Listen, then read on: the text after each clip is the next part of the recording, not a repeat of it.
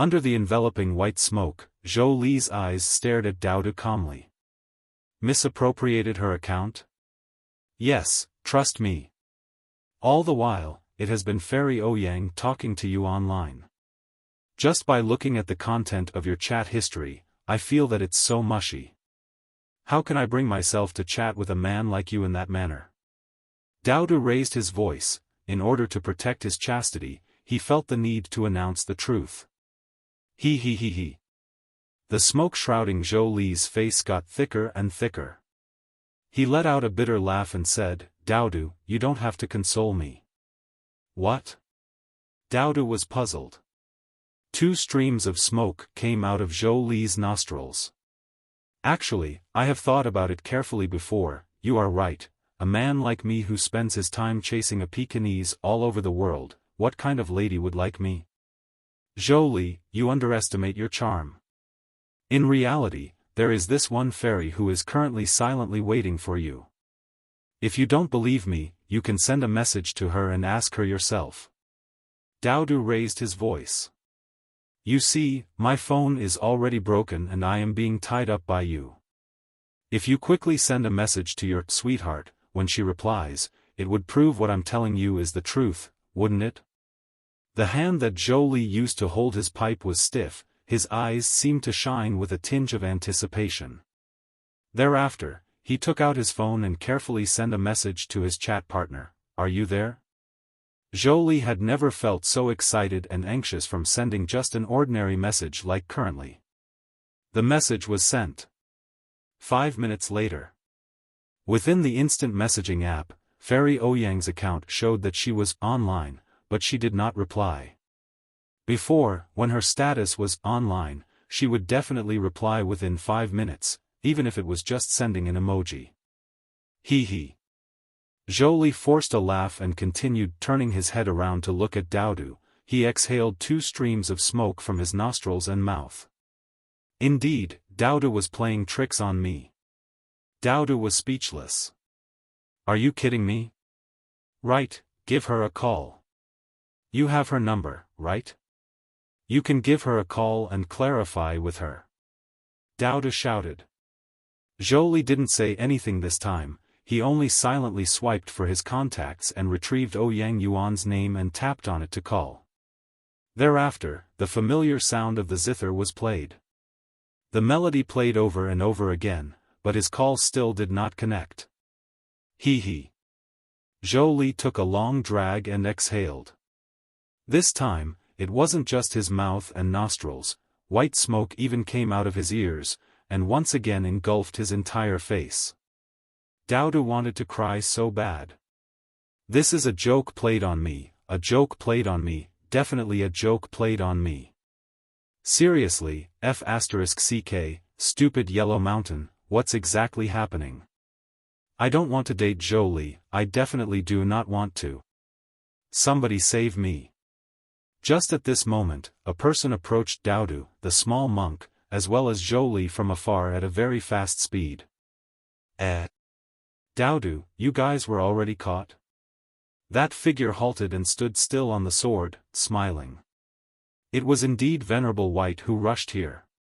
Venerable White evidently knew Zhou Li, hence he teased them after stopping. Daodu looked up, and looked at Venerable White. Indeed, the reason why both he and the small monk were so unlucky during their journey was that Venerable White was chasing after them. But it didn't matter who came, as long as he could be saved, that was enough for him. Senior White. Daodu shouted. Save me. Venerable White laughed. Save you? I'm here to catch you and bring you back. You can take me wherever you want, and you can also punish me as you see fit. Daodu said loudly. Venerable White raised his brows and asked, what happened? Thick smoke came out of Zhou Li's nose and mouth. He opened his mouth, but he couldn't say a single word. Daodu? What kind of trouble did you get yourself into? Venerable White looked at Daodu and asked. Likewise, Daodu opened his mouth, but he didn't know where to begin. Senior, why don't I tell you instead? At this moment, the young female monster hunter that had been staying next to Zhou Li raised her hand. Thereafter, she happily started her narration of the incident from the beginning, to details of what happened, and finally to the end. Daodu, tonight after we get home, write a 1,000-word apology letter with a pen, and I will personally pass it to little friend Zhou Li, said Venerable White indifferently. Daodu swallowed his saliva. He wanted him to use his dog paws to write a 1,000 words letter? What kind of joke was this? How could a dog write with its paws? He was just thinking about resisting, but when he saw Venerable White's still and expressionless face, he couldn't bring himself to do so. Additionally, little friend Zhou Li, let me see your phone for a bit. Venerable White reached out his hand. Zhou Li quickly put out his pipe and carefully passed his phone to Venerable White. During the whole process, he dared not make eye contact with Venerable White. His boss, true monarch Yellow Mountain, had already set an example and told everyone about Venerable White's fearful charm from his first-hand experience. Venerable White swiped on Zhou Li's phone and looked for a bit before asking, "Which sect is your partner from?" "She's a disciple of White Cloud Academy, her name Ouyang Yuan, and she teaches to play zither," Zhou Li rigidly reported her name to Venerable White. "White Cloud Academy, I might have some recollection. Hold on a moment." Venerable White opened his phone and searched his contacts. A moment later, he dialed a number. Since the day Venerable White decided on organizing the hand-guided tractor competition, he started contacting his old acquaintances one by one. One of them happened to be from White Cloud Academy. After the call connected, Venerable White asked, "Hello, is this true Monarch Eternal Fire?" "Oh, it's Senior White. What's up?" A gentle and polite voice came from the other end of the line. "True Monarch Eternal Fire, is there a female cultivator in your White Cloud Academy called Ouyang Yuan that holds zither classes?" "Oh, you're talking about teacher Ouyang Yuan. Is there anything you need from her?" asked True Monarch Eternal Fire. Venerable White answered, "I want to ask a question. What is Fellow Daoist Ouyang Yuan currently doing?"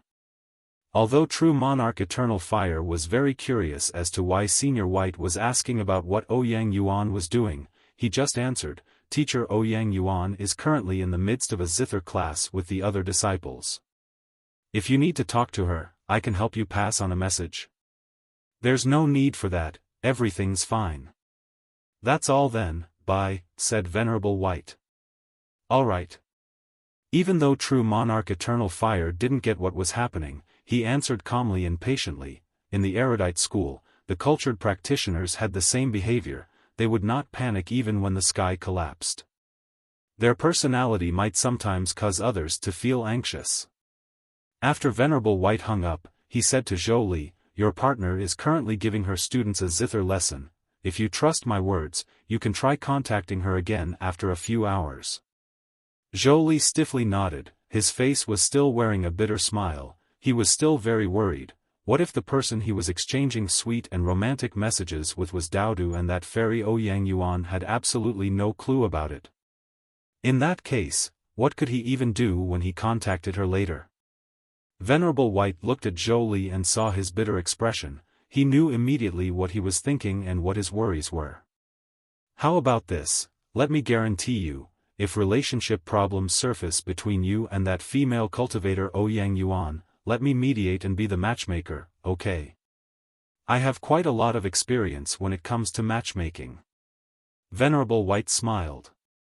After all, ever since he came out of secluded meditation till now, True Monarch Yellow Mountain helped Venerable White and Shuhang quite a lot.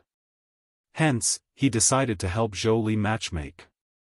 After all, it was only a small effort for him. Furthermore, Venerable White was indeed very experienced at matchmaking.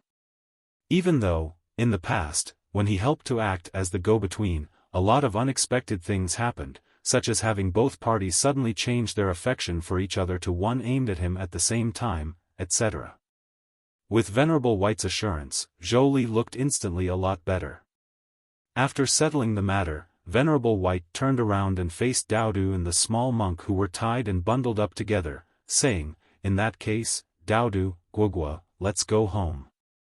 Thereafter, he took out 2 disposable swords, activated the sword technique, and both disposable swords steadily halted, hovering in the air. Next, Venerable White reached out his hand and grabbed out. Daodu and the small monk were pulled towards him. The chains of the heaven-shrouding hooks on their bodies undid themselves automatically. Both of you choose a flying sword and stand on it. I will send you guys home. Venerable White smiled warmly. The clueless small monk Zhuge smiled adorably and climbed onto one of the flying swords. When Daodu saw Venerable White taking out those 2 disposable flying swords, he found them familiar. Weren't these disposable flying swords the same that Venerable White used to send some items on a space trip? What was Venerable White planning to do? Send them to space directly? Senior White, I can fly back myself. Don't worry, this time I won't run away. Daodu hurriedly answered. Hush, don't talk anymore. Venerable White held up his index finger. Thereafter, he reached out his hands, grabbed and threw Daodu on the other flying sword. Grab firmly. He did not even wait for Daodu to resist. Venerable White just activated the sword technique. Off you go. Whoosh, whoosh. The 2 disposable flying swords, one in front and one at the back, flew straight ahead at lightning speed. In the blink of an eye, only 2 black dots could be seen, one in front, and one at the back. Aaaaweeawa. This was the small monk's version of screaming, sharp and clear and sweet-sounding. Woof. This was Daodu's version of screaming. Originally this speed was within Daodu's range of tolerable speed, but for some reason, he felt as though he was being sent into space, hence he couldn't help but scream. Can't you at least let me use an oxygen tank? As for jumping down from the flying sword? Don't even joke. When you ride on Venerable White's one-time disposable sword, there isn't a choice for you to get off midway. It'd only end up with cases such as big monster snake that got sent into space after offending Venerable White. Then, little friend Zhou Li, see you. I will contact you in a couple of days.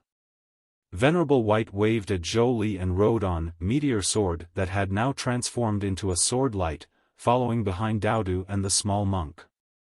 Zhou Li was dumbfounded. The young female monster hunter next to him blinked. She felt that the senior from earlier was very handsome. On the plain, Shuhang vaguely dreamt of that bustling floating island and the majestic city in the sky. The dreamland this time was not affected by Lady Onion or by the pink string of karma. It was just Shuhang seeing the majestic city in the sky once again in his semi-conscious mode. Why would I see that city in the sky for no apparent reason? Could it be because I am nearing the East China Sea? Shuhang thought to himself. Shuhang, who was in the midst of dreaming, looked all around and saw that there were mountains, lakes, forests, and grasslands on the huge island. There was also an ancient city, as well as tall city walls to fully protect it. In the dream, Shuhang saw everything from bird's eye view, overlooking the majestic island in the sky from above. He could clearly see the layout of the ancient city. Especially in the center of the ancient city, where stood an eye-catching tall tower. However, in this ancient city, not a single human figure could be seen, there was not a single soul in sight. Is this the mysterious island? Shuhang thought to himself. The last time, via Lady Onion's dreamland, he could feel the presence of the Buddhist monk named Nine Lanterns, or perhaps he should say Buddhist nun Nine Lanterns, within the city in the sky. However, he did not see any traces of Sister and Nine Lanterns in his current dream. He did not see a single person. After surveying the entire ancient city once, Shuhang's gaze shifted to the outside world, to be exact, to the huge forest. Next, his gaze fell upon that enormous crescent moon-like lake. This crescent moon-like lake was extremely beautiful. It was the same as those lakes that constantly appeared in fantasy movies, tranquil, reflecting the moonlight, and causing one to be charmed by it. If one were to use their phone to capture an image of it, it would not even require any filters, it could be used directly as a computer or phone wallpaper. Just as Song Shuhang's gaze was about to get closer to the lake, suddenly, something within the lake sensed his gaze. Splash! A huge and long blue fish jumped out of the crescent moon-like lake, directly charging towards the sky. It was really huge. Just by observing its body, the part of its body that was out of the water was at least 10 meters long. Its figure was like that of a snake, but it had no fish scales. Its skin was akin to a dried-up tree bark. The huge blue fish faced the sky, revealing its ferocious teeth. Its tongue was akin to a small, strange green fish, and it also had a pair of sharp claws that were gesturing threateningly at Song Shuhang. Song Shuhang got shocked by the strange fish that suddenly appeared. It was practically like watching a warm, comforting movie and having a scary ghost suddenly appear in the scene, coupled with a ghostly cry. Regardless of who it was, they would have been subconsciously scared out of their wits. After getting a huge scare, Song Shuhang woke up. Was it a nightmare? Song Shuhang muttered as he slowly opened his eyes. When he opened his eyes, everything outside the window was pitch black, the kind where you wouldn't be able to see all 5 of your fingers. What's happening? Is it already nighttime? Song Shuhang asked out of curiosity. It shouldn't be the case. When they headed out it was still morning. It shouldn't take more than a couple of hours to get to the East China Sea, should it? How could it be night already? Additionally, why were the passengers around them wearing a panicked look on their face? What happened? Song Shuhang immediately asked Joseph, who was sitting next to him. Joseph smiled bitterly and said, "Teacher, something really bad happened." Just as Joseph was about to explain to him, the air hostess' shocked voice was heard in the plane. Dear passengers. I need to inquire, are there any passengers amongst us who can fly a plane? This matter is extremely urgent." The air hostess' voice was trembling. After that, the air hostess repeated what she said earlier in English. The passengers were in a state of panic. Chaos and disorder ensued. What's happening? Why are they asking if anyone knows how to fly a plane? Song Shuhang was extremely curious. Just earlier, 3 minutes ago at most, everything suddenly went black mid-flight, and nothing can be seen since then, Joseph explained, trying his best to maintain his calmness. After that, we suddenly realized that a lot of people disappeared, including my daughter and several other passengers. They just suddenly disappeared, as though they had never boarded the plane at all. Joseph clenched his teeth. He was very worried about what happened to his daughter. What is even worse is that the pilots have both disappeared, the flight crew members at the front of the plane, too, they have all suddenly disappeared. Song Shuhang was dumbstruck. The pilots have disappeared? Some of the flight crew members who somewhat knew how to operate a plane have all disappeared? What kind of joke is this? Then who's piloting the plane right now? Could it be that I haven't woken up from my dream? Song Shuhang muttered. It felt like one of those consecutive nightmares that people had sometimes. After one nightmare ended, another scary nightmare would begin. Such consecutive nightmares were said to usually occur when a person was down with a cold, or if they were generally not feeling well. It's not a dream, teacher. Our current situation is really bad. Right now, the airplane is on autopilot, and we should be fine for a short period of time at least. But, if nobody who knows how to operate the plane takes over, sooner or later, the plane will crash. Joseph smiled bitterly. There was a purple bruise on his arm. It was caused by him pinching himself. 3 minutes ago, he also thought it was a nightmare. But even though he pinched himself till his arm turned purple and was in extreme pain, he still did not wake up from the dream. This wasn't a dream, it was the cruel reality. And at this time, the air hostess' panicky voice was heard, "Sob, please do not crowd around and blame me. Blaming me is of no use. Sob, I don't know how to fly a plane. If there is anyone amongst you who can fly a plane, please hurry go to the control cabin. Even the autopilot mode is malfunctioning now." The remaining several flight attendants were surrounded by the agitated passengers. They absolutely had no idea what to do. After all, none of them could operate the plane. The passengers were all in despair. What kind of joke was this? Where could you find a person who could operate a plane seated amongst the passengers? This wasn't a 007 special agent or a sci-fi movie where a male lead, who could even operate a space shuttle, would suddenly appear. At this time, Zhuge Zhongyang's regretful voice came from behind Song Shuhang. "I'm sorry, I am so sorry, everyone, it was my fault for suddenly choosing to go to the East China Sea's island resort. I have implicated all of you." Next to him was Gao Mumu, hugging his girlfriend Yai with a forced smile on his face. Tubo was rather depressed. He raised his head and rested it against his seat. He only accepted an invitation to go on a trip, but instead, he was about to face death. Of course, he would be depressed. Don't waste your time, write your farewell letter. If you're lucky enough, your farewell letter might be found. Use your cell phone to type it, perhaps when there's a chance to get some signal, you can still send it out before you die. Zhuge Yue unlocked her phone with her finger and started to quickly tap on the keyboard. Joseph sighed and silently took out his phone, switched it on, and prepared to write his farewell letter. "Teacher, are you also going to write a letter? What a pity, it was very hard for me to meet a person like you with authentic Chinese martial arts techniques, but I've only barely learned a few days, and now I'm about to go to heaven." Song Shuhang was speechless. When it came to flying a plane, Song Shuhang did know a thing or two. However, he learned how to operate a private jet, which was very different from a commercial aircraft like that. Additionally, the one he actually physically operated before was merely a private helicopter. But, desperate times calls for desperate measures. Song Shuhang stood up, lifted his backpack and walked towards the control cabin. Over there was a slightly chubby air hostess who kept repeating and repeating her earlier words.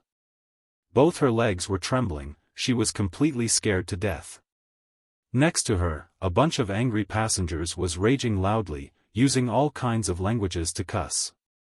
Since they were in the face of death, they had to be given some sort of an outlet to vent. Joseph looked at Song Shuhang feeling very puzzled, unsure what his master was doing. Likewise, Gao Mumu looked at Song Shuhang in a baffled way. After thinking for a bit, he lightly patted Yai in his arms, making her stay in her original position. Thereafter, he tapped Tubo, expressing that he wanted Tubo to go with him to check on Song Shuhang and find out what he was up to.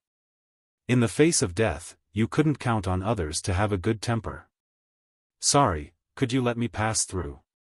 At this time, Song Shuhang was squeezing his body through the crowd. When he stuck out his chest, he managed to force the people in front who were blocking him aside. Very soon, he arrived right in front of the chubby air hostess. "Hello miss, if you're looking for someone to fly the plane, why don't you let me try it?" Song Shuhang felt around his pocket and took out a private pilot license, PPL, from his pocket and passed it to the air hostess. Even though it is just a license for private jets, which is slightly different from commercial planes, if there is no one else who can fly a plane, why don't I give it a shot?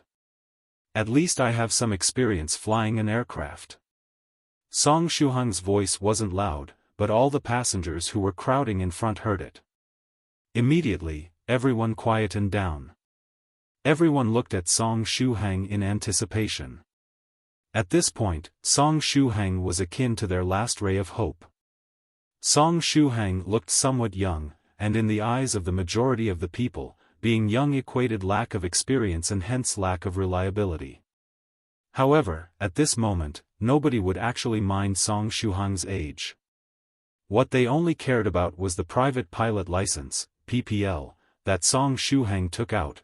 They wanted to know if that was real or fake. When did Shuhang learn how to fly a plane? Gao Mumu lowered his voice and said next to Tubo's ear with his eyes wide open. "How would I know?" Tubo laughed bitterly. He clearly just went to get a driver's license with Song Shuhang not long ago, and now, Song Shuhang magically produced a private pilot license. Gao Mumu moved closer to Tubo's ear and asked in a small voice, "It couldn't be fake, right?"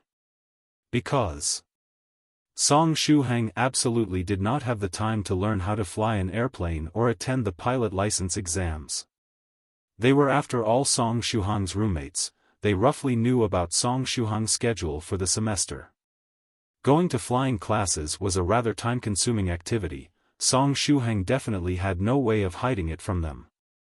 After hearing that, Tubo's face immediately turned white. But at this time, the flight attendant in front happily passed the private pilot license back to Song Shuhang and said, "Mr. Song, please give it a try. In our current situation, we can only depend on you." Song Shuhang took his private pilot license back from the hands of the air hostess and said, "I'll try my best. Let us pass, please." At this time, the worried Gao Mumu and Tubo forced their way through the crowd and arrived next to Song Shuhang. Gao Mumu lowered his voice and asked, "Shuhang, what's going on? Someone has to give it a try, don't you think?" Song Shuhang said, never would he have expected that the plane he was sitting in would have an accident. He was merely a cultivator of the first stage and had no means to fly. If the plane were to crash, he would end up exactly like all the others' passengers, dead without a burial site. At this reply, Gao Mumu and Tubo could only bitterly smile. After putting away his private pilot license, Song Shuhang headed toward the control cabin. At the same time, he asked the air hostess, "Is the door of the control cabin open?" Usually, you couldn't enter the control cabin of civil aircrafts unless authorized. Old-style aircrafts had a key hidden somewhere to open the door, but modern ones mostly had electronic locks. And the most advanced ones could only be opened by the commander through a facial recognition system. However, advanced airliners also had their good points, and a lot of modern airliners had a special feature. If the people inside the cabin didn't reply to the air hostess within 30 seconds, the pilot would be considered incapacitated, and the flight attendants outside the cabin would be able to open the door by inputting the password. The control cabin is open. It should have been opened when the commander or the co-pilot disappeared. At the time, they probably tried to run away from that place with all their might. However, it seems that it was all in vain, the chubby air hostess explained. "I see. Leave the rest to me." Song Shuhang was a fearless man. The more the situation was hopeless, the more he was calm and collected. After he entered the control cabin, Tubo and Gao Mumu followed suit. As per the air hostess instructions, the other passengers stopped outside the cabin and didn't enter as to avoid disturbing Song Shuhang. After all, this young man had flown only private aircrafts in the past. Private aircrafts and airliners were completely different, and if everyone were to enter the cabin and disturb Song Shuhang, their chances of survival would become even lower. After entering the control cabin, Song Shuhang looked at the dazzling instrument panel and buttons. Just as he expected, it was completely different from a helicopter. Tubo looked at Song Shuhang and said cautiously, "Shuhang, driving a car and flying an airplane aren't the same things. Be careful." Song Shuhang nodded and sat down, trying to operate the accelerator of the plane. In this case, airliners were a bit of a hassle, because every company would make different planes with different ways to operate them. Luckily, since he knew he was doomed to go on flight lessons with Senior White, Song Shuhang went to the library and read a lot of books that explained how to operate aircraft. All kinds of information were present in these books, and now, it was finally coming in handy. Then, Song Shuhang started to slowly pilot the plane. Gao Mumu and Tubo looked at Song Shuhang piloting the plane. He seemed very earnest in what he was doing. "Shuhang, when did you learn to fly an airplane?" Tubo curiously asked. Gao Mumu said in a low voice, "You didn't learn from a flight simulator, right?" Tubo suddenly felt his heartbeat speed up.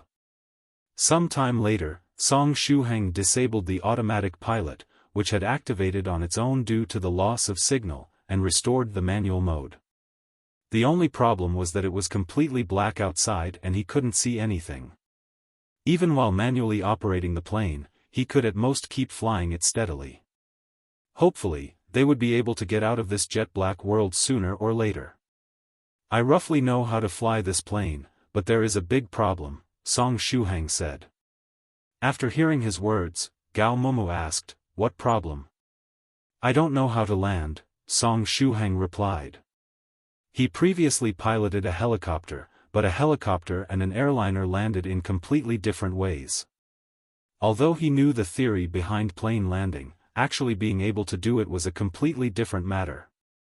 If Song Shuhang could really land the plane just based on the theory he knew, there would be something seriously wrong.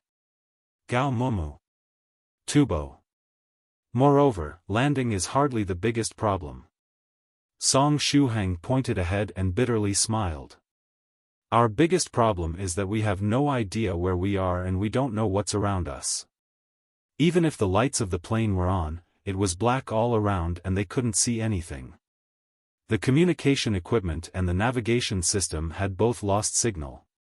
At this time, they were like blind men trying to find their way in the middle of darkness. Gao Momo calmly asked, "In other words, we're doomed to die, aren't we?" Tubo thought a bit and took out his phone. "It seems I'll have to write a will after all." Just as the three of them were talking, screams suddenly echoed from the rear of the airplane. Men were shouting, women calling out in alarm, and children crying. There was a huge commotion. "I'll go take a look." Gao Momo was worried about his girlfriend Yai and immediately headed toward the passenger compartment. When he arrived there, he was dumbfounded. A lot of people in the passenger compartment were standing absent-mindedly in their original positions, their bodies glittering. This strange light on their bodies made them look like fireflies in the middle of the night. All the presents were stunned by this sudden turn of events. Yai. Then, Gao Momo quickly ran toward his girlfriend.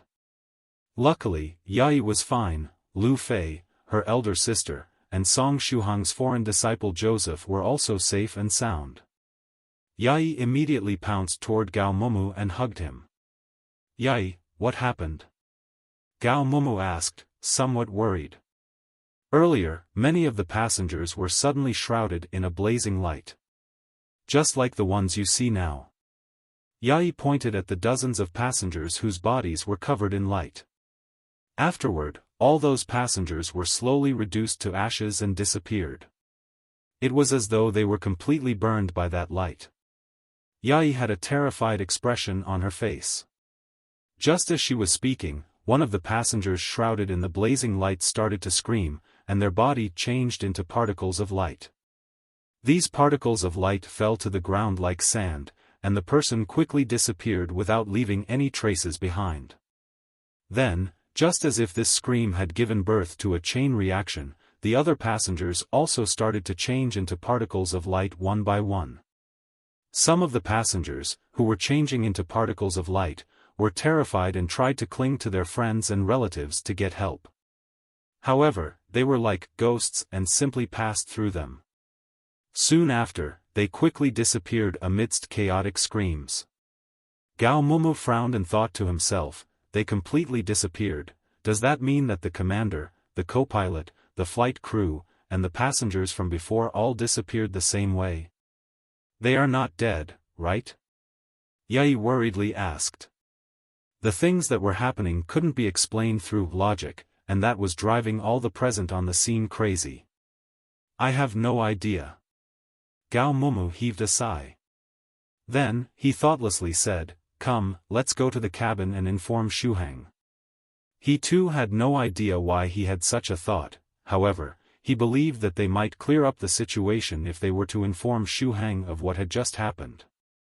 At this time, in the control cabin, Tubo suddenly pointed ahead and shouted, "Shuhang, be careful. There is something ahead." "There is something ahead?" Song Shuhang opened his eyes wide. However, he couldn't see anything aside from the darkness. "How is this possible? Tubo can see things I can't. I'm a cultivator that has opened the eye aperture, I can see even ghosts."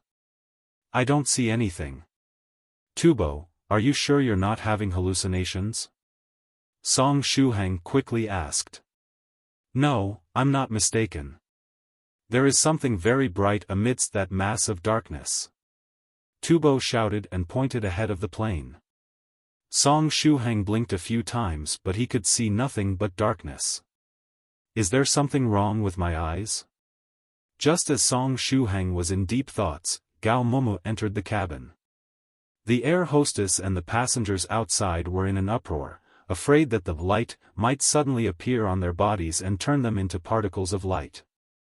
Therefore, no one really cared if Gao Momu and the others entered the control cabin. Shuhang, something happened outside. A layer of blazing light covered some of the passengers. Afterward, they changed into particles of light and disappeared, Gao Momu said immediately after entering the cabin. I fear that the passengers from the first batch also disappeared this way. However, they vanished so quickly that we weren't even able to notice this strange phenomenon. Song Shuhang rubbed his temples. It seemed that more and more troubles were coming his way. The scariest thing was that they didn't even know what was happening. If he had known earlier, Song Shuhang would have brought Venerable White along.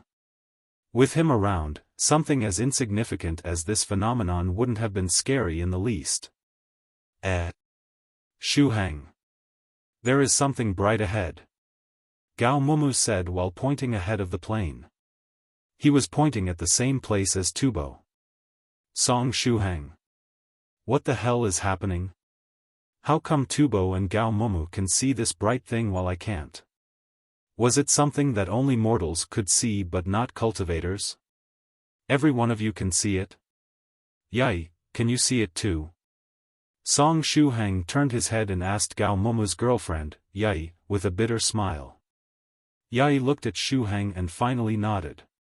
Can you describe this bright thing you're seeing? What is its shape? Song Shuhang heaved a sigh. Gao Momu raised his brows and asked, Shuhang, you really can't see that light? I don't see anything besides darkness, Song Shuhang said with a bitter smile. Gao Momu looked at the faraway dot of light and narrowed his eyes. Shuhang, we should wait till we get a little closer, it's too far away right now. Anyway, from what I can see, it seems like a green dot giving off a golden radiance. A green dot of light radiating golden light? Song Shuhang suddenly had a bad premonition. It couldn't be the mysterious island, right? As he was thinking about it, Gao Momu's next sentence confirmed his guess. It's getting closer and closer, I indistinctly see a small island. Gao Momu opened his eyes widely and used his hands to rub his eyes as hard as he could before laughing bitterly, and said, that small island seems to be floating in the sky? As expected, I must be hallucinating, right? Tubo forced a smile and said, it indeed is a small island. Yai answered, it indeed is floating in the sky. Song Shuhang was speechless. This was cheating. At first, he thought that if he really ended up chancing upon the mysterious island, on this trip to the East China Sea, at most, he wouldn't enter it and everything would be fine. As for the seniors in the group, Senior 3 Reckless, Senior North River, and Senior Ancient Lake Temple, when they chanced upon the mysterious island, they decided on their own accord to enter it. And Song Shuhang, who already knew that entering the mysterious island would cause memory loss, naturally would not choose to enter it. But who knew the mysterious island was so shameless, it actually pulled the trap card. If not for Gao Momu and Tubo pointing out that there was an island floating in the sky, Song Shuhang, who was unaware of everything, might have ended up charging straight into the mysterious island. Why is it that the seniors in the group had the choice whether or not they want to enter the mysterious island, but I, on the other hand, feel like I'm being forced to enter it? Song Shuhang pondered deeply for a moment, and silently touched his chest. Even though he couldn't see it anymore, he knew that there was a karma thread on his body connecting himself to Lady Onion on the Enlightenment Stone, and there was yet another karma thread on Lady Onion's body, connecting herself all the way to 9 lanterns in the city in the sky. If the island in the sky was the mysterious island, Then could the karma thread be behind all these, insisting on getting him on the mysterious island? Wasn't this an evil trap? Hee, you want to get me on the island, but on the contrary, I simply will not be entering. Song Shuhang thought to himself. Hence, he said to his roommates, I feel that there is definitely something fishy about that island, we have to avoid it. Agreed, that's what I think too. Whenever Gao Momu looked at the island floating in the sky, it would give him the creeps. On the other hand, Tubo was a very curious young lad with an exuberant desire for knowledge. I think that perhaps we should go check it out. Gao Momu, what is the location of that small island? We will go around it. Song Shuhang's ears automatically ignored Tubo's opinion. In that direction. Gao Momu's finger pointed at the location of the floating island, in his eyes. Song Shuhang nodded and changed the plane's route, carefully avoiding the floating island's coordinates. The plane continued flying for a very long time. Have we avoided it? Song Shuhang asked. Right before his eyes was only pitch-black darkness, so he could not see the floating island and could only ask Gao Momu. We have. Gao Momu nodded. Song Shuhang secretly heaved a sigh. Next, the plane continued advancing. As it was flying and flying, suddenly, extremely bright rays of light appeared right in front of the plane. Gao Momu, Tubo, and Yai could not adapt to the sudden strong light in time, they instinctively squinted. We have finally gotten out of the pitch-black zone? Song Shuhang rejoiced in his heart. Since he had already opened his eye aperture, his adaptability to bright light was very high. Song Shuhang was able to adapt to the extremely bright light before his eyes in the blink of an eye. He looked greedily at the scenery in front of him, in a bid to find out where he exactly ended up at. When he opened his eyes, Song Shuhang teared up immediately. Appearing in front of him was a huge and vast forest. The forest was so tall that its big trees reached high up to the sky, touching the clouds. They were giving him a feeling of, my drill will pierce the heavens. Song Shuhang did not specialize in plants, hence he could not identify the species of the huge trees. But when he saw those trees, he somehow felt that they did not fit in the present era. At the end of the forest was a vast grassland that stretched as far as the eyes could see. The grassland was so vast that when the wind blew over it, the grass rolled like waves in the sea. Thereafter, Song Shuhang saw a familiar landscape. It was a huge, crescent moon-like lake. It was the exact same lake he saw within the city in the sky, in his dream on the plain earlier. When he saw the crescent moon-like lake, Song Shuhang felt his liver faintly hurting. If the dreamland he saw on the plain was real, hiding within the crescent moon-like lake would be a huge fish that was more than 10 meters long. Additionally, that 10-meter part of its body that was revealed was only a small section. God knew how scarily long the hidden part of its body in the lake would be. At the same time, he knew beyond doubt that the island below was the majestic city in the sky he saw in his dream. At the same time, he was at least 70% sure that the island in the sky was the mysterious island. Don't tell me I'm destined to lose my memories. Tears rolled down Song Shuhang's face. Furthermore, why did I end up entering it when I had already clearly avoided that island in the sky? Can anyone tell me what is happening?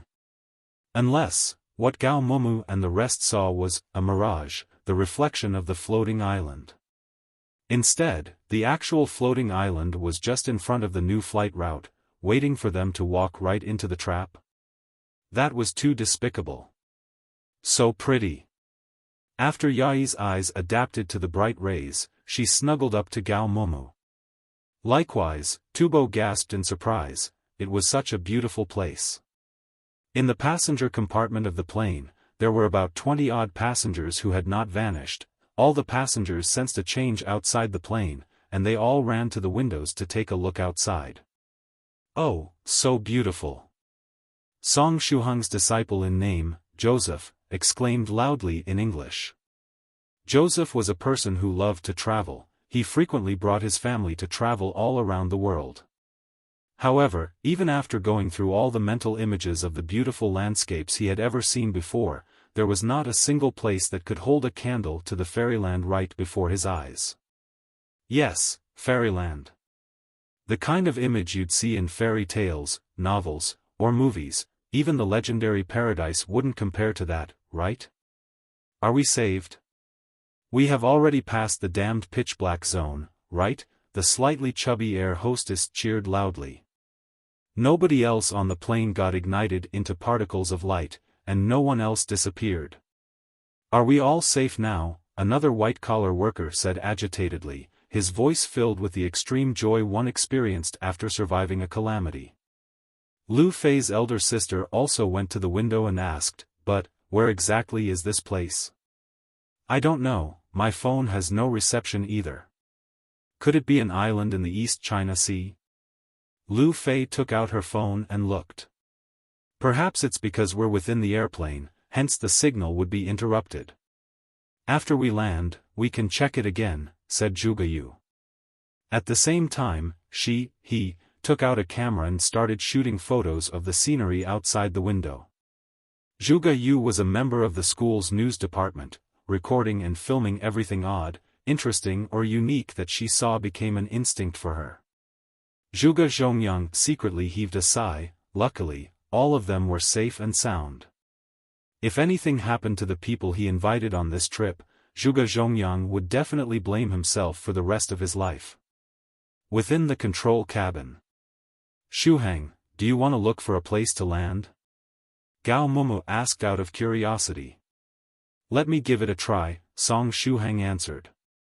Of course, Song Shuhang wasn't planning to descend. He wanted to see if he could directly break through the mysterious island barrier and return to the real world. However, when he was to increase the plane's altitude and speed, his facial expression changed. No matter how hard Song Shuhang tried to accelerate, the plane seemed to have lost its power and steadily descended. What was happening? Song Shuhang's brain started spinning very fast. Very soon, he recalled some of the things that the seniors in the 9 provinces number 1 group said in regards to the mysterious island. For example, at the entrance of the mysterious island, there was a flight-restricting formation. Even for a 5th-stage Golden Core spiritual emperor, upon entering the mysterious island, he could only descend and land since he would be unable to use the flying sword. Even a Golden Core spiritual emperor would be forced to land. One could forget about flying a mere plane there. Song Shuhang secretly sighed. He could only try his best to glide the plane over the grassland. At least it wouldn't land in the forest and get pierced by the tall trees this way. Just as Song Shuhang used all his might to glide the plane, 2 rays of light flashed within the sky. They seemed to be 2 sword lights. The 2 sword light first whizzed and charged in front of the plane. Thereafter, they abruptly halted. Then, the 2 sword lights changed their direction, turned around and charged toward Song Shuhang.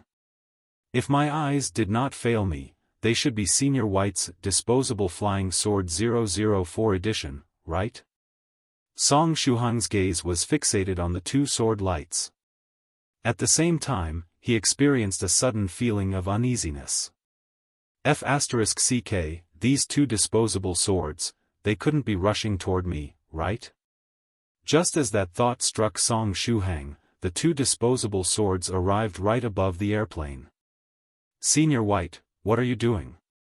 Song Shuhang wanted to cry but couldn't shed any tears. He remembered giving Venerable White a call when he was boarding the plane and telling Senior White that he was on the plane and his cell phone needed to be switched off. If Venerable White wanted to send Daodu and the small monk back via the disposable sword 004 edition, he needed to at least wait till they got to their destination first.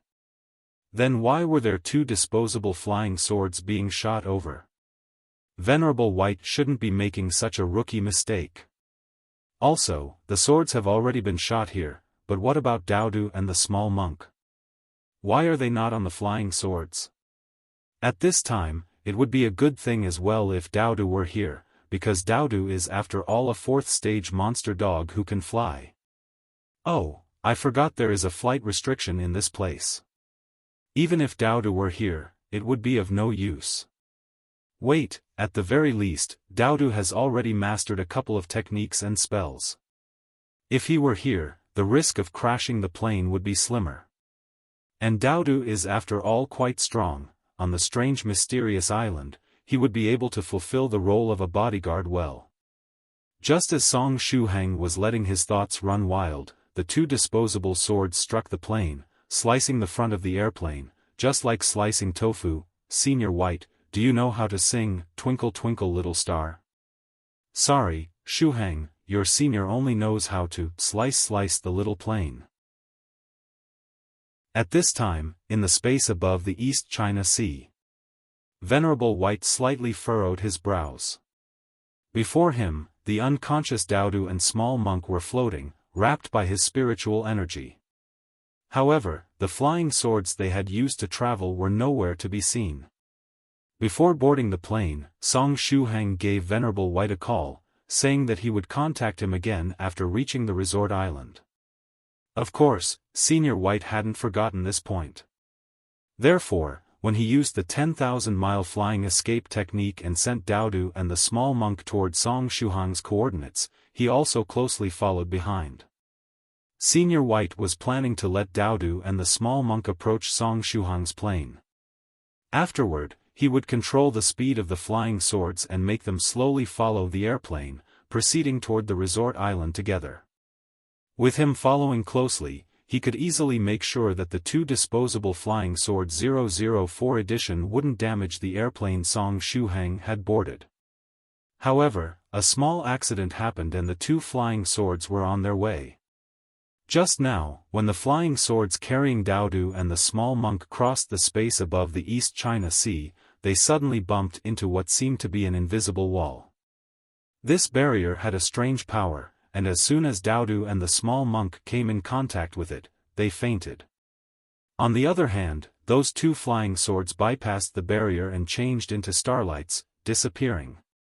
Luckily, Venerable White was following closely, and when he saw that Daodu and the small monk were falling toward the sea, he stretched his hand out and used his spiritual energy to catch them. After gazing at the incorporeal and yet material barrier, Venerable White started to ponder. Those flying swords disappeared without a trace. Is this the work of a space-related technique? The disposable flying sword 004 edition was supposed to follow Song Shuhang. Since it entered the barrier ahead, it had to mean that the plane Song Shuhang boarded also entered the barrier, right? However, what was on the other side of the barrier? Venerable White stepped in the sky as if walking on flat ground and arrived in front of the invisible barrier. Is the mysterious island on the other side? Senior White thought to himself. Recently, a lot of strange things happened in the East China Sea airspace. Was this the same mysterious island where even his fellow Daoists from the 9 provinces number 1 group lost their memories? After thinking a bit, Venerable White put out his hand and tried to touch the barrier. In the past, he tried to look for the mysterious island. But no matter how much he tried, the island seemed to be playing hide-and-seek with him and wasn't willing to be found. And now that he had finally found it, Venerable White didn't mind going there and explore it. Then, just as Senior White was about to touch the barrier, a strange crackling sound echoed throughout the surrounding area. In the next instant, the invisible barrier literally shattered, disappearing without leaving any traces. The East China Sea airspace was once again peaceful, and there were no abnormalities. Venerable White's face froze. I was so close. Just as I put out my hand, the barrier suddenly crumbled. Are you trying to slap me in the face? On the floating island. A long time had passed since the flying sword sliced the plane. Song Shuhang slowly regained consciousness. The last thing he remembered was 2 disposable flying swords cutting off the nose of the airplane. Afterward, he lost consciousness and fainted. I'm still alive. Even today, I somehow managed to survive. Song Shuhang sighed with emotion. Then, where am I now? Song Shuhang thought to himself. At this time, he felt as if his body was submerged in water, floating up and down. I didn't fall into that crescent moon-like lake, right? There is a very high chance that there were monsters inside. However, this lake felt warm and rather comfortable. Is this crescent moon-like lake actually a hot spring? Just as he was pondering, Song Shuhang heard a faint and anxious cry echo in his ear. This cry had a certain rhythm and seemed that many people were shouting in unison. Is it possible that they are not screaming in fear, but are instead singing? Song Shuhang took a deep breath and opened his eyes. In the next instant, he was completely dumbfounded. What crescent moon-like lake? What hot spring? At this time, he was inside a cauldron with blazing flames underneath. The water in the cauldron slowly starting to heat up, and one could already see bubbles rising. Moreover, Song Shuhang saw that many condiments and vegetables were floating in the water. As if that wasn't enough, his body was also trussed up tightly. This scene reminded him of those man-eating tribes in movies. But those scenes where they were cooking people alive were fake. Moreover, even real-life cannibals were unlikely to eat people like this. What sorcery was this? Just who was playing tricks on him? Song Shuhang turned around and gazed at the people shouting and yelling beside the cauldron. After seeing who these people were, he was stunned. Because the guys surrounding the cauldron weren't human, they were black-colored gorillas. And there were more than 20 of them. They were standing erect and surrounding the cauldron while screaming, cheering, and jumping around. They looked exactly like those primitives tribes you see in documentaries. These guys want to eat me. Song Shuhang didn't know whether to laugh or cry. Never would he have imagined that he would be treated as food one day. If he hadn't timely woken up, in 1 or 2 hours, a dish named boiled Song Shuhang would have been served and consumed on the dinner table of these gorillas.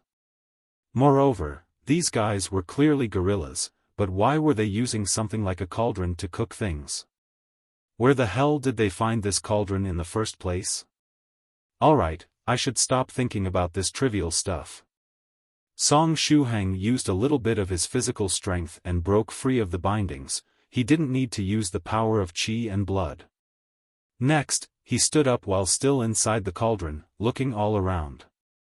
It was at this point that he saw that, not too far away from the gorillas, Tubo, Gao Momu, and his girlfriend Yai were also trussed up, while Song Shuhang's backpack and the still invisible treasured Saber broken tyrant were casually thrown on a side. Luckily, they threw him into the cauldron first. If they had decided to throw in their Tubo and the others first, they might be already thoroughly boiled. Anyway, where were the other passengers? Tubo and the others were with him in the control cabin when they disappeared. But what about the passengers in the rear and the other people he knew? When Song Shuhang stood up, all the gorillas were surprised. Roar? Rar? They confusedly looked at the food that had suddenly stood up in the cauldron. Soon after, a particularly strong-looking gorilla took the lead and loudly roared at Song Shuhang, starting to hammer its chest. Does it want to fight? Song Shuhang came out of the cauldron and clenched his fist. Roar! That stocky gorilla madly dashed toward Song Shuhang on its 4 limbs. On the way, it picked up a huge stone and tried to smash Song Shuhang with it. Have all these gorillas developed intellect? Song Shuhang spun his wrist and welcomed the huge stone with a light attack of the basic Buddhist fist technique. Thanks to the wondrous power of the fist technique, the rock was sent flying.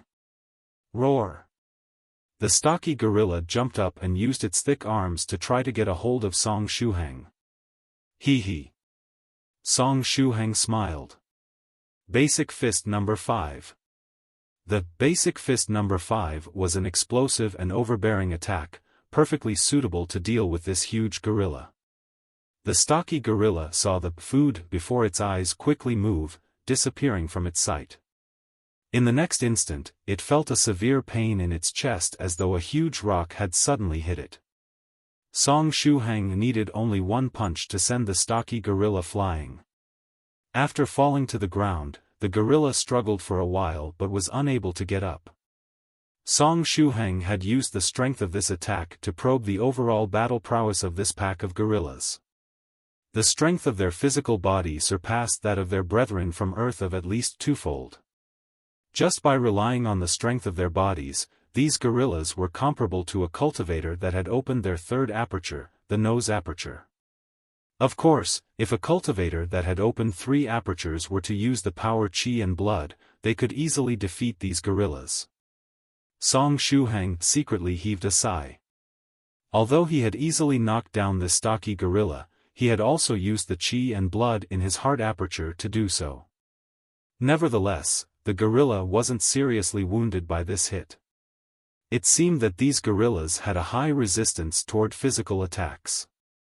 Although it was now lying on the ground and couldn't get up, that stocky gorilla wouldn't need too much time to recover. Afterward, it would bravely charge toward him once more. But what gave Song Shuhang a headache was the fact that there were 20+ gorillas in front of him. When they saw the stocky gorilla knocked down, all the nearby gorillas were stunned. They roared at Song Shuhang in a low voice, however, they didn't charge toward him. I should take the initiative and gain the upper hand, otherwise, it would be troublesome if they were to surround me, Song Shuhang thought to himself. Then, he shot a glance at his backpack and the treasured saber Broken Tyrant. He was planning to retrieve Broken Tyrant first. With the saber in his hands, dealing with these gorillas would be easy.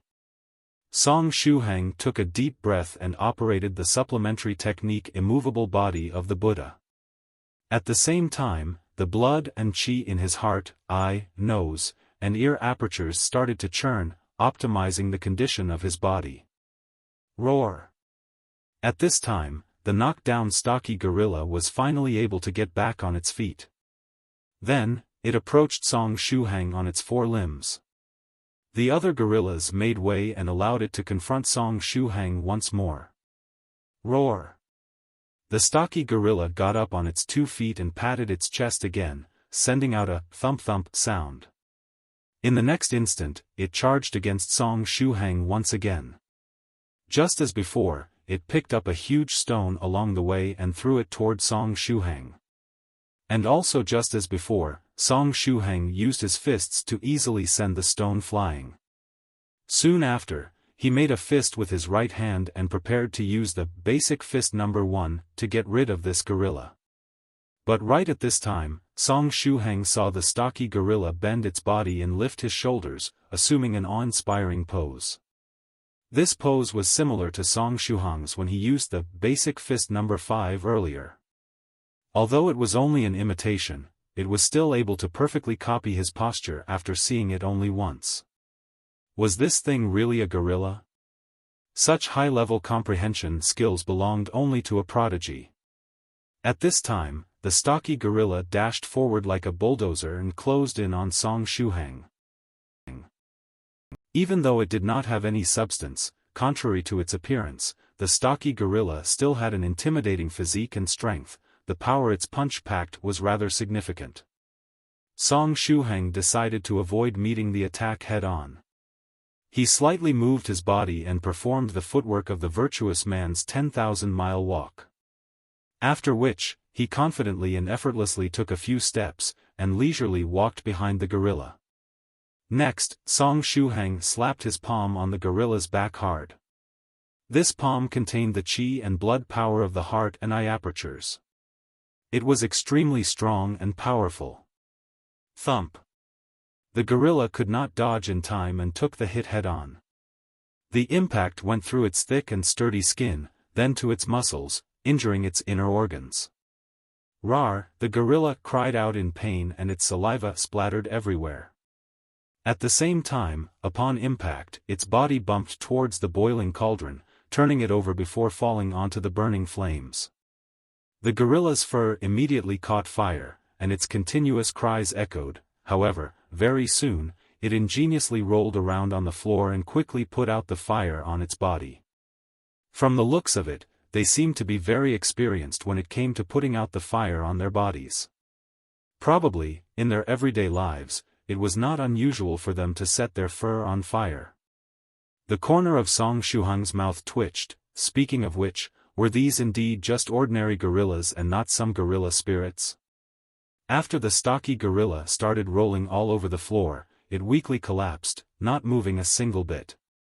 This time, it was badly wounded. There was no way it could get up within a short period of time. Song Shuhang turned around and stared at the troop of gorillas. Roar, roar, the troop of gorillas bellowed and came charging at Song Shuhang. Next, another enormous gorilla took the lead and charged straight at Song Shuhang. Oh! There is actually a code of chivalry within this troop of gorillas. Instead of attacking me as a group, they actually want a one-on-one challenge?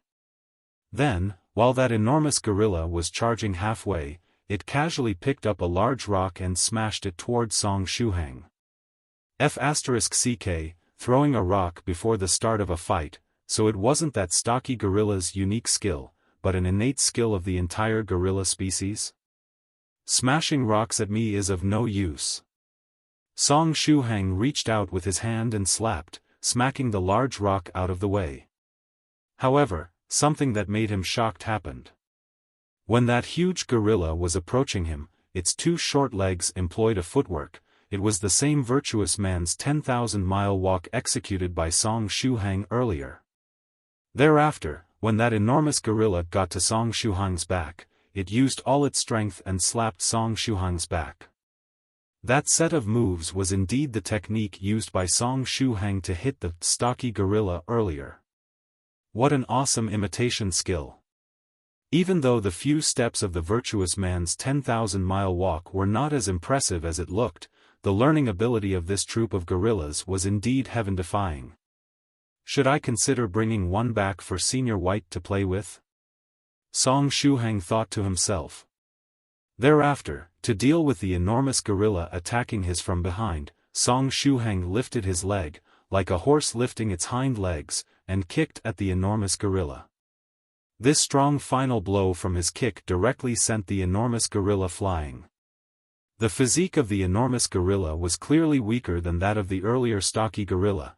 After being kicked by Song Shuhang in its chest really hard, it fainted as soon as it collapsed onto the floor and could not get up again.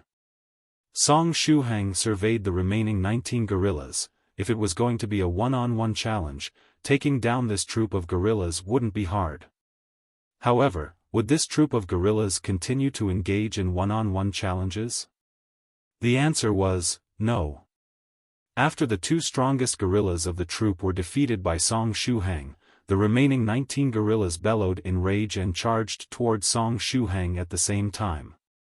And what was even worse was that when they were charging halfway, they all bent down to pick up a large rock each in sync, and ferociously threw them at Song Shuhang. It was indeed an innate skill of their species.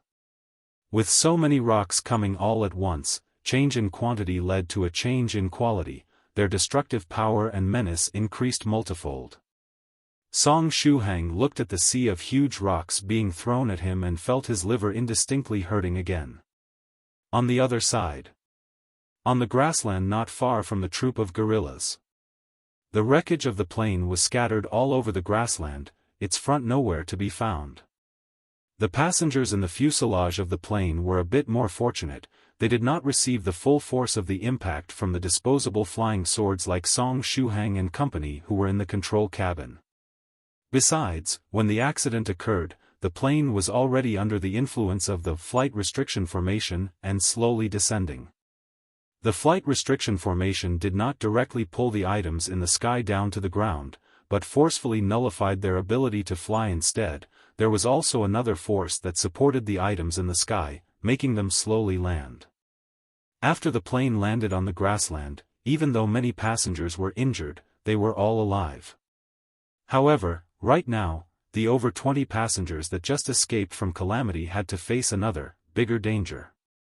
A total of 50-odd black gorillas rushed over the moment the plane landed. Without even waiting for the passengers to react, all the gorillas dispersed, surrounding all the 20-odd remaining passengers in a circle. After these black gorillas surrounded the passengers, they actually took out ropes. From the looks of it, they wanted to tie these passengers up one by one. Immediately, girls' screams could be heard, coupled with children's cries. God, what is happening? A black uncle cried out in English. His voice was naturally loud, it momentarily masked all the other screams and cries of the girls and children. Based on the black uncle's knowledge, a troop of gorillas usually consisted of 30 of them at most, so how did more than 50 gorillas gather in front of him? Additionally, the gorillas even knew how to tie people up with ropes. Where did these gorillas even come from? The black uncle's cry was too loud and crisp, it attracted the attention of the troop of gorillas. Thereafter, a strong gorilla walked out from the group and went in the direction of the black uncle, charging and bellowing at him at the same time. It seemed as though, the loud and clear cry of the black uncle earlier was mistaken as a provocation by the troop of gorillas. Next, the strong gorilla hit its chest and charged towards the black uncle like a tank. The black uncle's legs went weak immediately. The strong gorilla charged in front of him and punched the living daylights out of the black uncle, leaving him unconscious on the ground. Ho ho ho. The strong gorilla's facial expression clearly showed disdain. After that, it retrieved a rope and skillfully tied the black uncle up. This was indeed a sorrowful scene. But for some reason, when the black gorilla skillfully tied the black uncle up, it felt as though it was stitching something with a needle, making the people on the scene smile for unknown reason. After he was done tying up the black uncle, the strong gorilla bellowed at the passengers. Roar, roar, roar. Thereafter, it used both hands to hit its chest, displaying the gorilla's signature gesture. The remaining passengers were frightened to death. Some people frantically took out their phones, making futile attempts to dial numbers. Some of them screamed out loud with tears streaming down their faces continuously, some of them even curled themselves up, trembling in fear. Amongst the remaining 20 passengers, 12 of them were gentle and feeble women. Among the 9 men, 5 of them were slightly plump liberal arts staff. Amongst the remaining 4, one of them was the black uncle that was tied up by the strong gorilla. The other one was an adorable little boy. The third one was an old professor with a head full of white hair. The last one was Song Shuhang's disciple in name, Joseph. Apart from Joseph and the black uncle that was already tied up like a rice dumpling, who looked like they had at least a bit of fighting strength, the rest of them practically had no fighting capacity. Unfortunately, the young and healthy men on the plane earlier got transformed into particles of light that disappeared within the flame. That was indeed the kind of scene that caused people to give up all hope. Lu Fei, who was hiding in the crowd, asked in a small voice, "Elder sister, what are we gonna do?" Lu Fei's elder sister furrowed her brows and secretly sighed. "We're in trouble. We got surrounded, and based on our current state, we have no way of escaping from the clutches of this troop of gorillas." Next to her, Joseph clenched his teeth, silently protecting the 2 ladies. His daughter had already disappeared from the plane, and now, he would definitely not allow these 2 ladies to be harmed in any way. When Joseph looked at the troop of at least 50 monstrous gorillas, he knew he already was in desperate straits. At such a time, if they didn't fight back, death would be the only option. But if they fought back, pitting 20-odd weaklings versus 50 strong and formidable gorillas, no matter how you see it, there was absolutely no chance of winning. Perhaps now is the time for me to use the peerless martial technique that Master taught me. Joseph clenched his fists with all his strength. Joseph had complete faith in his master, Shuhang. He believed in the peerless martial technique that his master, who only lightly pushed his palm to create the exploding sound in the air, taught him. Even though he had only practiced for slightly over a month, Joseph could really feel that he got a lot stronger. Roar, roar, roar. At this time, that gorilla bellowed at the passengers once again and hit its chest with strength. Behind him, the other black gorillas also bellowed, each holding a rope, slowly approaching the passengers. Their movements were in sync, they practically looked like a group of people moving around. The strong gorilla's face looked very pleased. Thereafter, he took out another rope once again, and reached out his hands in a bid to grab the nearest air hostess. At this time, Joseph finally stepped up and shouted in anger, "Stop what you're doing." The strong gorilla turned around in curiosity and stared at Joseph. Joseph's eyes looked fierce, and he had a grave expression on his face. Next, he started performing the first set of the times are calling, the preparation stage. He maintained an upright position and raised his left arm while facing the left hand. The next step, bend the right leg forward, and at the same time, his left arm was lifted towards the inside, facing the right hand. Thereafter, his right leg went back to its original position, and at the same time, he lifted both arms, palms facing outside, and slightly raised his head. Joseph stared provocatively at the strong gorilla. The strong gorilla initially stared blankly. Then it looked like it was deep in thought. Thereafter, it did a disdainful expression. Its facial expression was too vivid, just like that of a human. Then, the strong gorilla stood upright. It raised its left arm while looking at its left hand. Its right leg bent forward, and at the same time, its right arm was lifted towards the inside, facing the right hand. Lastly, its right leg went back to its original position, and at the same time, it lifted both arms, palms facing outside, and slightly raised his head. This imitation was too perfect, perfectly smooth and fluid. It didn't seem like it was its first time performing it at all. It looked very nice. After finishing the first set of the times are calling, the strong gorilla turned its head around and stared provocatively at Joseph. How is this possible? How did it learn my body tempering technique with just one look? Joseph opened his eye wide. It was obviously just a stupid gorilla. Why was it so good at learning things? The strong gorilla had a self-satisfied look on its face. Then, it unexpectedly showed the middle finger to Joseph. Apparently, it wasn't their first time meeting humans. Moreover, they had learned many things from them. Such arrogance. It was only the warm-up. Joseph clenched his teeth and displayed the second set of the times are calling, the vessel relaxation fist. Of course, it was a name Joseph had come up with. In truth, it was nothing but a stretching exercise. Joseph stood straight and raised his arms high in the sky with the palms of his hands facing forward. Next, he half-squatted and brought down his arms with the palms facing backward. After finishing this movement, he stood up and raised his hands up, before bringing them down once more. Afterward, he took a step forward with his left foot, doing a forward lunge and shifting his two arms from the front to the side, changing the fist into a palm and slightly raising his head. After completing this series of movements, he stood erect and exhaled, throwing out a mouthful of bad air. The strong gorilla stared at Joseph and scratched its head. The corner of Joseph's mouth rose. The second set was much more complicated than the first one. This creature was only a gorilla after all, right? It shouldn't be capable of learning this style. But right at this time, the strong gorilla made a backflip and stood erect. Afterward, it raised its arms high in the sky with the palms of its hands facing forward. Next, it half-squatted and brought down its arms with the palms facing backward. At last, the strong gorilla assumed a standing position and exhaled, throwing out a mouthful of bad air.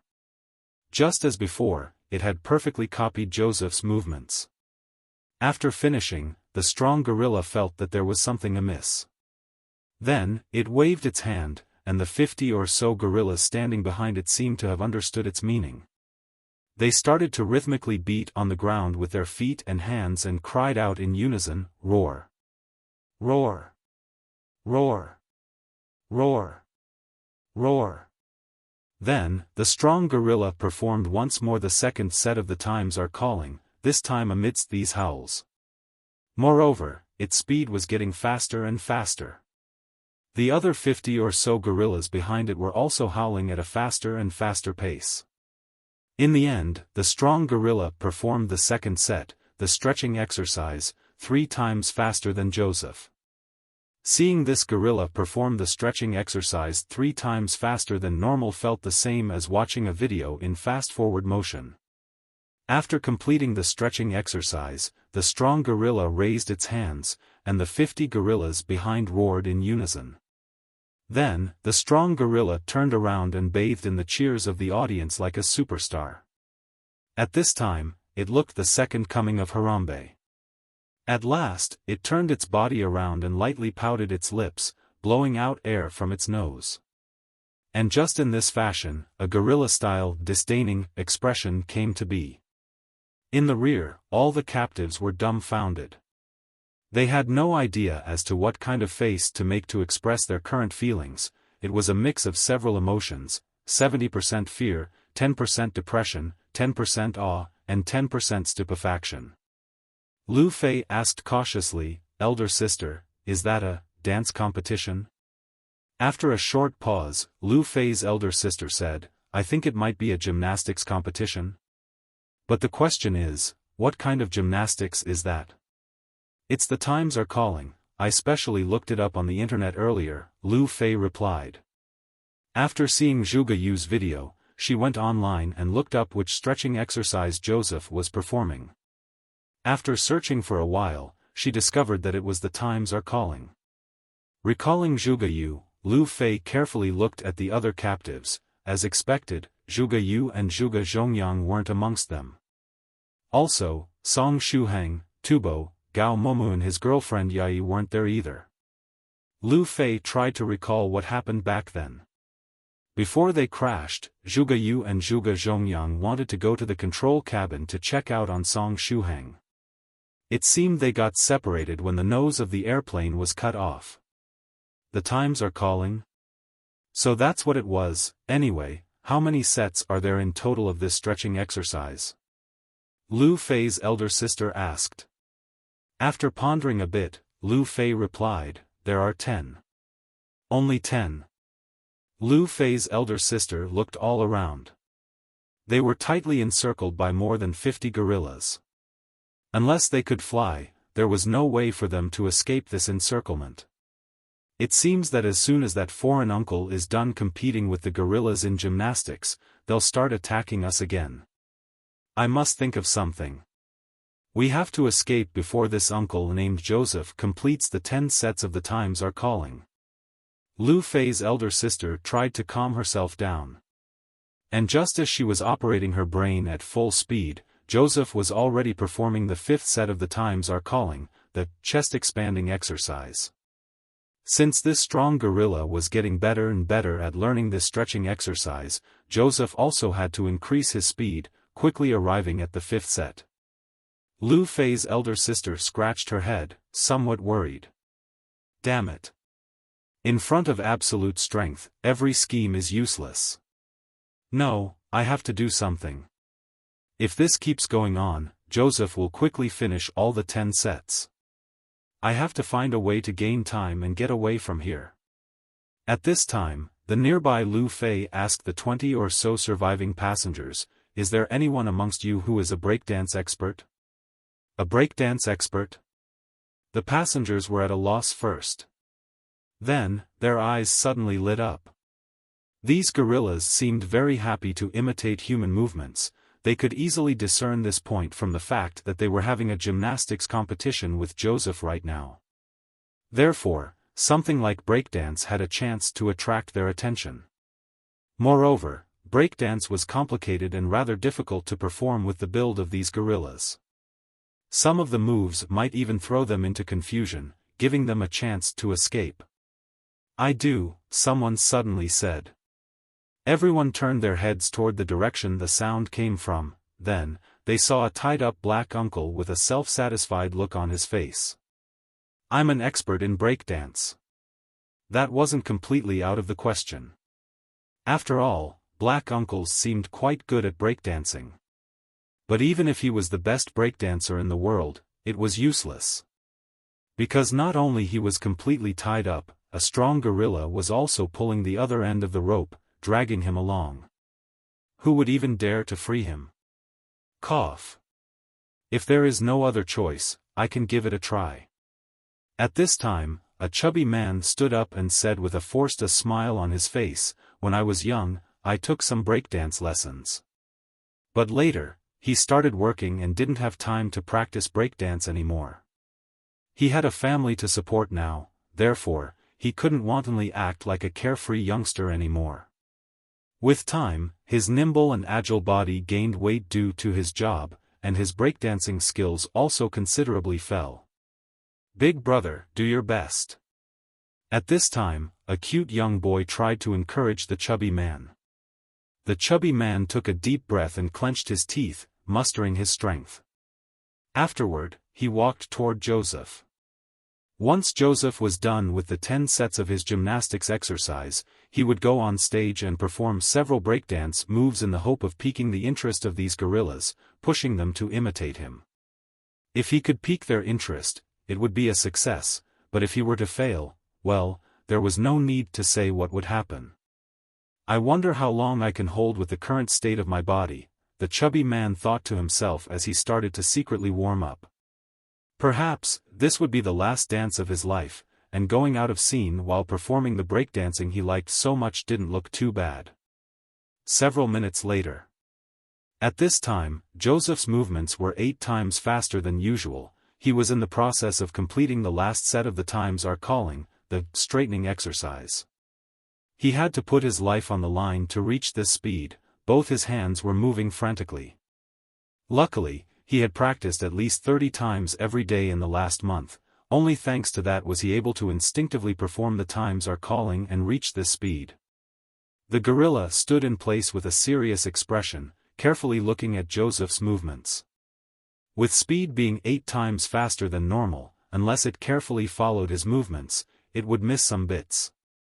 After finishing his performance, Joseph gasped for breath and silently looked at the gorilla. After watching the performance, the strong gorilla pondered for a moment. In the next instant, it stood up and, swish, swish swish. It performed the straightening exercise 10 times faster than normal. After performing the exercise at 10x speed, it bathed in the cheers of the other gorillas like a superstar. Joseph secretly heaved a sigh. "Teacher, I did my best," Joseph said. Unfortunately, he still couldn't use chi and wasn't a real martial arts master. It was really a pity. "Brother, you were incredible. Leave the rest to me." Right at this time, a chubby man stepped forward and patted Joseph's shoulder. Joseph looked at this chubby man, somewhat confused. After stepping forward, the chubby man faced the gorillas and made a provocative gesture, challenging them to a breakdance battle. The strong gorilla was confused and looked first at Joseph and then at the chubby man. In the next instant, the chubby man started his breakdance performance. This might as well be his last dance, therefore, he gave his all and displayed moves that he never dared to perform in the past. At this time, he had already surpassed his limit. The chubby man felt that it was his best performance since he had started practicing breakdance. All the surviving passengers loudly cheered, approving of this performance. But the strong gorilla in the front was getting more and more confused and tilted its head in confusion. After scratching its head, it patted a nearby gorilla that was slightly shorter than it but still very strong-looking, hinting at something to it. Then, this short but strong-looking gorilla took a step forward, charging toward the chubby man that was still madly dancing. And just in this fashion, it hit him and knocked him out. Next, it took out a rope and quickly tied him up. All the cheering passengers immediately stopped, dumbfounded looks appearing on their faces. For a very long time, they were unable to utter a word. It seemed that breakdance wasn't enough to pique the interest of these gorillas and push them to imitate it. But, why the hell were they interested in gymnastics exercises yet didn't care about breakdance? Just why? Then, the short gorilla dragged the chubby man along and returned to the crowd of gorillas. Afterward, the other strong gorilla raised both his hands and patted his chest, fixing its gaze on Joseph. It wanted to keep fighting. At this time, I can only put my life on the line, huh? Joseph thought to himself. Soon after, he howled and mustered his courage, charging toward the strong gorilla without turning his head. In the meantime, Wenzhou City, Beijing Street, Song Shuhang's house. Yesterday, Auntie Li suddenly moved out of her house. According to the rumors, a millionaire made an offer that Auntie Li couldn't reject and bought the house. And that millionaire was supposed to move in exactly today. Daoist priest Cloudy Mist was humming as he went toward Song Shuhang's house with some gifts in his hands. He rang the bell, and very soon, Mama Song came to open the door. "Hello, who is it?" "Oh, it's you?" Mama Song said as she looked at Daoist priest Cloudy Mist. "Wasn't this the seriously injured person that Shuhang brought home a few days ago? Then, this person left the same night and even took along her bed sheet." "Hello, Mississippi. It's me indeed, my name is Li Yun." Daoist priest Cloudy Mist revealed a smiling face and said, "I was lucky that little brother Song Shuhang helped me a few days ago, allowing me to recover from my injuries very quickly. I came here to thank him. Also, I've bought a house in the area, and from today onwards, I'm your neighbor." After finishing his sentence, Daoist priest Cloudy Mist enthusiastically passed those exquisite presents to Mama Song. Mama Song took the gifts and looked at Daoist priest Cloudy Mist's honest and simple smile. Her impression of him immediately rose. There was no need for these gifts. "Come inside, have a seat," Mama Song said with a smile. "Then, I'll be impolite and stop for a glass of water." Daoist priest Cloudy Mist continued to giggle. But why was he here? He was here to freeload Song Shuhang's enlightenment stone and break through a small realm within the 5th stage. However, after entering the house, Daoist priest Cloudy Mist didn't see Song Shuhang. He smiled and thoughtlessly asked, "Little friend Shuhang isn't home?" "Oh, he left this morning with his friend and went on a trip. From what I know, they went abroad to some island to have fun. Youngsters are always like this. Even during summer vacation, they refuse to stay idle at home and want to have some fun," Mama Song said as she passed him a cup of boiled water with a smile. "He went somewhere to have fun, and the place is even abroad? How can there be such a coincidence?" Daoist priest Cloudy Mist was stunned. Luckily, he was a cultivator that had lived for several hundred years, and although he had passed half of his life sealed, he was still very experienced and good at adapting to the situation. Without Mama Song noticing, he recovered and asked with a smile, "When is he coming back? Last time, I was in a hurry and didn't even have the time to thank him properly." "At least 7, 8 days, and up to 10, 15 days, Mama Song replied thoughtlessly. Song Shuhang said he would stay there for around a week, but if he were to meet Soft Feather, the trip might be prolonged for a bit. Daoist priest Cloudy Mist's mouth twitched at the corner. Absurd. For the past few nights, he paid visits to tens of schools and gave rise to major stealing incidents in 40 to 50 sects. After gathering money with great difficulty, he finally bought a house near Song Shuhang, and why did he put in so much effort? Because he wanted to benefit from Song Shuhang's enlightenment stone as soon as possible.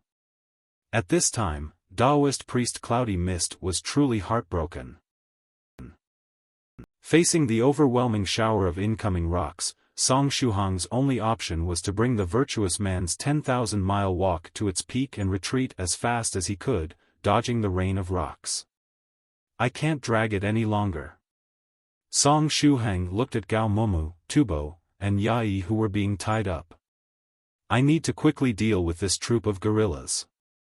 If I drag it any longer, I cannot guarantee the safety of my roommates anymore in the event the situation worsens." When he thought of that, he clenched his teeth and swiftly drew the character on his right palm. At this time, the gorilla that charged right in front roared and pounced at Song Shuhang. What it was holding in its hand was actually a long saber. It was a mystery where these gorillas had been hiding all the weapons. They simply suddenly brought them out one by one. "It's a saber." Song Shuhang grabbed the right opportunity, then his figure flashed and slammed into the gorilla. Thereafter, he used one hand to grab the gorilla's wrist, seizing the long saber in its hand. Then, he shouted lightly, "Lightning Palm." The rune on his palm activated. In the midst of the crackling lightning sounds, a ball of lightning appeared on his right palm, which Song Shuhang used to slap the gorilla's chest as hard as he could. Erg! The gorilla let out a cry out of extreme pain.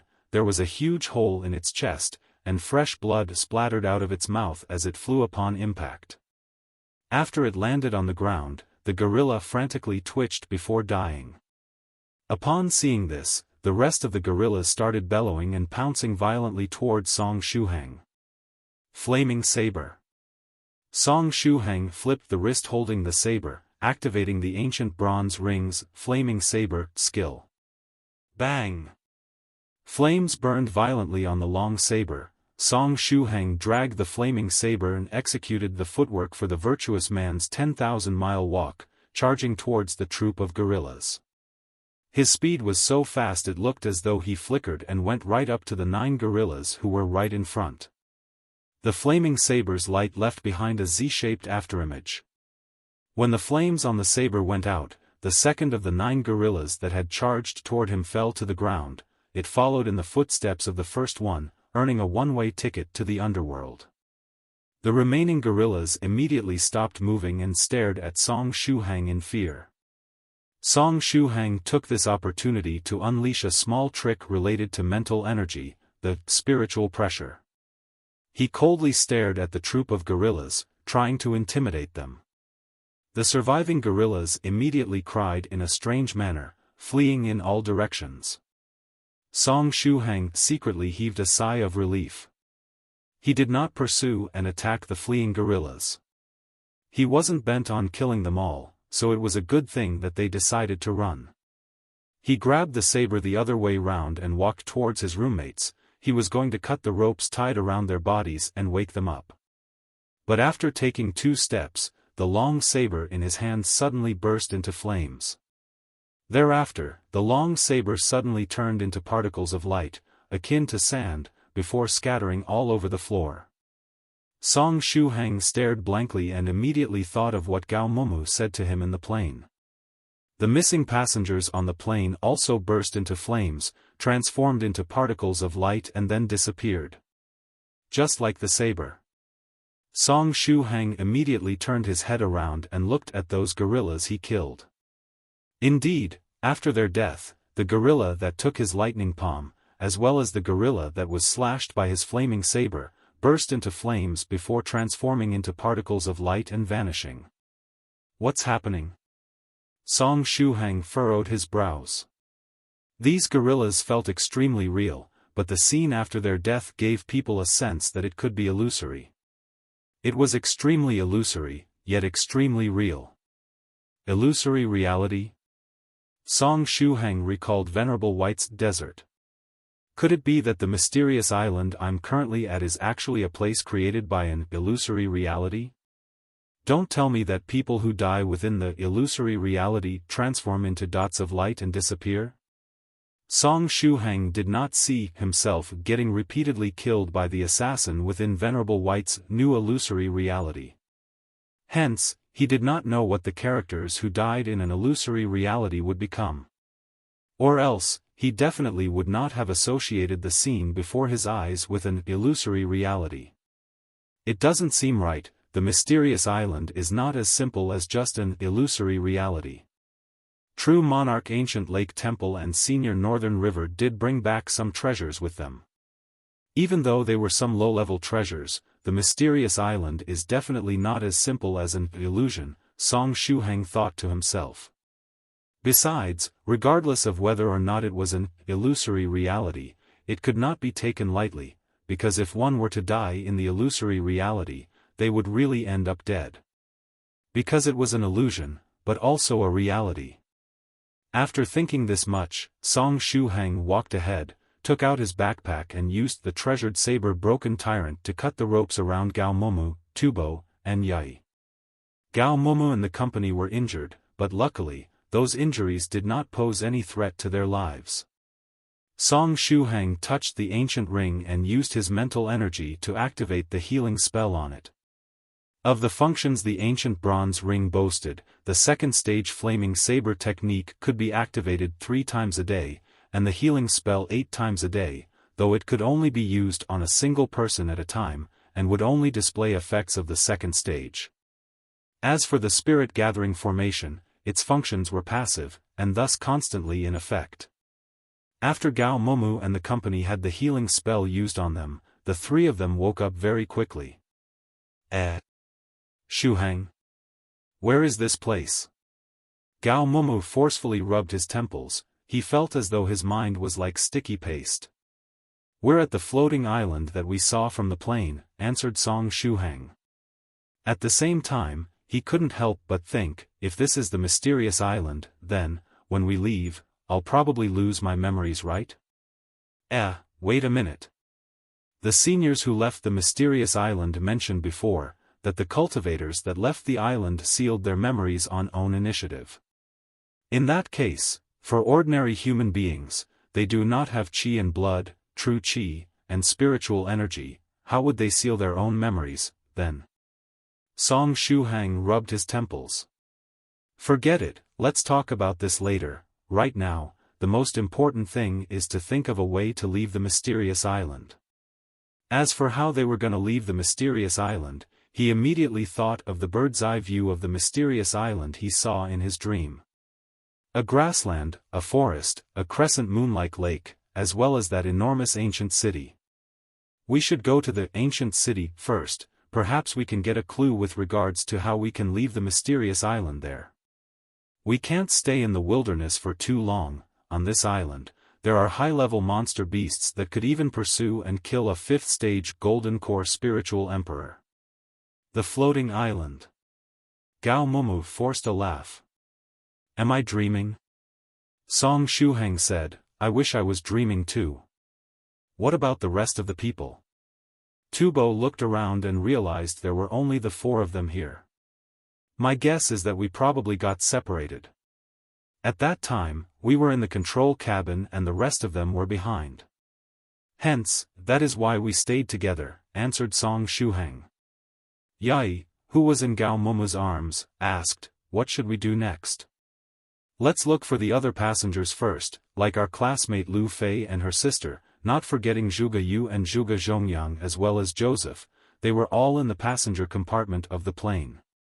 Perhaps they are currently together with the rest of the passengers, said Song Shuhang after pondering. On this mysterious island that was full of various dangers, Song Shuhang's strength alone seemed very small. He hoped that he could safely bring his friends to the ancient city.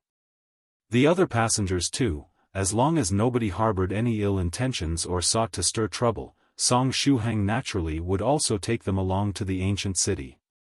That's true, we gotta find our classmate Lu Fei and the rest first. Gao Momu wanted to push up his glasses out of habit, but his glasses had already been lost during the whole plane accident.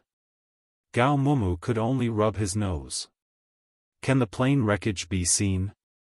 If it crashed, we should be able to see thick smoke or something, right? Let's look for a highly elevated place and look down from above. Hopefully, we can successfully find them without a hitch, said Song Shuhang. He was rather worried, danger lurked in every corner of the mysterious island. Apart from that, in times of extreme despair, some people who were psychologically twisted could also become a significant source of crisis. Hopefully, none of them would turn out to be one of those psychologically twisted people and give birth to 18+ rated scenes. Song Shuhang's worries were definitely unnecessary, because the passengers who were alive were united as one in order to deal with a troop of gorillas who knew how to do calisthenics. Meanwhile, in the 9 provinces #1 group, True Monarch Ancient Lake Temple, who reduced his frequency of going online recently due to the memory loss, appeared.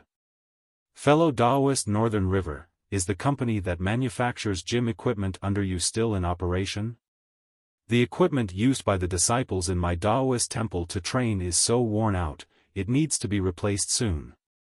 Changing with times, as well as science and technology advancements, cultivators were also introduced to the invention of gym equipment, especially for disciples in first stage realm to train their body. The results were pretty decent. Northern River's loose cultivator answered, I did not invest in any gym equipment manufacturing company. One of my subordinates had a collaboration with a gym equipment manufacturing company, and then placed an order with them for custom-made high-intensity gym equipment. But 3 to 4 years later, that manufacturing company decided to venture into another industry and invested in real estate. Their luck was bad and they had already gone bankrupt after making a lot of losses. True Monarch Ancient Lake Temple. Wait for True Monarch Yellow Mountain to go online. I remember he has a lot of manufacturing assets for equipment-related products under him, answered Northern River's loose cultivator. Alright then, guess I have no other choice. If it's really not possible, I will buy a gym equipment manufacturing company then. True Monarch Ancient Lake Temple smiled. Just as both seniors were chatting, Venerable White went online. Fellow Daoist Ancient Lake Temple, Fellow Daoist Northern River, it's good that both of you are online. I have a favor to ask from you guys. Northern River's loose cultivator said, "What's up, Senior White? Feel free to tell us." Venerable White, I need the both of you to help me consolidate all the information pertaining to the mysterious island, and also include your personal conjectures and theories. True Monarch Ancient Lake Temple asked out of curiosity, Venerable White, you're interested in the mysterious island? Yeah, I have always been interested in it, Venerable White replied. Besides, Song Shuhang took a plane earlier, and went straight into the mysterious island. I must find out and process the information with regards to the mysterious island. I need to see if I'm able to get him out safely. Little friend Shuhang had entered the mysterious island. He is still as adventurous as before. Quite a number of seniors in the chat group immediately thought. Song Shuhang and company successfully found the plane that crashed, as well as its passengers. Fortunately, they did not encounter any scary monster beasts that might try to chase or kill them on their way there. When Song Shuhang found the passengers, they seemed to him like Spartans. 50-plus gorillas were seen surrounding approximately 20 passengers, and the 20 passengers were forced to stand in 4 neat lines. In front of these 20 passengers, there was a strong gorilla, that was doing the times are calling calisthenics, it was leading the exercise. Nearly 20 passengers wore perplexed expressions while following the gorilla in performing calisthenics at the same time. What kind of image was this? Song Shuhang almost wanted to jab something into his eyes to render them blind. Even gorillas that became spirits would not be as human-like as the troop of gorillas before his eyes, right? Behind the troop of gorillas were a black uncle, a slightly plump middle-aged man, an old professor, an air hostess, as well as Song Shuhang's disciple in name, Joseph. They were currently tied up like rice dumplings by the gorillas and thrown onto the ground. What exactly is happening? Gao Mumu stood on an elevated ground, his eyes squinting into 2 lines. He had myopia, hence objects afar looked very blur and indistinct to him, but if he used his mind to think and fill in the gaps, he would still be able to find out what was happening in front. The gorillas are teaching the passengers calisthenics radio music? Tubo secretly took out his phone in a bid to record the scene before his eyes.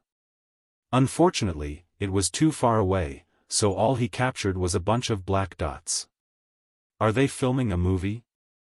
Yai muttered, after all, it was extremely outrageous that the gorillas were teaching human beings how to do calisthenics. Just as the audience was chatting away, suddenly, amongst the people doing calisthenics, a little boy couldn't quite keep up with the rest and fell behind on a couple of steps. At this time, one of the gorillas from within the troop that was surrounding the human beings pounced ferociously towards the passengers and grabbed the little boy. It tied him up skillfully and dragged him behind the troop, putting him together with the black uncle, the professor, the air hostess as well as Joseph. There is even punishment? Tubo felt as though his beliefs were completely shattered after today's episodes. Gao Mumu didn't know whether to laugh or cry. Is this War for the Planet of the Apes? The scene before their eyes was as science fiction as it gets. The corner of Song Shuhang's mouth twitched before he said softly, "You guys stay here, don't move. I will go there to take a look." You're going alone? Let me accompany you. Tubo clenched his teeth. Exactly, if you want to go, all of us go together. Likewise, Gao Momu clenched his teeth. It's fine, I can go there alone. If there's any danger, I will escape back here immediately. You guys know this too, I've been training recently, hence I run fast. Song Shuhang gave a thumbs up. Gao Momu and Tubo thought about it and agreed. Previously, Song Shuhang took the first place in their school's long-distance race. If both of them tagged along, they might end up being a hindrance instead. You must, by all means, be careful. I've heard that gorillas can erupt with a very high speed for short distances. You must pay attention to your own safety, Gao Momu said carefully. Song Shuhang nodded. You guys hide well, don't let them find you. Thereafter, he approached the troop of gorillas at high speed. While approaching, Song Shuhang secretly used the true self meditation scripture and brought his mental energy to its maximum. Speaking of the true self meditation scripture, it must be said that the image of his true self had completely changed recently.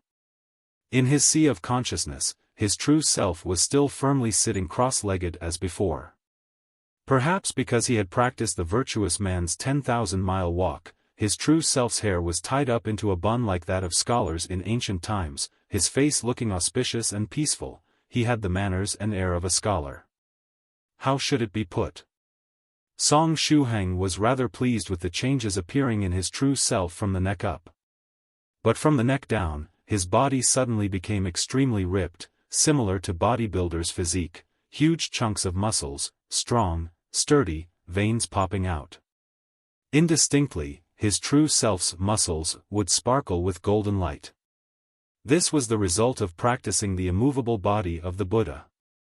Additionally, his true self's upper body had no clothes or accessories, and his lower half was wearing four-toned pants. As for the appearance of his true self, Song Shuhang was in absolute despair. He only had one goal at the moment, after he had leapt through the dragon gate, and transformed what was illusory into reality, turning the qi and blood in his body into true qi, he would definitely search for several Daoist sword arts and also techniques from the erudite school to practice. I must change the image of my true self back. Very quickly, Song Shuhang had already approached the troop of gorillas.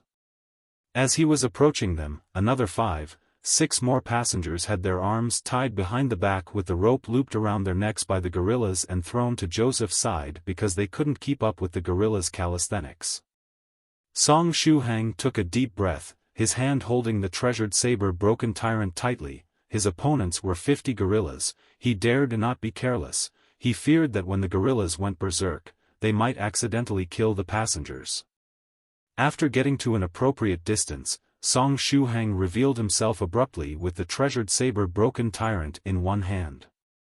At the same time, he activated a mental energy trick, spiritual pressure, and transformed the mental energy that had been accumulated for a long period into pressure power, directing it towards the 50 gorillas.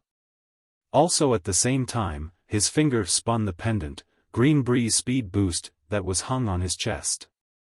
A layer of green spiritual energy surrounded Song Shuhang's entire body, increasing his speed to the maximum. Song Shuhang needed the gorillas to reveal a moment of weakness before he could eliminate most of them while the green breeze speed boost was still in effect. Like that, the passengers would be able to safely get out of danger. By then, the remaining gorillas would slowly be eliminated. He used the might of his spiritual pressure on all of the gorillas at the scene, and also around all the ordinary passengers. At such a critical moment, Song Shuhang had absolutely no time to differentiate and specifically target the enemy. Under the might and pressure of his mental energy, all the gorillas stiffened. In the next moment, just as Song Shuhang was about to perform the flaming saber to exterminate the majority of them, they all suddenly let out a strange cry and fled in all directions. They fled tremendously fast, in the blink of an eye, not a single one was left. Song Shuhang also stiffened, he had activated the green breeze speed boost and was ready to fight these gorillas, but instead, they chose to flee suddenly. At this time, he felt as though he had punched a pile of cotton, quite annoyed. Don't tell me my spiritual pressure skill had another breakthrough? Song Shuhang suspected. Teacher. Teacher. At this time, Joseph, who was tied up like a rice dumpling, started cheering loudly upon seeing Song Shuhang's appearance. He was like a worm, wriggling happily toward Song Shuhang. And the passengers who were forced to do the times are calling radio exercise once again fell weakly to the ground. Some of them cried out loud, some of them laughed as hard as they could, some of them fell to the ground as their legs gave away. They used various kinds of methods to vent their emotions. It's Shuhang. Likewise, Lu Fei and her sister sat weakly on the ground without caring for their image, looking at Song Shuhang's figure. Even though they did not know why the troop of guerrillas suddenly fled in all directions when Song Shuhang appeared, it was good that they left. Song Shuhang looked at the supplementary technique Green Breeze Speed Boost on his body, and carefully took a step forward. Under the support and protection of the Green Breeze spiritual energy, his body seemed to have escaped the gravitational pull, his entire body floated exaggeratedly, his legs also seemed as though they were equipped with springs, there was an invisible energy supporting him, causing him to bounce. Thereafter, in the eyes of several surprised passengers, Song Shuhang was hopping like a grasshopper towards Joseph. What was Mr. Song Shuhang trying to do? The majority of the passengers could not understand why he was hopping and what he was trying to do. Song Shuhang finally hopped to Joseph's side with much difficulty, wiped his forehead and squatted down before undoing the ropes. He then helped the other people next to him to undo their ropes as well. After getting his ropes undone, the black uncle cried tears of joy. He assumed that he was definitely gonna die, and didn't expect to escape death. The rest of the people who were tied up felt the same way. After he saved the people who were tied up, Song Shuhang waved at Lu Fei and her sister, who were among the passengers. Lu Fei and her sister got up from the ground and went to Song Shuhang's side. Song Shuhang asked, Lu Fei, Zhuge Yue and Zhuge Zhongyang aren't with you guys? Lu Fei shook her head. Both of them seem to have separated from us. I initially thought they were with you. Oh. Song Shuhang rubbed his brows. The people on board seemed to have been separated into several groups. What a headache. I was together with Tubo, Gao Momu, and his girlfriend. The Zhuge siblings were not with us. Firstly, I will bring you guys somewhere safe. Thereafter, I will think of a way to find Zhuge Zhongyang and the rest, answered Song Shuhang. After he finished his sentence, he glanced once again at the passengers. Every single one of them lacked outdoor survival experience in the wild. After their narrow escape from death, they did not keep their guard up. All of them lay weakly on the ground, resting and recovering some energy. Apart from those passengers, Song Shuhang himself did not have any outdoor survival skills either. At most, all he did was watch outdoor survival television programs. Forget it, I have to first get Lu Fei and company, the passengers, as well as Gao Momu and the rest to the ancient city before deciding my next course of action. Song Shuhang thought to himself, everyone, please quiet down. Song Shuhang clapped his hands. It was Song Shuhang's arrival that scared the guerrillas away. Hence the passengers quieted down and looked towards him. Ahem, as everyone had seen, the wilderness is not safe. Apart from the guerrillas, there are other ferocious beasts here. Earlier, my friends and I saw an ancient city in that direction. If you are willing to come with me, I will bring everyone to that ancient city, said Song Shuhang loudly. The passengers glanced at Song Shuhang, some were happy, some were grateful, but, inevitably, there would be some people who were suspicious and doubtful. Everyone had their own opinions. But Song Shuhang couldn't care any less at this moment. He would look out somewhat for those who were willing to follow him. Otherwise, he was not going to force anyone to come together with them. He might be a good person, but he wasn't someone who would beg others to let him help them. Right now, he could only do his best. After all, forcing things would not bring about anything good. His level is that of a cultivator of the first stage 5 apertures realm, with his ear aperture opened. He is someone who cares deeply about friendship, a very meticulous person. Oh, he even took the initiative to search and help the remaining passengers?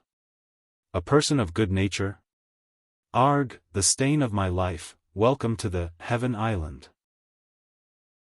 In the end, the old professor, the 4 women, and the 3 chubby clerks decided to form a separate team, while everyone else chose to follow Song Shuhang and go to the ancient city. The old professor was very curious about this island, perhaps others were unaware of this, but he knew that the small plants they were stepping on and those towering trees far away were already extinct on Earth. The vegetation he could see only in books appeared before his very eyes now. Therefore, he decided to stay in this place and study these plants further, then bring a few samples back with him if possible, as he saw it, as long as he knew in which direction the ancient city was, he could catch up with the others in no time. Scientists were usually quite reasonable, but whenever their interest got piqued, no one could stop them. At this time, the thirst for knowledge of the old professor was at the limit, and even though he had experienced the terror of those gorillas, he wasn't discouraged and still wanted to go on with his exploration. As for those 4 women and the 3 chubby clerks, they also seemed to have some plans. Song Shuhang had no intention of forcing them to follow him, but before leading his team away, he showed them the direction where the ancient city was once more. I'll give you a final reminder. This place is very dangerous. Other than that troop of gorillas, there are even bigger dangers lying in ambush. Take care of yourselves, Song Shuhang said. He had done everything in his power and also reminded them of the dangers. Now, whether they would follow his advice, and whether they would survive this ordeal, was all up to their abilities and luck. Lu Fei and her sister, Joseph, the young boy, the black uncle, the chubby air hostess, and the other 5 female passengers followed Song Shuhang and left. Later, Gao Mumu, Yai, and Tubo also came out of their hiding place and joined Shuhang's group. Shuhang, what happened just now? Gao Mumu was baffled and couldn't understand why those gorillas suddenly escaped as soon as Song Shuhang made his appearance. Shuhang wasn't a dangerous animal, and even if he were the king of the beasts, the lion, he could have only escaped in front of those powerful 50-odd gorillas. I'm also unsure as to what happened. I merely showed myself and then, Song Shuhang forced a smile. He merely released his spiritual pressure. He didn't expect those gorillas to get so frightened either. Then, he added, enough chit-chat, this island is full of dangers. Let's immediately go the ancient city as to avoid further troubles. Gao Mumu silently nodded. Next, the group headed toward the ancient city under Song Shuhang's lead. I hope for the trip to be smooth and safe. Senior White, wish me good luck. Song Shuhang thought to himself. Song Shuhang knew from the discussion in the group chat that even 5th stage spiritual emperors and 6th stage true monarchs suffered a defeat on this island. Therefore, wouldn't a garbage cultivator of the 1st stage like him just get the sh*t beaten out of him? This time, he needed really a lot of luck. Speaking of luck, whom could he pray to aside from Senior White? According to Soft Feather, praying to Senior White had miraculous effects. Along the way, Song Shuhang spread out his mental energy and activated his mental detection. Thanks to this, his team managed to avoid several ferocious-looking wild beasts lying in ambush. However, these wild beasts weren't really scary. What Shuhang was worried about were monster beasts. If they were to meet a monster beast, Song Shuhang was sure that they would be discovered way before he could even detect the opposite party with his mental detection. At the time, perhaps they would really turn into the delicious food of a big carnivorous monster beast. Very soon, Song Shuhang and his team crossed the plain and arrived at the edge of the forest. From this position, they could already see the outline of the ancient city. There really is an ancient city, the black uncle said excitedly. It seemed that he didn't really believe Song Shuhang's words at first, but seeing that everyone was following him, he also tagged along. Lu Fei said softly, it somewhat resembles an ancient Chinese city. This place is really mysterious. Lu Fei's elder sister seemed very curious about this place. Since they were all excited, their voices rose a bit. Song Shuhang quickly stopped them. "Ssh, quiet down. We're about to bypass the edge of the forest, don't make too much noise." After recalling to mind those fearful and bizarre gorillas, the passengers immediately calmed down and didn't dare to utter a word. After everyone had settled, Song Shuhang continued to lead them toward the city. The content of Murphy's Law could be summarized as such: anything that can go wrong will go wrong. In other words, if you were afraid of something, that thing would happen. Just as everybody was cautiously moving forward, a huge green-colored creature suddenly came out of the forest. The distance between the two parties was around 100 meters. All the trees at the edge of the forest were around 10 meters tall, but when this huge creature stood up, it was at least 50% higher than those trees. Its powerful body was completely covered in scales, and its eyes were as cold as ice. A dinosaur? Gao Mumu opened his eyes wide, not daring to believe what he was seeing. "It looks like a lizard to me, just several hundred times bigger." Tubo swallowed a mouthful of saliva. He seemed to have some knowledge in regards to reptiles. Hiss! The huge creature, which was around 14 meters long, stuck out its tongue, glaring at Song Shuhang and the others with its big eyes. It was the scene of a predator eyeing its prey, and in this case, Song Shuhang and the others were the prey. Song Shuhang swallowed a mouthful of saliva. Against such a big creature, even if he were to use a full-powered lightning palm, it wouldn't have too much of an effect. A 14-meter-long creature was too much to handle for the current him. Song Shuhang grasped his treasured saber-broken tyrant tightly. Would his saber be able to break through the defense of this huge lizard? But just as he was planning to put his life on the line and fight, the body of the huge lizard started to shrink quickly. The process was so quick that it could be seen by the naked eye. Its body that was more than 50% taller than the surrounding trees quickly shrunk till reaching the same height as theirs. Afterward, it kept shrinking and shrinking until it completely disappeared. A row of question marks appeared above Song Shuhang's head. Just what the hell happened? Was it an illusion? Yai said in a low voice. Everyone nodded in agreement. It seemed this was the only possible explanation as to why that huge lizard had suddenly shrunk till disappearing. No matter what it was. "I think we should reach the ancient city as soon as possible," Song Shuhang said while swallowing a mouthful of saliva. Agreed. We also feel the same. The scene just now had scared to death the passengers in the rear, and their legs, which were tired from the long journey, were now suddenly full of strength once more. "I dunno, I'll give you a somewhat subtle alternative at least. Latent capacity was just like décolletage, squeeze it with enough strength and it'll burst with power even when you think it's at its limit." It seems he's not that kind of foolish kind-hearted man that would do anything for others. Then, let's see the other sides of his personality in the ancient city. Song Shuhang carried the small boy on his back and brought everyone to the ancient city as fast as he could. On the whole, the city wall had a Chinese feel to it. However, the shape of the tall walls was rather odd. They assumed the shape of a stepped pyramid with each layer stacking on top of the other.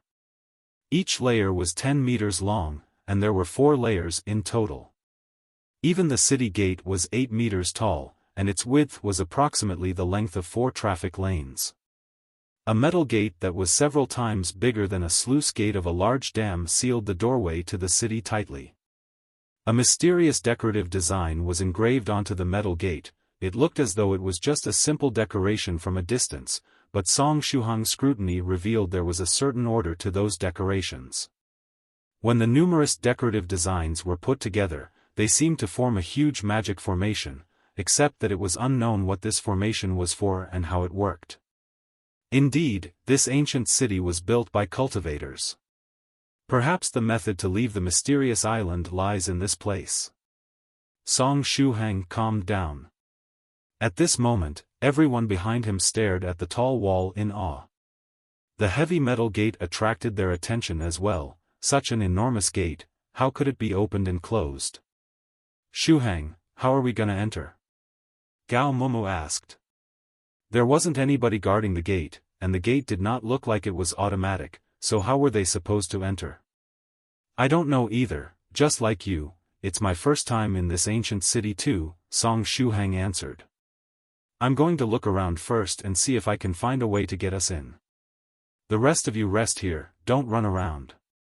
In reality, there was absolutely no need for Song Shuhang's words, because nobody there wanted to run around at all. The huge 10+ meters tall lizard had scared everyone out of their wits earlier, not forgetting their encounter with the troop of gorillas that made them want to laugh and cry at the same time. Additionally, all of them ran from the grassland to the ancient city. Their energy had been completely depleted. Right now, after they had endured all the way to the wall, they sat down and rested. They had absolutely no energy left to move. I still have some energy, I can accompany you. Tubo stood up. He frequently exercised, hence he still had some energy left. Gao Muma massaged his legs and smiled. I'll come with you guys too.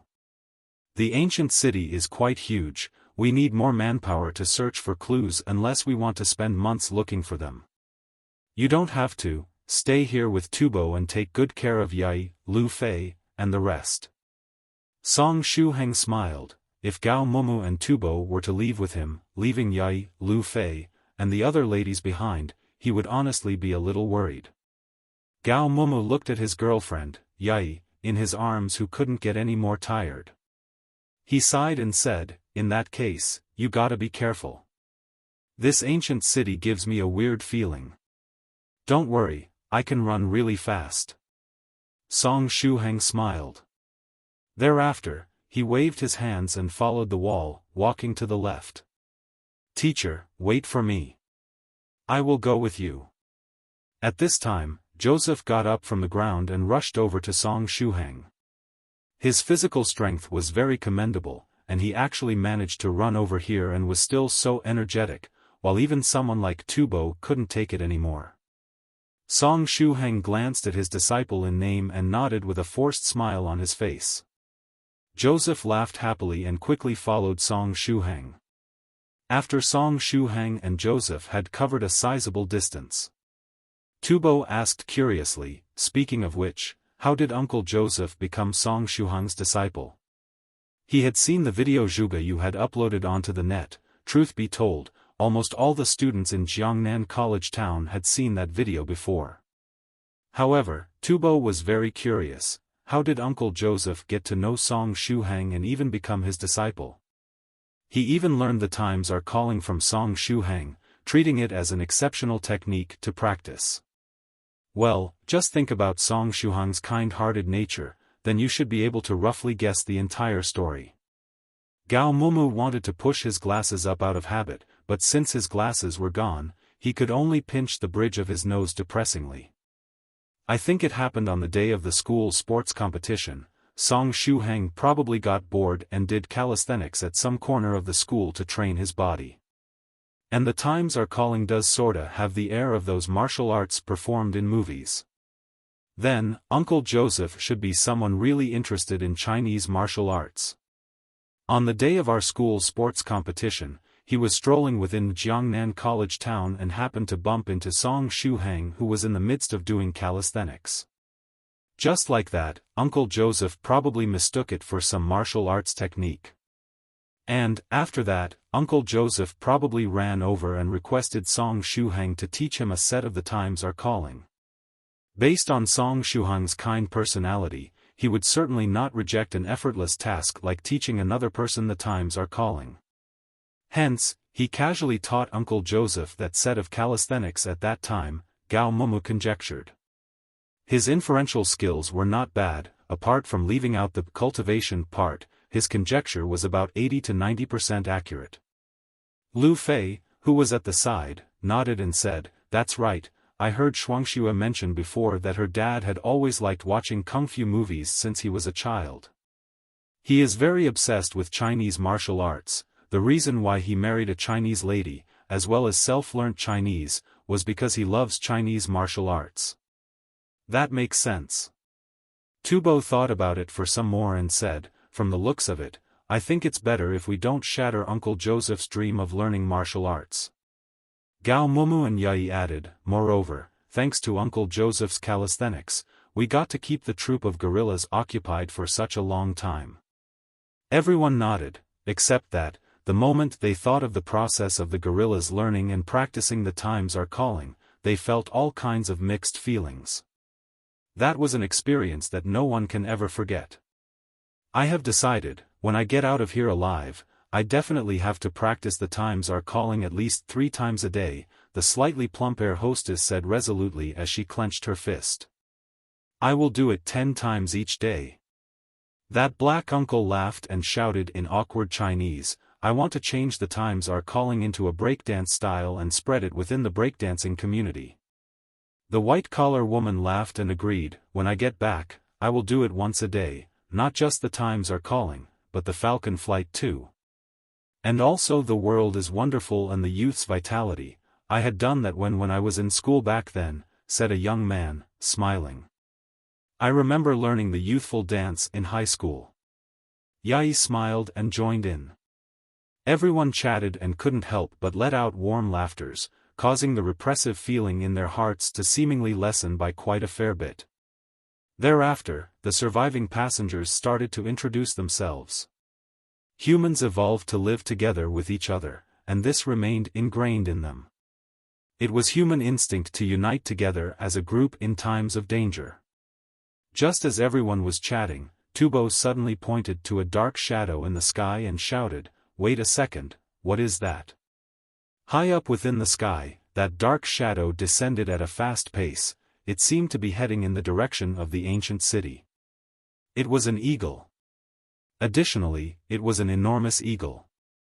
When it spread its wings, they spanned more than 10 meters across. Its body was practically like a small plane. Be it the lizard earlier or the eagle now, could it be that the things on this island were all supersized? Or perhaps, they were the ones who shrunk? Not just one, there are more behind. Gao Mumu shouted. Behind the huge eagle, there were 2 more enormous black shadows swiftly sweeping over. Quick, hide near the city gate. Lu Fei's elder sister called out at that moment. Even though the city gate was closed, it fell in the middle of the entrance to the city, serving as a partition. Hence, there was a half a meter gap between the entrance and the gate, allowing people to hide there a bit. Even though it was not the ideal hiding place, they had no choice. Near the ancient city, apart from the wall, there was only plain and nowhere else to hide. All the people hurriedly ran towards the gap between the entrance to the city and the city gate, then squeezed together and looked at the enormous eagle in the sky in fear. Dear God! I pray that their target ain't us, muttered the black uncle, who was stroking his cross necklace that was hanging on his chest with all his might. Lu Fei's sister laughed bitterly. The plain was vast, without a single object in sight. Apart from the walls, the only other thing that was left was the surviving passengers. Looking in the direction of the descending enormous eagles within the sky, they seemed to be flying towards the wall. If there was no food they fancied within the ancient city, then their target would be that group of people.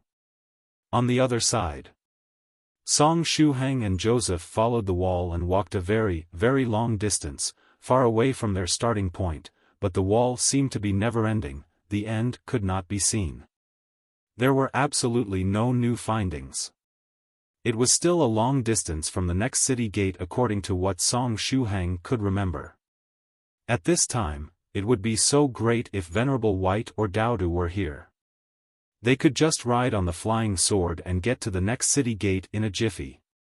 Furthermore, they could even use the sleeping spell and put everyone to sleep before using another spell to bring everyone over the wall and into the ancient city. Just as he was thinking, Song Shuhang suddenly had a bad premonition. He abruptly lifted his head towards the sky and saw 3 enormous eagles within the sky, with 1 in front and 2 at the back, heading in the direction of the wall. The two slightly slower eagles were heading towards the position of the aforementioned city gate. The especially fast eagle in front, however, was heading in the direction of Song Shuhang and Joseph instead. Teacher. A huge, huge, huge bird. Likewise, Joseph saw the enormous eagle that was descending from the sky towards them and shouted. Stand behind me and don't move, Song Shuhang said in a low voice. He reached his hand to his back and grabbed on to the treasured saber-broken tyrant. In the eyes of ordinary human beings, the treasured saber-broken tyrant was just an invisible object. Even though the eagles in the sky were enormous, they were still just ordinary wild beasts, like the gorillas. They were not monster beasts. They would not be able to see the treasured saber-broken tyrant either. Very soon, the especially fast eagle pounced toward Song Shuhang and Joseph and issued a high-pitched call. It flung its enormous talons toward Song Shuhang and Joseph in a bid to grab them both in one go. Joseph felt weak in his legs. It was different from dealing with the gorillas. Even though the gorillas were frightening, they did not look too physically different from the gorillas in the real world. But the eagle right before their eyes, it had the wingspan of almost 10 meters. What kind of weird creature was this? At this time, Song Shuhang lightly tapped Joseph, using the soft strength version of the basic Buddhist fist technique. Joseph could only feel his body floating lightly and flying forward, just in time to avoid the eagle's attack. But even though he was hit in the chest by Shuhang, he did not feel any pain at all. Teacher's martial arts had already reached such an amazing level? After thinking of that, Joseph's fear immediately dissipated. With such a formidable master next to him, perhaps even the enormous eagle would not be a problem. Song Shuhang executed the virtuous man's 10,000-mile walk and agilely dodged the eagle's attack. Immediately after, he jumped and seized the opportunity to step on the talons it used to attack him. Song Shuhang used the eagle's talons as leverage and leapt up high, then he flipped once and gathered his strength before swinging the treasured saber-broken tyrant towards the enormous eagle's neck, trying to behead it with the sharp edge of the saber. He had to deal with this eagle as fast as possible since other two enormous eagles were already heading in the direction of the city gate. Song Shuhang had no time to waste.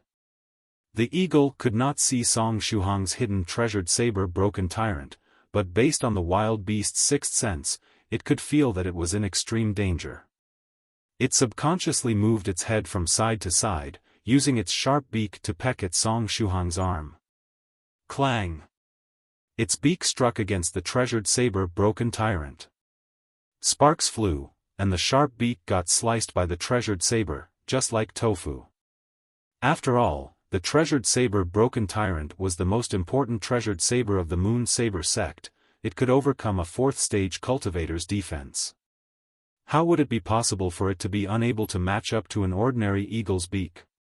Having its beak cut off, the eagle was extremely shocked.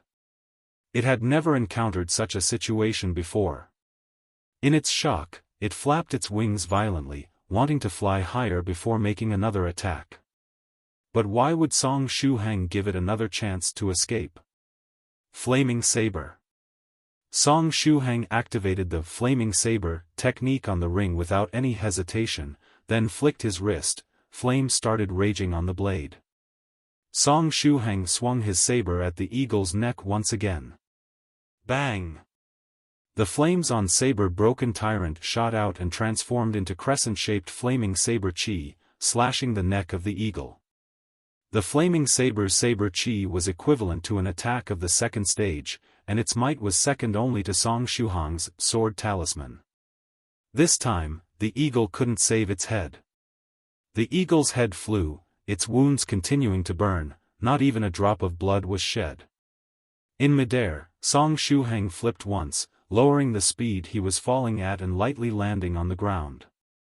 Joseph, who was standing at one side, wiped his saliva forcefully and said, "That saber chi, it was just like the ability to release internal sword chi, right? It was practically identical to those special effects you see in movies. One day in future, will I also be able to become like you, teacher?" He was filled with hope with regards to his own future. "Joseph, be careful. I will go back to the city gate's position first," said Song Shuhang after he landed on the ground. "Yes, teacher, you be careful too," answered Joseph. Song Shuhang nodded, then brought the virtuous man's 10,000-mile walk to its maximum speed. His figure was like lightning, he dashed as fast as he could towards the city gate. The flaming saber on his ring could still be used once more, and also, he still had the last sword talisman. In the sky, the two remaining eagles were getting closer and closer to the city gate's position. "I definitely must get there in time." When he saw his teacher speeding ahead, Joseph found him extremely elegant. From the way he was walking, he seemed very slow, but in truth, his speed was incredibly fast. In the blink of an eye, his silhouette changed into a small black dot. It was a special characteristic of the techniques of the erudite school, they were all very elegant. The hair of every scholar of the erudite school was like glued and wouldn't get messy no matter what. It's a technique to increase one's speed. Joseph blinked a few times. He just thought of something, since he had finally discovered his teacher's name and met him again with great difficulty, shouldn't he take advantage of the situation and stay in touch with him? The best thing would be to live close to him and learn other techniques from him. A dozen or so breaths later. Just as Song Shuhang hurried to the city gate, the two huge eagles pounced down. After diving, they used their talons to successfully grab their targets. One of the eagles grabbed Gao Momu and the black uncle, the other one dived a little later and grabbed the female businesswoman and the chubby air hostess. "Gao Momu!" Yai immediately called out and dashed forward, trying to reach out to him. Luckily, Lu Fei's elder sister grabbed her tightly, stopping her. After seizing their targets, the two huge eagles flapped their wings and created a strong wind. Then, their huge bodies rose into the sky again. Gao Momu, who was now trapped within the eagle's talons, heaved a deep sigh. Earlier, when the eagles dived toward them, he pushed aside his girlfriend Yai and was caught instead. At this time, he felt that he had been rather unlucky as of late. Ever since Zhuge Zhongyang returned from abroad to look for him, his luck dropped from a very good A level to a miserable E level. 10 days ago, the cat he had raised for several years suddenly ran onto the road and died in a car accident. Gao Momu was heartbroken. 9 days ago, his mom was bored and gave too much food to his 3 goldfishes, they all died. Gao Momu was heartbroken. 8 days ago, the second account he had created last year to write web novels got banned because he mentioned prohibited stuff such as boobs. Although he paid attention to his writing style, he still got discovered by the all-knowing eye of censorship. Gao Momu was heartbroken. 3 days ago, just as he was planning to pass some time with his girlfriend Yai, Zhuge Zhongyang suddenly appeared and ruined everything. Gao Momu was once again heartbroken. Today, their airplane crashed and they ended up in a mysterious place. And now, a huge eagle grabbed him. And soon, he would be gulped down by this eagle and come out of its belly in the form of excrement. Gao Mumu's story was really heartbreaking. As he was indulging in flights of fancy, a shadow was running at high speed on the ground. The speed of that shadow was extremely quick, it could be compared to that of a car. This shadow was precisely Song Shuhang. After seeing his good roommate, Gao Momu clenched his teeth and held back his tears. He didn't want to cry before his death because he wanted to leave the impression of a strong man on Yai. "Shuhang, take care of Yai in my stead. I hope we'll be brothers in our next life too." Gao Momu bellowed heroically and waved his hand at Song Shuhang. In the middle of that small space between the entrance of the city and the city gate, Yai was crying copiously. Song Shuhang secretly gritted his teeth. Although he was a step late, he wasn't too late either, there was still a chance to save them. "You too, come down." Song Shuhang angrily howled. His voice was thunderous and ear-splitting, and the eagles flying in the sky were scared by this sudden yell. "Shuhang, don't do anything stupid. Gao Momu called out while in midair. At this time, those eagles had brought them high up in the sky, at the height of several meters. The two eagles flapped their wings strongly, they wanted to rise high up in the sky and disappear into the clouds. But right at this time, Shuhang suddenly jumped toward the city wall, starting to run on the wall as though he was running on flat ground. The city wall was 40 meters tall and was similar to a terraced field-like pyramid made of 4 layers. Each layer was 10 meters tall, and there were no places to climb on this vertical wall. Even if an expert at climbing rocks were to come here, they would be helpless facing this wall unless they had very good equipment with them. But at this time, Shuhang was running on the city wall as though he was running on flat ground. And just in this fashion, he ran along the wall, heading toward the top. It seemed as if gravitational force didn't have any effect on him. His current speed was extremely quick, and every 10 meters there was a gap in the wall that Shuhang could use to propel himself and jump toward the higher section. Shuhang was lucky that this city wall had the shape of a terrace field-like pyramid. Otherwise, it would be impossible for him to reach the top in one go with the level of his virtuous man's 10,000-mile walk. When those guys hiding beside the city gate saw this scene, they were dumbfounded. They just saw someone running on an almost perpendicular wall that was at least 40 meters high. Was this really something a human was capable of? Everyone immediately recalled to mind Joseph's enthusiastic expression when he called Shuhang teacher. Was Shuhang really a martial arts expert? Was it possible that those martial arts experts that appeared only in novels and movies existed in the real world too? In the blink of an eye, Shuhang reached the summit of the 40 meters tall city wall. The two eagles flying in the sky also just happened to have reached the same height. At this moment, they were basically on the same level. "Come here," Shuhang said as he clenched his teeth. Then, he used the city wall as support and ruthlessly smashed his feet against it. His legs looked like springs as he made a jump of almost 7 meters, reaching the first of the two eagles. This was the eagle that had grabbed the chubby air hostess and the female businesswoman. The eagle didn't expect that a small creature would suddenly appear on top of the city wall and jump toward it. Therefore, it was caught off guard. In the next moment, Shuhang ruthlessly trampled on the back of the huge eagle. The chi and blood in his heart, eye, nose, and ear apertures exploded, and Shuhang concentrated all this power in his right leg before violently smashing it against the back of the eagle. The eagle cried out in pain and couldn't help but fall downward. Shuhang propelled himself with the strength of this kick and jumped up once more. He held the treasured saber broken tyrant in his hands and chopped toward the second eagle. This eagle was holding Gao Momu and the Black Uncle. It was also his main objective. Shuhang was neither a saint nor a Buddhist monk that saw all living creatures as equal. Although he was very worried about the safety of the other kidnapped passengers, the one he cared about the most was his roommate Gao Momu. Between the two eagles, Shuhang wanted to take care of the one that had seized Gao Momu first. He absolutely couldn't let this eagle get away. After all, this island was very big and filled with dangers. The chances of Gao Momu surviving on his own were almost nil.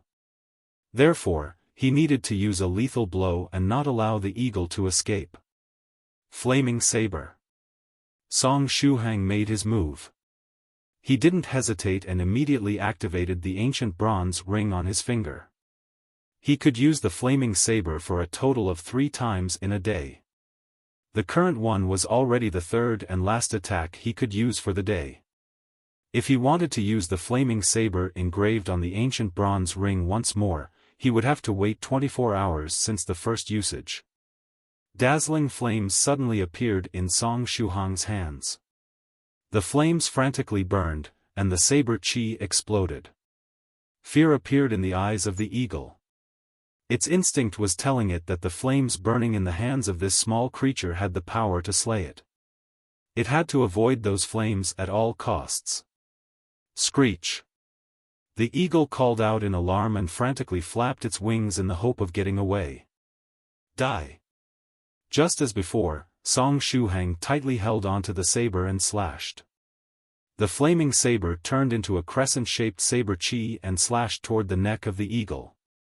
I can't afford to fail. Song Shuhang gritted his teeth while midair. Ryup. The flaming saber chi slashed toward the neck of the eagle. At this time, the huge eagle was frantically flapping its wings and trying to get away as soon as possible. One couldn't underestimate the will to live of living things. No matter which creature it was, when they faced a life-or-death situation, they would erupt with all their strength and surpass their limits. As expected, in the next instant, the eagle released all its latent strength. In the blink of an eye, the edge of the flaming saber was already there, ready to cut its neck. But in that exact instant, the eagle flapped its wings fiercely and flung its head backward with all its might. The saber chi of the flaming saber brushed past the eagle's neck, shaving off most of the plumage on its neck and chest. Blood was dripping from its neck, but it had managed to survive. It's not over yet. Song Shuhang opened his left hand, revealing a glittering talisman. He had prepared for all eventualities. After all, he could use the flaming saber only by relying on the ancient ring, and he couldn't control it as he wished. Luckily, he still had a sword talisman left. Although it was a bit of a waste to use something that had the attack power of a third-stage cultivator to deal with this huge eagle, Song Shuhang didn't mind it if it was to save his good friend. Sword! Song Shuhang shouted. However, no sword chi burst out. How is this possible? Did the sword talisman lose its effectiveness? Song Shuhang looked at the talisman in his hands as his complexion turned white. Because he wasn't grabbing a sword talisman, it was an evil-warding talisman. At this time, Song Shuhang's body lost its momentum and fell toward the ground. The eagle-grabbing Gao Momu flapped its wings and quickly put some distance between them. What's happening? Why did the talisman in my hand change into an evil-warding one? And I have no time to exchange it either, all the other talismans are in my backpack. Damn, I was too careless. Because of this mistake, I lost the last chance to save my friend.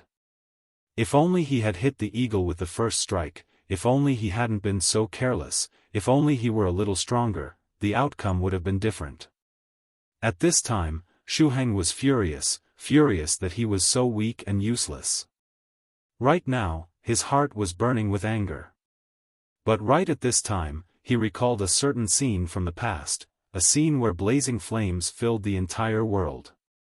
In that scene, Daoist priest Scarlet Heaven used a tree branch as a saber and slashed lightly.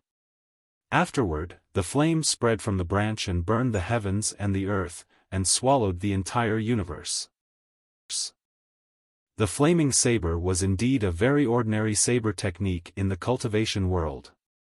It was a second-stage technique, that is to say, a first-stage cultivator would be unable to use it as he or she pleased. Even if they learned how to activate it, upon execution, flames would not appear on their saber. Only after the chi and blood energy within their bodies transformed to true chi would they be able to use the flaming saber technique, channeling their true chi to create flames.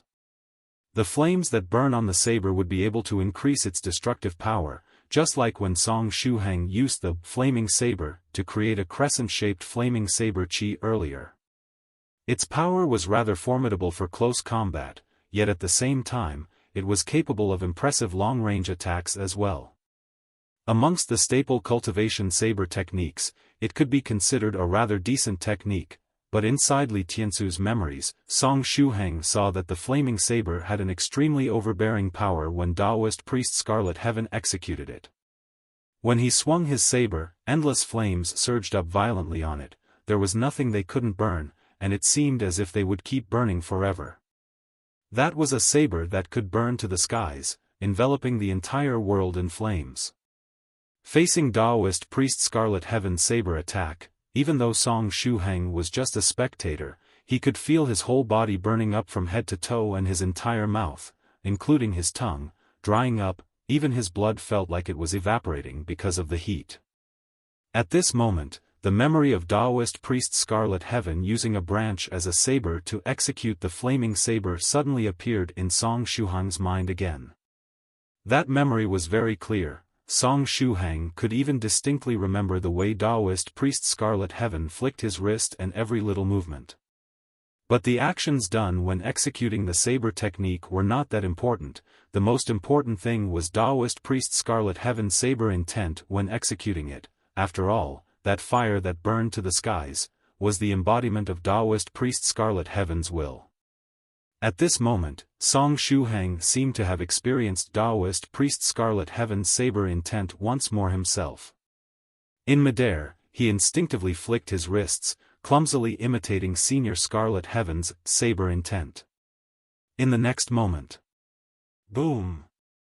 A layer of flame was ignited on top of the treasured saber broken tyrant. Except that these flames were a lot weaker compared to the ones ignited by the flaming saber attached to the bronze ring. It felt as though the flames would die out anytime. It was just a thin layer coating the treasured saber broken tyrant. Flaming Saber, Simplified Edition, should do for a tentative name, right? Regardless, Song Shuhang succeeded. The Flaming Saber, a technique that could only be executed by second-stage cultivators, was forcibly executed by him who was still in the first-stage realm. The qi and blood energy in the 4 apertures within his body, heart, eye, ear, and nose apertures, was channeled into the treasured saber broken tyrant. Even the energy the ghost spirit had accumulated was steadily channeled into the treasured saber broken tyrant. Song Shuhang's gaze was fixated on the eagle that was flying high up in the sky. The eagle was frightened and had already flown higher and higher, whereas Song Shuhang kept descending. The distance between the two of them became almost 10 meters in the blink of the eye. Ha! Song Shuhang waved his hand once again and dragged the treasured saber broken tyrant in reverse before swinging it upwards in a slanted manner. A small, pitiful flame lightly floated towards the eagle.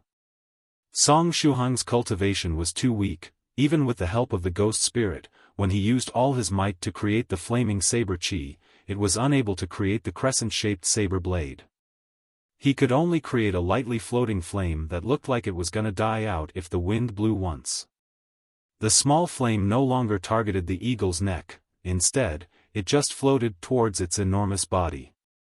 Even though the flame might be small and looked light and floaty, its speed was extremely fast. When Song Shuhang swung his saber, it had already struck the eagle's enormous body a second later.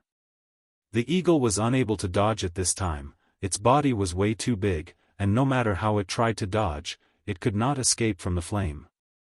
Additionally, this time, its instinct did not kick in. It didn't sense any danger. Pow! The small flame struck the eagle's body. Thereafter, it dissipated. It dissipated just like that. It did not seem to cause any harm to the eagle, not even the slightest bit. It was completely different from the overbearing flaming saber blade earlier. However, Song Shuhang, who was descending, secretly heaved a sigh. He lightly clenched his fist. Screech! At this time, the eagle in the sky suddenly let out a long cry. It used all its strength to flap its wings violently. However, that couldn't stop it from descending to the ground. At the same time, blood suddenly spurted from its back, just as though a candlelight-sized flame had penetrated through its back. As if the spurting blood was a cue, dozens of wounds on the eagle's back exploded with small flames shooting out from them in the next moment. Every one of these flames carried the powerful heaven-burning saber intent. Earlier, when that ball of flame struck the eagle's body, it did not dissipate but penetrated the eagle's body instead. The flaming saber qi was released from the inside, thoroughly sending the eagle straight to its death. The eagle struggled hard before its death, its talons unconsciously relaxing their grip. Gao Momu and the Black Uncle fell from the sky at the same time. Success, Song Shuhang muttered. Next, I must catch Gao Momu and the Black Uncle, or else, if they fall from a height of almost 40 meters, Gao Momu and the Black Uncle will become minced meat. Shuhang glanced sideways at the wall next to him and started to estimate where they might land. Next, he lightly tapped on the pendant on his neck. The Green Breeze Speed Boost pendant could only be used twice a day, and this was his second time today. After activating the pendant spell, a layer of green breeze enveloped Song Shuhang. His body became light and graceful, but most importantly, the green breeze that was enveloping him allowed Song Shuhang to slow down his landing to a large extent. Song Shuhang's body was akin to a willow leaf, lightly floating down in the sky. At the same time, he reached his hand into his backpack, searching for something. At this time, Lu Fei and her sister, Ye, Tubo, as well as the other passengers at the city's entrance were stupefied, their mouths agape. What Song Shuhang did earlier was completely out of their expectations. Perpendicularly running up the wall for about 40 meters was one thing, but the flaming saber chi used to strike the eagle's body was even more shocking. Lastly, Song Shuhang even killed an enormous eagle with a wingspan of almost 10 meters. Was it really something a human being was able to do? Was he a martial arts expert? Next, even if Song Shuhang were to suddenly stretch out his palm and materialize 18 golden dragons while shouting 18 subduing dragon palms, they wouldn't be surprised anymore. Naturally, the people who were more shocked than the passengers were Gao Momu and the black uncle who were falling from the sky at the moment. Gao Momu had thought that he was done for. When he was captured by the eagle and flew up into the sky, he was worried about his adorable girlfriend Yai and what would happen to her. In the future, would she look for a new boyfriend and eventually forget about him? Thinking about that, Gao Momu felt extremely depressed.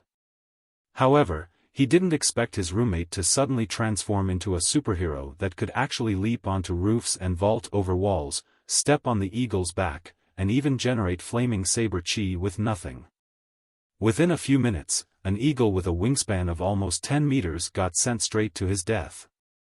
So bold and powerful, is this really Song Shuhang? The Song Shuhang I know isn't like that for sure though.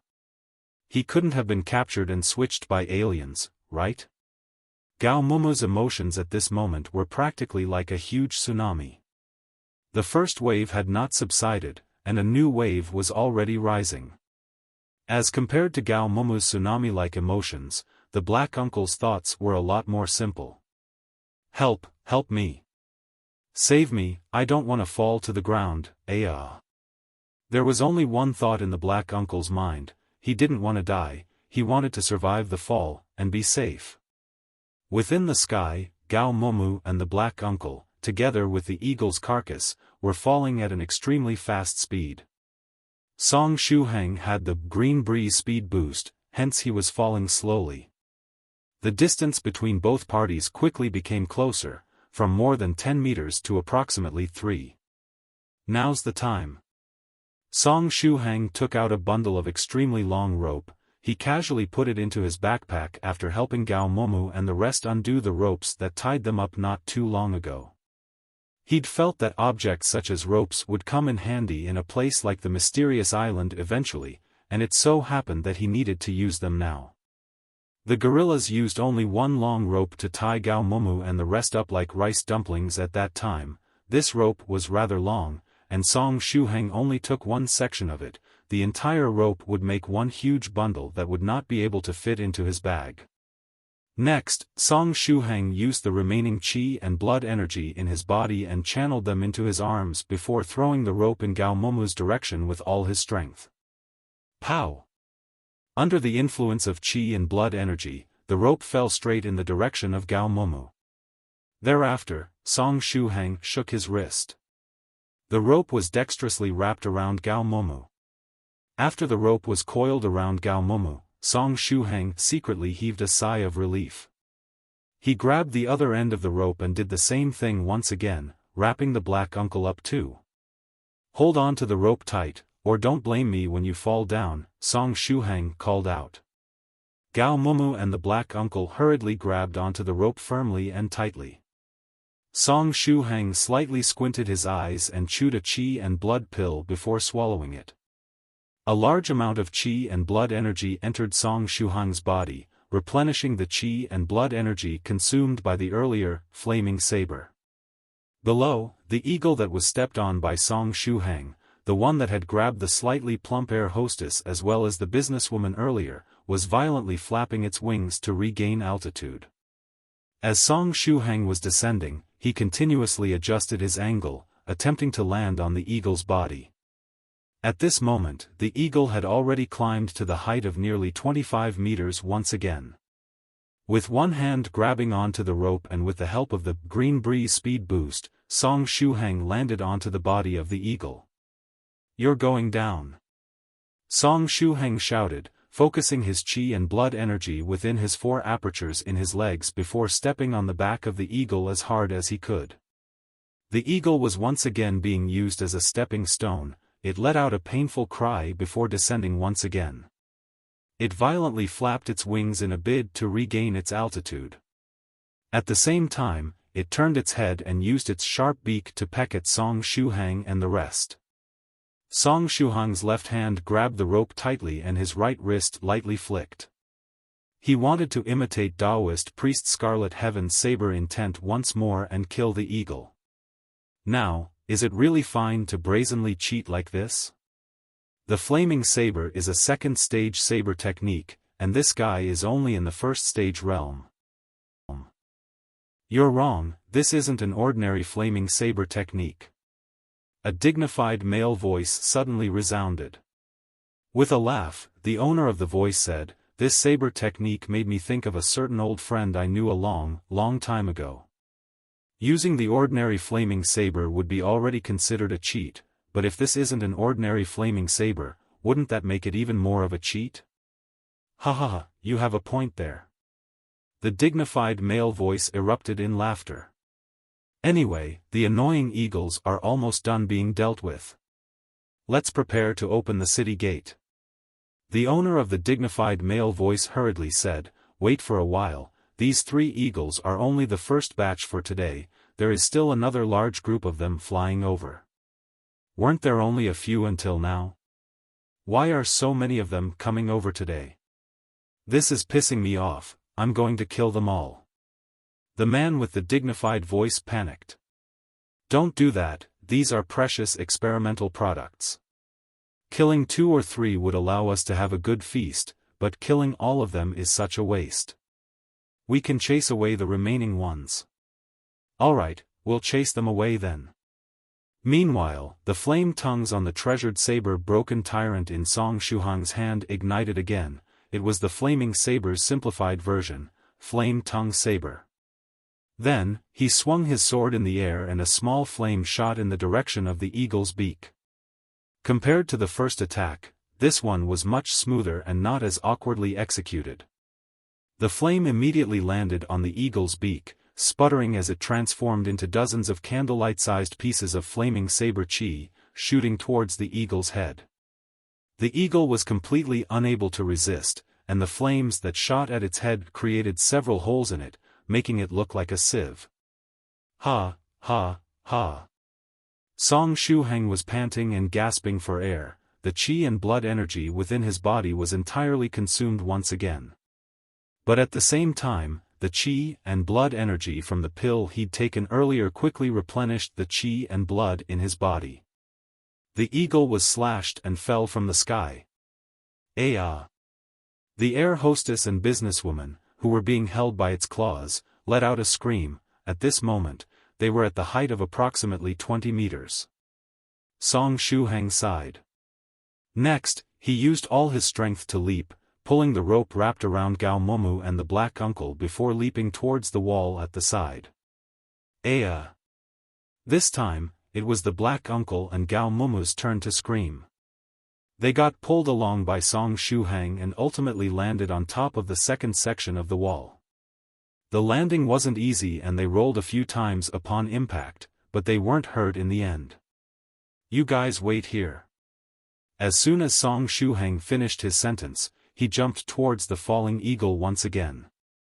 It might probably be because of the direct hit taken to its head, but after its death, the claws of the eagle were still tightly grabbing onto the air hostess and the businesswoman. In order to save the air hostess and the businesswoman, he had to first chop off the eagle's claws before freeing them. There was however absolutely no time for that. If that's the case, then I should fully utilize the eagle's enormous body. Song Shuhang had an idea. Song Shuhang rushed underneath the eagle's body and lightly shouted, "Basic fist number 1." With the support of the green breeze speed boost, he firmly punched the eagle's body, causing it to flip over. The huge eagle flipped over in midair with its legs facing upward, maintaining that position while continuously falling to the ground. At this moment, it was approximately 10 meters away from the ground. With the huge body of the eagle acting as a cushion, the two women should be safe and remain unscathed. Unfortunately, the green breeze speed boost could only be used twice, or else he could have used it on that eagle's body at this moment and slow down the landing, better ensuring safety for the two women that were clutched by its claws. But right now, Song Shuhang had no time to do anything anymore. He only had enough time to take the opportunity to turn himself over and stand on the eagle's body, borrowing strength from it to perform the virtuous man's 10,000-mile walk. Thereafter, he used his might to leap back to the first section of the wall. He also had to take Gao Mumu and the black uncle down. Shuhang! Hurry! Hurry! At this time, Gao Mumu, who was on the wall, suddenly started shouting frantically. He pointed to the sky. A group of black dots could be seen from afar, heading in the direction of the wall. Just by looking, the newcomers, giant eagles similar to the ones before, numbered at least 10. Song Shuhang suddenly felt his scalp go numb. He immediately threw the rope up, allowing Gao Mumu and the black uncle to grab it. Thereafter, he used the rope to get over to Gao Mumu's side. At this time, two enormous carcasses, one in front and one at the back, fell to the ground, creating a loud sound on impact. "Let's go down." Song Shuhang used one hand to hold on to Gao Mumu and the other to grab the black uncle. "How do we go down?" Gao Mumu asked out of curiosity. "We're at the altitude of 20 meters, we can't possibly be jumping down, right? We're running down." After Song Shuhang said that, he grabbed Gao Mumu and the black uncle tightly, then used his leg strength and executed the virtuous man's 10,000-mile walk as he ran madly down the wall. "Aiowa!" Gao Mumu screamed in a high-pitched voice. It wasn't because he was timid, but rather it was instinctive, akin to tearing up after getting your nose punched. He was being grabbed by someone, putting him in an upside-down position before dashing straight down from a height of about 20 meters. Anyone else in his position would scream too. Such an adrenaline rush was practically stronger than during bungee jumping. At least one would be tied to a rope when bungee jumping. The black uncle next time him did not scream this time, he only shut his eyes tightly and firmly grabbed on to Song Shuhang's arm. A few breaths later, Song Shuhang safely brought the two of them onto the ground. "Go hide in the gap of the city entrance," Song Shuhang said while approaching the eagle's carcass. The air hostess and businesswoman were still alive. They struggled for a bit and climbed out from under the eagle's claws. There were a couple of scars made by the talons on the air hostess body. The businesswoman was in a slightly worse condition. Just before the eagle died, it tightened its grip, squeezing her waist so tightly it almost burst. Fortunately, she was rather slim. If it were someone fatter, his or her intestines would have been squeezed out. Song Shuhang leapt onto the enormous eagle's body, holding on to the businesswoman and the air hostess before leaping down once again with them. "Go," said Song Shuhang. There were still approximately 10 eagles approaching in the sky. The moment he thought of having to deal with 10 eagles, Song Shuhang's scalp started to go numb. He had already used up a lot of energy to kill 2 eagles. If it were 10 of them attacking at the same time, he honestly had no confidence in guaranteeing the safety of so many passengers. Furthermore, Zhuge Yue and Zhuge Zhongyang were still out in the wilderness. Within the gap of the city entrance, Yai was crying in Gao Mumu's arms, using her small fists to punch his chest hard. Gao Mumu had a face of bliss, using sweet nothings to console his girlfriend.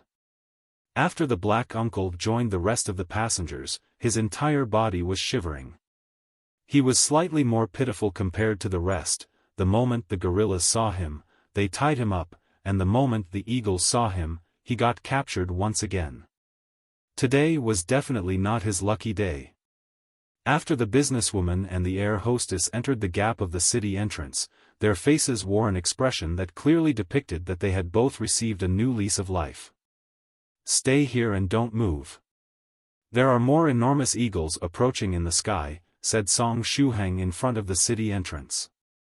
The passengers' faces stiffened and everyone hurriedly hid behind Song Shuhang.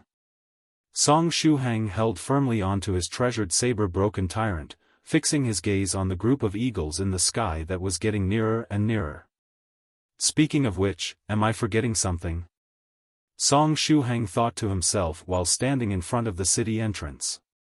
For some reason, he felt that something was missing from the city entrance's gap. "I remember now, Joseph." Joseph had not returned. He is still on his way back. Please be safe. Speaking of which, can we say we're playing Eagle and Chicks 1? With the eagles in the sky catching us, the chicks, and Song Shuhang as the hen, protecting us? At this moment, Lu Fei blinked her eyes and suddenly broke the silence. Song Shuhang stiffly turned his head around and laughed bitterly at Lu Fei. This young lady was rather optimistic. She could still crack a joke in their current situation. "Ahem, I shouldn't be a hen, should be a rooster," Song Shuhang said with a sigh. "I'm male." "Hee hee." Lu Fei laughed cheekily. The passengers looked at the view of Song Shuhang's back. Song Shuhang did not have a huge frame, neither was he stocky. But at this moment, in the eyes of everyone present, his figure was extremely huge, allowing people to feel reassured and at ease. After all, the two carcasses of the eagles next to the wall served as a contrast to show Song Shuhang's might. The eagles in the sky drew closer and closer. However, when they had reached a certain altitude, they did not charge at them like those eagles earlier. Their intelligence might be low, but when they saw three carcasses of their brethren, they became somewhat vigilant. They were circling in the sky, testing waters. Song Shuhang held his treasured saber broken tyrant tightly while keeping a qi and blood pill in his mouth, preparing to replenish his qi and blood energy once it got fully consumed once more. But right at this time, a strange sound came from above the wall. It sounded like a switch was activated, and then something got lifted. It wasn't loud, only Song Shuhang, who had opened his ear aperture, could hear it. "Are the ancient city's defense weapons being activated?" Song Shuhang speculated. Beep beep. At this time, a piercing sound came from above the ancient city's wall. The sound was similar to the sound made by some speaker system when it got powered on. It was extremely piercing and painful to the ears. The passengers behind Song Shuhang immediately covered their ears. "Evil creatures, scram." At this moment, an extremely loud voice could be heard from the speakers. The voice was overbearing and very deep.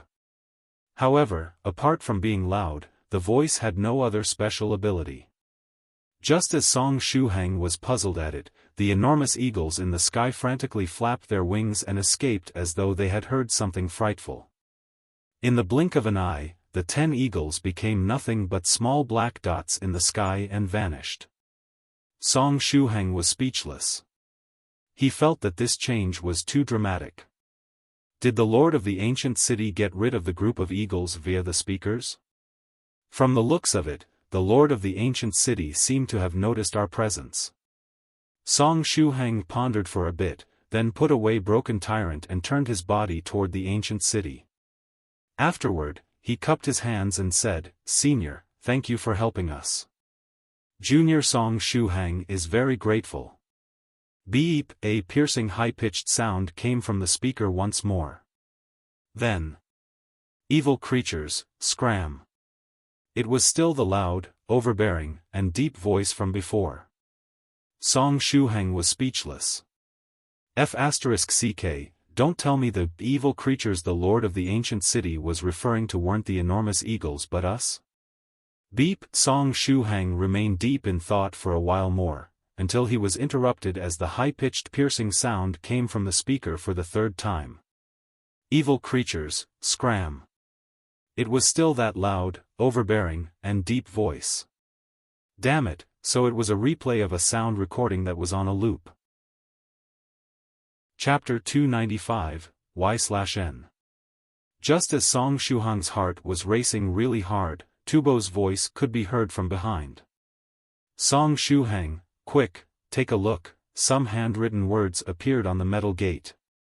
Song Shuhang turned his head around and looked toward the gate. Then, he saw a layer of light appearing on top of the carved patterns on the metal door. A string of strange writings appeared on top of the light. The writings weren't Chinese characters, nor were they English, German or Russian, etc. They did not belong to any of the main languages of the world. However, everyone actually strangely understood what those writings meant. Do you miss your home and its warmth? Do you want to go back to the place you think about day and night in an instant? Person who is roaming about the ends of the earth away from home, make your choice. Yes or no? Make your choice, make your choice. Those three words resounded in the minds of everyone, like the work of a devil. Every single person looked at each other in the eye before looking at Song Shuhang. Ever since they saw Song Shuhang killing 2 eagles by himself, whenever the passengers faced a strange situation, the first person they thought of was Song Shuhang. Song Shuhang furrowed his brows and then speculated, could this be the method to open the door? Or, could this be the method to leave this island? The option on the gate was most likely the one that would open it. However, from the tone of the string of words, it also seemed as though it had the intention to send one back to their hometown. Tubo suggested, why don't we press yes and give it a shot? If the gate opens, we can enter the ancient city. Wait a minute, Tubo. What if it is the way to leave the island? After leaving the island, where will we end up at? And also, by what means do we leave? Will a passage suddenly appear below our feet, making us fall into it? Asked Gao Momo worriedly as he hugged his girlfriend, Yai. Everyone stared at Song Shuhang once more. Song Shuhang shrugged his shoulders and said, I don't know. He was not an all-knowing prophet or a magic mirror like the one in Snow White. At this time, the black uncle squeezed in to the front and laughed. Regardless of whether the gate opens or I go home, I like both options. Let me try. Yes, I want to go home, I want to go back.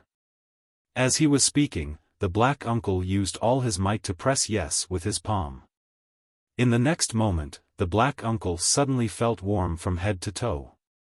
It was so warm, as though he had gone back to his mom's embrace in his childhood. Ah, so this is the warmth of home, the black uncle said in a high, Aria 1 voice. However, the rest of the passengers around were looking fearfully at the black uncle. The black uncle lowered his head and looked at his body, F***ck. A layer of flame-like light appeared on his body. The warm sensation he experienced earlier was actually caused by the blazing light. Additionally, the flame-like light looked very familiar. Wasn't it the same light that appeared on the passengers' bodies on the plane? After the flame finished burning, the passengers all turned into tiny dots of light and vanished. It was not known if they were still alive or already dead. So, this was the warmth of home? Warmth your mom, warmth your grandpa, warmth your family's ancestors. Ultimately, the black uncle turned around and looked at Song Shuhang. Under the blazing light, his dark face somewhat had the divine feel. Guys, am I gonna die? Song Shuhang went silent and replied gravely, you should be leaving the island. If you think about it in detail, perhaps the people who disappeared on the plane did not die but simply got teleported out of the plane. Perhaps when you wake up, you might already be back at home. Even if he was really dying. I should at least give him a peace of mind and some consolation. If he harbored any resentment prior to death, he might become a resentful ghost. As they were speaking, the speakers once again made a piercing sound. Thereafter, the overbearing and deep voice was heard, "Evil creatures, scram." After that, the black uncle's body turned into particles of light, akin to sand, and started dissipating. It almost seemed as if the black uncle matched the timing with it. F***ck, you're the evil creature. The black uncle pointed a middle finger in the direction of the wall as he used the last bit of his strength to shout. Song Shuhang was speechless. Tubo was speechless too. And so was Gao Momu, and the rest of the passengers. Speaking of which, the Chinese spoken by that black uncle was kinda awkward, but he actually understood "evil creature," a rather harsh word used to insult others. Was learning Chinese a trend abroad recently? Very soon, the black uncle disappeared. Everyone went silent. At this time, the small boy turned around and looked at Song Shuhang. Big brother Shuhang, did the black uncle really go home? The boy's huge jet-black eyes looked so pure. Song Shuhang lightly patted his head. Big brother is unable to confirm what happened earlier. Perhaps he went back, perhaps he simply disappeared. Thank you, big brother. The small boy flashed a wide grin and then abruptly went to the gate and used his small hand to hit yes. Goodbye everyone, I'm going to look for daddy and mommy. The small boy's body was enveloped by flame-like light, he waved goodbye to everyone. His mom and dad both became tiny dots of light and disappeared while still on the plane. This little fella kept following everyone but did not cry or throw tantrums. He was a sensible child, entirely different from the small monk Song Shuhang was taking care of, who only looked serious and sensible on the outside but was a little devil on the inside. Song Shuhang really liked obedient children, the type you wished you could take them home and hug repeatedly. The small boy also transformed into dots of light and vanished. Apart from the black uncle and the small boy, no one else pressed the yes option. The rest of the people stayed in their original positions, nobody stepped forward to press either one of the scary buttons. After all, it could not be confirmed if pressing yes would allow them to leave the island for real or simply transform them into dots of light instead, leading to their demise. Hence, the people at the scene did not recklessly make a choice. You only live once, and it isn't a game where you're given an opportunity to respawn after dying. Since the yes option will cause one to disappear, then perhaps No might open the door, said Song Shuhang. Thereafter, he took a step forward, preparing to hit the No option. Wait a minute, Shuhang. At this time, Tubo pulled Song Shuhang back and said, let me do it. If you press the No option and transform into dots of light before vanishing, nobody would be able to fight off the group of enormous eagles in the event they launch another attack. No, let me do it, Song Shuhang said softly. If I'm the one who does it, at least I still have some tricks up my sleeve, and even if I really get turned into dots of light, at least I still have some means of dealing with it.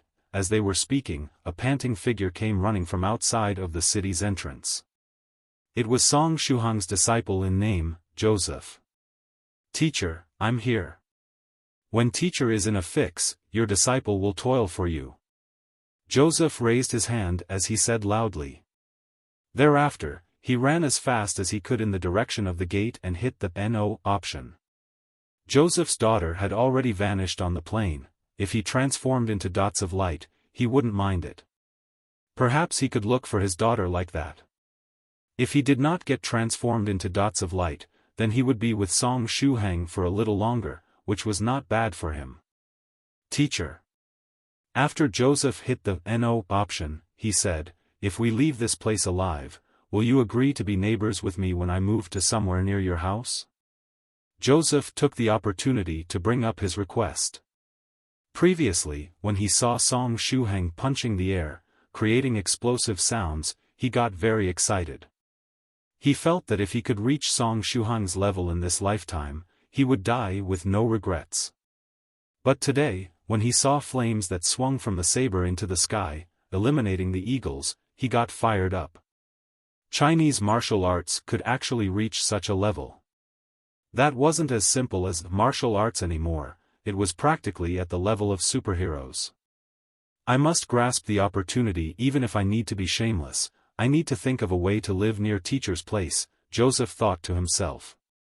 He had already decided, regardless of whether Song Shuhang agreed or not, once they left the small island, he would buy a house near Song Shuhang's place. All right, replied Song Shuhang without any hesitation. Having another neighbor wasn't a big deal. Moreover, after he had succeeded in his cultivation practice in the future, he was planning to take his family along with him and leave the mortal world. At the time, if he and Joseph still had a master and disciple relationship, he would bring him along with them. Since that was the case, if Joseph wanted to be neighbors with him, Song Shuhang naturally wouldn't mind. Joseph looked very satisfied. A moment later. Why is there no response? Joseph asked out of curiosity. He had hit the "no" option many times for a while now. Why wasn't there any response? Joseph was in disbelief and used all his might to hit the "no" option several times. Still no response. Hit again. Bam bam bam, Joseph hit it more than 10 times consecutively. This time, there was finally a response. On the gate, a row of words appeared above the light: "Stop hitting so many times, or do you wish to get reincarnated ahead of time? Don't you see how heavy the gate is and how much power is needed to open it?" Joseph was speechless. Song Shuhang was speechless too. And so were Gao Mumu, Tubo, Yai, Lu Fei and her sister, as well as the rest of the passengers. However, if "no" opens the door, then could it be that the "yes" option really sends people home? Gao Mumu pinched his nose bridge. After the appearance of the enormous eagles, the logical worldview they had lived with for tens of years collapsed almost immediately. Perhaps transforming people into dots of light was a means of teleportation to send people home? Things such as worldview were difficult to establish, but destroying them was easy. This was what was meant by "destroying is easier than constructing." After hearing this much, the eyes of the chubby air hostess lit up. She hurriedly went forward and used all her strength to hit the "yes" option while the door had not been fully opened and the words on the gate were still lit up. But this time, no flames appeared on the air hostess body. Did I miss the opportunity? The chubby air hostess thought to herself. At this time, a row of words appeared within the light: "Don't hit me, if you do, I'll fall out with you." The chubby air hostess got a really huge scare. She was so startled she jumped back, almost knocking Tubo, who was standing behind her, to the ground. About 2 minutes later, the heavy and enormous metal gate started to go up slowly. However, the gate did not fully open but stopped after creating a 2-meter-tall gap beneath it. That was enough to let everyone through, though when they were passing through the city gate, it made them feel kinda scared. With such an enormous metal gate suspended above their heads, they couldn't help but feel that there was a possibility of it dropping on them by accident. If it dropped, wouldn't the people beneath it get squashed into human paste? Hence, the passengers took quick steps to get under the gate, afraid of getting squashed to a pulp in the event it did drop. After safely passing through, everyone secretly heaved a sigh of relief. Next, they curiously sized up the view on the other side of the city gate. What they saw was an extremely wide path that led straight into the inner city. There were ancient trees planted neatly on both sides of the path that were at least 10 meters tall, and a clear river. And on the side, there was an elderly man wearing ancient clothes. It seemed as though he had been waiting for them.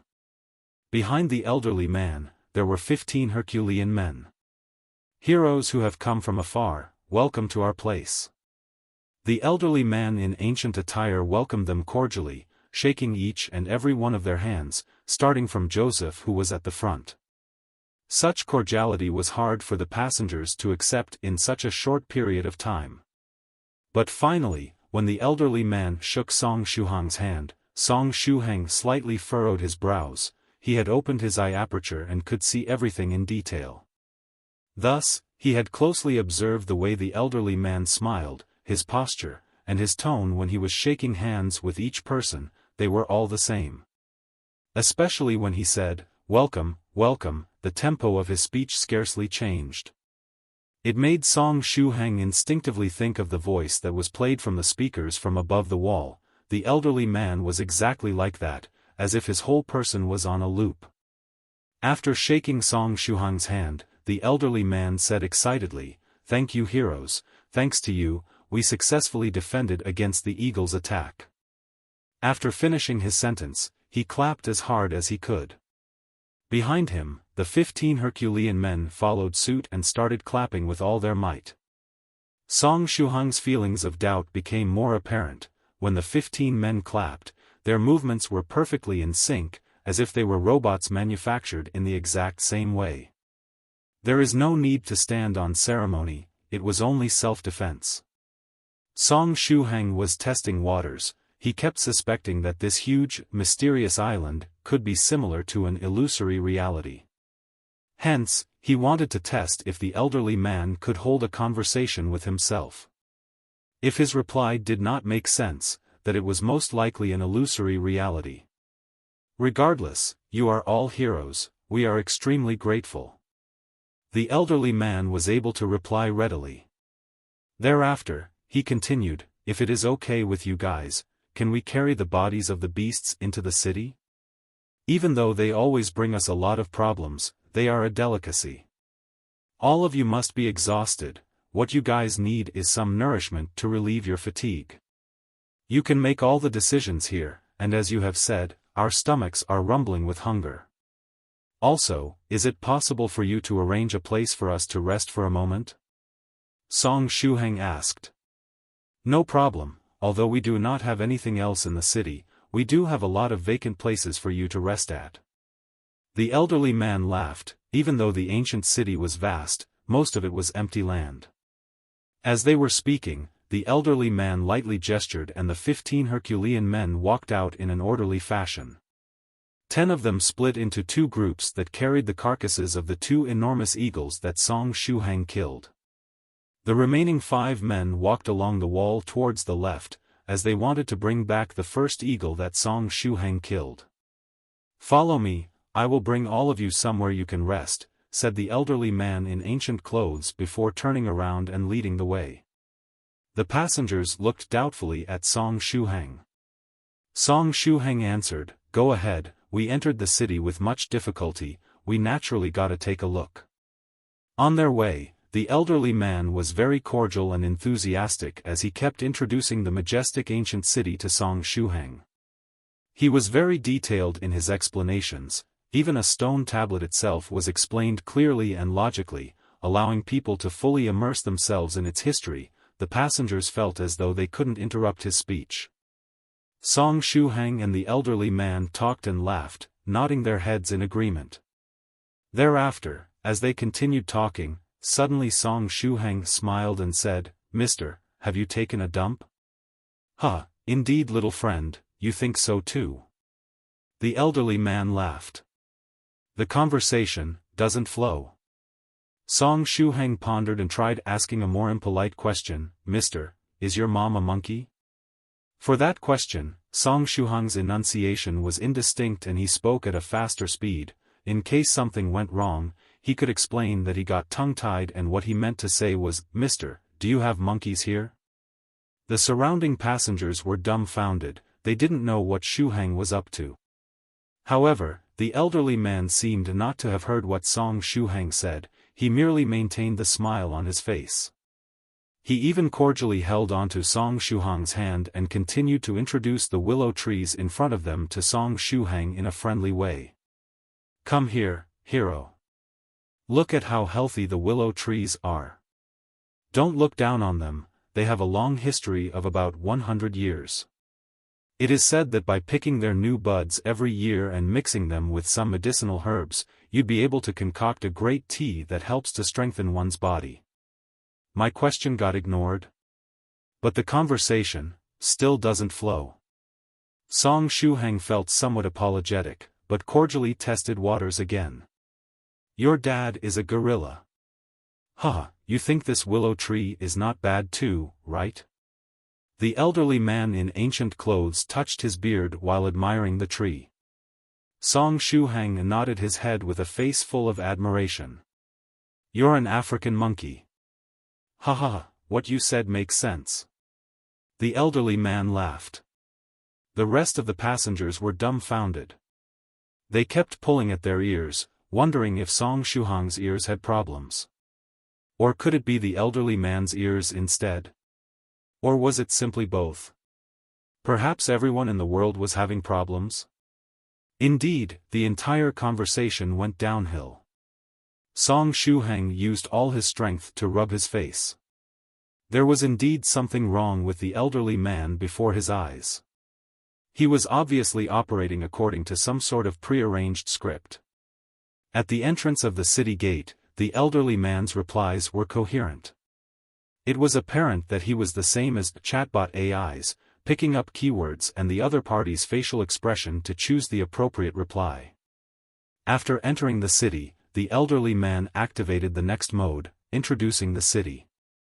He continuously introduced everything in the city, such that everyone else had no chance to interrupt. Even if it wasn't an illusory reality, the elderly man was most likely the host of an AI or something similar. Forget it, bullying a chatbot AI doesn't make me feel accomplished. I should just directly ask what I want to know the most. "Old man, I have a question. Earlier on, did the passengers who chose the yes option on the city gate really get sent home?" asked Song Shuhang. "The option on the city gate? What's that?" The elderly man in ancient clothes turned his head and asked curiously in reply. This question isn't in the sphere of the elderly man's knowledge. Song Shuhang asked once again, "Then old man, how can we leave this place?" At this moment, all the passengers shot anticipating gazes in his direction. "Leave this place?" The elderly man pointed at the tallest tower within the city and said, "See that tall tower? There is a huge transaction place in there. No matter who you are, you can use an item on your body to enter and exchange it for something you want. It's a very honest transaction, you can definitely transact at an equal value. You can exchange for an opportunity to leave this place?" Song Shuhang asked immediately. The elderly man shook his head. "I already said that it is an honest and fair transaction, so how can we use the opportunity to leave to coerce people? As long as you complete one transaction, regardless of what kind of transaction it is, upon completion, you can leave this place." Song Shuhang stared blankly. "That simple? Since it's that simple, then why did the seniors in the 9 provinces #1 group face all kinds of difficulties on the mysterious island? Even though they did not suffer from any major injuries, they did go through a couple of grueling experiences. Lastly, didn't they also end up losing their memories? Could it be that the seniors went to a different place? Or perhaps, did they enter a different zone? We're here, this place is under my jurisdiction. The house is pretty big, everyone please feel free to make yourselves comfortable. In a while, when the young men are done carrying the beasts, I will show you my skills." The elderly man laughed and performed some cooking gestures. "Sorry to trouble you," replied Song Shuhang. Even though he was an AI person, he did indeed help him and everyone else a great deal by telling them how to leave that place. After resting for a bit and recovering his strength and mental energy, he would be able to search for Zhuge Yue and Zhuge Zhongyang before heading to the tall tower and return home. In that case, please take a good rest. I won't impose on all of you any further, the elderly man said warmly. Everyone hurriedly greeted the elderly man politely. The elderly man turned around and left. But, after walking 2 steps, he suddenly froze. Thereafter, for no apparent reason, he went to Song Shuhang and warmly shook Song Shuhang's hand. At the same time, he said in a voice that only Song Shuhang could hear, "Welcome to the heavenly island, Song Shuhang. I hope you have a great time." Upon hearing that, Song Shuhang stiffened. The elderly man in front of him wasn't an AI. And also, why did he say his name with pauses? F***ck, wait a moment, if he wasn't an AI, then the couple of things he said earlier were too much. The elderly man would definitely remember it. After shaking Song Shuhang's hand vigorously, the old man in ancient attire left with a satisfied look on his face, leaving behind a stunned Song Shuhang. After seeing Song Shuhang's stiff expression, Tubo asked somewhat confused, "Shuhang, what did the old man tell you?" "Nothing, he just said that we should enjoy our stay on the island," Song Shuhang replied.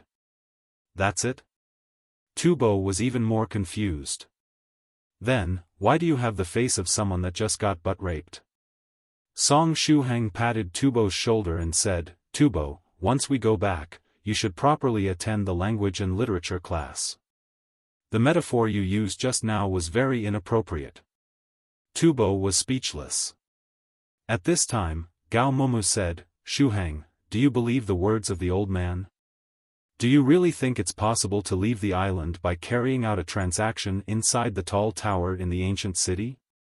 Gao Momu hadn't met a bizarre situation such as this before, but both in movies or games, it wasn't usually so easy to leave once you were in this kind of situation, right?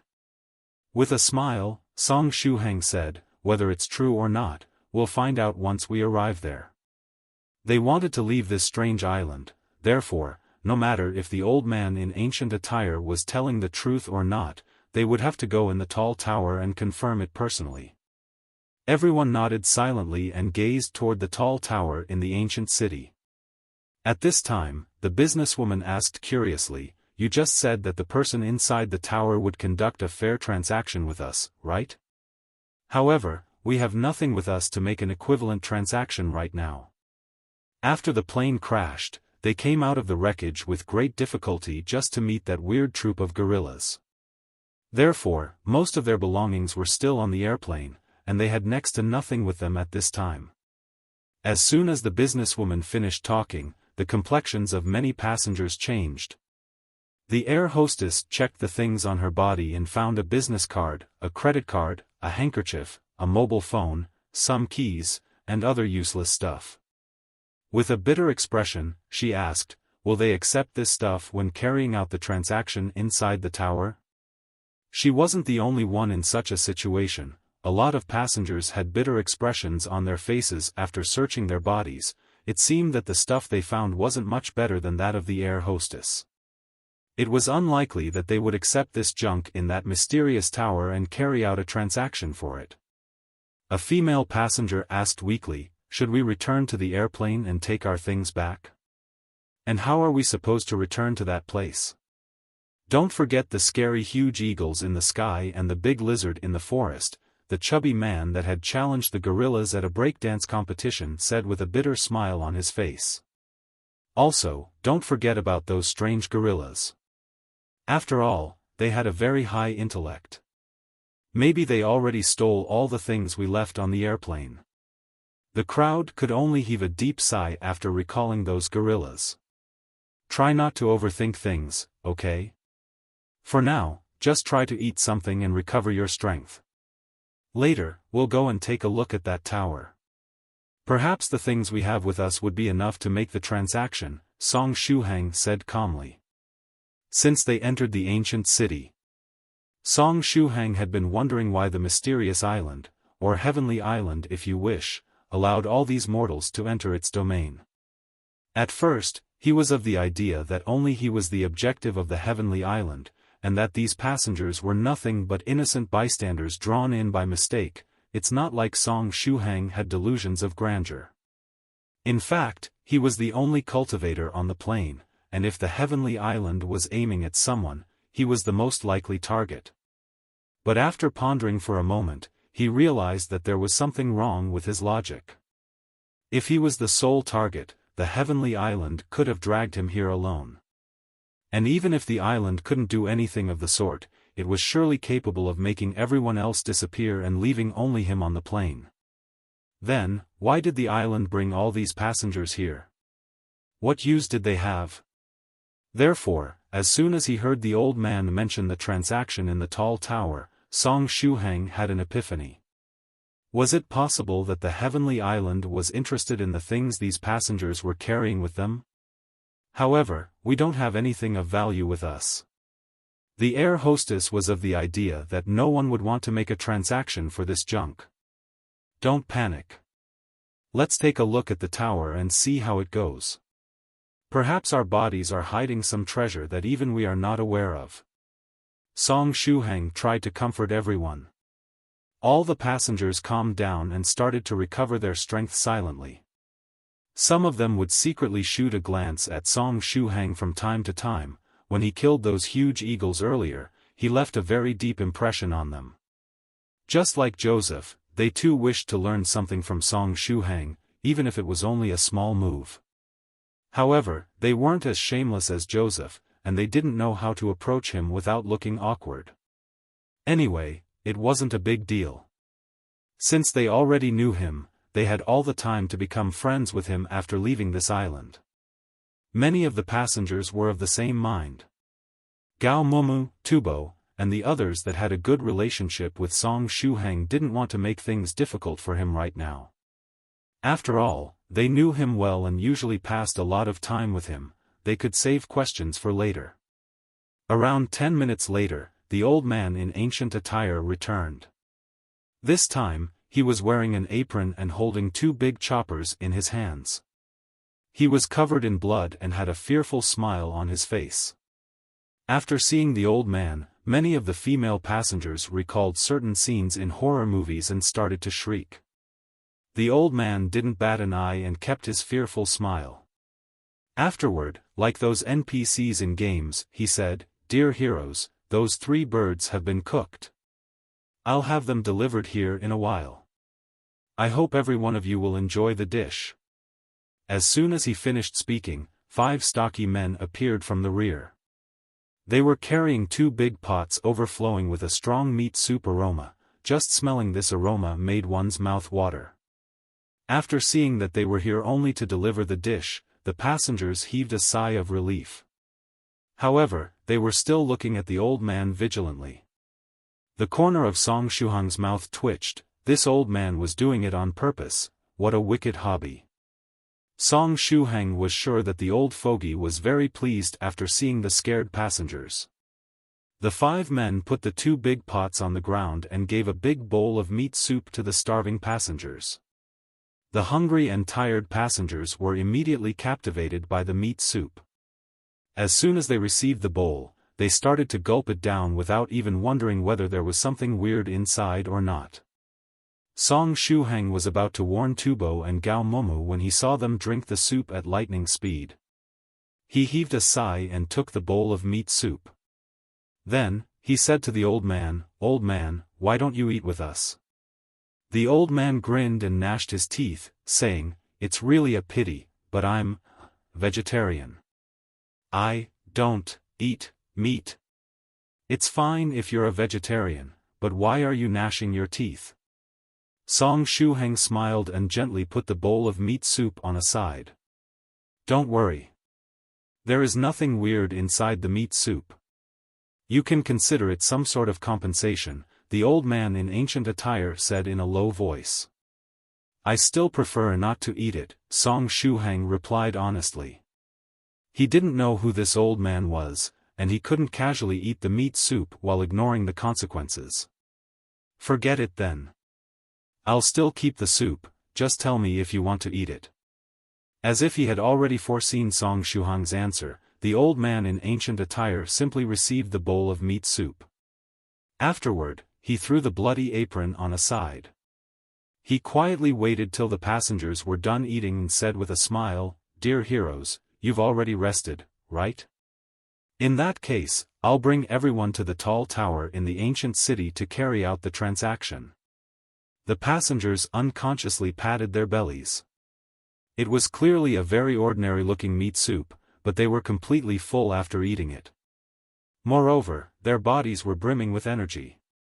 They felt as though they could run a 10 kilometers marathon straight without a hitch. That meat soup was really miraculous. They set out on the main road, entered the inner city, and arrived in front of the high tower under the lead of the old man. Along the way, the passengers were surprised by the small number of people living in the city. Even the inner city was sparsely inhabited, the whole city seemed like a huge ghost town. They only met people here and there. Since all major Chinese cities were very crowded, the passengers were at a loss after seeing this scene. Very soon, they arrived beneath the tall tower. The old man cupped his hands and said, "Everyone, I can only accompany you till here. After you enter the tower, someone else will come to greet you. If everything goes well, you'll leave the island after completing the transaction. Finally, I hope everyone can obtain something good from the transaction," the old man said with a smile. "I hope your words come true," Song Shuhang replied. Then, he brought Gao Momu and the others along and entered the ancient tower. When they stepped inside the tower, they suddenly felt a zero-gravity feeling, just like when an elevator goes downward. Soon after, the scenery before their eyes changed, and they found themselves inside a huge main hall made of precious stones. There were many things in there, and all of them were made of precious stones or jewels. Even tables were made of many precious gems stuck together. Cups were also made of huge gems that had been hollowed out. A terrifying divine-level nouveau riche aura blew in their faces. When the air hostess saw this scene, she gripped tightly the things she was holding in front of her chest, her expression pained. Let alone the things she had with her now, even if she were to sell herself, she wouldn't have enough money to afford the smallest gem in this hall. Because, even the smallest gem here had the size of a fist. How was she supposed to make a fair transaction? What could she possibly exchange? The air hostess wasn't the only one thinking this, even the other passengers were of the same mind and felt helpless. "Hello ladies and gentlemen, welcome to the Starry House. In this place, we always conduct an equivalent exchange. Therefore, you can completely be at ease whether you're buying or selling." A clear and sharp voice echoed throughout the hall made of precious stones. "Here at the Starry House, we treat both the young and the old honestly, we sell genuine goods at reasonable prices, and all our articles are genuine.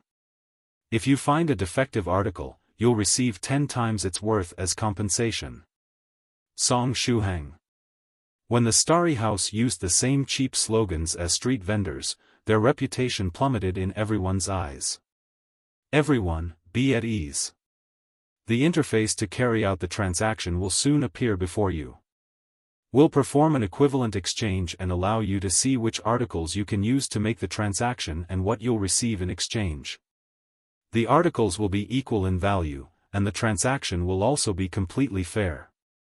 After hearing these words, everyone took a deep breath and tried to calm down. Afterward, a light screen appeared in front of each person. Everyone could only see their own screen. At this time, the air hostess cried out in surprise. What? You only want my pendant?" She looked at the pendant hanging around her neck. She bought this pendant in a small antique shop for 30 renminbi.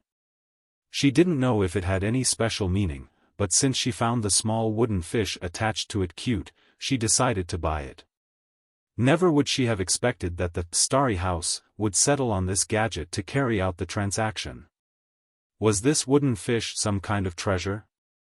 Then, she curiously looked at what the Starry House was offering in exchange for this wooden fish. The Everlasting Youth Pill. Description: Do you want to look like a lovely 20-year-old woman while in your 50s? Do you want to look like a 30-year-old beauty while in your 70s? No need to worry, the Everlasting Youth Pill can greatly delay the aging of the human body. This is what you deserve. If someone were to sell her something like the Everlasting Youth Pill earlier, the air hostess would surely curse them and label them as a scammer. But now, she was inclined to believe the description of this item, because all the things that happened today had exceeded common sense by far. Then, she looked at another article they were offering in exchange for the wooden fish. Calamity Dispersing Amulet. Description: Wearing this amulet will help you avoid a calamity. It allows its user to escape a life or death situation once. This description was very straightforward and contained no shameless boasting. There were only these two options, and after pondering for a moment, the air hostess resolutely chose the everlasting youth pill. It seemed that beauty was more important than a one-time chance to escape a calamity for this air hostess. Congratulations. You've successfully carried out the transaction in the Starry House. Would you like to immediately leave the Heavenly Island, or do you prefer to leave after 24 hours? That voice echoed in the hall once more. At this time, a glittering and fragrant pill appeared in the palm of the air hostess. She turned her head and looked at Song Shuhang. It seemed she wanted to hear his opinion on the matter. After thinking for a moment, Song Shuhang replied, "This heavenly island is full of dangers. Therefore, I suggest everyone to leave as soon as they get the chance. After all, I'm a lone man, and it's difficult for me to protect everyone. If we were to chance upon something akin to those huge eagles again, I'm not sure if I can guarantee everyone's safety." When the crowd recalled those two terrifying eagles they met at the city gate, their complexions changed. "In that case, let us meet again in the real world, Mr. Shuhang." The air hostess nodded her head and swallowed the fragrant medicine pill. Next, she chose the option to immediately leave the heavenly island. Song Shuhang nodded faintly. "But will we really meet in the real world? At the time, you won't have any memory of the things that happened on the heavenly island. For powerful cultivators, it was quite easy to wipe someone else's memory. And in this case, even those seniors from the 9 provinces number 1 group remembered nothing about the heavenly island. After leaving the heavenly island, even if Song Shuhang and the air hostess were to meet again, they wouldn't recognize each other. The air hostess chose the option to leave the island immediately. Soon after, a blazing light started to burn on her body. It was the same light that had appeared on the plain and in front of the city gate. The air hostess was scared by this sudden change. The voice from before echoed in the Starry House once more and explained, "No need to be afraid. This is just a means to send you back, it won't cause you any harm. Once you wake up, you'll find yourself in your warm bed." After hearing these words, the crowd recalled to mind the scene in front of the main gate and the choice between yes and no, so that choice was really about being sent home or not. After hearing this much, Joseph also heaved a sigh of relief. If that was the case, his daughter was also sent home when she was engulfed by the blazing light back on the plain. Just like Joseph, a lot of people were relieved after hearing these words. It seemed that some of their family members or friends had disappeared while still on the plane. After the air hostess, more and more passengers started to carry out their transactions. The traded things were of various types, so many that it exceeded the imagination of those present. Someone had to trade the leather coat they were wearing, someone their engagement ring. Interestingly enough, the chubby breakdancer had to trade off a birthmark he had since he was little, obtaining a big necklace of fine gold in exchange that somewhat resembled a dog collar. The funny thing was that he was already planning to have that birthmark surgically removed, but now, not only he got rid of it for free, he even obtained a thick necklace of gold in exchange. He really struck it rich. After looking at his screen, Tubo was stunned. Because he was asked to trade a syringe of fresh blood. And he could exchange it for a bowl of meat soup similar to the one the old man served them before. Moreover, it was the only transaction he could carry out. A syringe of blood, and meat soup. Tubo was confused. However, he didn't immediately carry out the transaction. He looked Gao Momu in the eye and turned his head toward Song Shuhang. After seeing the worried face of his roommates, Song Shuhang smiled as he said, "Guys, don't waste time.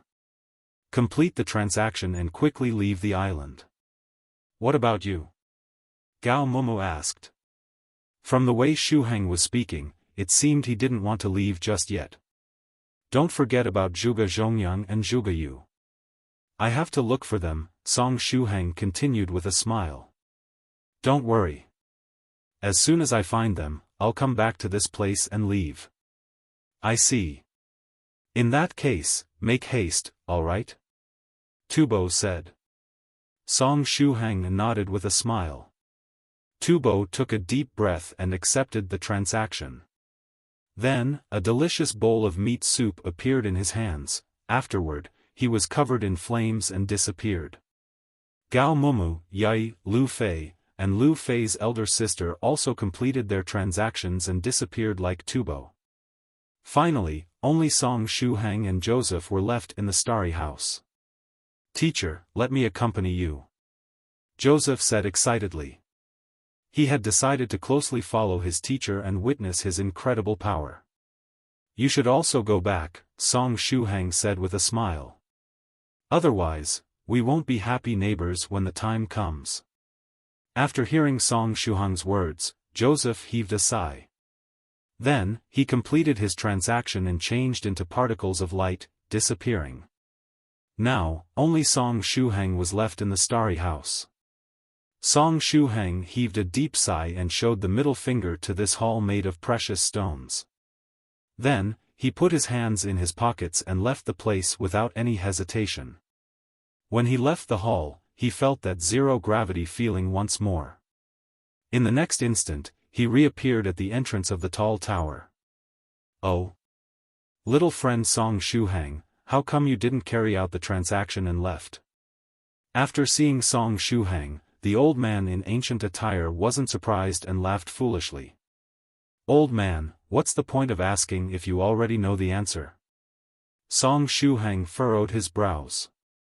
"Since the beginning, the Starry House had no intention of letting me carry out the transaction, right?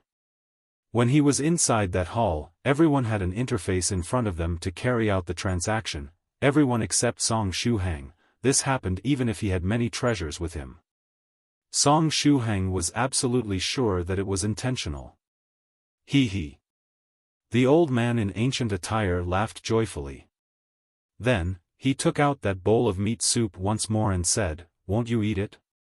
Song Shuhang took the bowl and clenched his teeth, saying, "Old man, speak clearly. Who are you?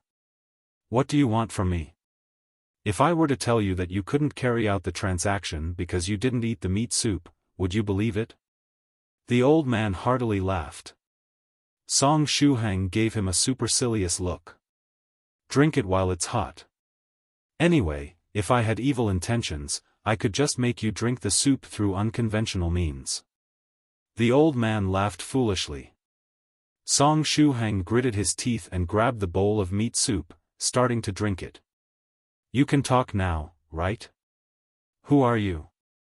Why were you looking for me?" "Youngster.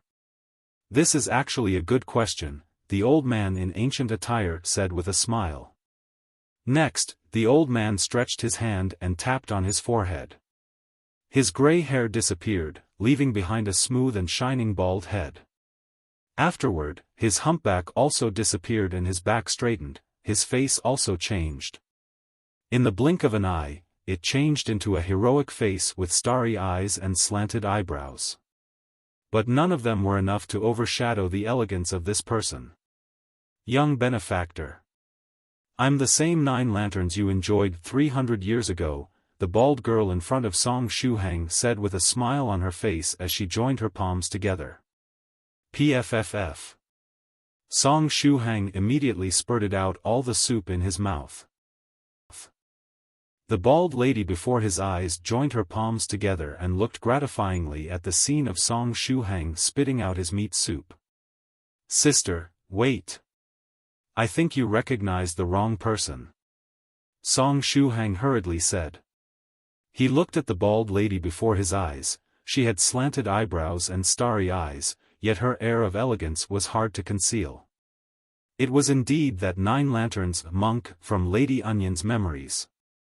Speaking of which, only a strange monster like Lady Onion would mistake this bald woman for a monk when she obviously was a nun. Earlier, Song Shuhang did attempt to guess the identity of the NPC's elderly man. However, when the elderly man suddenly became a bald woman, Song Shuhang wasn't mentally prepared for such a sudden plot twist. At this time, his mind was in turmoil. Even though he already knew that 9 lanterns was most probably on the mysterious island, he completely did not expect her to make her appearance in such a way. "Wait a moment. It is not the right time to think about such things. The problem right now was that 9 Lanterns mistook him for the same Lady Onion she enjoyed 300 years ago. She must be mistaken, right? Lady Onion was now stuck on the Enlightenment Stone, and they had stayed together for a while. Did 9 Lanterns mistake their identities for this reason? Or perhaps, was it because he ate Lady Onion before? Bits of her aura might be still lingering on his body. Therefore, 9 Lanterns confused him for Lady Onion or assumed that he was her reincarnation. Regardless, he had to explain himself fully to 9 Lanterns. It was a matter that concerned his honor and virtue. 9 Lanterns joined her palms together and silently looked at Song Shuhang, smiling without saying a word. With her smiling at him like that, Song Shuhang felt even more stressed. "Sister, you definitely misunderstood, I am not Lady Onion," Song Shuhang said sternly. Lady 9 Lanterns smiled brightly and said, "Benefactor Song, you're mistaken. It's true, I am not Lady Onion. Take a look for yourself, Lady Onion is here." Song Shuhang immediately reached his hand into his pocket to take out the Enlightenment Stone. But when he reached his hand into his pocket, he suddenly felt something bite his finger ruthlessly. Song Shuhang felt a stabbing pain transmit from his finger. Needless to say, it was definitely Lady Onion who bit him, but didn't Lady Onion only grow a small shoot? When she came to the Heavenly Island, she couldn't even speak a single word. When did she grow a mouth? At this time, the bald 9 Lanterns suddenly smiled with her eyes squinting. "Benefactor Song. I never once said that you're Lady Onion. I can see clearly that Lady Onion is Lady Onion, and Benefactor Song is Benefactor Song. Both of you are two different entities." Song Shuhang's entire body stiffened, he even forgot the pain in the finger that was bitten by Lady Onion in his pocket. "Since she knew that I am not Lady Onion, then what's the deal with enjoying her 300 years ago? Could it be that I traveled through time? My future self traveled through time to 300 years ago and then enjoyed 9 Lanterns?" Ever since he got exposed to the world of cultivation, Song Shuhang felt that everything was possible. Time or space travel were not things that were hard to accept and acknowledge. Just when Song Shuhang was letting his imagination run wild, 9 Lanterns started explaining. 4 days ago, I was in secluded meditation when I suddenly had a strange feeling. Afterward, a 300-year-old memory resurfaced in my mind. It was really a very interesting memory. As she was speaking, 9 Lanterns slightly lowered her eyes, causing others to be unable to read her emotions. After that, something even more interesting happened. When I recalled that memory, I discovered that an additional thing had appeared within it. It was as though it was a sharp blade that forcefully and unreasonably inserted itself into my memories. 4 days ago. Song Shuhang instinctively swallowed his saliva. Wasn't that when he ate Lady Onion, causing his karma to be intertwined with hers, leading to the dream about her entire life experience? The additional thing that Lady 9 Lanterns was referring to couldn't be him, right? As for what the additional thing that appeared in that memory was, do I have to remind you? Fellow Daoist. Song Shuhang. The smile 9 Lanterns had on her face was similar to the first spring breeze of the new year. Even though it looked like that she was smiling with happiness, upon carefully looking at it, he felt bone-chilling wintry cold. Indeed, she was referring to him. However, this whole matter about Lady Onion's memories wasn't his fault. He too wanted to stop the scene and get out of there, but he still ended up experiencing that cringy lesbian scene firsthand. If God were to see this scene, he too would feel pity. At the time, although he loudly shouted many times, "Stop, stop," the lesbian scene just wouldn't stop. Gulp. Song Shuhang swallowed his saliva and answered, "In that case, am I not a victim too?" A victim? 9 Lanterns seemed to be distracted and stared blankly for a moment. A moment later, she suddenly gave Song Shuhang a thumbs up and said, "Victim, huh? This term is really wonderful. Upon looking at Nine Lanterns' expression, Song Shuhang felt confused. Did I say something wrong? Since you used such a wonderful term, I can only forgive you. Nine Lanterns suddenly laughed towards the skies. Song Shuhang was speechless. Nine Lanterns' train of thoughts was too out of the ordinary.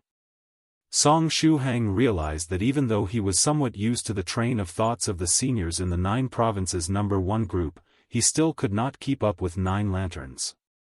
Additionally, what was so wonderful about the term victim? To the extent that it actually amused Nine Lanterns for no obvious reason?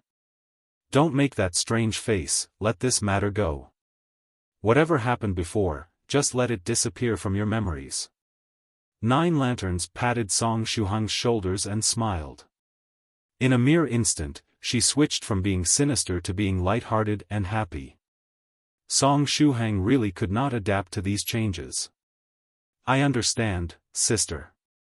This incident never happened before. I never knew about it. Song Shuhang nodded. You don't have to be that extreme, you don't have to erase it from your memories forcefully. Truth to be told, I did not think of getting you to forget about it. Or else, I would have easily used a memory erasing spell to settle this matter. Additionally, I am the practitioner of a Buddhist school, it's my forte to obliterate all enmity with a smile. Nine Lanterns continued with laughter. Although he wasn't completely clear about the meaning of those words, Song Shuhang still nodded his head. Alright, things have been settled.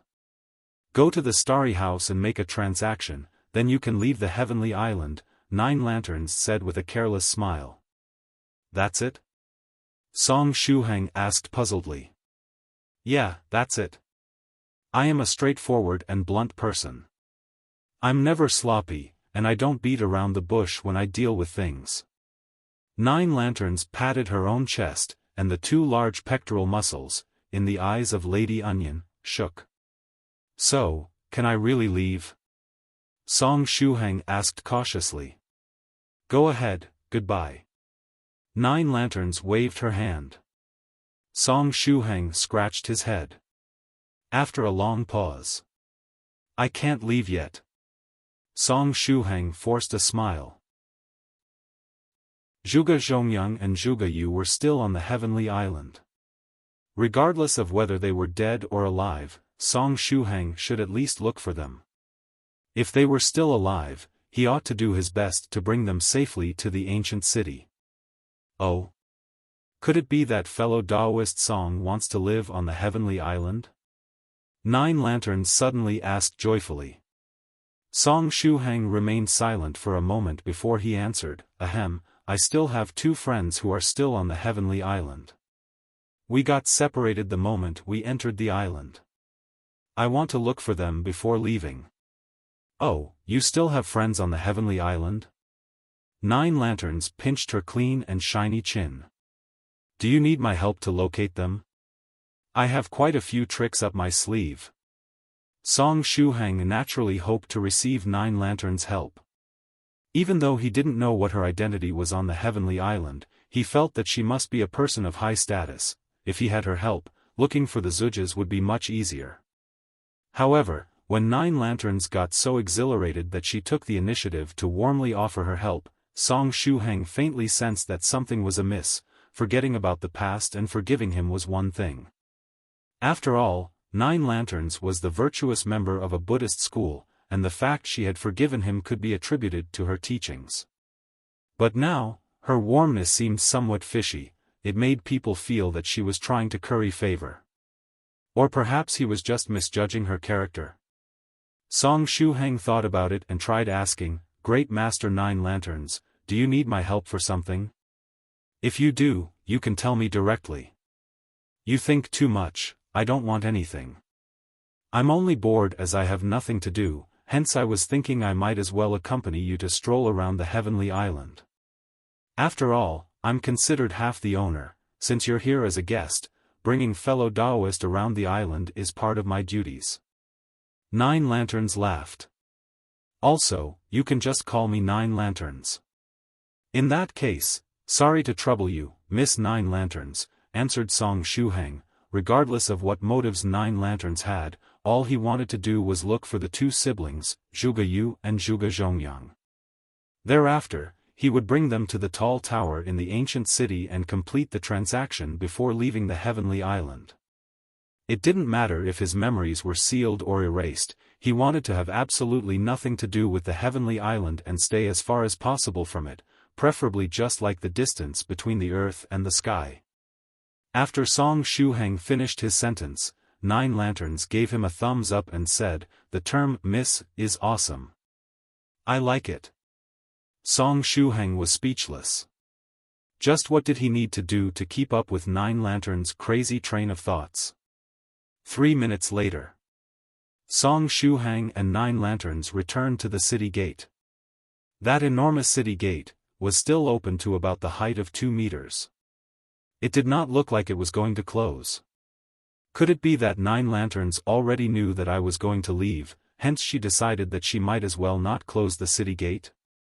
Song Shuhang conjectured. As he was thinking, 9 Lanterns brought him with her and exited the city. Thereafter, she smacked the city gate with all her strength and said, "Stop sleeping and get up." In the next moment, the city gate lit up, and 2 red question marks appeared on it. After that, the city gate sheepishly closed. Song Shuhang was speechless. The city gate was sleeping? From the looks of it, this city gate was also a magical treasure, and even possessed intelligence and human-like feelings. After hitting the city gate, 9 Lanterns said to Song Shuhang, "Let's go, we have to find your friends." "Miss 9 Lanterns, you have a way to find my friends quickly?" asked Song Shuhang. 9 Lanterns said confidently, "Don't worry, with me around, looking for your friends would be a breeze. Firstly, we gotta get to your original location when you guys first got to the heavenly island, and follow their scent while searching for them. It won't be long before we find them, that is if your 2 friends did not intrude into any monster beast's territory and got eaten while still alive." Song Shuhang silently nodded. Actually, the method of searching for someone by tracking their scent could be used as long as a cultivator had opened his or her nose aperture. However, Song Shuhang did not have any specialized training, hence he was unable to grasp the technique of searching for people by following their scent. Thereafter, Song Shuhang described the location where the plane crashed to 9 Lanterns. Then, 9 Lanterns took him there. "This is where the plane wreckage is. There were about 20-odd survivors who got off the plane then," Song Shuhang explained. "But at that time, my friends were already not amongst those people. I'm guessing that they were in the other part of the plane that was cut off." "I understand." 9 Lanterns closed her eyes and sensed for a bit before replying, "Using this area as the center, I can sense 2 groups of people. One of them is a group of 8, their scent did appear near the plane wreckage. At this moment, they are wandering around the forest, they have a lot of guts. 8 people, near the plane wreckage. They should be the group of people led by the old professor that parted ways with me. The numbers match. From the looks of it, they did not encounter any monster beasts or enormous eagles. They are rather lucky. The other group is made up of 4 people, perhaps it's them you're looking for. Do you want to take a look?" asked 9 Lanterns. "Then please bring me to look for the traces of those 4 people." Song Shuhang nodded. "Come with me." Much to his surprise, 9 Lanterns actually cooperated very well. It seemed as though she had no intention to create any trouble. Looking at how she acted, it seemed that she really had no ulterior motives, and that she was doing it purely out of interest. 9 Lanterns approached the huge forest at a very high speed. The speed at which she was moving was extremely fast, such that Song Shuhang had to execute the virtuous man's 10,000-mile walk in order to barely keep up with her. "That footwork's pretty cool." 9 Lanterns turned her head around and smiled at Song Shuhang. "I was pretty lucky, I met a very good senior who taught me this footwork," answered Song Shuhang. "Yeah, it's a footwork that is very suitable for you." 9 Lanterns nodded. "I'm going to increase my speed, do your best to keep up." After finishing her sentence, the speed she was traveling at in the forest increased by a notch.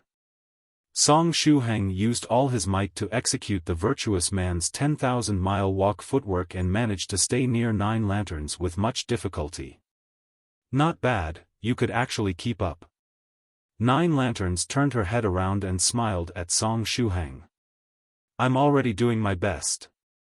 Miss 9 lanterns, if you get any faster, I won't be able to keep up, said Song Shuhang while catching his breath. At this time, 9 lanterns, who was in front, gave him a thumbs up. The term doing my best is quite not bad. I like it. Song Shuhang didn't know whether to laugh or cry. We're close. At this time, 9 lanterns suddenly stopped and sniffed. After she spoke, Song Shuhang also smelled Zhuge Yue's scent. He hurriedly looked in the direction the smell was coming from. Song Shuhang? A weak voice came from that direction. He saw Zhuge Yue leaning against a tree that was 100 meters tall. She lifted her small face and looked at Song Shuhang. She looked as cute as a doll. That comparison was too appropriate, because Zhuge Yue at this moment was as small as a doll. Chapter 300 Zhuge Zhongyang's Horrifying Nightmare. Song Shuhang opened his eyes wide and, looking at the doll-sized Zhuge Yue, he asked, "What happened to you?" Song Shuhang. When she saw Song Shuhang, she crawled up from beneath the tree and ran toward him on her short legs. Song Shuhang bent down and hugged the terrified Zhuge Yue. At the same time, he shot a glance at 9 lanterns. Although she was standing there, just beside him, it was as though Zhuge Yue couldn't see her at all. What happened? Song Shuhang held Zhuge Yue like a kid and patted her back. Sob, it was very scary. Zhuge Yue choked with sobs as she started to explain. This is what happened. After the crash, when my older brother and I woke up, we discovered that we were in the middle of the forest with other 2 passengers. Then, the 4 of us decided to team up and get out of this place. Our hope was to find the wreckage of the plane and the other passengers. But just when we were about to leave the forest, we met 3 weird freaks. As soon as those 3 freaks saw us, they attacked. Moreover, they could make themselves invisible. I'm not lying, as soon as they saw us, they disappeared into thin air. After that, we disorderly run away and the 4 of us got separated. Later, something even stranger happened. When I was running away from that invisible fellow, rushing through the forest, I suddenly felt something cold on my ankle, and then, the size of my body changed into that of the palm of a hand, even the clothes on my body were reduced in size accordingly. Afterward, I kept running without stopping. Perhaps because my size had been reduced, that invisible freak was unable to find me. Next, I unknowingly ended up in this place. After quite a bit of time, my body finally started to recover. But even now, I'm only this big. Although she was choking with sobs, Zhuge Yue still orderly explained to Song Shuhang everything that had happened. She felt something cold on her ankle and the size of her body decreased. Did she unknowingly touch a weird formation? Moreover, who were those invisible freaks? Song Shuhang turned his head and looked at the nearby 9 lanterns. Miss 9 lanterns, do you have any idea of what might have happened? There might be many reasons for her body to have suddenly shrunk, but if it happened inside the forest, it should be the work of that very rare spirit beast. I've heard that traces of its presence were found on the heavenly island, but I have yet to see it with my eyes. It's possible that your friend carelessly bumped into it and had the size of her body reduced. However, it seemed that the spirit beast was already full. Otherwise, your friend would have already become its meal. 9 lanterns smiled and continued, as for those invisible freaks, they might be cultivators that entered the heavenly island. This island is very mysterious after all, and it will inevitably attract many curious cultivators. As for why they wanted to attack your friends, I'm not sure. However, all types of cultivators can enter the heavenly island: Buddhists, Daoists, scholars, demons, monsters, ghosts, and so on. Therefore, it's pretty normal that some of them might have an evil disposition. Song Shuhang nodded calmly. Since he knew that there were invisible enemies around, he activated two small tricks related to mental energy, vigilance, and mental detection. Now that other cultivators were involved, things got more complicated. Moreover, when Nine Lanterns mentioned that rare spirit beast, he suddenly recalled something. At this time, Zhuge Yue gazed at Song Shuhang with a terrified expression on her face. "Shuhang, who are you talking to?" As expected, she can't see Nine Lanterns. "Don't worry, it's a friend. She is hiding in the surroundings and has been secretly protecting me. It was only thanks to her that I was able to reach this place and find you." Song Shuhang tried to reassure her. Zhuge Yue nodded silently. "Come, let's try to find Zhuge Zhongyang and the other two passengers for now," Song Shuhang said. But right at this time, Zhuge Yue screamed, "Shuhang, watch out." A shadow suddenly appeared behind Song Shuhang's body. This shadow seemed to have appeared out of thin air because it was previously invisible. Yes, it was precisely one of those invisible freaks Zhuge Yue mentioned earlier. The secret technique these guys were using to become invisible was very special, and Song Shuhang didn't notice the approaching figure even though he had used vigilance and mental detection. After revealing itself, the figure used its thick metal rod to try to bash Song Shuhang's head in. The metal rod was emanating a faint red light, which would appear only if one had imbued their weapon with qi and blood energy. The aggressor was planning to reduce Song Shuhang's head into a pulp.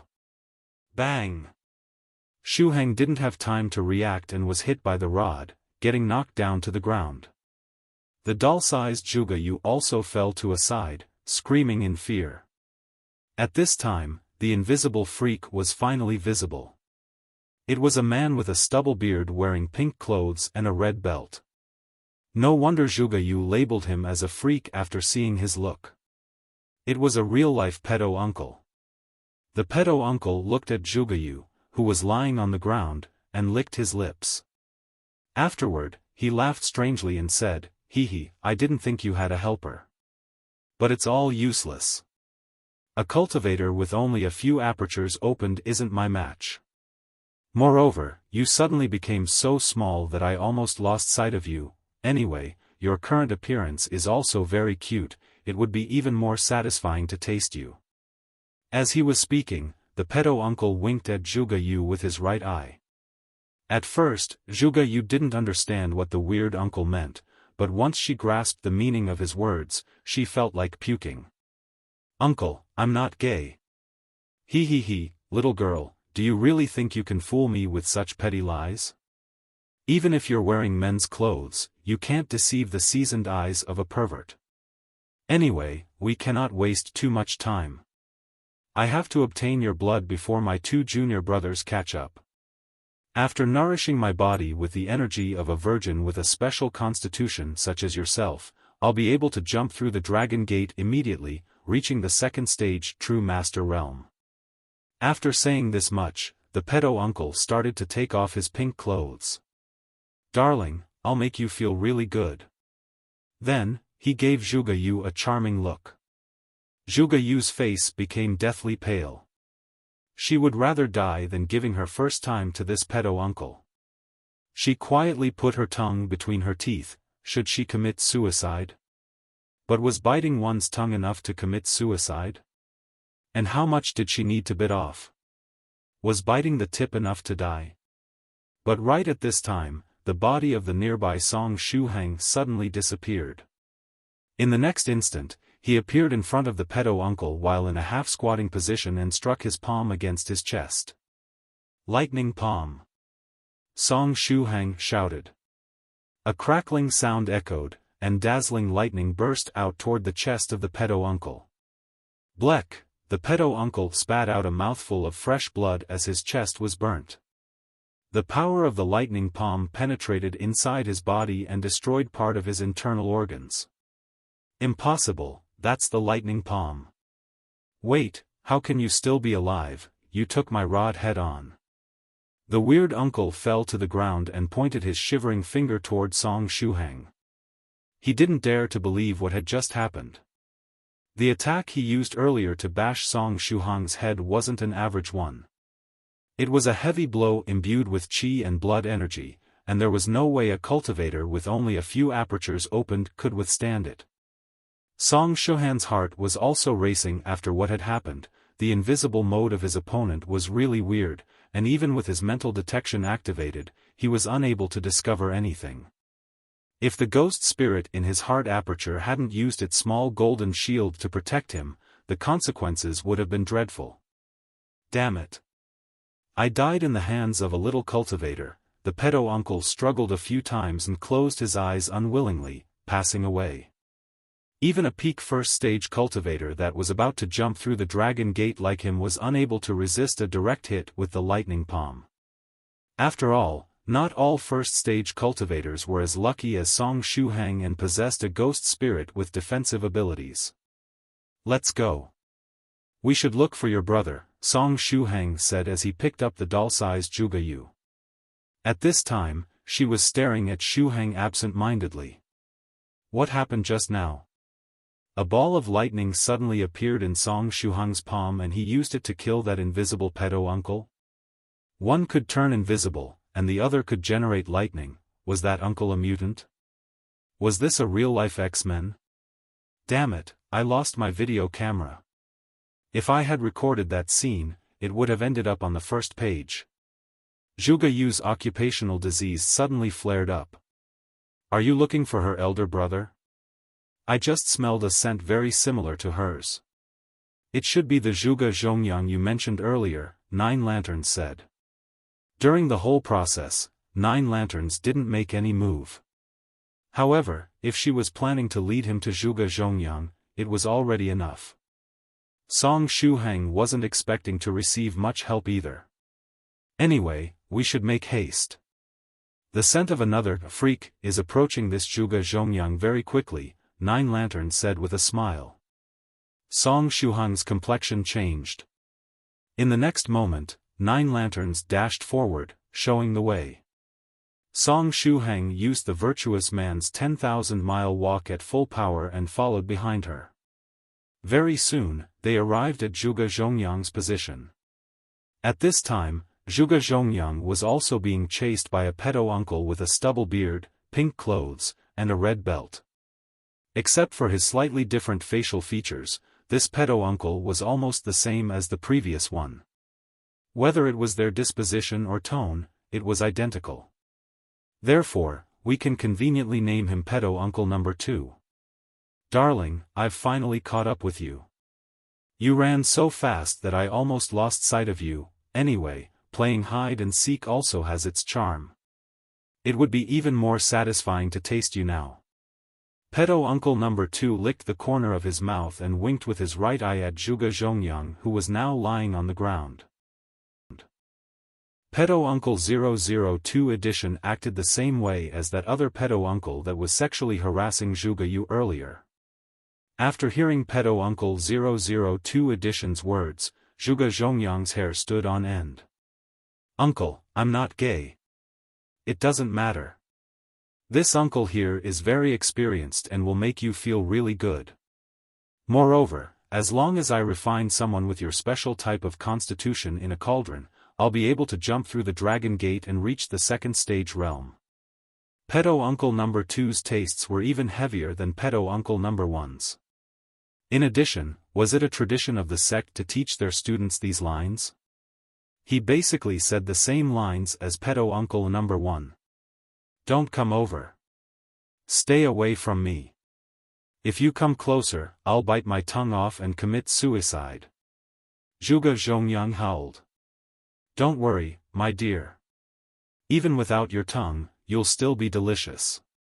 Pedo uncle number 2 evilly smiled. At this time, Zhuge Zhongyang was really thinking of killing himself. It's over there. 9 Lanterns looked at Song Shuhang and pointed her finger toward the nightmarish scene. Song Shuhang heaved a sigh and quietly took out his treasured saber broken tyrant. Luckily, he had come just in time and Zhuge Zhongyang had yet to be deflowered. In the next instant, he accelerated and dashed toward pedo uncle number 2. Pedo uncle number 2, who was just about to pounce upon Zhuge Zhongyang, felt something was amiss. He suddenly turned around and used his metal rod to ward off the attack coming at him from behind. Shuhang held the saber tightly and didn't use a showy technique or the flaming saber. He merely slashed vertically with considerable strength. Shuhang had learned these basic moves from the young man in green clothes in Venerable White's illusory reality. The treasured saber-broken tyrant clashed against pedo uncle number 2's metal rod. Clang! In the next instant, the saber cut through the solid metal rod like a knife through butter. Its power didn't decrease at all, and the blade kept aiming at pedo uncle number 2's head. Is that a treasured weapon? Pedo uncle number 2 cried out in amazement. Although the metal rod in his hand was an ordinary weapon, it was still made of tempered steel, and yet the weapon of his opponent had easily cut through it. His opponent was using a treasured weapon, that was the only explanation.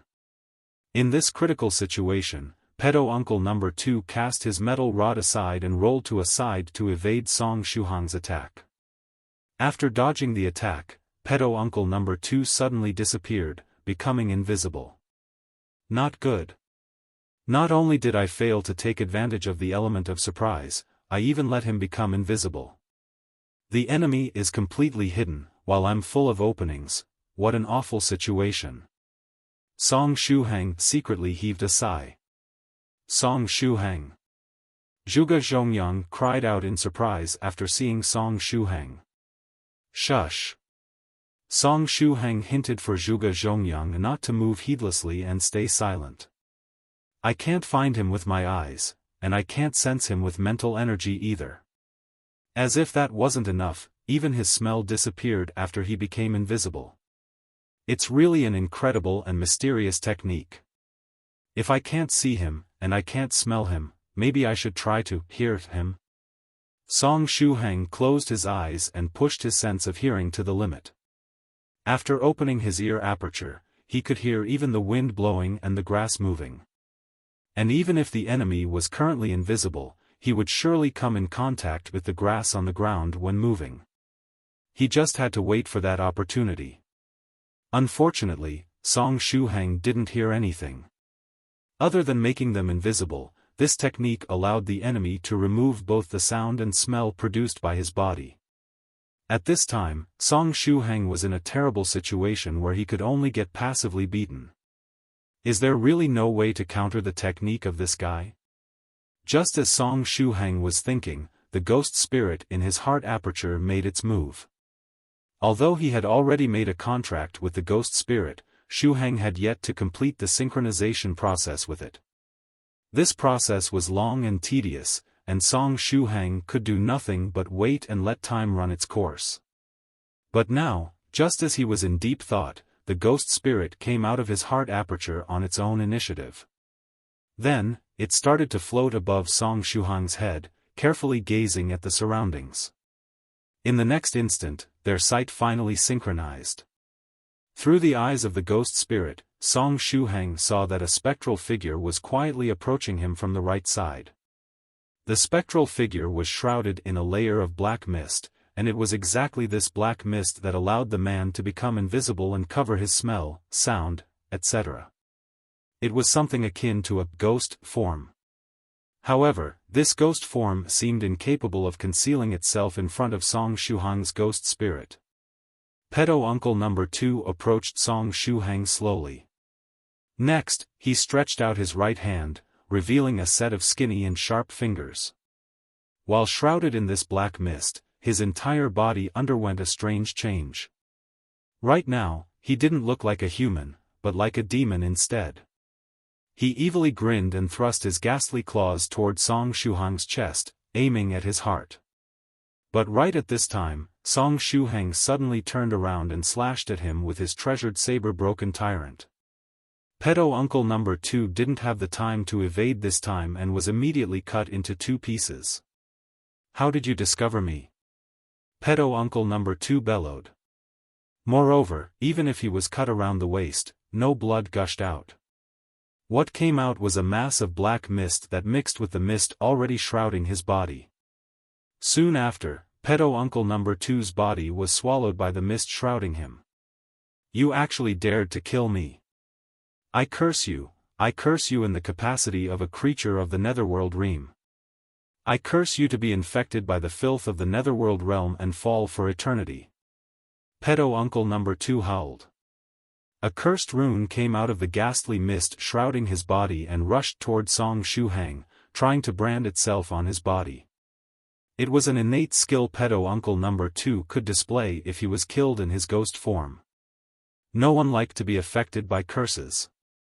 Therefore, Song Shuhang quickly retreated, trying to avoid the cursed rune. But right at this time, the ghost spirit rushed downwards and opened its mouth, swallowing the cursed rune. Then, it burped satisfied and returned to Song Shuhang's heart aperture. Even curses can be eaten now? It seems that the appetite of my ghost spirit is getting bigger and bigger, is it over? Zhuge Zhongyang asked weakly. Although he didn't see pedo uncle number 2 dying, he saw that Song Shuhang wasn't on alert anymore and therefore asked. For now. Song Shuhang nodded. Amongst the 3 freaks, the last one was still chasing after the other 2 passengers. Therefore, this affair had yet to finish. The background of these pedo uncles seems problematic. They came from the netherworld realm and had ghost-like forms. Does that mean that they aren't humans? Song Shuhang looked at 9 lanterns, giving her a perplexed look. You're wondering what the netherworld realm is, right? 9 lanterns narrowed her eyes and smiled. Song Shuhang didn't know whether it was his own misconception, but it seemed that she really wanted to tell him about this netherworld realm.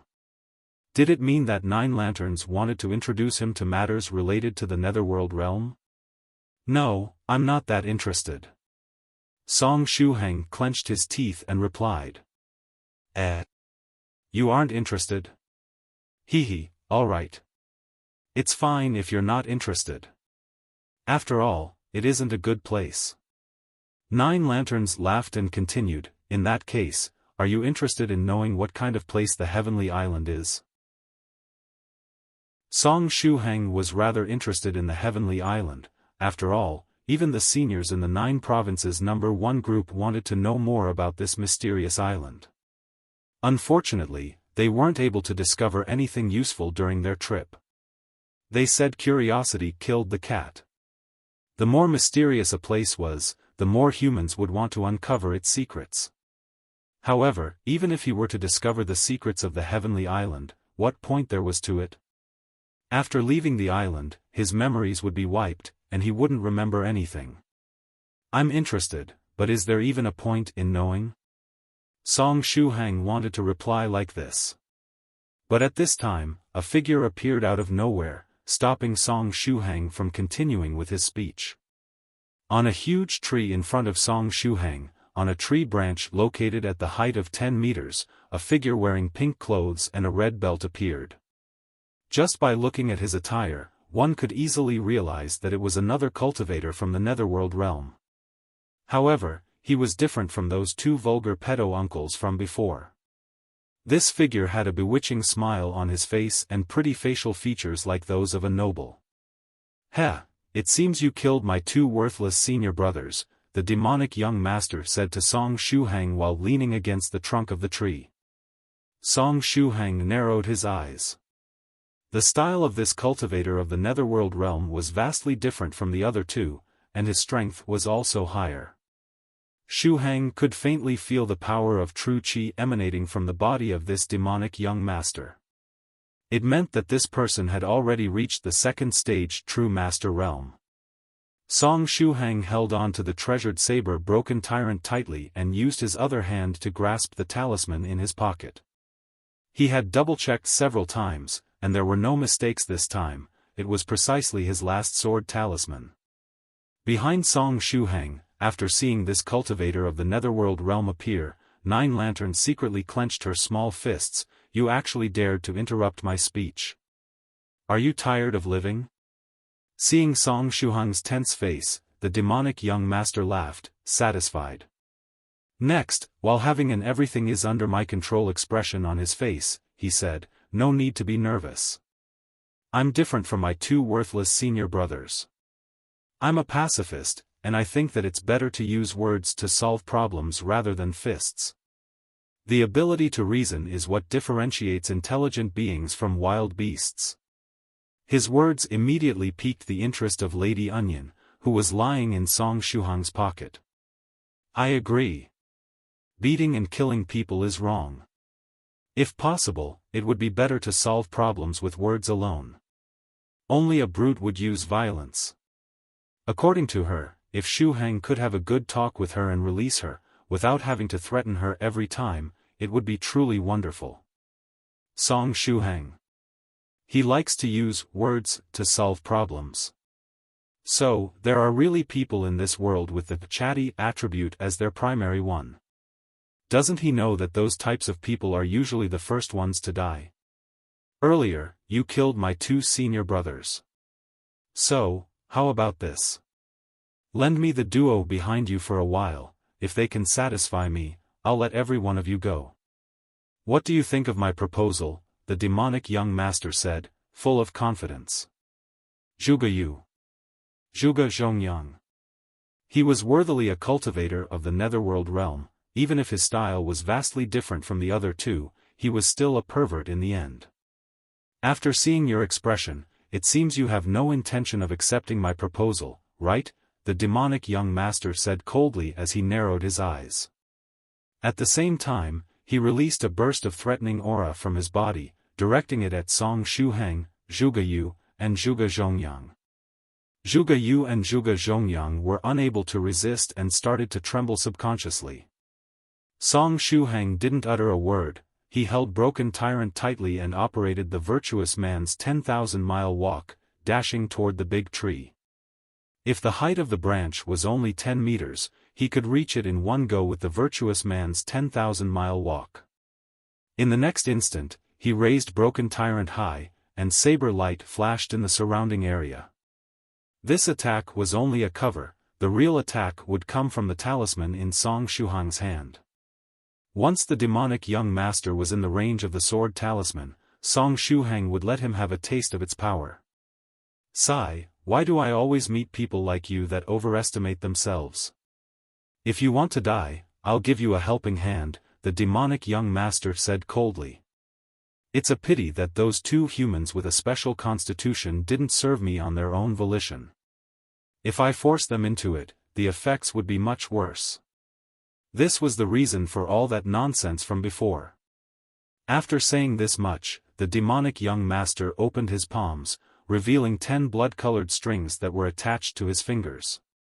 These strings were a special type of weapon, and if used together with true qi, they could be both soft and hard. Their power was astonishing. Next, he rushed forward and clawed at Song Shuhang. Song Shuhang had a calm expression on his face. Just 5 more steps and the demonic young master would be in the range of the sword talisman. But just as the demonic younger master took 3 steps forward, he felt something cold on his ankle. In the next instant, he saw Song Shuhang's appearance change and became bigger. In the blink of an eye, Song Shuhang turned into a 10-meter-tall colossus. But that wasn't all, his height was continuously increasing. At last, Song Shuhang changed into a 100-meter-tall giant that could shoulder the heaven with his arms. Broken Tyrant also turned into a huge saber that seemed capable of rending heaven and earth. What technique is this? Which race does he belong to? The demonic young master cried out in shock. Even if we took into consideration the ancient Titan race, it was rare to have someone reach the height of 100 meters. Moreover, Titans had already disappeared from this world, and even if they had left descendants behind, it was unlikely for them to be able to change the size of their body to that of a normal person. In this case, it should be an illusion, right? The demonic young master muttered. Yeah, there is no other explanation, it must be an illusion. Not only that giant, this huge snake coiling around my body must also be an illusion too. Stupid illusion, break, the demonic young master bellowed as he released the true qi in his body. Afterward, he made a hand seal and shouted, "Illusion-breaking seal." Powerful true qi covered his entire body. At this time, the huge snake coiling around his body became fidgety and opened its big mouth, gulping the demonic young master down. "Break, break, break," the demonic young master continuously roared while being swallowed down. In the next instant, the upper half of his body was swallowed, and only his legs were left, sticking out from the mouth of the snake and thrashing around. Afterward, well, there was no afterward. Shuhang swallowed a mouthful of saliva and looked at the finger-sized little snake on the tree trunk. The little finger snake. Shuhang immediately recalled that mysterious spirit beast Soft Feather had told him about. Her magical purse that could reduce the size of objects was manufactured exactly from the shed skin of the little finger snake. The little finger snake had the innate ability to reduce the size of everything that came into contact with its skin. Although it was only as big as the pinky of a human, it could reduce the size of an elephant to that of a fingernail after coming in contact with it, swallowing it down with ease. Now it was all clear. No wonder Shuhang found the spirit beast that 9 Lanterns had introduced so familiar. Originally, it was the little finger snake. So, that huge lizard I encountered while I was leading the passengers toward the ancient city, also shrank and disappeared due to the little finger snake? And Zhuge Yue must have ended up in this state because she casually bumped into the little finger snake earlier. According to 9 Lanterns, the little finger snake didn't eat Zhuge Yue because it was already full. Therefore, it didn't bother opening its mouth and swallowing down the infant like Zhuge Yue. After eating its fill, it probably decided to take a nap and digest the food. However, the place it chose to rest wasn't good enough, and Zhuge Yue unknowingly ruined its sleep. At this point, the snake was forced to change the location and decided to climb up on a 10-meter-tall tree to rest. But never would it have expected that someone would disturb its sleep even after it had climbed so high. If I don't show my strength, these guys might mistake me for a goddamn worm.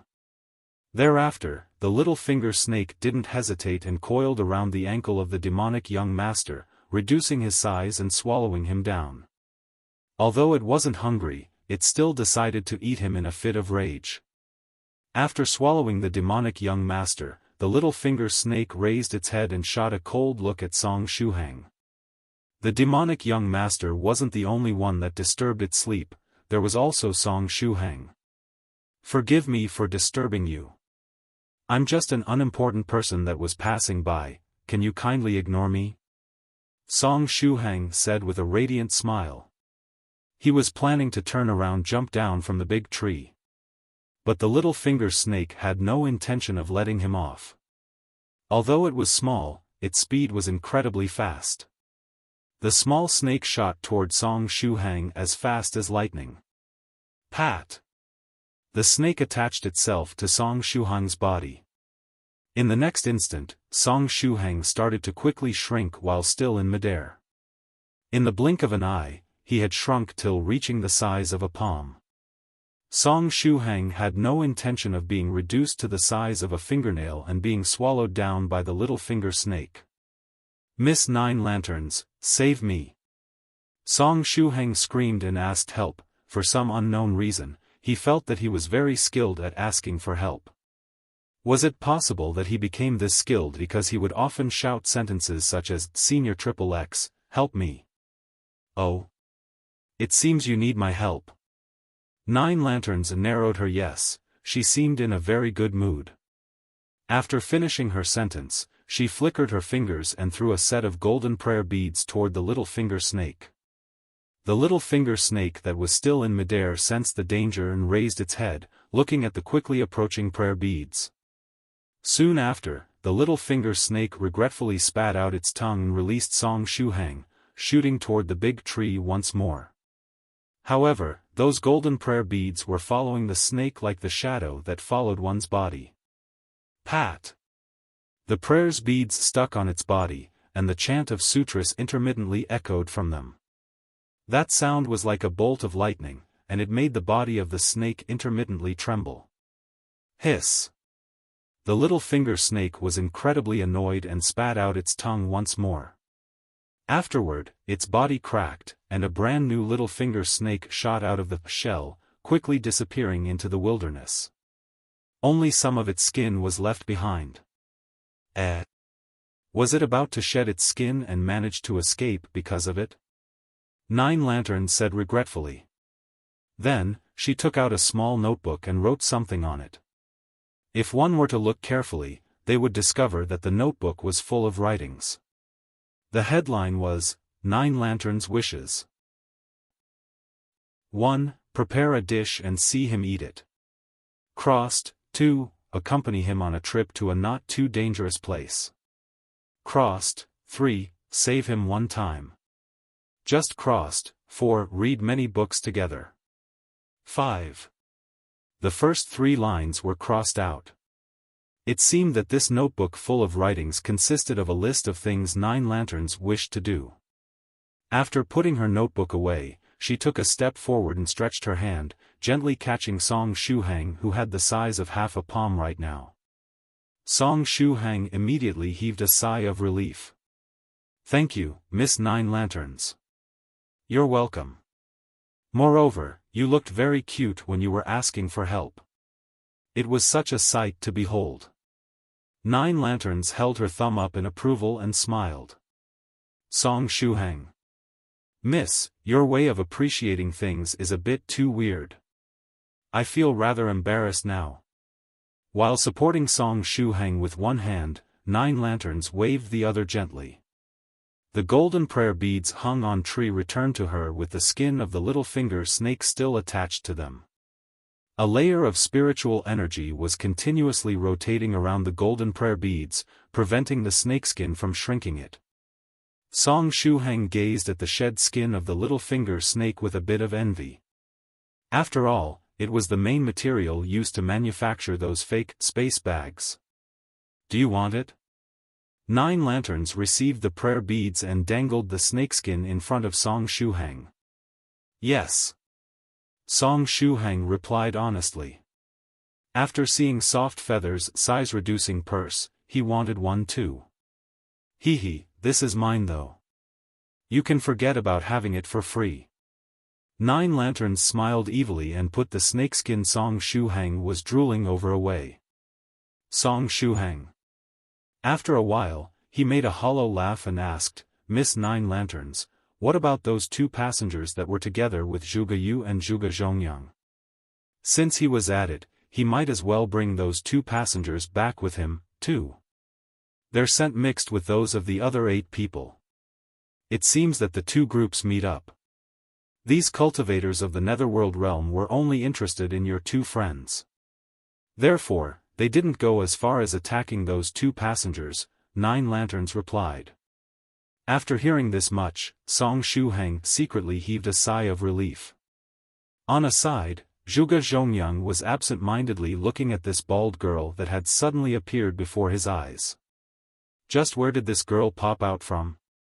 After she showed herself to catch Song Shuhang, Zhuge Yue and Zhuge Zhongyang could also see 9 Lanterns. Zhuge Zhongyang was quite confused right now.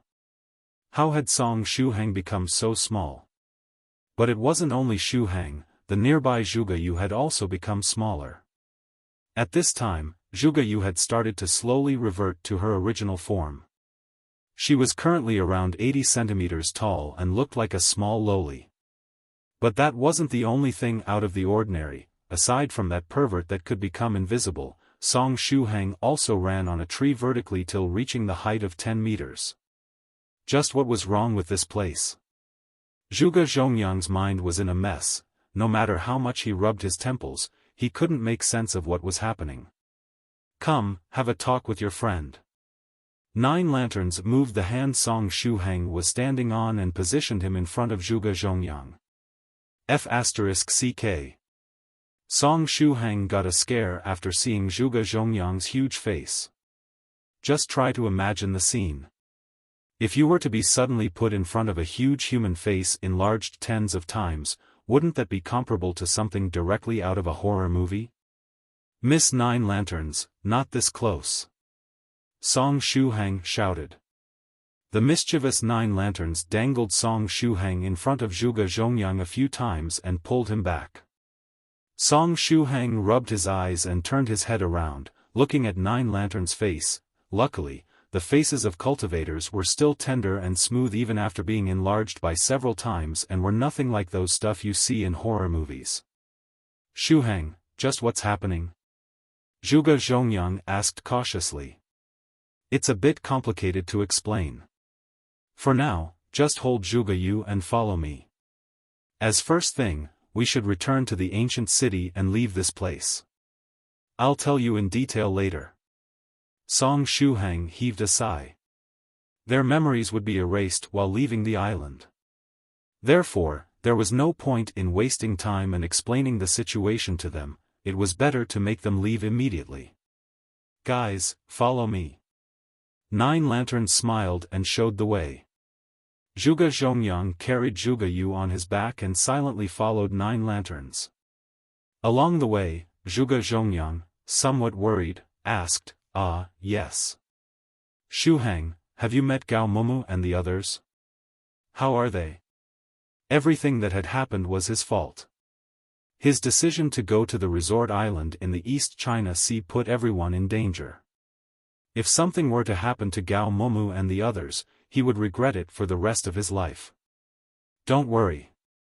Gao Momu, Tubo, Lu Fei, and her elder sister already left this place. The reason I came over here was to escort you two back and make you leave this place, Song Shuhang said with a smile. After hearing Song Shuhang's words, Zhuge Zhongyang was immediately relieved. Soon after, he and Zhuge Yue followed Song Shuhang while full of doubts and arrived in the ancient city. Since they were under Nine Lanterns' leadership, the group of four quickly arrived at the tall tower. After entering the tower, follow the instructions and complete the transaction. Once you're done, you'll be able to leave the island, Song Shuhang explained. What about you? Aren't you coming with us? Zhuge Yue was confused. At this time, her body had almost returned to her original size. I want to wait a little while. Just look at my body, I would like to return to my original size before proceeding. Song Shuhang bitterly smiled. He was still sitting on Nine Lanterns' palm and felt quite uncomfortable. Don't worry about me. You two leave first, I'll follow suit when my body recovers. After leaving this place, immediately converge with Gao Momu and the others, don't lose your way again. Zhuge Yue and Zhuge Zhongyang nodded. Then, they turned around and entered the tower. This strange place was simply like a nightmare. They didn't want to stay here any further. After seeing them enter the tower, Song Shuhang heaved a sigh of relief. Miss Nine Lanterns, I think I should also take my leave. But I need to have my memories sealed if I want to leave this place, right? Song Shuhang asked. Weren't you interested in the heavenly island? Nine Lanterns raised Song Shuhang and used her finger to poke him. Don't, it's painful. Song Shuhang dodged her finger and said, I'm acquainted with a few seniors, and before leaving this place, they had to seal their own memories. Although I'm not sure why they would be willing to seal their own memories, it seems that all the cultivators that want to leave the heavenly island must have their memories sealed first, right? What you said is correct, Nine Lanterns replied with a smile. Cultivators are indeed treated differently than the average person. Later, I'll have to bring you to the most mystical place of the heavenly island and make you swear an oath. Then, you'll be taught a technique that will allow you to seal your own memories. Once you're done sealing them, you'll be allowed to leave the island. In this case, can you bring me to that place directly? Song Shuhang said while cupping his hands. Don't be so anxious to leave. Nine Lanterns narrowed her eyes and smiled. Then, she took the snakeskin attached to the prayer beads out and said, Do you want it? Song Shuhang greedily eyed the skin of the little finger snake and said, I want it. If you want it, you need to make a deal with me, Nine Lanterns said happily. A deal? What do you want in exchange? Song Shuhang asked. He had a few cultivation-related things with him. The green breeze amulet, the ancient bronze ring, the treasured saber broken tyrant, the enlightenment stone, and Lady Onion who was growing on it, the monster onion crystal, the shape-shifting brooch that soft feather lent him, as well as a few talismans and mixed medicine pills. Amongst them, the most valuable thing was surely the enlightenment stone. Although precious, none of the other things could be compared to the skin of the little finger snake. However, he would refuse if he had to trade the enlightenment stone for the snakeskin. To him, the stone was much more important. Moreover, Lady Onion was still growing on it.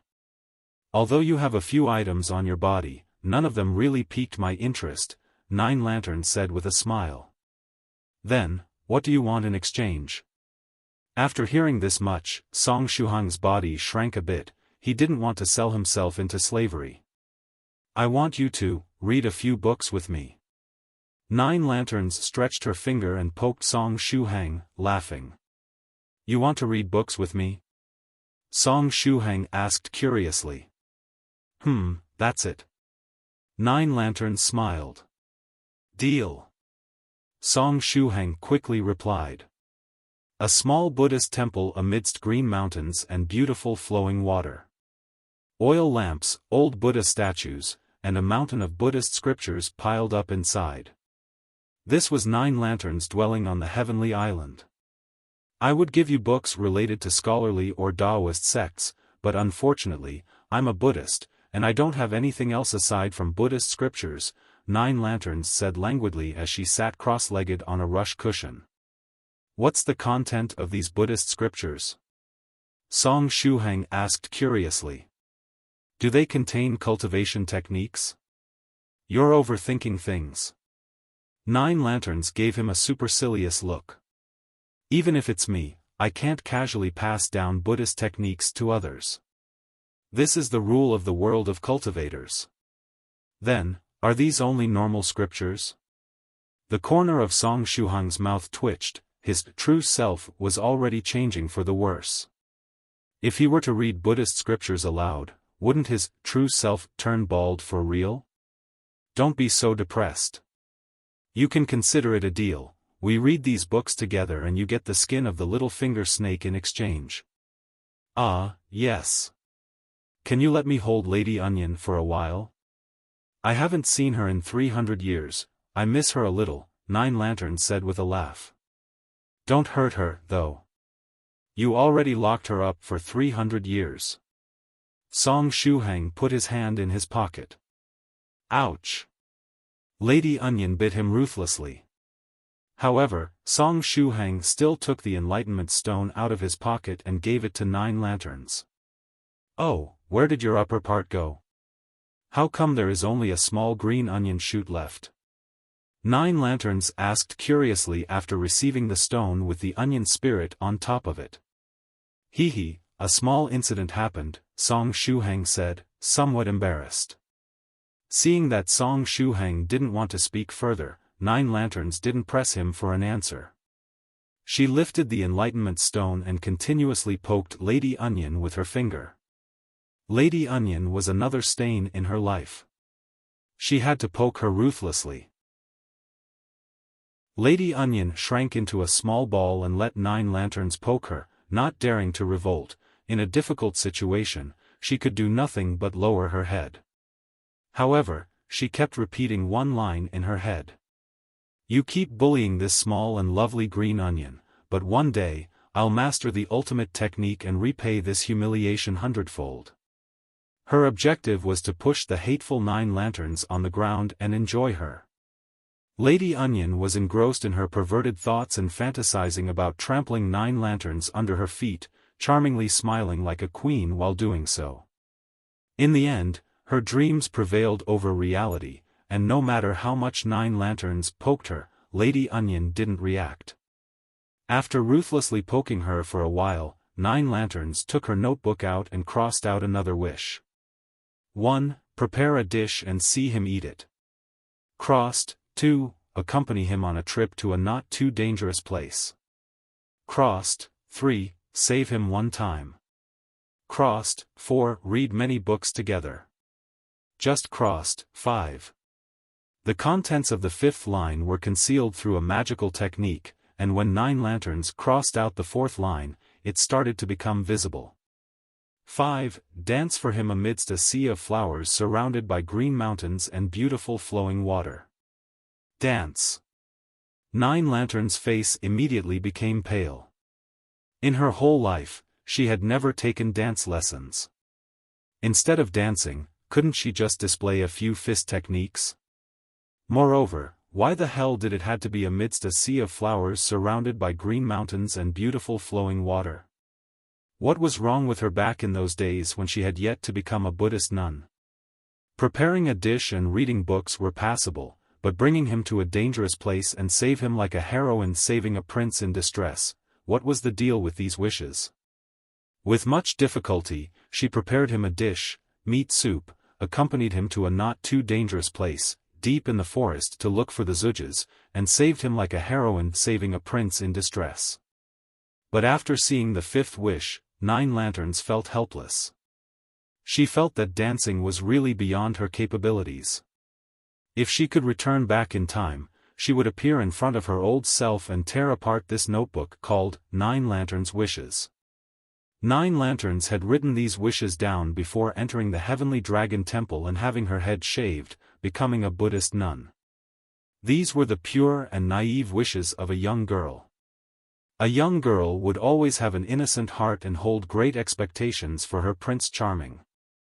As for why the title of this notebook was The 9 Lanterns' Wishes, the reason was that her Dharma name before officially becoming a Buddhist nun was 9 lanterns.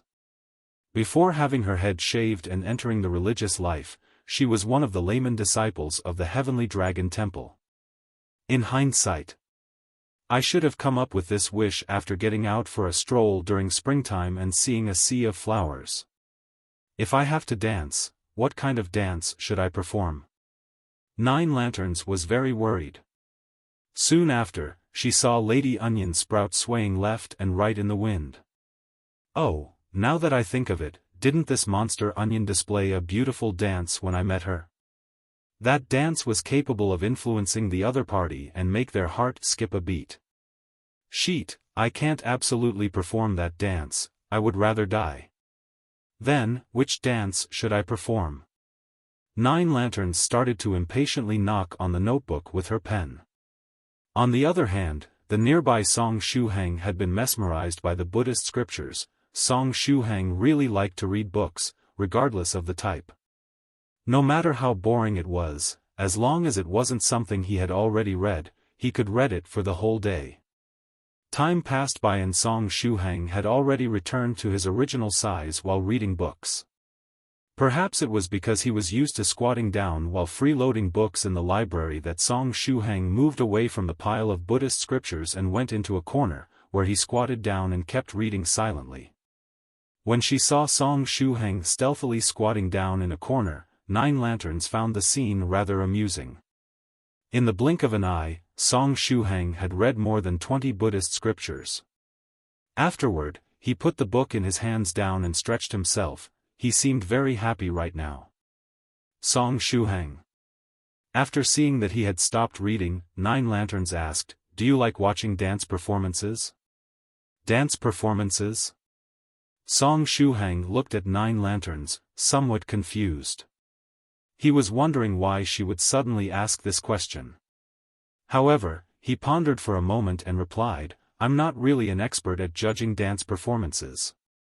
However, as long as it's a good dance, I'm sure I'll like it. In fact, I really like watching TV programs about dance at those yearly evening gatherings." After hearing this reply, 9 lanterns rubbed her aching head. Song Shuhang's vague answer was very troublesome. It was like asking someone, "What do you want for breakfast?" And the reply of the other person was, "Whatever you want." Although the other person said that everything was fine, it would still give whoever was going to prepare the breakfast a headache. What could you prepare? New Year's cakes? Noodles? Steamed stuffed buns? Dumplings? And if they were to make noodles, should they boil them or fry them? There was a lot of choices. After heaving a sigh, 9 Lanterns revealed a smiling face. Shuhang, aren't you tired after all this reading? Should we go out for a stroll? Sure. Song Shuhang rubbed his eyes out of habit. After he opened his eye aperture, the power of qi and blood was continuously circulating within his eyes. Therefore, they would rarely get tired. 9 Lanterns put the enlightenment stone on the table and engraved several simple formations on it, wrapping it completely. She didn't want Lady Onion to escape while they were away. She was going out to dance, and she absolutely didn't want Lady Onion to see that scene. Too bad that Lady Onion couldn't leave the enlightenment stone in the first place. She had even lost the ability to turn human. At this time, she was only a green onion with intellect and a mouth. 9 Lanterns left the temple with Song Shuhang. The scenery outside was really beautiful. There were green mountains and beautiful flowing water. The only thing missing was the sea of flowers. However, creating something like a sea of flowers was an easy matter for a powerful cultivator. 9 Lanterns gently raised her finger and summoned a faraway butterfly-type spirit beast. The butterfly spirit came over and started to dance beside 9 Lanterns. They seemed very familiar with each other. Song Shuhang, would you like to see a sea of flowers? 9 Lanterns suddenly asked. A sea of flowers? Although he didn't know why 9 Lanterns would suddenly bring up a sea of flowers, Song Shuhang nodded. 9 Lanterns slightly raised her finger and poured some spiritual energy inside the spirit butterfly. After receiving a large quantity of spiritual energy, the spirit butterfly started to dance in the grass in front of Song Shuhang and 9 Lanterns.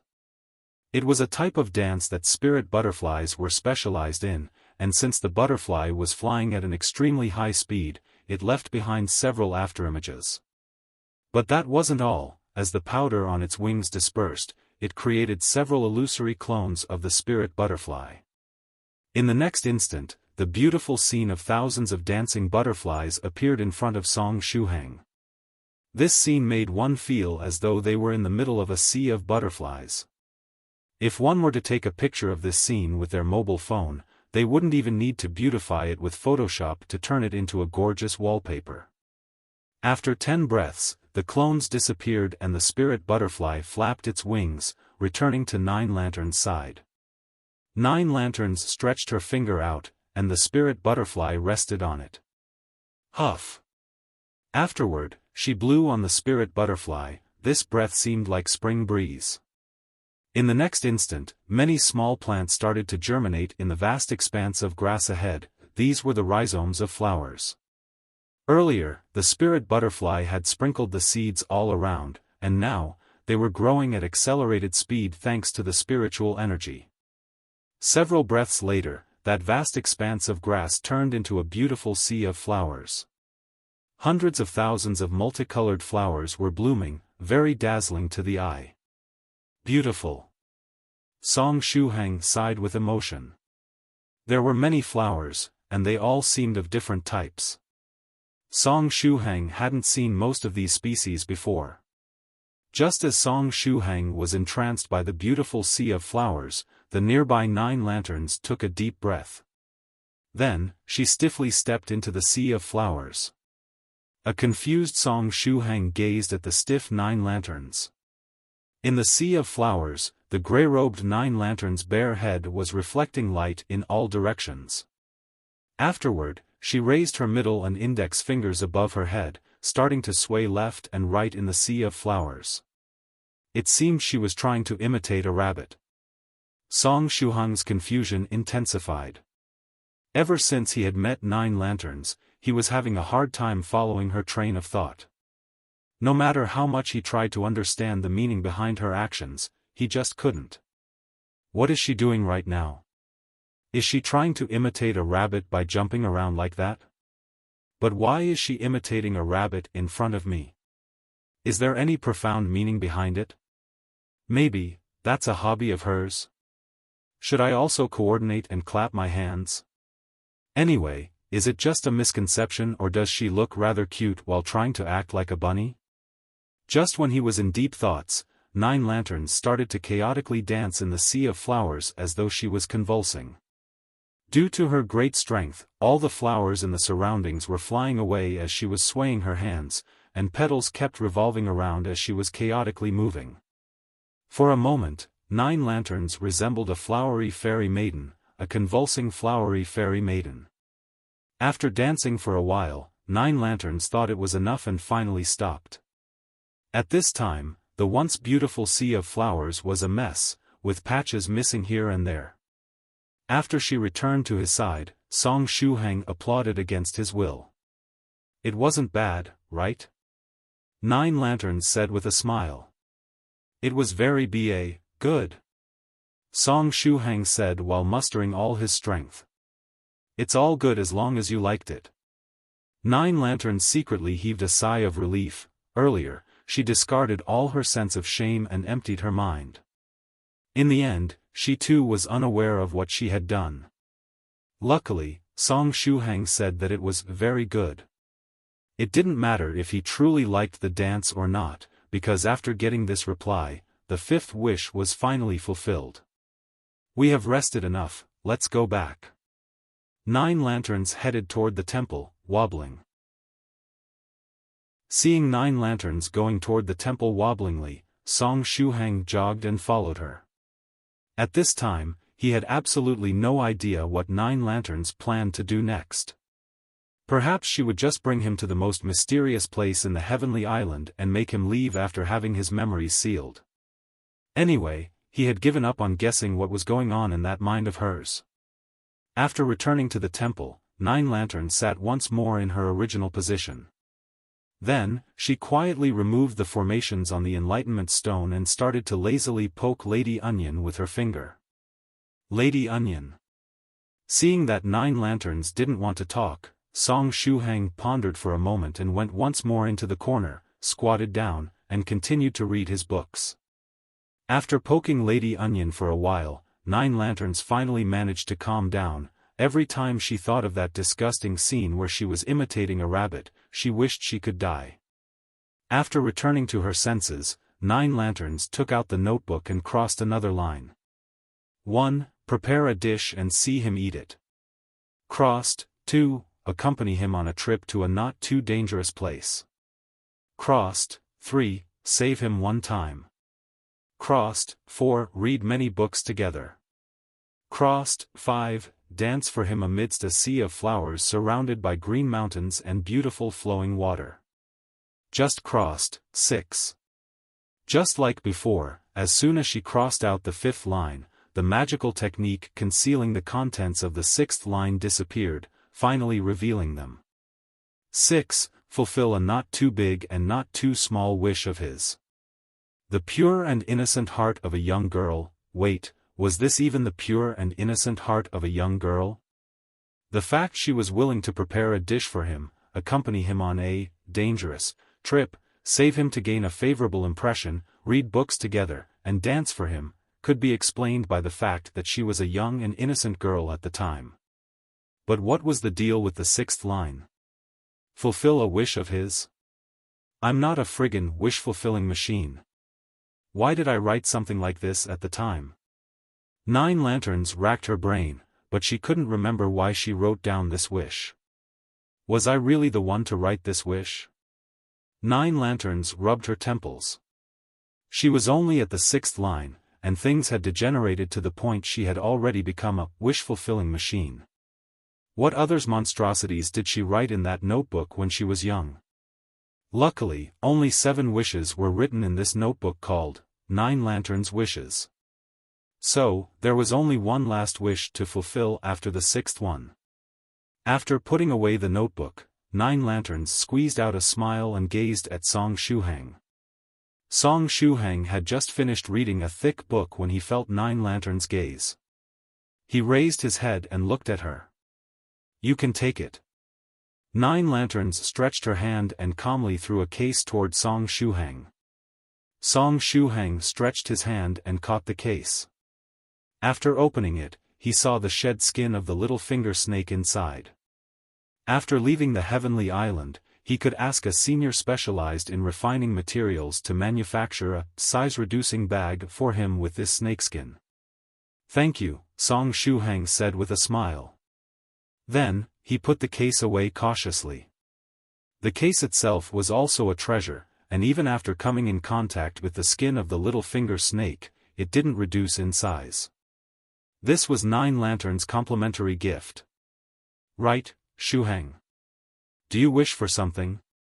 Nine Lanterns rested her chin in her hand and blinked her eyes. "A wish?" Song Shuhang put down the book in his hand and thought a bit. After a while, he asked, "What type of wish? Related to material things? Related to immaterial things? Or another type again?" "They're all fine. No matter which type it is, I'm all ears," Nine Lanterns said with a gentle smile. "In this case, can I wish for the peace on earth?" Song Shuhang replied. He too was unsure why he had randomly blurted out this wish. Blue veins started to slightly bulge on Nine Lanterns' forehead, and since she was bald, these bulging veins were clearly visible. It took Song Shuhang only a single glance to discover that she was angry. "Miss Nine Lanterns, wait a moment. I was just kidding. Since the atmosphere was so good, I couldn't help but crack a joke." Song Shuhang immediately tried to salvage the situation. Recently, there were times where his brain would suddenly stop working, pushing him to perform death-seeking actions unknowingly. "Have I been infected by Senior Thrice Reckless Mad Saber? After leaving this place, I must remember to block Senior Thrice Reckless Mad Saber for a while. This death-seeking disease seems very contagious. Moreover, its infectivity is incredibly high." After hearing his apology, the bulging blue veins on Nine Lanterns' forehead became slightly less prominent. Cough. "Actually, I have many wishes. For example, I really wish to become stronger quickly and have the power to hold my own against my enemies," Song Shuhang replied after pondering for a while. Once he was strong enough to hold his own against his enemies, he could finally let his family members lead a peaceful life without having to worry about enemy cultivators attempting to harm them due to his identity. Moreover, he would be able to help his cultivator friends properly. For example, when Soft Feather headed to her friend's family, Song Shuhang couldn't do anything to help her because his strength was too low. On the road of cultivation, you can take only one step at a time. Strengthening your body, increasing your realm, cultivating your heart, all of them need to be promoted bit by bit, and you mustn't make haste. Otherwise, you would just leave behind potential dangers, Nine Lanterns explained earnestly as she joined her palms together. Song Shuhang wasn't the only one to wish for something like this, all cultivators did. However, it was something you could attain only in due time. "I'm aware of this point, but the reason I wished for it is precisely because it's so difficult to achieve." "Hee," Song Shuhang said with a smile. Nine Lanterns nodded silently.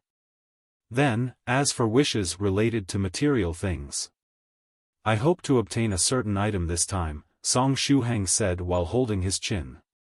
Nine Lanterns' eyes lit up. "What item?" "It's a natural treasure called Skeletal Dragon's Withered Vine. A friend of mine suffered a severe injury, and with the help of the Skeletal Dragon's Withered Vine, she might be able to recover at a faster pace." Song Shuhang thought of Su Clan's 16. He had no news of her since the day she mailed herself over and had some fun with him. Later, she was picked up by Seven and brought back to the Spirit River Su Clan to continue her treatment. When the seniors in the group asked about 16's condition, Seven said that the Skeletal Dragon's Withered Vine could hasten her recovery. However, he didn't inform them about the concrete state of her injury and the time needed to recover. The Skeletal Dragon's Withered Vine? This thing is pretty rare. In the past several hundred years, very few people were able to chance upon divine beasts such as dragons, Nine Lanterns said after pondering for a moment. The Skeletal Dragon's Withered Vine was a spiritual herb that grew on the bones of dead dragons, and in this case, dead dragon referred to a real dragon and not to a mere dinosaur. However, dragons had their own dragon tombs, and very few died in the outside world. Moreover, the corpse of a dragon wouldn't rot for millennia, and it would take a lot of time before it turned into a pile of bones. Therefore, you had to be pretty lucky to find one that had vine growing on it. It doesn't necessarily have to be a real dragon. The withered vine growing on the corpse of a flood dragon is also fine, Song Shuhang said with a smile. 9 Lanterns tapped her finger on the table. After a short while, she giggled and looked at Song Shuhang. If the withered vine growing on the corpse of a flood dragon is also fine, I know a place on the heavenly island where it's possible to find it. Song Shuhang was a bit surprised. Soon after, he straightened his body and expectantly looked at 9 Lanterns. However, obtaining that withered vine won't be easy either, 9 Lanterns said as she kept tapping her finger on the table. I still beseech Miss 9 Lanterns to tell me more about it, Song Shuhang asked as he sat with his back straight. He wanted to strike while the iron was hot. From the looks of it, it seemed that 9 Lanterns wanted to do him a favor, although he had yet to know what the price of this favor would be.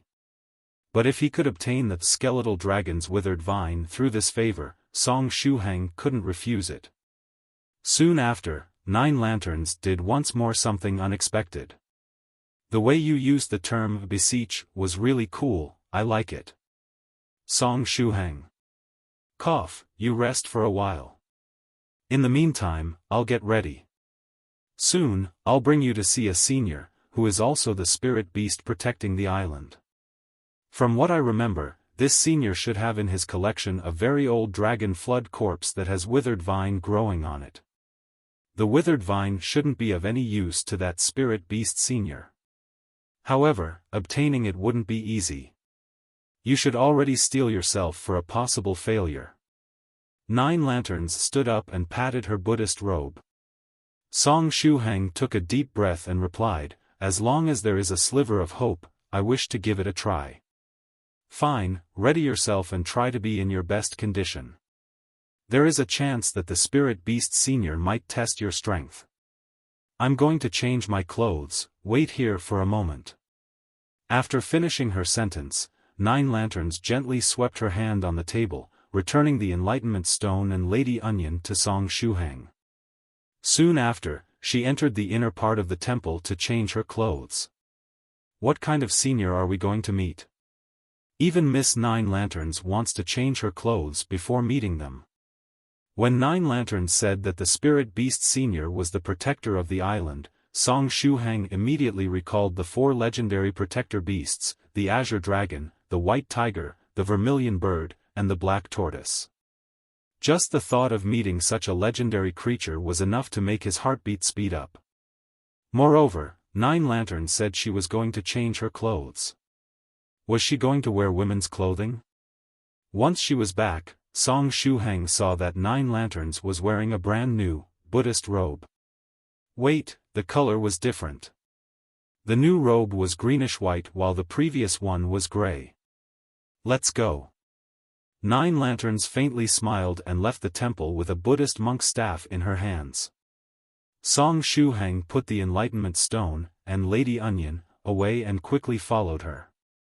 They didn't ride a horse or a carriage, it seemed that 9 Lanterns wanted to go there by foot.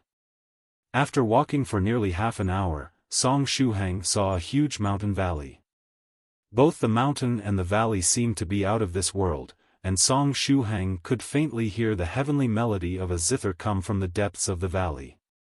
Moreover, hundreds of birds were coordinating with the melody and singing according to the tune. It was literally a paradise on earth. The spirit beast senior living in this celestial place seemed to like music. Maybe the trial Song Shuhang would have to pass also involved music? Carefully look at my steps and place your feet in the exact places I leave footprints in. Do not stray from them, 9 Lanterns said as she took the lead. Song Shuhang faintly nodded and followed in her footsteps, approaching the mountain valley. Then, he saw that there was a huge parasol tree at the entrance of the valley. It was a parasol tree. Song Shuhang's eyes lit up, the phoenix in legends would often rest on the branches of a parasol tree. Was it possible that the spirit beast senior he was going to see was a phoenix? And even if it wasn't a phoenix, it should be a spirit beast of the same lineage, right? Song Shuhang was looking forward to it. He was very curious as to how beautiful and dazzling this divine beast was. Because according to Chinese legends, the phoenix was the most beautiful and noble amongst divine beasts. Although excited, Song Shuhang still carefully followed in Nine Lanterns' footsteps, not daring to stray from the footprints she left behind. Once they got a bit closer, Song Shuhang could finally see the full picture of the huge parasol tree. The huge tree was more than 50 meters tall, and it towered above the entrance to the valley. It had thick branches and a sturdy trunk. It was full of vicissitudes. Wait, there seems to be something pink attached to the tree. This pink thing had a round shape and seemed very plump. It looked like a steamed bun and made one's mouth water with just one look. However, it wasn't a phoenix, and it wasn't a bird, either. Song Shuhang opened his eyes wide and tried his best to see what this thing was. Soon after, he managed to see the real appearance of that round object. It was a pig that had curled up into a ball. Since it was fat and plump, its 4 legs seemed very small and short. However, these small and short legs were firmly holding on to the trunk of the huge parasol tree, allowing it to stay attached to it and not falling down. However, it looked very tired. "There is a pig on the tree," Song Shuhang exclaimed in surprise. "Lower your voice," Nine Lanterns said softly. Song Shuhang quickly closed his mouth. However, that plump pig attached to the tree trunk was just too eye-catching. Therefore, Song Shuhang couldn't help but keep glancing at it. Perhaps Song Shuhang was eyeing it too conspicuously, but the round pig seemed to have noticed his gaze. In the next instant, it turned its head around and looked at Song Shuhang with its black and shiny eyes. "What are you looking at?" the pig suddenly said. Its voice was deafening and resounded in Song Shuhang's ears like thunder, making his ears buzz. The voice of the pig was simply like the roar of a lion. Song Shuhang had yet to reply when the corner of Nine Lanterns' mouth rose. "We're looking at you, so what? Why don't you try to look at me again?" the curled-up pig howled. "Of course I'm going to try. What can you do about it?" Nine Lanterns tilted her head and glared at the round pig. She was stubbornly staring at it without even blinking. The curled-up pig didn't reply, and soon after, it became completely pink. After a while, it said weakly, "Don't look at me like that, you're making this old pig feel embarrassed." Song Shuhang. "Don't tell me that this pig curled up into a ball is the spirit beast senior we've come to meet. I can accept the fact that it might not be a phoenix, but it's actually a pig. Aren't we going a bit too far?"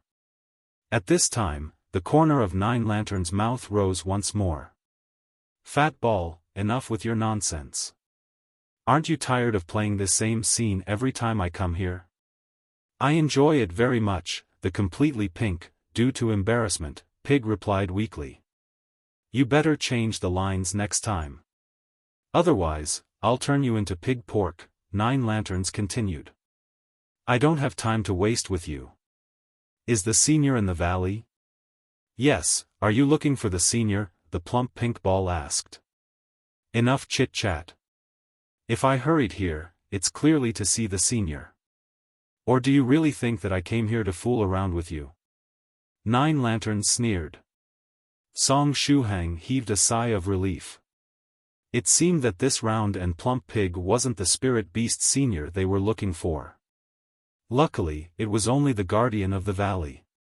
"To be honest, I really thought you came here to play with me," the plump ball muttered. Afterward, it stretched out its leg and gently knocked on the parasol tree 3 times.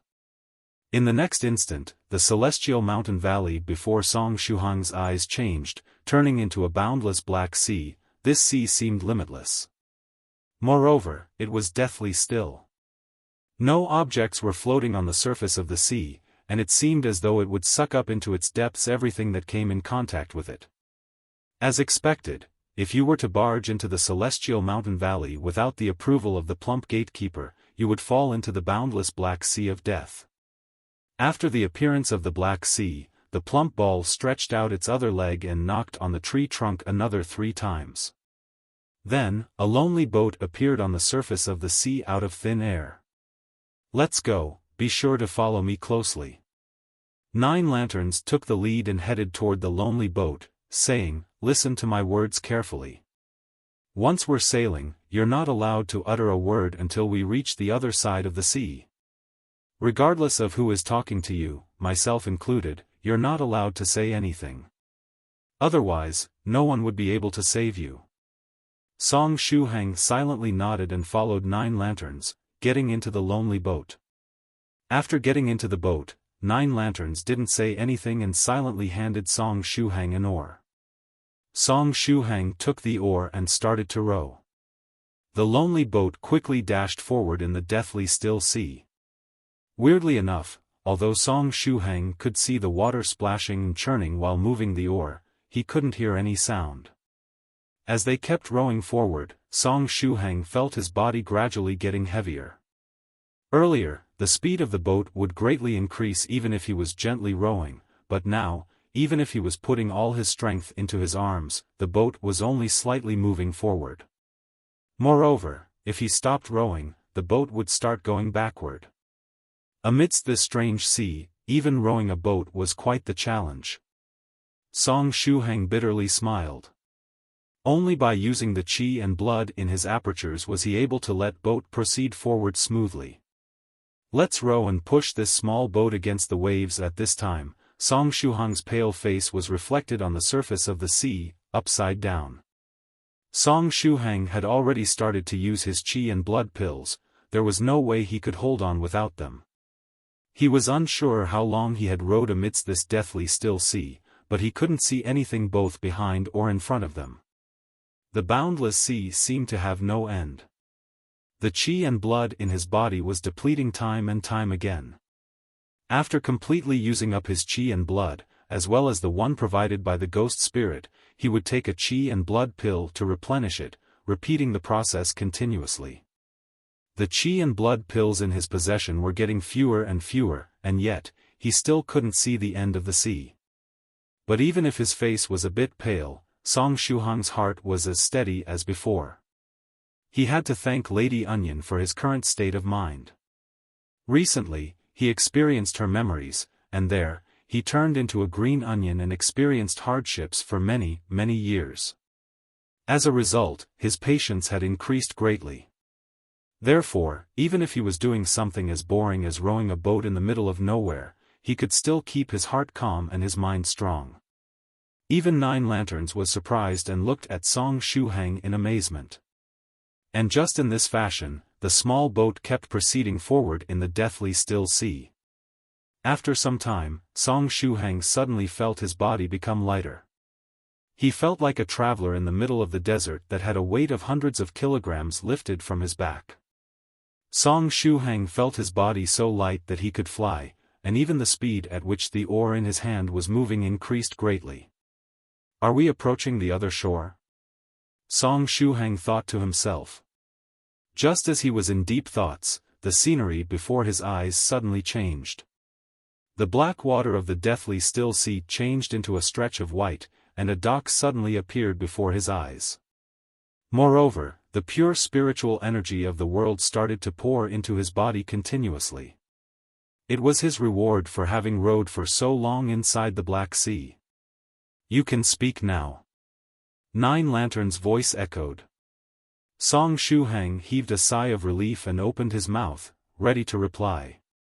But in the next instant, he quickly covered his mouth with his hands, he almost spoke. At this time, he was still in the middle of the sea and had yet to reach the shore. That was close. When Song Shuhang covered his mouth, the spiritual energy of the world started to pour into his body at an even faster pace, as though he had passed another test. Song Shuhang had already opened 4 apertures before entering the heavenly island and was currently aiming to open his 5th aperture, the mouth aperture. Song Shuhang had decided against eating Lady Onion Sprout, but according to Venerable White's words, there was a high chance that his mouth aperture would have already been full of qi and blood if he had decided to eat it. At this time, the pure spiritual energy of the world was endlessly pouring inside his body.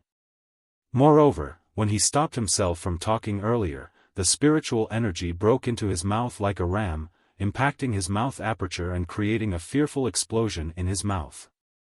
Additionally, we have to keep in mind that Song Shuhang depleted his qi and blood time and time again, continuously taking qi and blood pills to replenish it.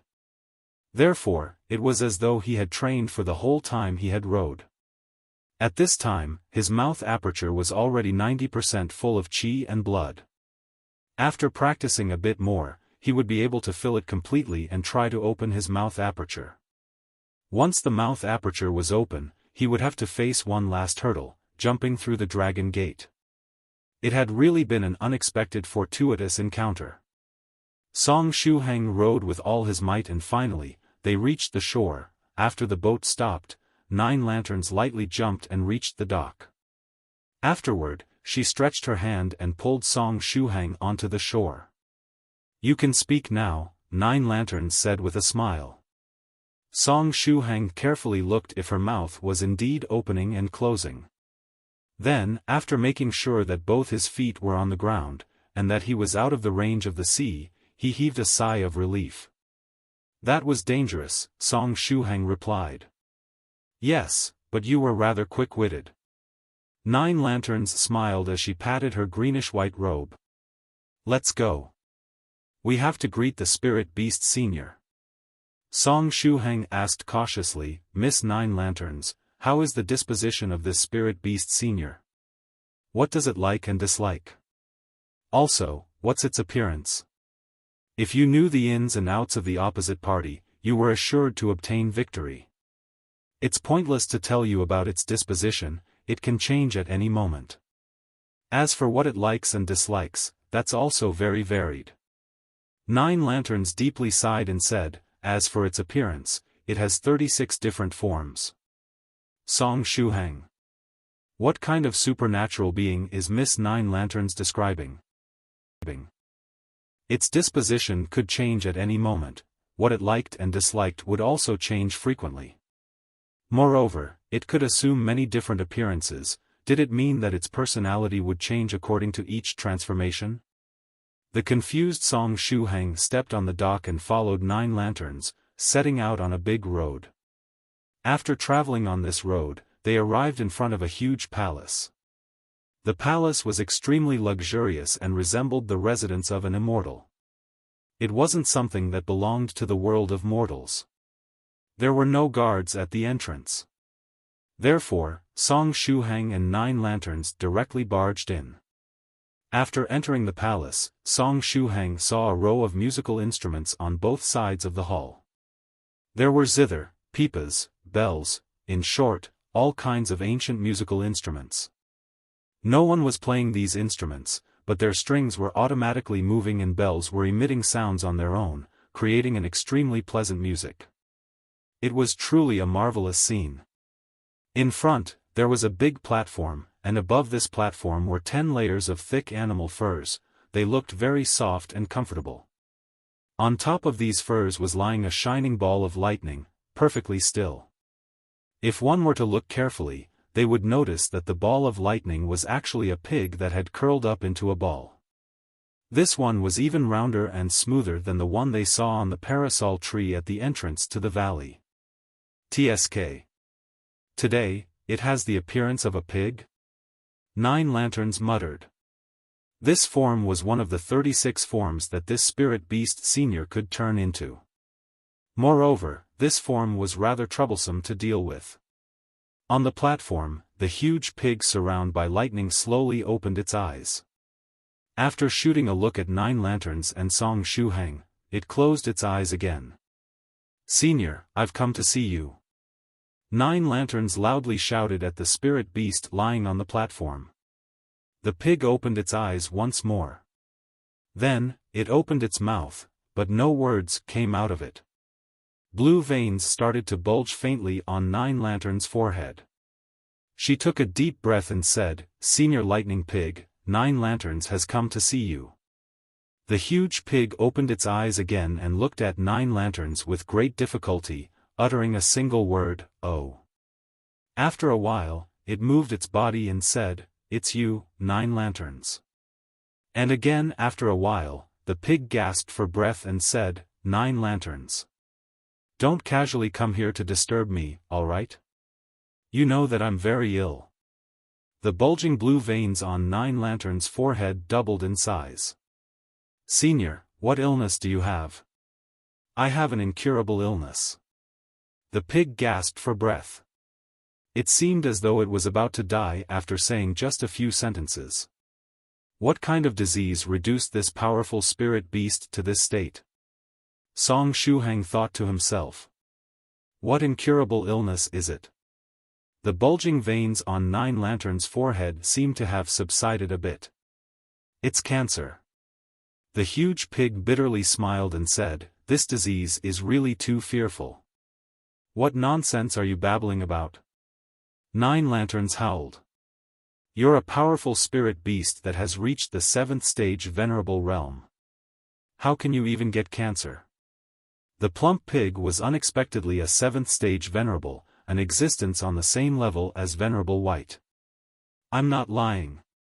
The huge pig had a sad expression on its face and seemed on the verge of death. Song Shuhang asked out of curiosity, "What kind of cancer is it?" 9 Lanterns rubbed her forehead and joined her palms together, starting to chant Buddhist scriptures to calm herself. The huge pig sighed deeply and said, "It's the sloth cancer, and it's already in the terminal stage. No medicine can help me." Song Shuhang. "Sloth cancer your *SS. Moreover, didn't you say the last time that your anus had problems and that you wanted to change your name to Anus Pig?" 9 Lanterns had yet to finish her sentence when a huge hole suddenly appeared beneath her feet, making her fall down. "Aya!" 9 Lanterns screamed in fear, and her voice was getting more and more distant as time passed by. The hole seemed quite deep. Moreover, it surely had a formation to impede flight as to avoid 9 Lanterns directly flying out of it. After 9 Lanterns fell inside the pit, one of the slates moved with a clang and covered the hole once more. Cough. She never learns, does she? Last time, I clearly told her that I wanted this place to be calm and peaceful, with no yelling. But why does she forget it every time? The sloth cancer-ridden senior lightning pig muttered while putting down the remote control in its hoofed toes. Song Shuhang. After dealing with 9 Lanterns, the lightning pig turned its small eyes around and looked at Song Shuhang. "Little kid, who are you?" "My name is Song Shuhang." "Nice to meet you, senior." Song Shuhang earnestly greeted the pig. The lightning pig used its leg to knock on its head. After a while, it said curiously, "Do we know each other?" Song Shuhang shook his head. "Miss 9 Lanterns brought me here. It's my first time meeting you." "Oh." The lightning pig nodded silently and closed its eyes. It was preparing to sleep again. Song Shuhang. Luckily, it opened its eyes again and asked, "Speaking of which, why did that little girl bring you here? What do you need from me?" "She brought me here because she was hoping to obtain the skeletal dragon's withered vine from you," Song Shuhang replied honestly. Since he didn't know what kind of disposition this senior had, it was better to tell the truth. "The skeletal dragon's withered vine?" "Oh, so it was about the flood dragon skeleton in my possession." The lightning pig smiled. Soon after, it waved its leg and said, "Kid, I don't mind giving you the skeletal dragon's withered vine. However, my sloth cancer is flaring up and I need to rest. Can you return another time? The next time you come here, I'll gift you that thing. It's useless to me after all." Song Shuhang. "Moreover, please stop staring at me like that.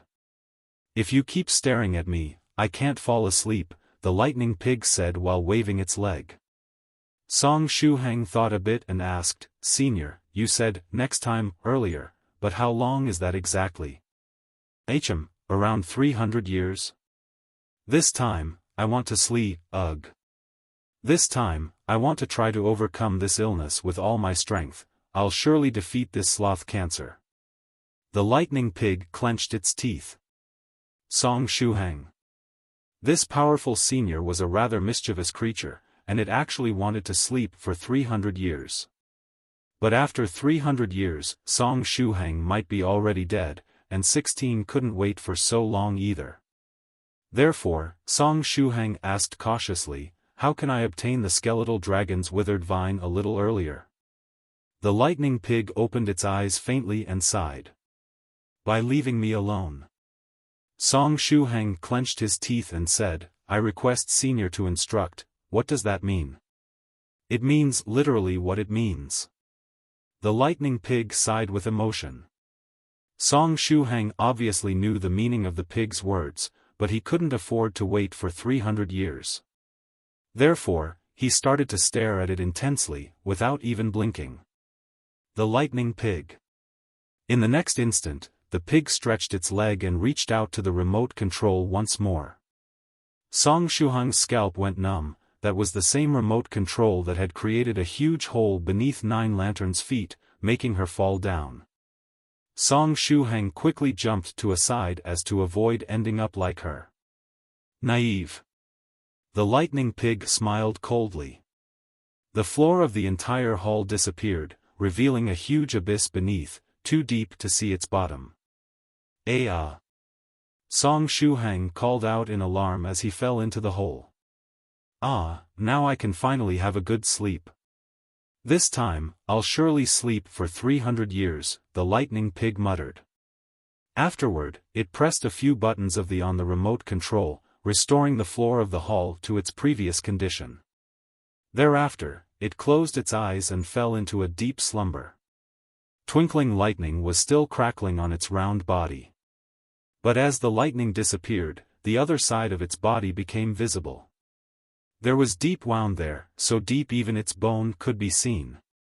Black smoke was coming out of the wound continuously, not allowing it to heal. The lightning coiling around its body was so dazzling that even Nine Lanterns didn't notice this wound. Song Shuhang kept falling, and he felt as though there was no bottom to this hole. "I won't keep falling till I fall down from the heavenly island itself, right?" Song Shuhang thought to himself. Just as he was in deep thoughts, he felt his body get lighter and float upward. After floating up for a few centimeters, he slowly fell downward. Afterward, the sound of crushed stones transmitted from beneath his feet. "Have I reached the bottom?" At this time, Nine Lantern's dim voice reached him from a side. "You were also thrown here, huh?" Song Shuhang turned his head in the direction of the voice. He could glimpse Nine Lantern's bare head amidst the darkness.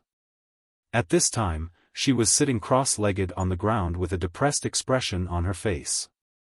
"Miss Nine Lanterns."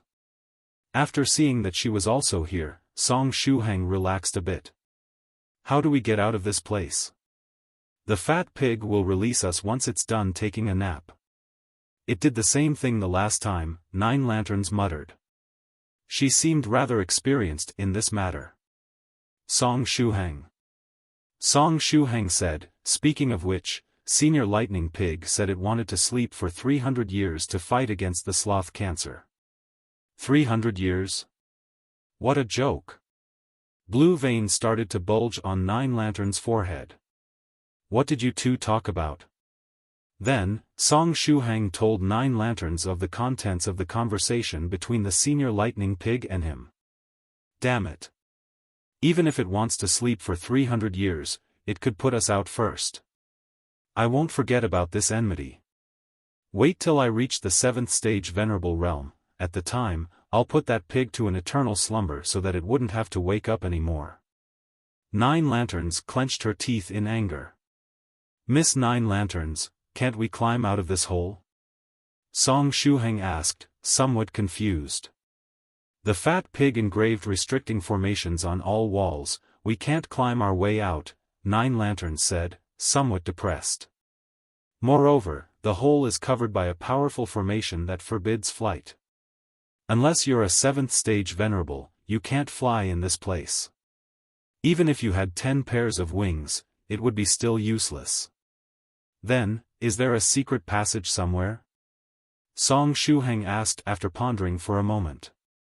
The last time I fell here, I searched every nook and cranny and couldn't find anything that resembled a secret passage, 9 Lanterns said depressedly as she rested her chin in her hand. Then, how do we get out?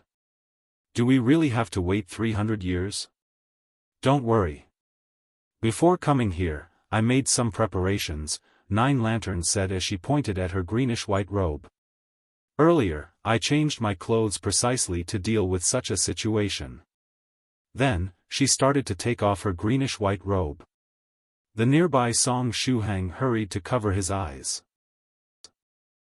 Why are you covering your eyes? After seeing Song Shuhang cover his eyes, 9 Lanterns didn't know whether to laugh or cry. I'm wearing other clothes beneath. After hearing these words, Song Shuhang moved his hands away and awkwardly smiled. Under her greenish-white monk robe, 9 Lanterns was wearing another greenish-gray robe. After taking her outer robe off, she turned it inside out. When the internal part of the robe became visible, Song Shuhang saw that it was littered with runes. After the robe was turned inside out, all the runes connected to each other, changing the robe into something that resembled a drill. He, you thought this small hole was enough to stop me? Naive. 9 Lanterns said self-satisfied. Afterward, she stretched her hand and grabbed the drill-like robe. In the next instant, the robe started to spin madly. I put together 3,000 Buddhist runes specialized in breaking restrictive formations to create this restriction-breaking drill. Even if these formations are arranged by that pig, I can still break them. 9 Lanterns said complacently. Song Shuhang.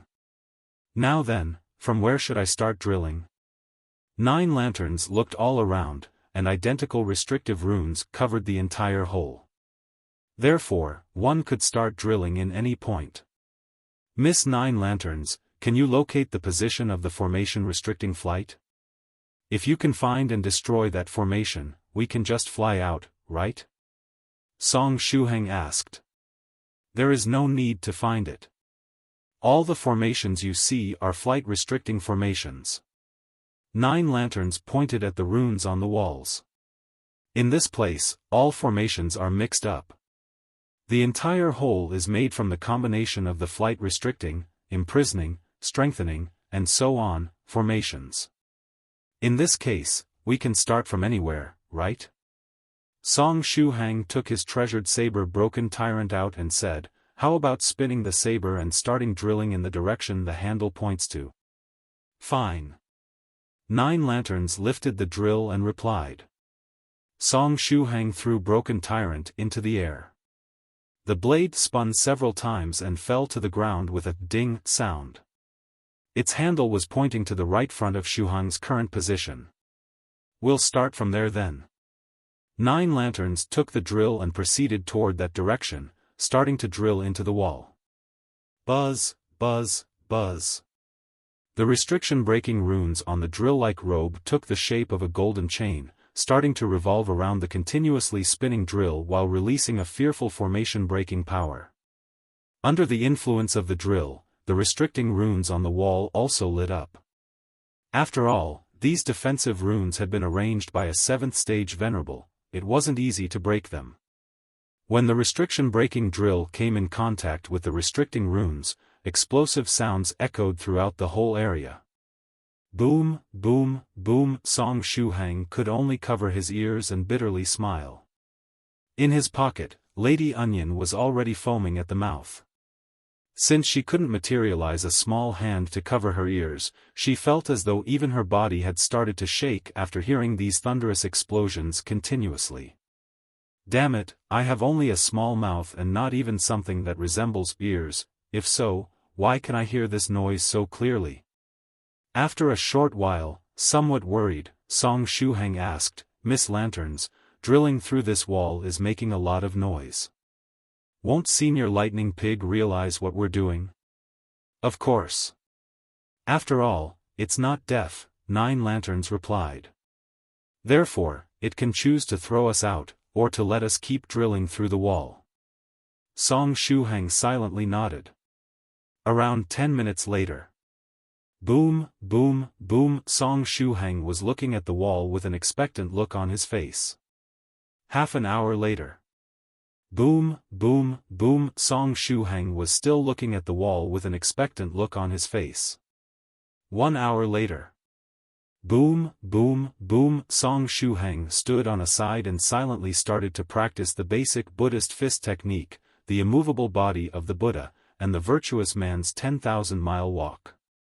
2 hours later. Boom, boom, boom. Song Shuhang sat cross-legged and silently practiced the true self-meditation scripture. Although it was difficult to practice the true self-meditation scripture amidst these thunderous explosions, its effects were also better than usual. After another hour. Boom, boom, boom. Song Shuhang started to practice the flaming saber and the lightning palm. Another hour passed. Those explosive sounds were still going on, and Song Shuhang had started to perform gymnastic exercises. His expression was a bit stiff at this time. What should I do next? He had already practiced enough for today, and if he were to practice some more, he might harm his body.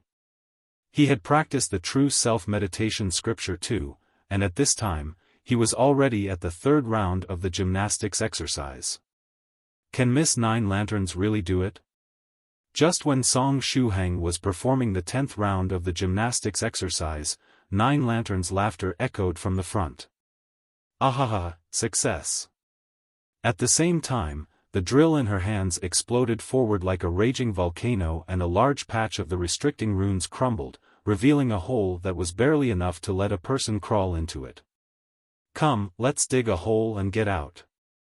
If the fat pig doesn't want to release us, we'll just create an underground passage right beneath its palace, 9 Lanterns said happily. The drill in her hand danced in the air. Without the help of the restricting runes, the wall crumbled quickly. 9 Lanterns started to drill through it at high speed. The drill pierced the wall, and crushed stones flew everywhere. Miss 9 Lanterns, be careful not to drill till we end up in the Black Sea, Song Shuhang reminded as he followed behind her. He found the Black Sea really weird and was rather wary of it. Don't worry, I know what I'm doing. If we keep drilling upwards, we'll arrive behind that fat pig and make him have a taste of this drill. 9 Lanterns giggled. Song Shuhang paused for a moment and cautiously asked, Miss 9 Lanterns, what's your current realm? I'm at the peak of the 5th stage spiritual emperor realm, and I need only a small push to break through the 6th stage and become a true monarch. However, my situation is a bit special, and you can't compare me to a normal spiritual emperor or true monarch, 9 Lanterns said. Well, even if we ignore the fact that Senior Lightning Pig already knows what we're doing, let's say you manage to let it have a taste of your drill, what do you think will happen next? A 5th stage spiritual emperor against a 7th stage venerable. Song Shuhang dropped a few hints. It was really a death-seeking behavior. Don't worry. At most, it will lock me up for a few years, nothing bad will happen, 9 Lanterns said full of confidence.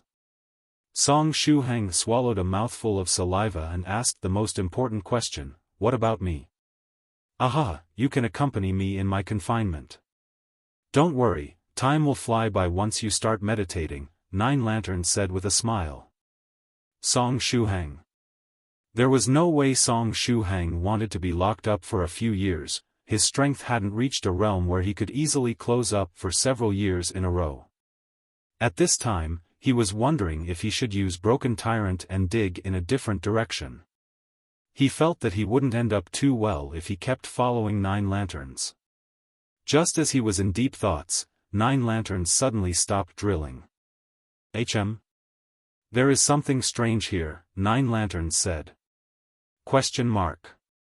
Song Shuhang looked at her, somewhat confused.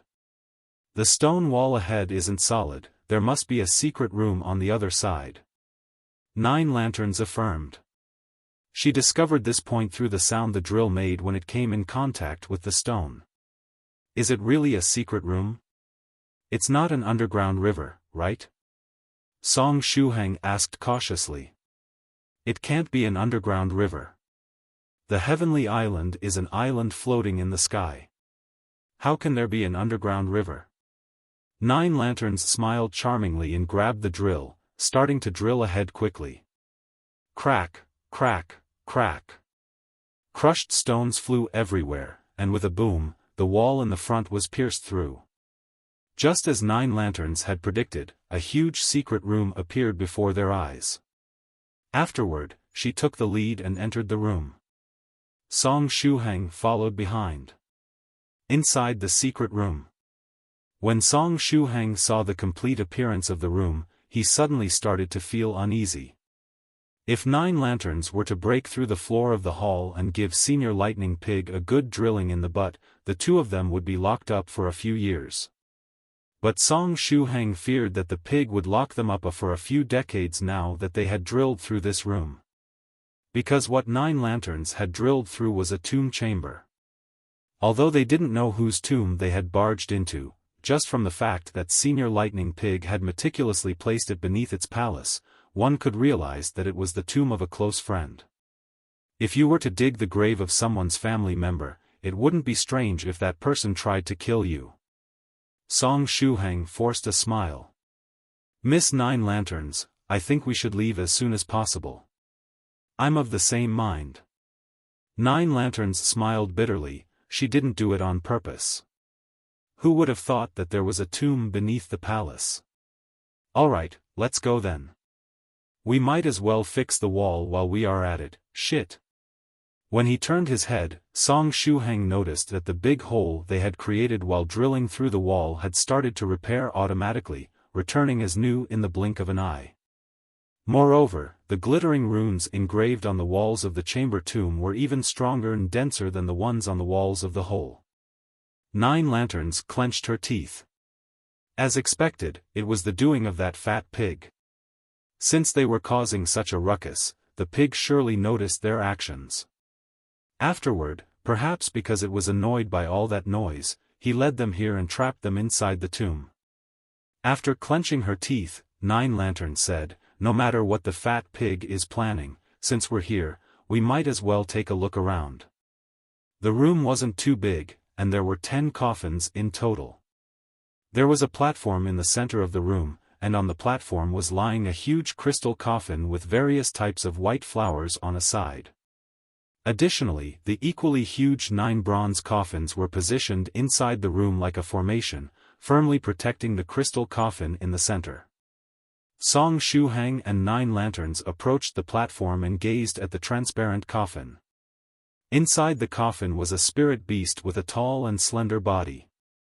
It had deer-like horns, camel-like head, rabbit-like eyes, snake-like neck, clam-like belly, fish-like scales, hawk-like claws, cat-like palms, and cow-like ears. All of these elements were merged into this spotlessly white body. A dragon. Song Shuhang opened his eyes wide. Moreover, it was a completely white dragon. It's really a dragon. 9 Lanterns also opened her eyes wide. Soon after, she muttered, unfortunately, it didn't turn into dragon bones and there is no vine growing on it. She was still thinking of Song Shuhang's wish. This white dragon is really beautiful. Song Shuhang sighed with emotion. When Song Shuhang and 9 Lanterns' attention was focused on the white dragon, the lid of one of the 9 coffins moved slightly. Then, a dragon's claw appeared from under the lid. The dragon claw slowly pushed the lid of the coffin to a side, emitting a grating sound. 9 Lanterns and Song Shuhang immediately turned their heads and kept a close watch on the bronze coffin.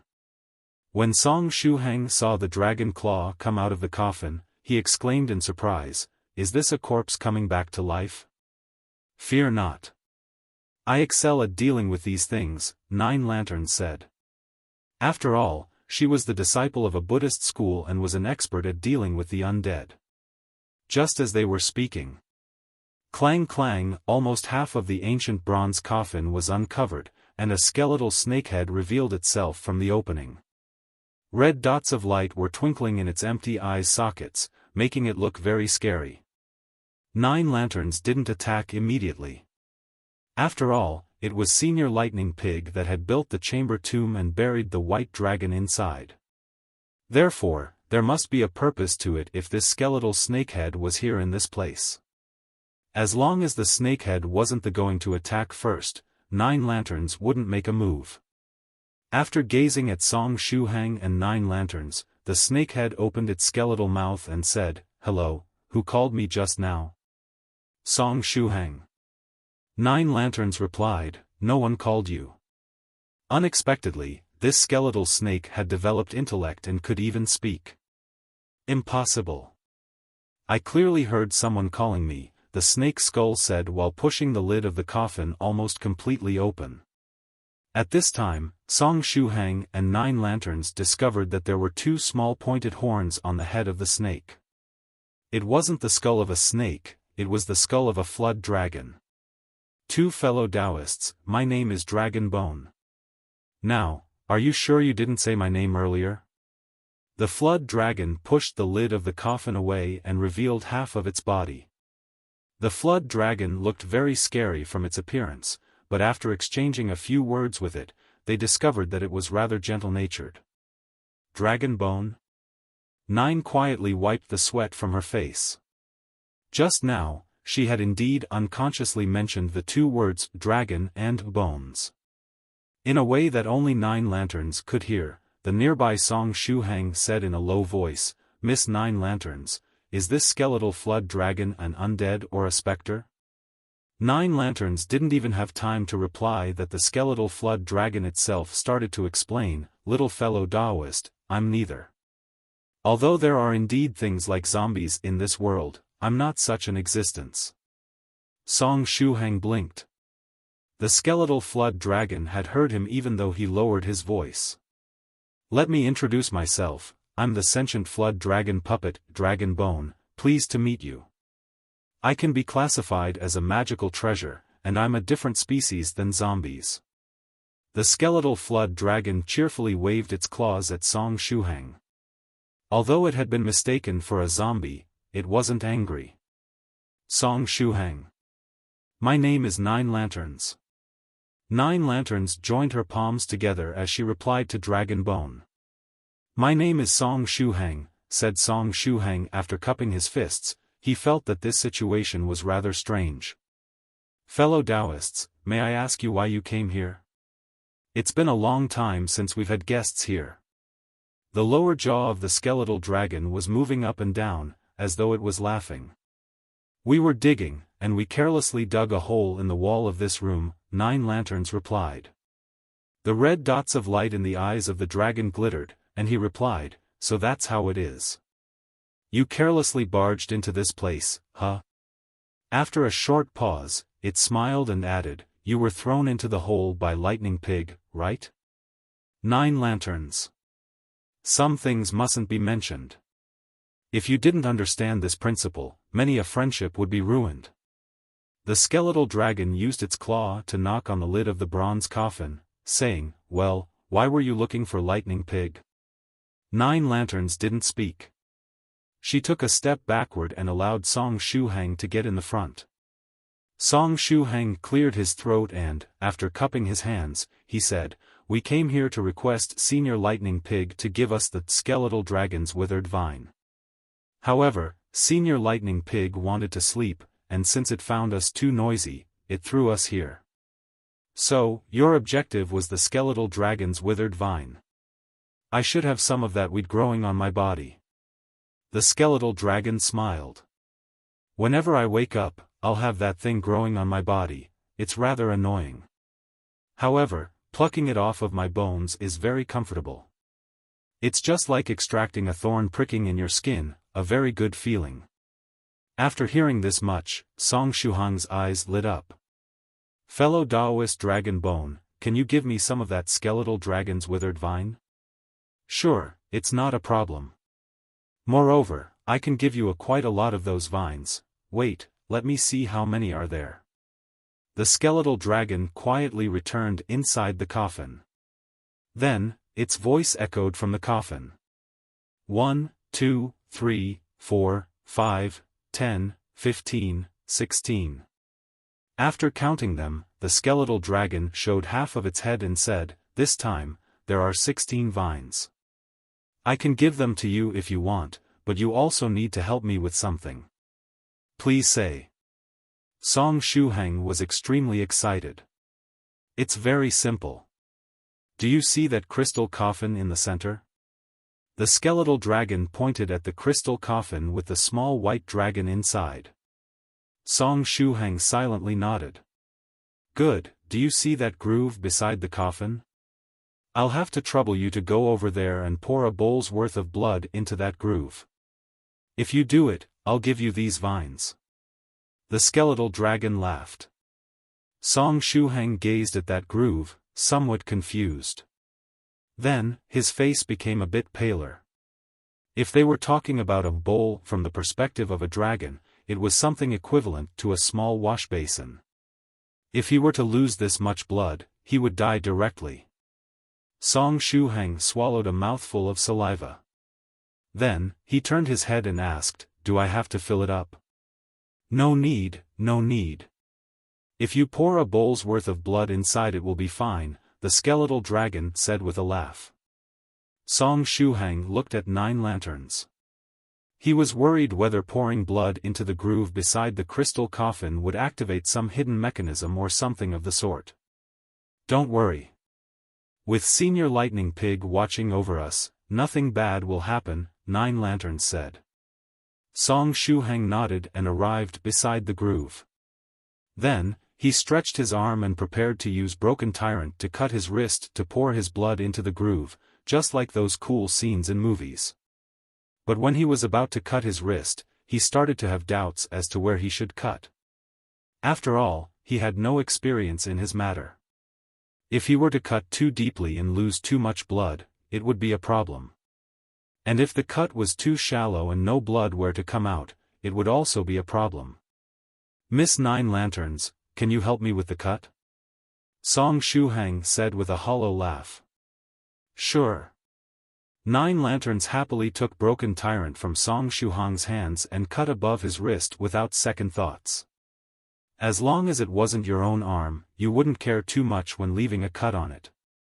Blood started to flow, and after seeing this endless stream of blood flow out of his body, Song Shuhang's heart twitched a little. In the blink of an eye, a bowl's worth of blood had gathered in the groove. Next, 9 Lanterns stretched her hand and grasped Song Shuhang's wrist lightly, immediately stopping the stream of blood. After the fresh blood poured into the groove, it flowed through the various channels all around the crystal coffin, wrapping the coffin completely. At this point, something inside the crystal coffin should have changed, right? The red dots of light in the skeletal dragon's eye sockets flickered again and again. It seemed it was looking forward to some change. But even after a long time, the crystal coffin had no changes. The skeletal dragon silently heaved a sigh. Song Shuhang turned his head around and asked, somewhat confused, "Did I fail?" It wasn't a failure, but it wasn't a success either. The skeletal dragon faintly sighed. "Do I need to pour more blood into it?" Song Shuhang asked. "Thank you, fellow Daoist, but there is no need." The red lights in the dragon's eyes regained calm. Next, it stretched its claw and passed those 16 withered vines to Song Shuhang. Song Shuhang took the vines in his hands. These withered vines were very small. Each of them had the length of a palm and was as thin as a strand of hair. If one were to carefully examine them, they would notice that these thin vines were like small lifelike sculptures of a flood dragon. They had horns, claws, and looked very pretty. The transaction is complete. Now, I'll allow you two to leave this place. Although I would like to chat with you a bit more, this place is full of dragon corpse aura. It would harm your bodies if you were to stay here for too long, the skeletal dragon said gently. In the next instant, without waiting for 9 lanterns and Song Shuhang to reply, it gently moved its claws, causing the duo to hover midair. Afterward, a passage suddenly appeared on the ceiling, and the two of them were shoved into it. After they were gone, the skeletal dragon shot a gaze at the crystal coffin, sighing. In the end, it wasn't that guy. After sighing, the dragon stretched the upper part of its body and knocked on the bronze coffin next to him. Dragon Claw, wake up. It's your turn to keep a watch next. I'm going to sleep for a while. Let me sleep for a few more centuries. A pure and lovely voice echoed from the nearby bronze coffin. Sleep your *SS, get up now. The skeletal dragon started to knock on the coffin repeatedly, producing a deafening sound each time. After a while, the lid of the nearby coffin slightly moved, and a sharp claw came out of it. The skeletal dragon nodded satisfied. Then, it retreated inside its own coffin and firmly sealed it. It was planning to have a good sleep. At this time, in the Chu family, Soft Feather was sitting on the grass with her long and slender legs slightly bent, creating a beautiful and charming arc. From time to time, she would move her little toes, looking very adorable. There was a laptop on her legs, and a lot of beautiful pictures were displayed on the screen. Amongst these pictures were Senior White Twintails Edition, Senior White Ponytail Edition, Senior White Double Braid Edition, Senior White Hair Up Edition, with all kinds of different hairstyles. There were even pictures of Senior White with what resembled ox horns and pigtails coiling up on the top of the head. Soft Feather typed on the keyboard quickly and started to scroll through these pictures, trying to decide which ones to choose. There was no need to apply filters to these pictures to beautify them. Therefore, she was merely resizing them and storing them away. I was thinking to choose several pictures and send them to Senior Song. But each of these pictures is so beautiful. I'll have to send them all. Soft Feather muttered. Then, she decided to organize Senior White's pictures orderly. Amongst them were the Senior White Smiling Expression, the Senior White Stupefied Expression, the Senior White's Cute Expression, the Senior White's Pouting Expression, and so on. Finally, she took all these expressions and put them into a package. I'm so clever. Soft Feather silently nodded and praised herself. Then, she opened the chat program and selected the account named, Stressed by a Mountain of Books, sending him the Senior White's Cute Expressions package, document in offline mode. Soft Feather, what are you doing? At this time, a gentle voice echoed from a distant place. Soft Feather quickly switched off her laptop and turned her head, looking at the incoming person. This girl looked to be 25 to 26 years old, but she seemed far maturer than someone of her age. She was Soft Feather's good friend and the daughter of the first wife of the leader of the Chu family, Chu Chunying. Elder sister Chu, I was chatting with a senior. Hee. Soft Feather put the laptop away and stood up, stretching her body. Then, she trotted to Chu Chunying's side and positioned her ear on Chunying's slightly bulging belly. How is the baby? Did it kick you? How many times did it kick you yesterday? Smiling, Chu Chunying said, how can I even reply to such a question? After all, it's not like I was counting the times it was kicking me. Once I'm pregnant, I'll make sure to count them all and firmly keep them in mind. Soft Feather grinned. Each time the baby kicks me, I'll note it down, and once the baby grows up, I'll make sure to make him, or her, pay the price. After gazing at the serious-looking Soft Feather, Chu Chunying didn't know whether to laugh or cry. You haven't even gotten married. Isn't it a bit too earlier to talk about babies? Hee. Soft Feather glued her ear to her abdomen, trying to listen to the baby's movements. Chu Chunying gently patted Soft Feather's head. She was a bit envious of Soft Feather. Many years had passed, and Soft Feather's disposition had hardly changed. She was still the same naive girl full of enthusiasm and curiosity. Venerable Spirit Butterfly really doted on this daughter of his. On the other hand, although she was only 3 years older than her, Zhuge Zhongyang had experienced a lot of things. And after getting married, she felt as though she had become even older. When she was with Soft Feather, she felt as though she was more like her mother than her elder sister. In the end, the world of cultivators was a place where the one with the strongest fist would win, and the Chu family's fist wasn't strong enough.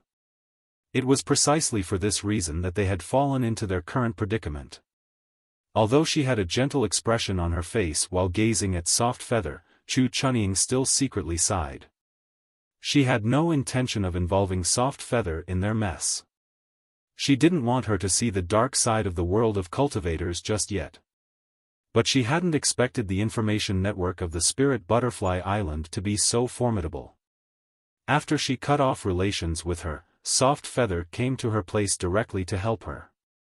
"Thank you, Soft Feather," Zhuge Zhongyang said in a soft voice. "Why are you thanking me? I haven't even helped you yet." Soft Feather raised her head and conveniently asked, "How are things going with that school? They can't deal with the Chu family by staying in the dark and playing tricks, right? If they want the sword technique, they would have to show their faces, right? They indeed want the sword technique. However, they want us to bow our heads and gift it to them," Zhuge Zhongyang said softly. The opposite party's behavior could be described as such, leading the life of a whore and wanting a monument put up to one's chastity. Soft Feather clenched her teeth in anger.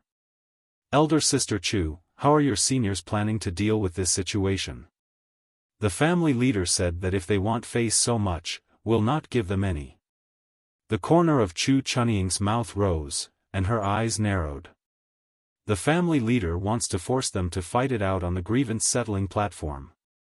In the world of cultivators, when two factions had an unsolvable conflict, and things hadn't reached the point where they would start killing each other, they would send their representatives to fight on the grievance-settling platform to resolve their grudges.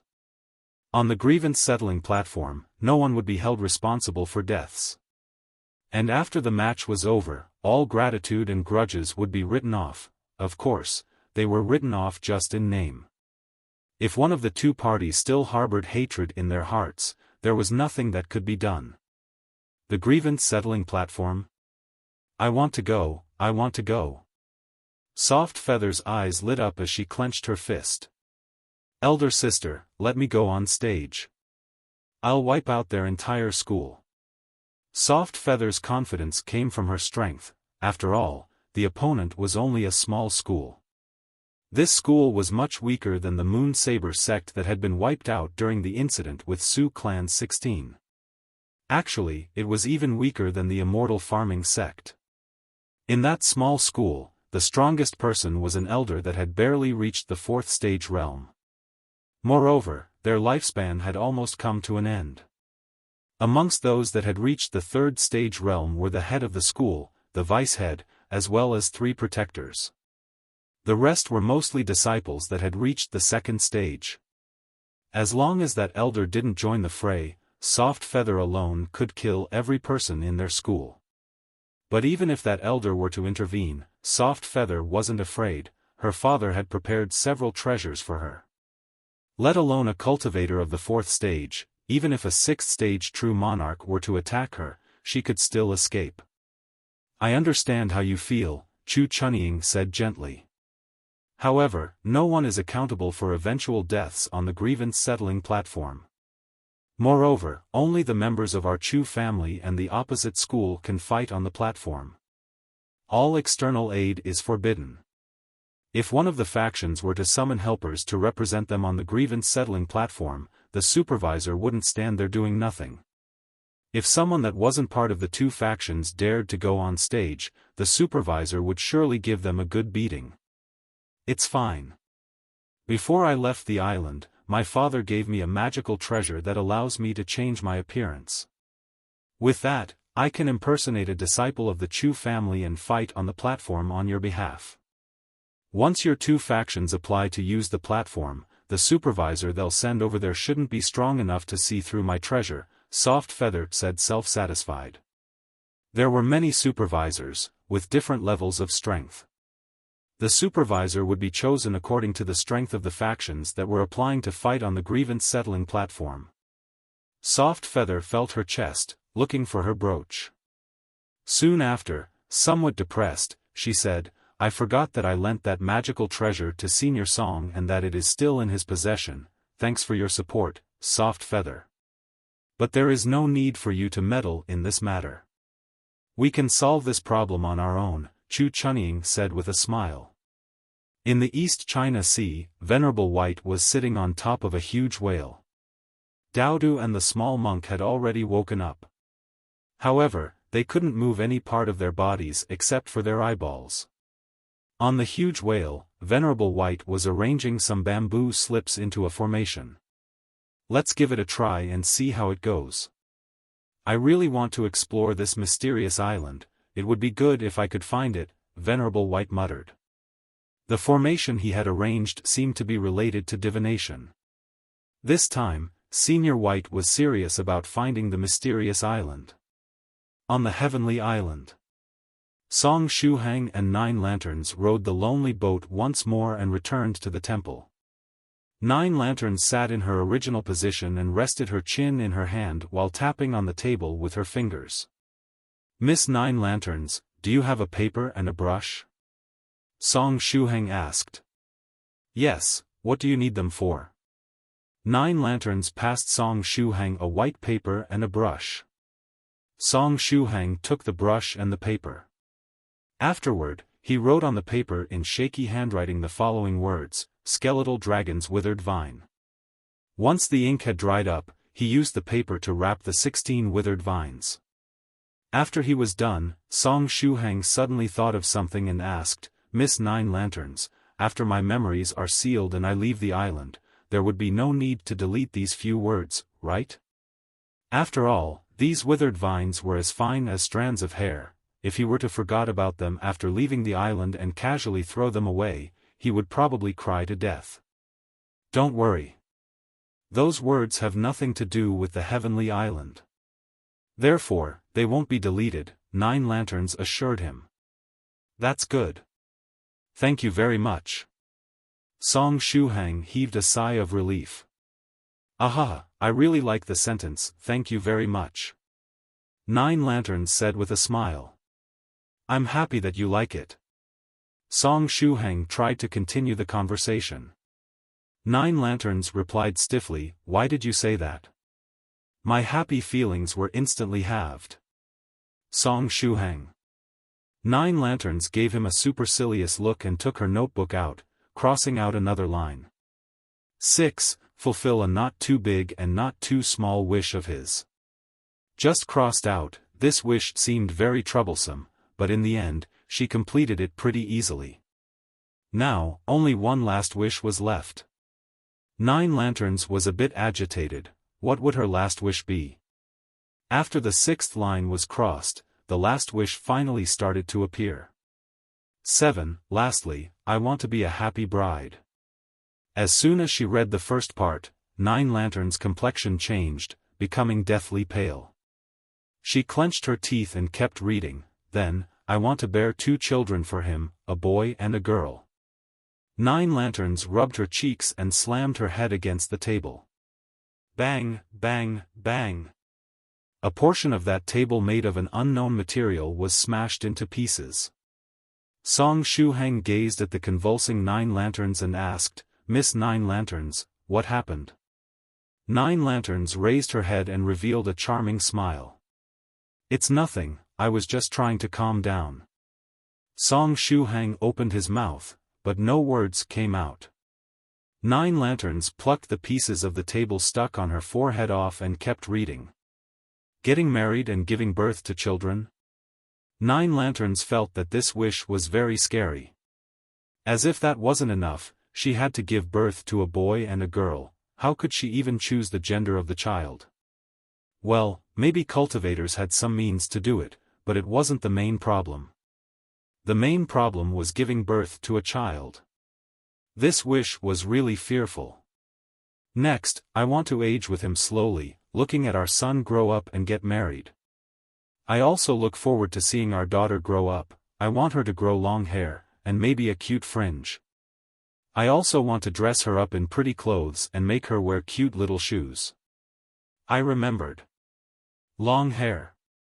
At the time, when I discovered that I had to shave my head, I must have hated it, right? Damn it, what's wrong with being bald? Why did I hate it so much at the time? Being bald has many good points. For example, I don't need to take care of my hair, and I don't need to worry about pressing it beneath my body while sleeping. 9 Lanterns kept reading. Then, once our daughter grows up, I want to see her getting married. After the wedding, we will both snuggle against each other in a sleeping bag and cry copiously. 9 Lanterns. 9 Lanterns died a little inside after reading this wish. Why would I want to cry copiously? Moreover, why the hell inside a sleeping bag? What kind of wish is that? Why the hell did I make so many long-term plans when I was just a kid? Why, just why? The heart of a young girl, huh? What heart of a young girl? Isn't it more like the heart of a wife? Still wrong, it's more like the heart of a mother or a grandma at this point. This monstrosity has no relation whatsoever with the heart of a young girl. 9 Lanterns smashed her head against the table once more. The thick table couldn't take it anymore, and cracks started to appear on its surface. At last, it finally collapsed. Song Shuhang stayed silent and looked at the convulsing 9 Lanterns carefully. He was too scared to stop her. 9 Lanterns raised her head, with pieces of the table still glued to it, and looked at Song Shuhang. Was she really going to marry this man and bear 2 children for him? How did it end up like this? Moreover, the children must have different genders. How can I make this wish disappear? Crack, crack, crack. The sudden sound of firecrackers echoed in Song Shuhang's ear. The surrounding area was bustling with excitement. What's happening?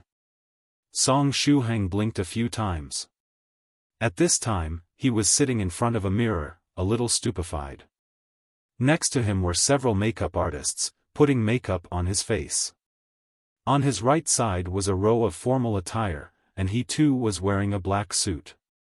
Behind him were a smiling Mama Song and a pleased Papa Song. Just what the hell is happening? At last, even our Shuhang is getting married. Mama Song smiled, her eyes teary. From time to time, she would wipe the tears from her corner of the eye. Indeed. Wife, why are you crying? Our son is getting married today, quickly wipe those tears off. Otherwise, people will make fun of you, Papa Song said in a low voice. I'm getting married? Are my ears having problems? How come I'm suddenly getting married? Wait, let me recall what happened. Song Shuhang faintly remembered that he was with Tubo, Gao Momu, and the Zhuges. Together, they accompanied Lu Fei and her elder sister to an island in the East China Sea. Immediately after, the plane they had boarded had problems, making them crash on the mysterious island. Afterward, well, there was no afterward because he didn't remember anything past this point. Were my memories sealed? Song Shuhang frowned and tried to recall what had happened, but it was useless.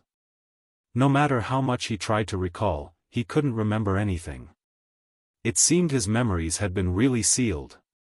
Alright, even if I don't have any recollection of what happened on the mysterious island, just what the heck is happening right now? Why are these people putting makeup on my face? And what did my mother just say?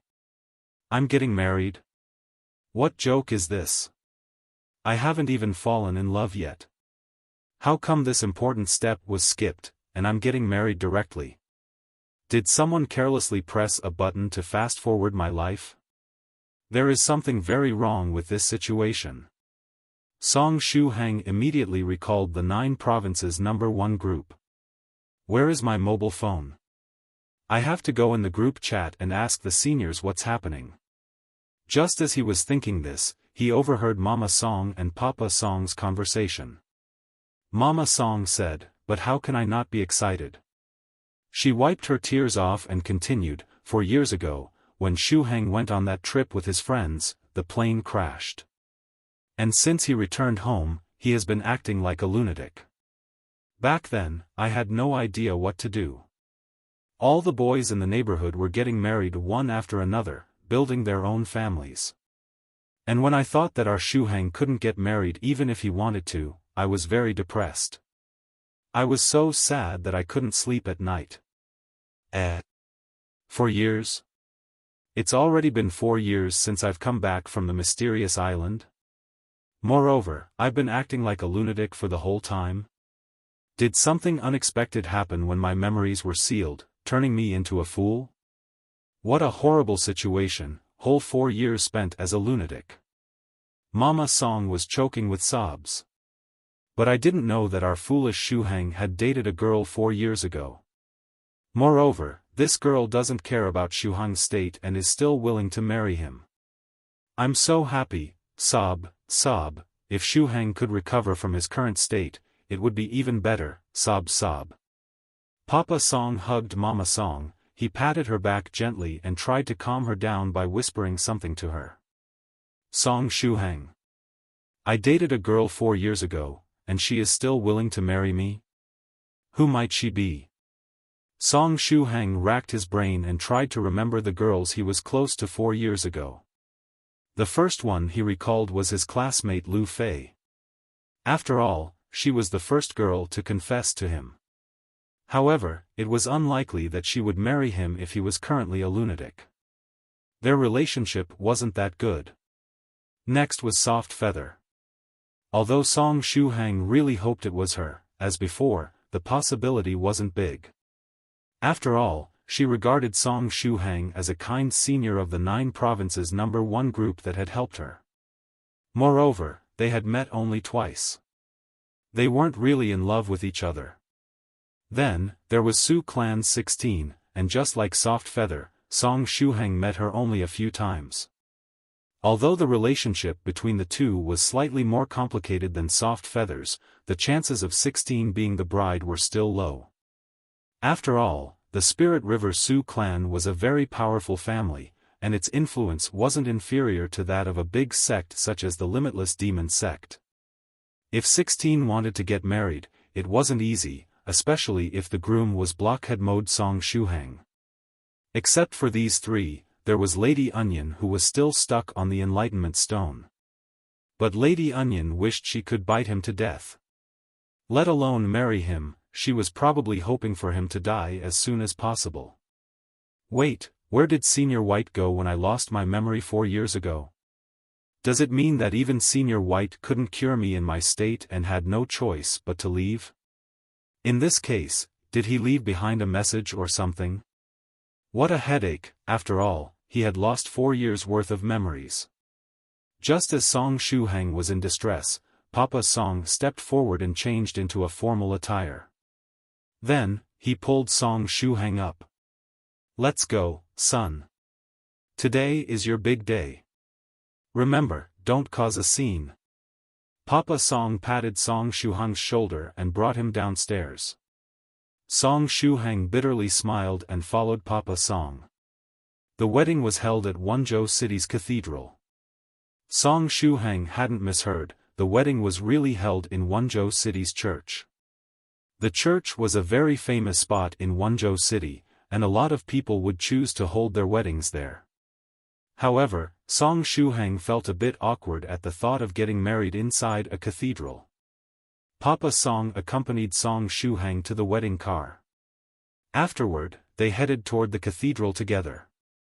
When he got out of the car, Song Shuhang saw that there were already a lot of people waiting beside the cathedral. There were grown-up versions of Tubo, Gao Momu, Yangda, Zhuge Zhongyang, Zhuge Yue, and so on. On a side, there were also Lu Fei and her elder sister. As expected, Lu Fei wasn't the bride.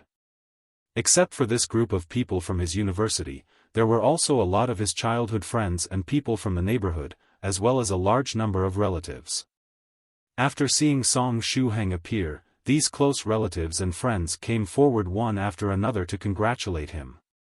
After following the long red carpet, Papa Song and Song Shuhang entered the church. Since Song Shuhang's mental state wasn't normal, Papa Song had to lead him personally. As he entered the big church, Song Shuhang saw even more relatives and close friends. At the same time, a woman wearing a white wedding dress came toward him while being led by a middle-aged man.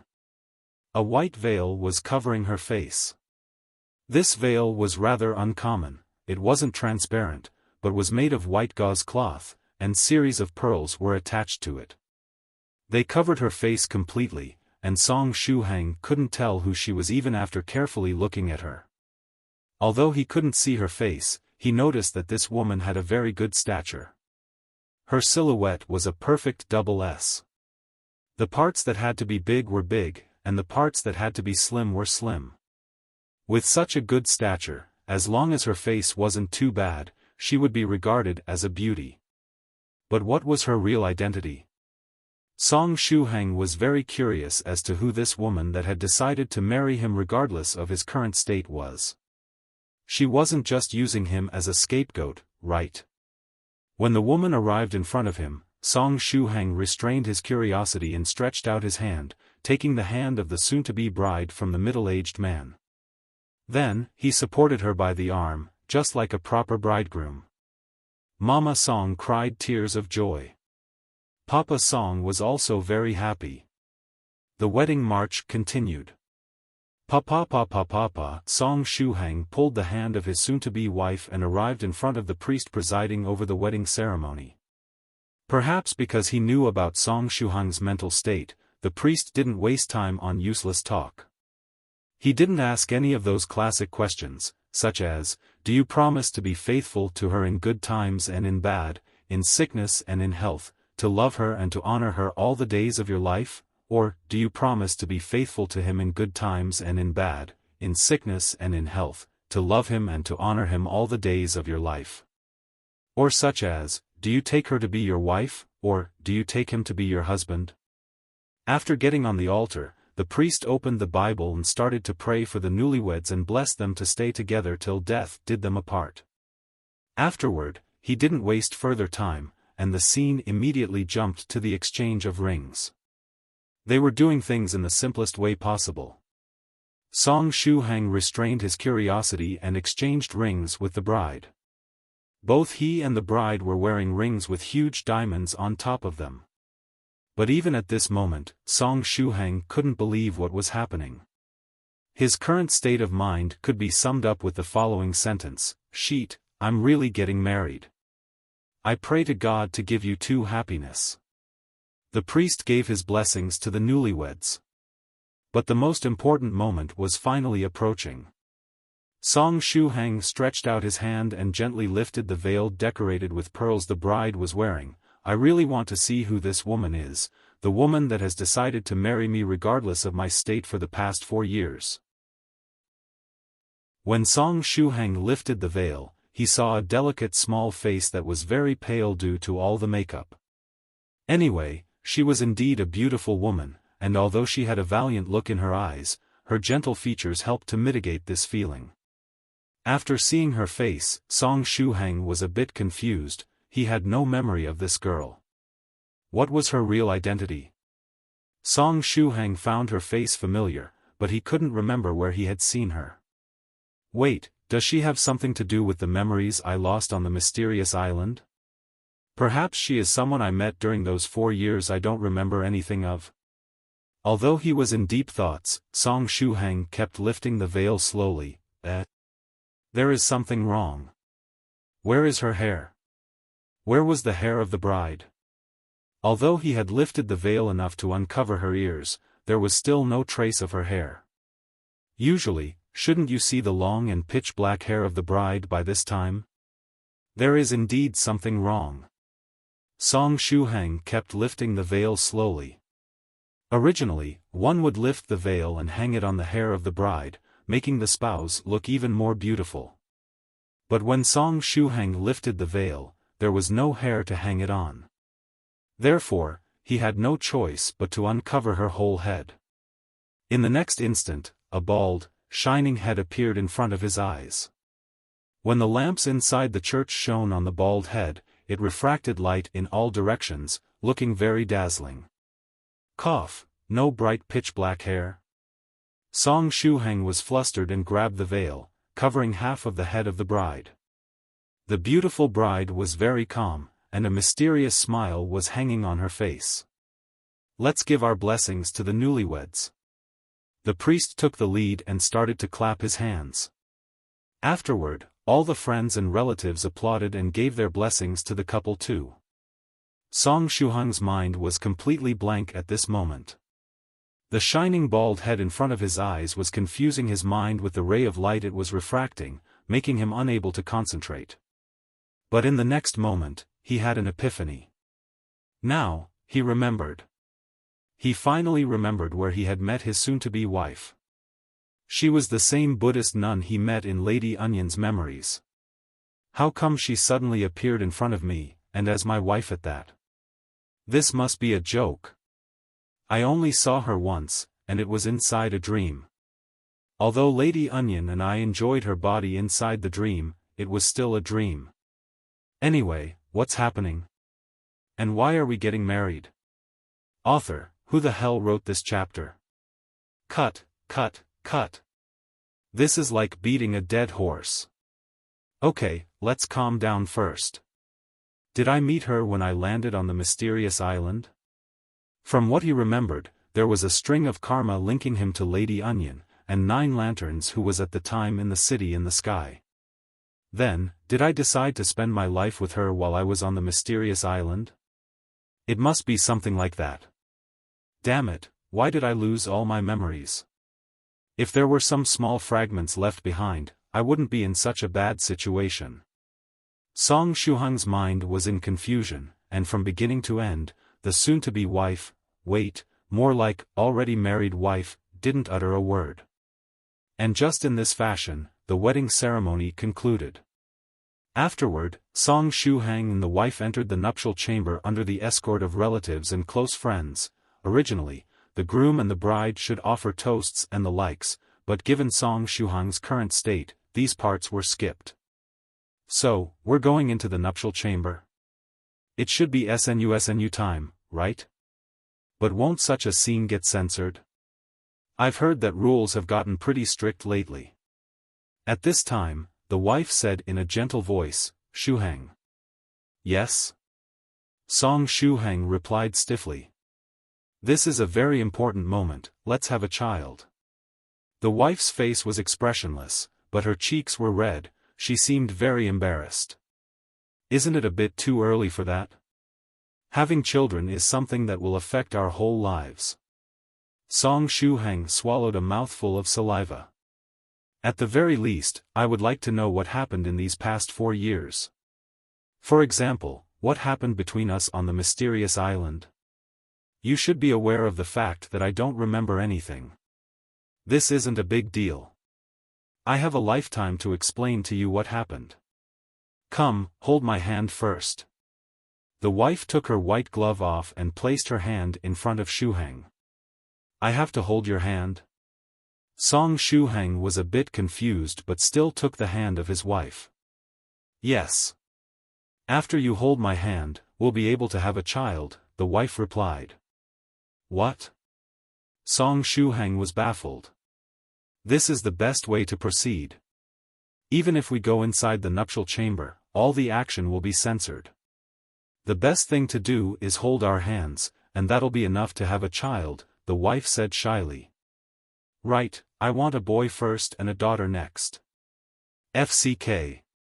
Song Shuhang felt that his head was about to explode. Time flew by. In the blink of an eye, 9 months had passed. In this case, it happened literally in the blink of an eye. Song Shuhang blinked only once after holding the white and tender hand of his wife, and in the next instant, he was inside the delivery room of a hospital. His wife was weakly lying on the bed and looking at him with a gentle gaze.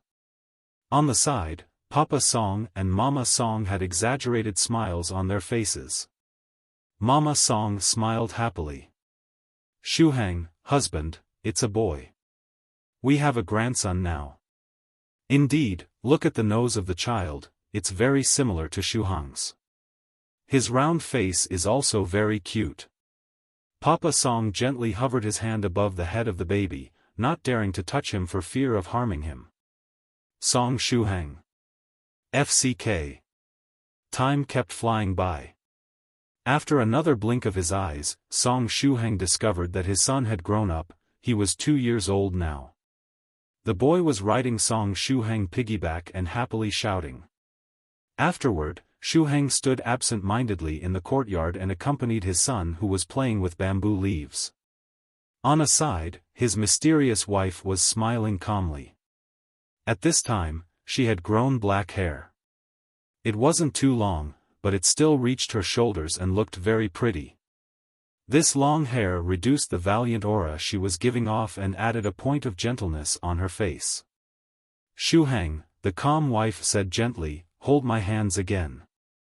This time, I want to give birth to a cute daughter." Song Shuhang. Then, he steeled himself and stretched his arm out, firmly grabbing his wife's small hand.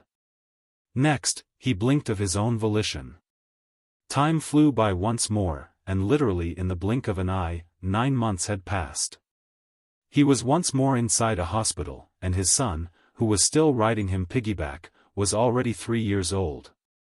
At this time, he was curiously looking at his mother, who was lying in bed, with his bright and big eyes. The wife lay on the bed weakly, her face full of happiness. "Shuhang, it's a daughter this time. Isn't she beautiful?" Song Shuhang. On a side, Mama Song laughed happily. "It's a girl, it's a girl. We have a granddaughter now." "Good, good. We have a lovely granddaughter now. Hopefully, she won't be as mischievous as our grandson." Papa Song rubbed his hands and carefully gazed at the baby in Mama Song's arms. FCK. Song Shuhang blinked once more, and this time, the time skip lasted 3 years. His 6-year-old son was already going to school, and his wife was making their 3-year-old cute daughter wear pretty clothes. She tied her a long ponytail and made her wear a pair of lovely shoes. Their daughter was holding a balloon in her hand, happily playing in the courtyard. The wife gently stood beside him. At this time, her hair had already reached the waist. "It's not over yet?" Song Shuhang secretly heaved a sigh. Although he didn't know what was happening, he knew that there was something wrong with this world. He tried to pinch his thigh secretly, but nothing happened. What he was experiencing wasn't a dream. "Papa, Papa. Why do you look so unhappy?" At this time, his 3-year-old cute daughter ran over and held Song Shuhang's leg. Then, she raised her head and looked at Song Shuhang with her sparkling eyes. Song Shuhang looked at his daughter, somewhat confused. "If you're unhappy, let little Meow smile at you. Afterward, you should become happy, right?" the daughter said while revealing a bright smile. It was like the smile of a goddess. Song Shuhang felt as though his body and mind had been healed. He felt that as long as he had such cute children, he could keep living in this world even if it was full of strangeness. "It feels good to have a daughter." Song Shuhang bent down and picked his daughter up. Then, just as he was preparing to enjoy some quality time with his cute daughter, the world before his eyes went black. In the next moment, he found himself in the middle of a familiar church. Mama Song and Papa Song were also standing beside him. They had aged considerably. Papa Song sighed with emotion. "Time sure flies by. In the blink of an eye, even Renner is getting married. I remember Shuhang's marriage as though it was yesterday." Mama Song also sobbed. "Time is unforgiving. In just an instant, even Renner is about to have a child. We'll hold a great-grandson soon. Damn it, I was just about to enjoy some time with my cute daughter. How come there was a time skip and my son is getting married? This time skip was too big. What about my cute little daughter? Moreover, there is something wrong with what my mother said. Renner, who should be my son, is just getting married, right? How come they are already talking about holding a great-grandson? It makes no sense." But very soon, Song Shuhang obtained his answer. After his son Renner stepped on the red carpet and went toward the bride, who was currently in a pretty wedding dress, Song Shuhang noticed that her belly was bulging. His son got the bride pregnant first, and they were marrying only now. FCK. Shuhang's wife held his trembling hands and flashed a gentle smile. At this time, her hair had grown very long, reaching her legs. He unexpectedly got the girl pregnant before marrying her. Look, if I don't give this boy a good beating after the wedding ceremony, Song Shuhang thought to himself. After heaving a sigh, he entered the church with his wife, getting ready to attend his son's wedding. But just as he took a step forward, his position shifted, and he found himself beside the bride. What happened? Why did I suddenly appear beside the bride? Shouldn't the father of the bride be standing here? Song Shuhang shot a look at the bride and saw a grown-up version of his daughter, Little Miao. At this time, he was supporting her by the arm, and they were both walking on the red carpet with smiles plastered all over their faces. Then, the door of the church opened, and a handsome man came in while passionately looking at his daughter, Little Miao. FCK. In a mere instant, we went from my son getting married to my daughter getting married. Damn it, who is this dirty pig eyeing my cute daughter Little Miao? Boy, come here. I promise I won't kill you. In the evening of the same day, Song Shuhang and his wife Nine Lanterns snuggled against each other inside a sleeping bag and cried copiously. Song Shuhang was rather confused and couldn't understand why he was crying inside a sleeping bag. When did I become so attached to this strange world? After all, haven't I only gone through a bunch of time skips? However, he had no way to control his tears that kept flowing copiously. He felt as though he had really spent more than 20 years with these children of his before seeing them getting married. This feeling was really strange. Buzz. Song Shuhang suddenly felt his head become heavier and his body trembled all over. In the next instant, when he opened his eyes, he discovered that he was still squatting down in the corner of the temple. He was holding a Buddhist scripture in his hands, and on top of this scripture were watermarks left behind by tears. Just what happened? Song Shuhang quickly wiped his tears.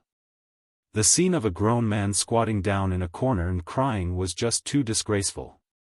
Was it a dream? But can a dream be so realistic and weird? Moreover, why did I dream about getting married to Nine Lanterns? This was simply unscientific. Whether it was Soft Feather, 16, or even his classmate Lu Fei, they were all more suitable than Nine Lanterns to become his brides. Was it a strange phenomena caused by the string of karma attached to Lady Onion's body? Song Shuhang quietly shot a glance toward Nine Lanterns, but she wasn't in the room at this time. Did she leave while I was dreaming? Song Shuhang closed the book and sat on the ground, leaning against the wall and resting. Why do I feel so tired? And why is my body aching? Even after he rested for a while, Nine Lanterns didn't return. Song Shuhang was a little confused at the moment. After pondering for a moment, he decided to look for Nine Lanterns in the back of the temple. Inside a small room in the back of the temple. Nine Lanterns stretched her hand and used it to cut her hair. The pitch-black hair that had grown till reaching her calf gently fell to the ground, sprinkling all over the floor. Strands of hair fell one by one, and soon, she returned to being the bald Buddhist nun Nine Lanterns. After all her hair fell to the ground, she joined her palms together and chanted a scripture, all phenomena are like an illusion, dew, and lightning. When she started to read the scripture aloud, a red hand appeared in front of her out of nowhere. This red hand was holding an exquisite crystal ball. On the crystal ball, something that resembled the river of time could be faintly seen. It seemed as though time and space were all within the grasp of this hand. Many scenes were appearing one after another on the crystal ball. It was precisely the contents of Song Shuhang's dream. His marriage, having a son and a daughter, aging with his wife, seeing his children getting married. All these scenes, were they nothing but an illusion? No, that wasn't the case. Just from the fact that Nine Lanterns' hair had grown till reaching her calf, one could understand that it wasn't merely an illusion. Song Shuhang's tired and aching body could also confirm that it wasn't an illusion. In that case, was it real? That wasn't the case either. After all, his son, Song Ren, and his daughter, Song Miao, weren't real entities. Then, what had exactly happened? Was it reality, or was it illusion? What was certain was that this experience was vastly different from the illusory reality unleashed by seventh-stage venerables, to the point that they were almost opposite concepts. One could perhaps call this experience a real illusion. Even Nine Lanterns, who had experienced it firsthand, couldn't properly explain what had happened. Her realm wasn't high enough. Your wishes from back then are completed. Do you understand now? The dignified voice of a man echoed in Nine Lanterns' ear. Nine Lanterns slightly lowered her eyes and said calmly, although I have completed those wishes, my understanding of things hasn't become clearer. On the other hand, I feel even more confused. The man with a dignified voice heartily laughed and said, Nine Lanterns, what a strange answer. Do you even know what I was referring to? Nine Lanterns replied with a smile, I don't know for sure, but there is still something I was able to understand from his experience. After she said this much, the gray robe she was wearing fluctuated. In the next instant, it disappeared and got replaced by a white dress. Her straw sandals also caught fire and were reduced to ashes. Nine Lanterns stepped into the air barefooted and golden lotuses appeared beneath her jade-white feet at each step, allowing her to walk in the air as though she was walking on earth. Not a single speck of dust could dirty her feet. Her strength had increased exponentially, and as long as she wanted, she could transform the golden core inside her body into a spirit lake, and after crossing the heavenly tribulation, she would finally break through the sixth stage true monarch realm. However, Nine Lanterns wasn't in a hurry to break through.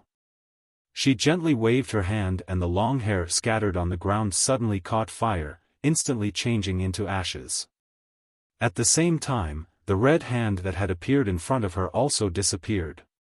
Then, she smiled and turned her head around. And just as she turned around, Song Shuhang appeared at the entrance of the small room. Miss Nine Lanterns, I've finally found you. Song Shuhang looked at Nine Lanterns and blinked a few times. He saw the picture of a fairy maiden in a white dress floating into the air, with her bare feet stepping on golden lotuses. Her overbearing stature created a sharp contrast with the golden lotuses and the white dress, making her appear pure and holy. Unfortunately, it was a bald fairy maiden. After seeing Nine Lanterns wearing this white dress, Song Shuhang unconsciously thought of the Nine Lanterns in the dream who was wearing a white wedding dress. At this time, he wondered if he's still dreaming and had yet to wake up. Do you find it attractive? Nine Lanterns looked at Song Shuhang and narrowed her eyes, smiling brightly. Song Shuhang gave her the thumbs up. It's very pretty. You almost look like a different person with this white dress on. It's so dazzling that I almost got blinded. Ahaha. Nine Lanterns laughed loudly. The term dazzling seems very appropriate, I like it. Song Shuhang didn't say anything this time. He was somewhat used to Nine Lanterns' frequent brain convulsions by now. You have stayed on the heavenly island for quite some time, Nine Lanterns said. At first, I was thinking to let you stay here for many days and act as a host, but now, my realm has advanced and I'm about to break through. I can't tend to a guest anymore. Miss Nine Lanterns, it doesn't matter. You've already helped me a lot, and I really don't know how to thank you for that. Since you're about to break through, I won't keep bothering you. I hope you can lead me to that mysterious place where I can seal my memories and leave. Song Shuhang didn't dare to use pleasantries to try to convince Nine Lanterns otherwise. What if she really decided to let him stay here for a few more days? Don't be in a hurry. Nine Lanterns faintly smiled. Then, she snapped her fingers and said, before you leave the island, I'll offer you a present provided by someone else. Take Lady Onion out of your pocket. 300 years ago, she stole a volume of the Buddhist roaring lion's technique from my hands, and now that your mouth aperture is about to open, this technique will come in handy. Lady Onion, hand over the technique so that I can teach it to Song Shuhang. At the same time, I can also give you 1 or 2 pointers. Song Shuhang took Lady Onion out of his pocket. Lady Onion was trembling all over as she produced a volume out of nowhere, handing it over to 9 lanterns. Song Shuhang silently gazed at the volume. This volume contained the roaring lion's technique, a Buddhist technique. Song Shuhang felt that the number of Buddhist techniques in his possession kept increasing steadily. But for the sake of opening his mouth aperture, he had to endure. At worst, after reaching the second stage realm, he would cleanse his soul by practicing Daoist and scholarly techniques. In the East China Sea, a huge whale was slowly moving on the surface of the sea. The formation is pointing southwest, huh? Song Shuhang must be in that direction. Venerable White received the formation and pointed his finger southwest, saying, "Let go in that direction." The huge whale spurted out some steam and headed southwest, as though it had understood the meaning of Senior White's words. If I keep going in this direction, even if I don't find the mysterious island, I should be able to find Shuhang who is on the island, Venerable White muttered to himself. Of course, if he could find the mysterious island itself, it would be even better. After all, he was very interested in that place. At the time, on a lone island in the East China Sea, a black-haired girl wearing a black dress was dashing forward at high speed. Her body was very agile, and she was jumping around in the forest of the island like a small cat. In the rear, a bull-like stocky man was chasing after her. "Choo-choo, this island is so small and you have nowhere to run. Why don't you just surrender? After all, we 3 brothers are tender-hearted toward beautiful women, we might give you a way out of this predicament." On the left side of this stocky man was another person with very long arms. This man somewhat resembled a monkey, and his speed in the forest was very quick, even faster than the nimble black-haired girl in the front. On the right side was instead a wolf-like man that was running on the ground with his 4 limbs. He had a cold look on his face as he said in a grave tone, "Bull 2, enough with this nonsense. Let's separate and surround her, we can't let her escape and return to the Chu family. If you pay someone, you can have them do the dirty work for you." These 3 brothers had similarly received a payment and were now trying to stop this talented girl of the Chu family from returning to her clan and participating in the competition on the grievance-settling platform. The black-haired girl clenched her teeth and dashed forward. The bull-like stocky man wasn't too quick-witted, although the island was small, the ocean was vast and boundless. Moreover, Choo-choo wasn't like those resentful spirits that were anchored to a place, she could leave the island without problems. As long as she could leave the island and get into the sea, she was confident in escaping them by relying on her excellent swimming ability. While dashing toward the sea, Choo-choo tore part of her skirt off as to avoid getting hindered by it while running. Ape 4, stop her, quick, the wolf-like man running on his 4 limbs bellowed. Next, the man with long arms sped forward, quickly reducing the distance between him and Choo-choo. However, he was still a tad slower than her. Choo-choo closed in on the sea. Afterward, she jumped and submerged in the water like a beautiful mermaid, disappearing beneath the surface of the sea. Her swimming ability was indeed top-notch. Although the 3 men chasing her could also swim, they were no match for Choo-choo's speed. What a pity, she managed to get into the water. "We were so close to enjoying that little girl," Bull 2 said while standing on the shore and picking his nose. The wolf-like man gave him a supercilious look. He really didn't know how to deal with this idiotic Bull 2. Next, he stretched out his hand and tapped on the communication device beside his ear, saying, "Shark 9, Whale 8, that girl managed to run into the sea. Gather a few people and go catch her." After saying this much, he tapped on the device once more to change the channel. Fox 10, preparations are complete, you should also get ready to go into action. We'll try to force that girl into a hopeless situation and give you a chance to befriend her and obtain the sword technique from her hands. Remember, you'll have only one opportunity. They too were coveting the sword technique of the Chu family. Those guys from the illusory sword school thought they had sealed all information off, but there were already quite a few sects and schools that knew about the Chu family's sword technique. However, most of these sects and schools were very strong and had no use for this small sword technique. As for the illusory sword school, it was precisely that small school that was trying to create difficulties for the Chu family. In the heavenly island, inside that beautiful sea of flowers with missing patches beside Nine Lanterns Temple. Roar, the deafening roar of a lion echoed throughout the surrounding area. This roar was capable of intimating and scaring whoever listened to it. This technique was precisely the Buddhist roaring lion's technique. Song Shuhang received a few pointers from Nine Lanterns and started to practice the technique. At this time, his roar already carried a hint of the demeanor of the king of the beasts. Nine Lanterns sat cross-legged in midair, with two golden lotuses supporting her body. Not bad. I barely taught you anything and you've already grasped the fundamentals of the technique. Now, you only need to practice diligently. Moreover, if you obtain an innate skill after opening your mouth aperture, it should have a pretty good effect if you use it together with the roaring lion's technique. After saying this much, she shot a glance at the nearby Lady Onion, who was still stuck to the enlightenment stone. Come, you should also give it a try.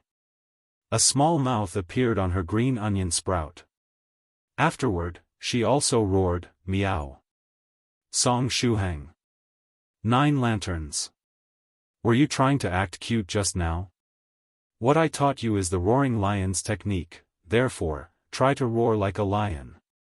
Nine Lanterns tried to keep her emotions under control. Try once more. This time, be sure to roar as loudly as you can.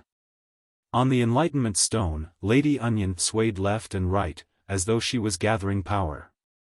In the next instant, she opened her mouth and roared, meow, meow, meow. Bulging blue veins appeared on Nine Lanterns' forehead. Stop fooling around, what I taught you is the roaring lion's technique, not the roaring cat's technique.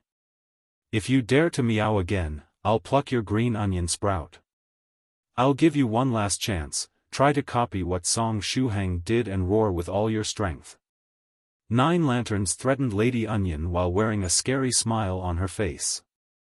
Lady Onion's body trembled all over.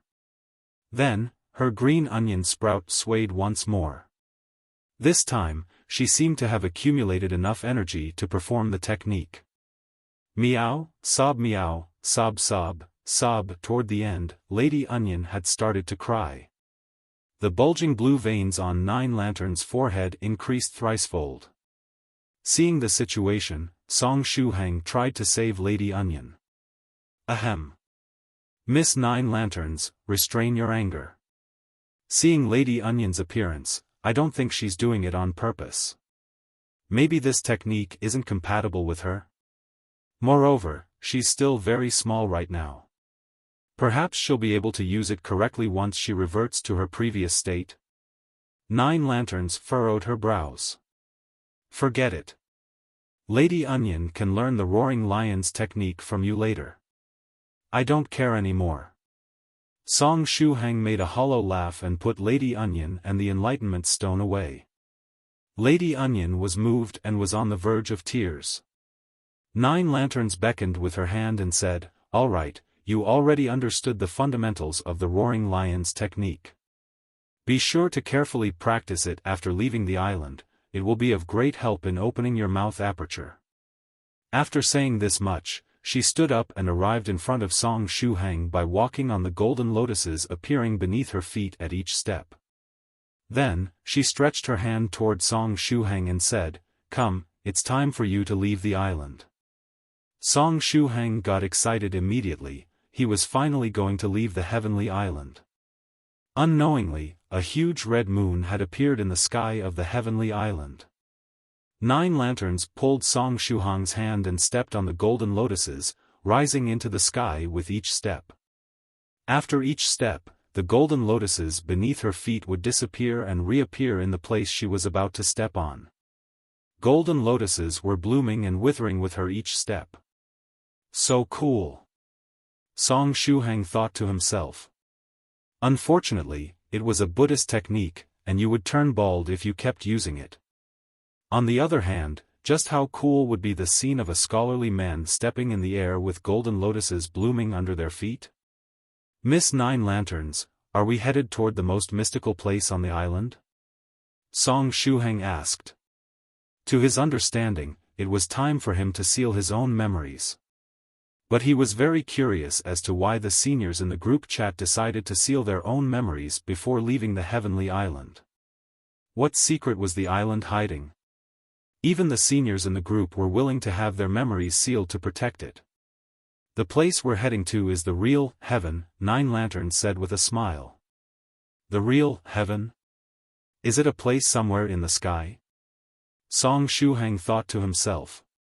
While he was rising higher and higher in the sky, he saw a few black dots on the edge of the forest. It was the group of the old professor that had separated from them earlier. Miss 9 Lanterns, can I ask you a favor?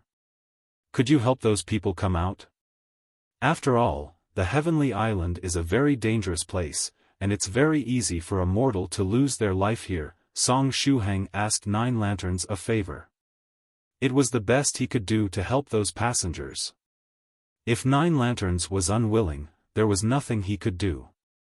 Don't worry. Mortals aren't in danger in this place. We usually don't force mortals to leave. Only if they go into the ancient city and carry out the transaction in the starry house will they be able to leave the island, 9 Lanterns said with a smile. After hearing her reply, Song Shuhang was immediately relieved. Afterward, the two of them kept rising higher and higher in the sky. They kept going till they arrived in front of that huge red moon. At this time, Song Shuhang discovered that the huge red moon in the sky was in truth the entrance to a long, long tunnel. The insides of the tunnel were full of red light. Therefore, if one were to look at it from below, they would mistakenly believe that it was a circular red moon. Let's enter. 9 Lanterns took the lead and entered that red-colored passage. Song Shuhang also entered the tunnel, since he was being led by the hand. Speaking of which, 9 Lanterns has been holding my hand for quite some time now. She won't get pregnant, right? Blee, blee, blee.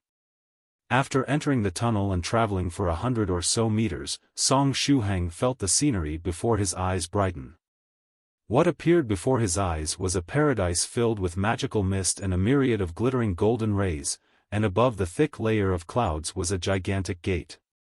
The gate was deep green in color and seemed as though it was made of glass. It was shining very brightly, as though it had been adorned with precious stones. There was also a signboard on top of the gate and 3 dazzling words were engraved on it, Southern Heavenly Gate. But these 3 words were written with 2 different handwritings. The words till, Southern he dash, were written by one person, while the following, Heavenly Gate, was written by another person with different handwriting. It almost seemed as though someone had cleaved the signboard in 2 and the missing part had been added later by a different person. It wasn't only the signboard, the huge and magnificent gate also seemed to have been fixed several times. It was easy to neglect at the first glance due to the blinding light the gate was emitting, but if you were to examine the gate closely, one would notice that it was damaged in many spots. The Southern Heavenly Gate? The same Southern Heavenly Gate of the Heavenly City in legends? Song Shuhang turned his head around and looked at 9 Lanterns. The Southern Heavenly Gate itself wasn't a big deal since there were tons of Southern Heavenly Gates in China. However, the Southern Heavenly Gate Shuhang saw right now reminded him of the Southern Heavenly Gate of the legendary Heavenly City. Moreover, this place was called Heavenly Island. Was it possible that this Heavenly Island was in truth the Heavenly City in legends that ruled over the whole world? This is indeed the Southern Heavenly Gate. However, We aren't in the heavenly city you think of. 9 Lanterns looked at the dazzling gate before her eyes and sighed with emotion. Just, what's happening? Song Shuhang asked while looking at the badly damaged and patched southern heavenly gate. Each cultivator would ask the same question after coming here, 9 Lanterns replied. Let alone cultivators, every man that knew about Chinese legends would ask this question, Song Shuhang thought to himself. 9 Lanterns started with her explanation. According to what a senior told me, the heavenly city was blown to smithereens in the past. Anyway, the heavenly city in legends and the heavenly city I'm talking about are two completely different entities. The fact that this gate is also called Southern Heavenly Gate is merely a coincidence. The heavenly city was blown to smithereens? Although 9 Lanterns said that this heavenly city and the one mentioned in legends weren't the same, Shuhang was still shaken after hearing this sentence. How was it destroyed? Song Shuhang asked out of curiosity. Since it was called Heavenly City, even if it wasn't as powerful as the Heavenly City in legends, it should have been still a huge influence, right? How could such a place be blown to smithereens? 9 Lanterns replied, there are many theories. Theory number 1, the person who established the Heavenly City, the Heavenly Emperor, was researching a fearful magical technique. Later, the power of the technique went out of control, and the entire city was blown to smithereens. According to this theory, even the Heavenly Emperor himself was reduced to ashes during the explosion.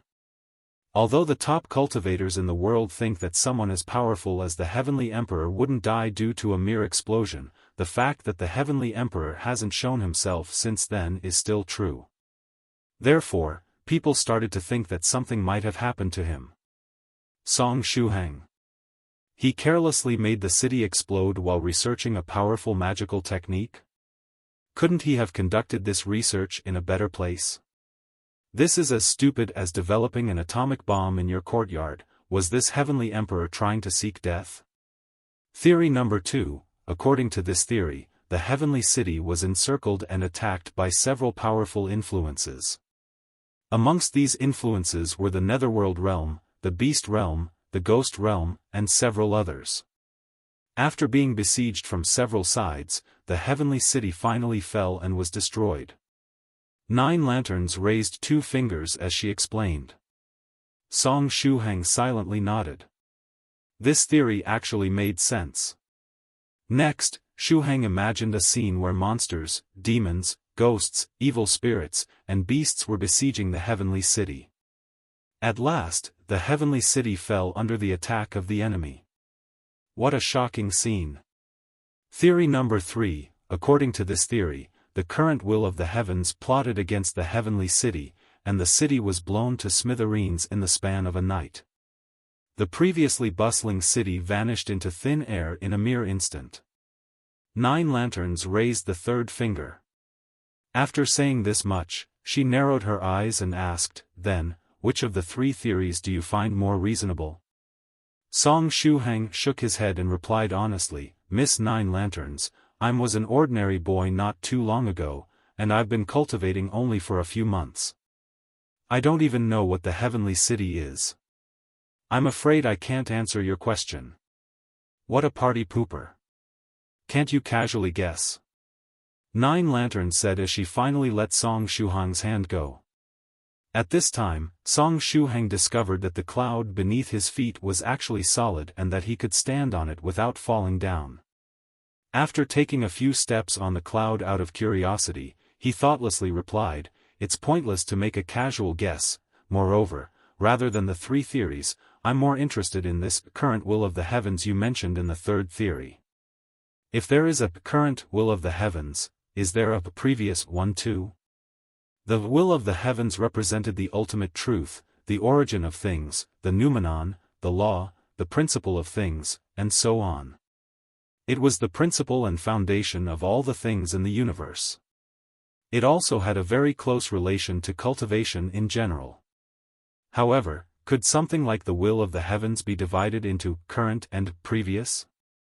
If the will of the heavens was frequently changing, how could cultivators even cultivate? To explain it with an example, if you want to reach immortality today, you'd have to eat a watermelon. But the next day, the rule would change and you could reach immortality only by eating a pumpkin. The day after it would change again and now you had to eat a wax gourd to reach immortality. Wouldn't cultivators go insane if this were to happen? The will of the heavens is eternal and never changing. However, the wielder of the will has changed several times during the course of history. 9 Lanterns looked ahead and said calmly, the goal of us cultivators is to reach immortality. After practicing to the peak and suppressing all the cultivators in the universe, one would carry the will of the heavens and become the wielder of the heavens' will and the ruler of all. From that moment, they would surmount immortality and become eternal and everlasting. You can say that they would become the embodiment of the will of the heavens itself. Somewhat confused, Shuhang asked, since the wielder of the will is eternal and everlasting, how come it changed several times during the course of history? 9 Lanterns shrugged her shoulders and said, I don't know either.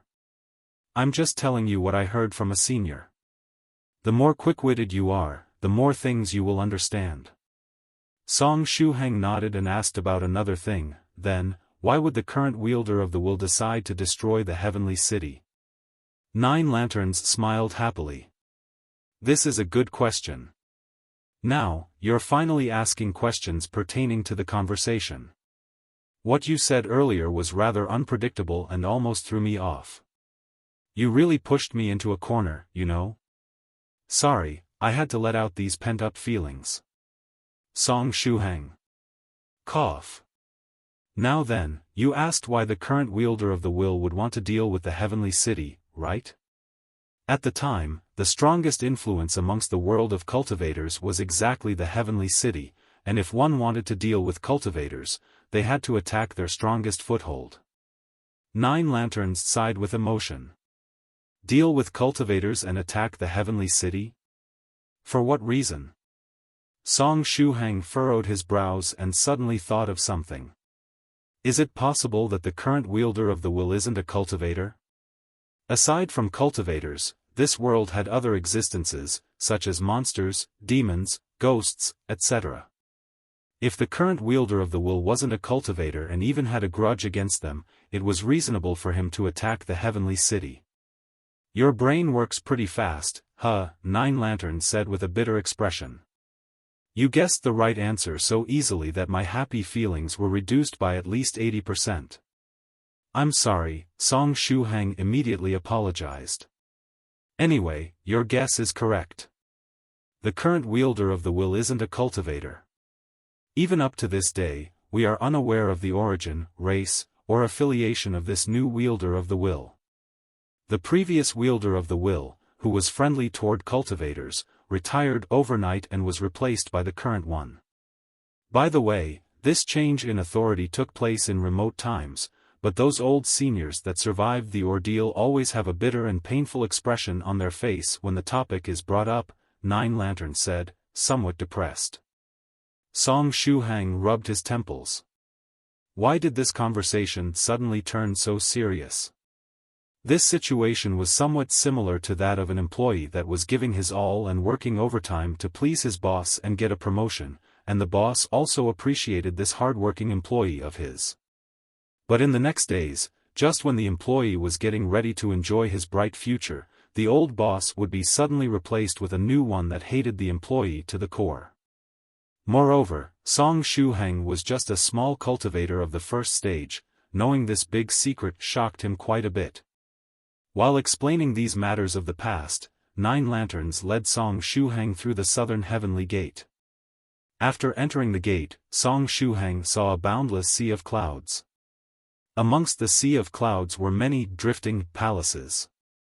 However, in most cases it was only the foundation that had been laid down, the upper part had yet to be built. This place is the real heaven, and that powerful senior resides inside that bronze palace at the end.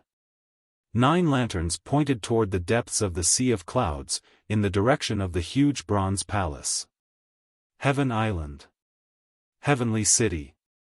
Miss 9 Lanterns, is it possible that you're trying to rebuild the heavenly city? Song Shuhang asked. Song Shuhang was quite sure of his guess. If one were to see this scene, they would immediately guess what 9 lanterns and the senior behind her were trying to do. Yes, we're indeed trying to rebuild the heavenly city, 9 lanterns replied honestly. It was something she would have to tell him sooner or later. After leaving the heavenly island, Song Shuhang's memories would be temporarily sealed. And in the future, if he were to make a certain decision, the seal would come undone automatically, allowing him to visit the island again. At that time, Song Shuhang would have the opportunity to become a member of the heavenly island. I see. Since you can't let the current wielder of the will know that you're rebuilding the heavenly city, all cultivators that leave this place have to seal their memories. Is that right? Song Shuhang guessed. It's not so simple, 9 lanterns said with a smile. This information alone wasn't enough to convince them to seal their memories. After all, a memory seal could easily damage their minds, making it very difficult for them to advance their realm in the future. The reconstruction of the heavenly city is something that concerns the future of every cultivator. If you want to know more about it, you can ask the senior yourself, 9 lanterns said as she brought Song Shuhang toward the palace. In the next instant, Song Shuhang felt as though he had passed through an invisible barrier and entered another world. An illusory reality. Song Shuhang blurted out. He was familiar with this feeling because he felt the same way whenever he had entered Venerable White's illusory reality. Yes, it's indeed an illusory reality. It seems you have come in contact with a cultivator of the 7th stage, 9 lanterns said with a faint smile. Moreover, this illusory reality was one of the greatest secrets of the heavenly city back in those days. While speaking, they kept going forward and arrived in front of the gate of the ancient bronze palace. Song Shuhang took a deep breath. Next, he made up his mind. He decided that he wouldn't talk or ask too many questions after entering the ancient palace. He would merely have his memories sealed and leave the island. He felt that knowing more about this matter would only bring him troubles. Meanwhile, in that big forest in the heavenly island, the old professor bent down and cut some tree leaves cautiously before putting them in his bosom. He seemed very satisfied. But right at this time, a huge earthworm-like monster drilled out from the ground and opened its mouth wide, biting towards the old professor. Fresh blood spurted out, and the old professor cried out again and again. The other passengers were scared to death and held each other tightly, screaming and crying. And just when the old professor was about to die, blazing light covered his entire body. After an instant, his body turned into particles of light and disappeared. This was the 3rd method to leave the heavenly island. If you were to die, you would be automatically sent home. Moreover, you would also receive a powerful healing spell as a complimentary gift while leaving the island, filling your entire body with vigor and energy. Of course, you would have to pay a small fee in exchange for this healing spell. After all, the heavenly island was a place where the equivalent exchange reigned supreme. This was the reason 9 lanterns said that mortals weren't in danger. After approaching the ancient bronze palace, Song Shuhang felt a bone-piercing cold. However, it wasn't the weather, but the cold-type spiritual energy surrounding the place that caused this sensation. The qi and blood energy inside Song Shuhang's apertures started to churn on its own to ward off the cold. Song Shuhang immediately felt a little more comfortable. 9 lanterns took a step forward and pushed the door of the palace open. Immediately after, a gust of cold mist blew against their faces. Shuhang felt as though he had stepped into a freezer. Song Shuhang's entire body was shivering. He activated the qi and blood in his body and tried to resist the cold. It's very cold in here. Is the senior inside this ancient bronze palace specialized in ice-type techniques? The whole palace feels like a huge freezer. This place is always like this. If anything, you're lucky that it's warmer than usual today.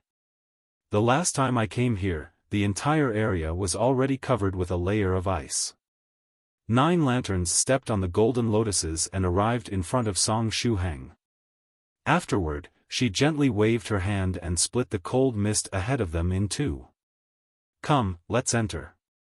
With 9 lanterns in the front to ward off the cold, Song Shuhang felt much better. The insides of the palace were full of cold mist, and the visibility was extremely low. The cold mist contained a large amount of spiritual energy, and even someone like Song Shuhang who had opened his eye aperture couldn't see farther than 3 meters ahead. Therefore, he had no choice but to follow 9 lanterns closely. Otherwise, if he were to get lost inside this palace, he would turn into a chunk of ice, freezing to death. We're here. 9 lanterns' voice echoed from ahead. At this time, she had stopped in front of a small platform. Achoo, Song Shuhang sneezed a few times and hugged himself to resist the cold. Open your mouth, 9 lanterns said with a smile. Song Shuhang opened his mouth obediently, and soon after, a medicine pill entered his mouth. After swallowing the pill, he felt his body become warmer and unknowingly let out a groan. Afterward, he asked, "What kind of medicine pill was that?" "It's the cold-resisting pill.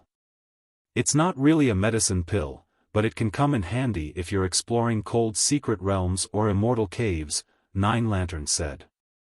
Song Shuhang couldn't help but shoot a resentful gaze at her. "Miss 9 lanterns, if you had this incredible pill, why didn't you give it to me earlier? I almost froze to death." "Aha, I really like the expression, froze to death." 9 lanterns gave Song Shuhang thumbs up. "Anyway, if I were to give you the pill earlier, you would regret it." 9 lanterns pointed at the mass of cold mist and said, "Although this mist can indeed freeze you to death, it's also pretty good to temper your body. And the spiritual energy inside the mist has a great enhancing effect on your physique. Young man, only through hardships can you rise to the top." Achoo, Song Shuhang didn't even have the time to reply as he sneezed another 2 times. Although he had taken that pill and his body had become warmer, he still had to face the bone-piercing cold. Song Shuhang shot a glance toward the place the cold air was coming from. Without him noticing, a figure wearing a white robe had appeared on the small platform 3 meters away from him. The wide white robe completely covered the body of this person, while an exquisite metallic mask covered their face. Except for their 2 hands, nothing else was visible. Song Shuhang unconsciously looked at the hands of this person. One hand was as white as jade, and the other crimson red. "Little friend, I hope you'll excuse me for the low temperature of this place." The dignified voice of a man came from beneath the metallic mask. This person was the senior 9 lanterns mentioned earlier. At this time, a white rabbit with long fur drilled out from behind the figure of the man. The man squatted down and picked the white rabbit up, lightly caressing it with his white hand. "Hello, senior," Song Shuhang said while curiously looking at the metallic mask on the man's face. This mask had a great attraction to Shuhang, making him feel the urge to lift it and look at the senior's appearance.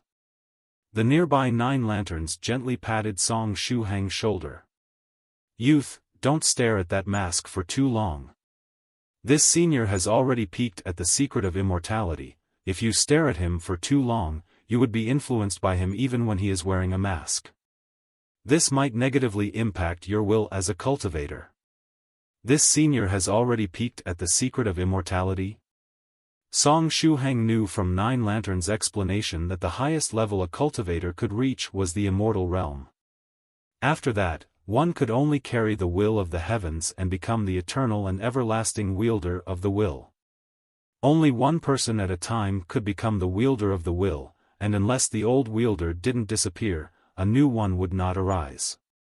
Therefore, the immortal realm could be considered as highest realm an ordinary cultivator could reach. This powerful senior before his eyes had already come in contact with the secret of immortality, and although he hadn't reached the immortal realm yet, one could still understand how terrifying his strength was. Song Shuhang quickly averted his gaze and didn't look at the face of the senior anymore. "Little friend Shuhang, forgive me for not showing you my face. The powerful senior's dignified voice echoed once more. Afterward, he tried his best to sound as gentle as possible and asked, "Is fellow Daoist Scarlet Heaven doing well?" "Senior, are an acquaintance of Daoist priest Scarlet Heaven?" Song Shuhang looked at this powerful senior, somewhat surprised. "Although there is a huge difference in age between fellow Daoist Scarlet Heaven and me, we can still be considered good friends. I saw that you inherited his special flaming saber technique. Is he still active in the mortal world?" "He should be," Song Shuhang replied. He knew from Lady Onion and Li Tianzu's memories that he planted Lady Onion 300 years ago and took Li Tianzu as a disciple in an unknown ancient era. The powerful senior nodded slightly and didn't ask further. As long as he knew that his old friend was still around and doing fine, it was all good. Scarlet Heaven chose a completely different path for him, but there were myriads of paths that one could take while walking on the Great Way, and there was no telling which one was correct and which one wrong. Afterward, the powerful senior sat cross-legged on the ground and placed the white rabbit on his lap, saying to Song Shuhang, "Little friend Shuhang, after coming here, you must have guessed that we're trying to rebuild the heavenly city, right?" Song Shuhang nodded. "In that case, you must be also wondering why we're placing ourselves at risk and trying to rebuild the heavenly city under the nose of the new wielder of the will, right?" the powerful senior asked. After hearing this much, Song Shuhang shook his head fiercely. After all, curiosity killed the cat. Therefore, he didn't want to know more about this story. He just wanted to have his memories sealed and get the hell out of this place, continuing to lead his happy life with Senior White, Daodu, and the small monk. But just as he was shaking his head, two snow-white hands grabbed his head and started to move it up and down, making him nod a few times. It was 9 lanterns. "No. I don't want to listen. Sometimes, too much knowledge can be dangerous." Song Shuhang struggled with all his might. However, the difference in strength between was too big, and in the end, he wasn't able to break free from 9 lanterns' grip. "It's a nod. Very good, I'll tell you in detail why we took such a large risk and decided to rebuild the heavenly city." The powerful senior sounded very pleased. Hey, powerful senior, have you gone blind? Can't you see that someone is holding my head and forcing me to nod?" Song Shuhang ridiculed in his heart. He didn't say it out loud because this senior would likely turn a deaf ear anyway, ignoring him. It seemed that he was hellbent on giving him a thorough course about the sneaky reconstruction of the heavenly city. Moreover, he wanted to impart this knowledge by force. "This part of your memory will be sealed in a while. Therefore, you might as well listen to the explanation of the powerful senior. Over the course of the year, he can explain things to visitors only a few times, and if they too refuse to listen, he might really go insane." 9 lanterns laughed and said to Song Shuhang via secret sound transmission, "Once you're done listening to his explanation, you might receive something good. And if you can throw away your dignity and chat with him on own initiative and clap a few times, you'll gain something even better." After saying this much, 9 lanterns released Song Shuhang's head and sat cross-legged on her golden lotus, hovering on Shuhang's right side. "I'll receive some benefits if I coordinate with this senior?" Song Shuhang thought to himself. These benefits 9 lanterns was talking about shouldn't be too bad, right? If he could really obtain some good benefits, he had no use whatsoever for something as useless as dignity. Moreover, he would forget everything, and upon waking up, he would recover his dignity again. Cough, cough. At this time, the powerful senior on the platform cleared his throat. This scene reminded Song Shuhang of those team leaders that would go on stage during school activities at the start of their performance. After coughing twice, they would say something like, "I'm here to say a few words. I just want to say a few words." As expected, the powerful senior used a similar sentence. Song Shuhang. "First, I would like to ask you a question. Do you know why all cultivation techniques, regardless of their type, can only be practiced till the 9th stage tribulation transcender realm and never to the immortal realm, the powerful senior said in a grave tone while stroking the fur of the white rabbit. Song Shuhang remained silent. After a short moment, he said, "Senior, you're asking this question to the wrong person. I'm just a small cultivator of the 1st stage that has yet to learn techniques of the 2nd stage, therefore, I've got no idea about how a technique of the 9th stage looks like." After hearing this much, the powerful senior was stunned. Soon after, he stretched his hand and started to flip. It seemed as though he was flipping the pages of an invisible book. Cough, cough. This is rather embarrassing. I actually read the text of the wrong page. I was supposed to ask this question to cultivators of the 6th stage or above. The powerful senior coughed and flipped several pages of the invisible book. Song Shuhang opened his eyes wide. The wrong page? Senior, you looked so profound and mysterious, but you were actually reading the text of a book? It is really so hard to use your own words. Cough, cough. Anyway, how about guessing the answer of the previous question? The powerful senior tried to save some face as he asked Shuhang. A guess? Song Shuhang held his chin. Did all the people on the heavenly island like to make others guess things? After pondering for a moment, Song Shuhang replied, "All right. If I only have to guess, is it possible that you can't practice a technique to the immortal realm because you need to realize something instead of just performing a series of fixed movements? For example, let's say there is a peerless sword technique with 8 styles. Although everyone believes there are 8 styles, only 7 are listed on the scroll used to pass the technique down. Hence, the practitioner has to rely on the first 7 styles and their own intuition to create their custom-made 8th style," Song Shuhang guessed. Although he hadn't seen a cultivation technique of the 9th stage, he had read a lot of cultivation-related novels, fantasy novels, and watched many movies. Song Shuhang felt that he was very knowledgeable in this field. After a short pause, the powerful senior said, "Forget it, pretend I didn't ask that question." Afterward, he flipped through the pages of the invisible book and started to read the text aloud. Since Song Shuhang already knew about the book, there was no need to hide it anymore. Song Shuhang. Senior, you were too direct.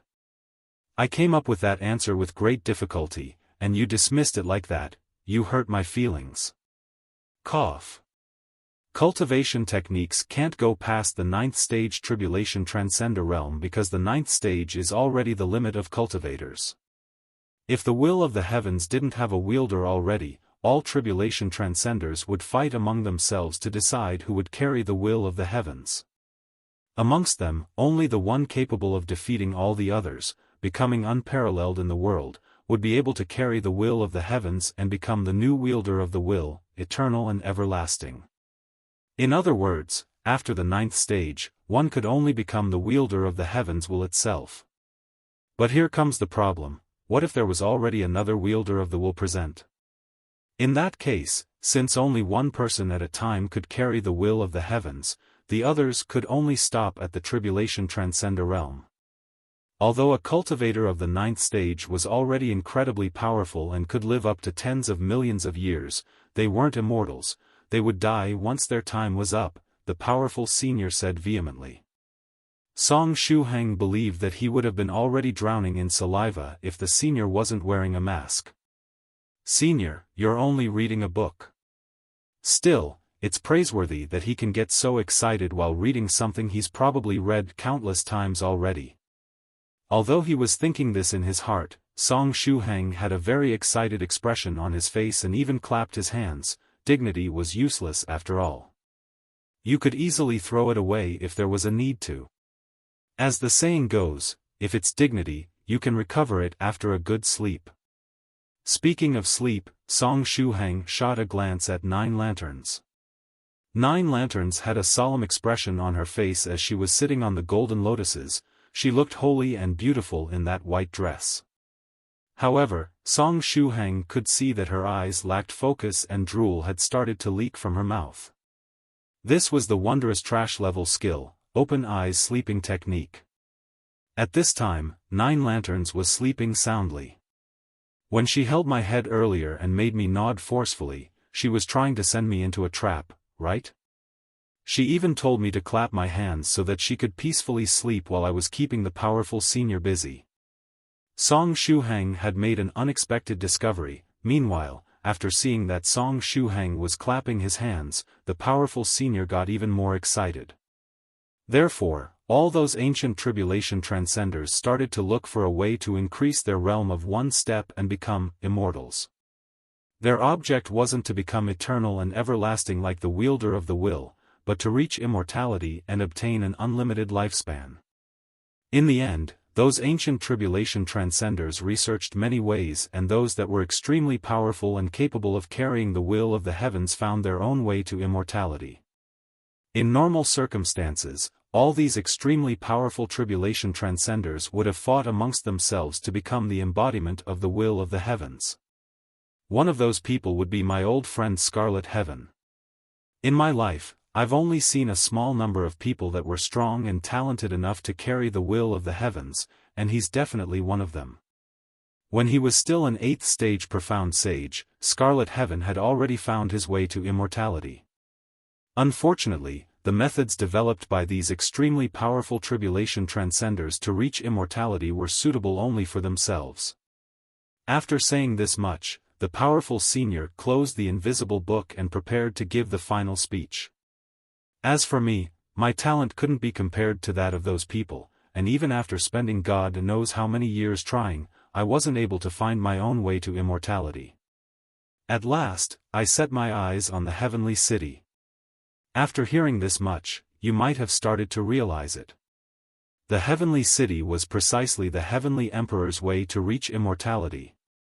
The heavenly emperor created the whole structural frame of the city by merging countless natural treasures with an illusory reality. Afterward, many powerhouses of the 7th stage venerable realm and above that had pledged allegiance to the heavenly emperor used their illusory reality to help him complete the structural frame of the city. With the illusory reality, you can create the illusion of an object. However, this object is also at the same time somewhat real.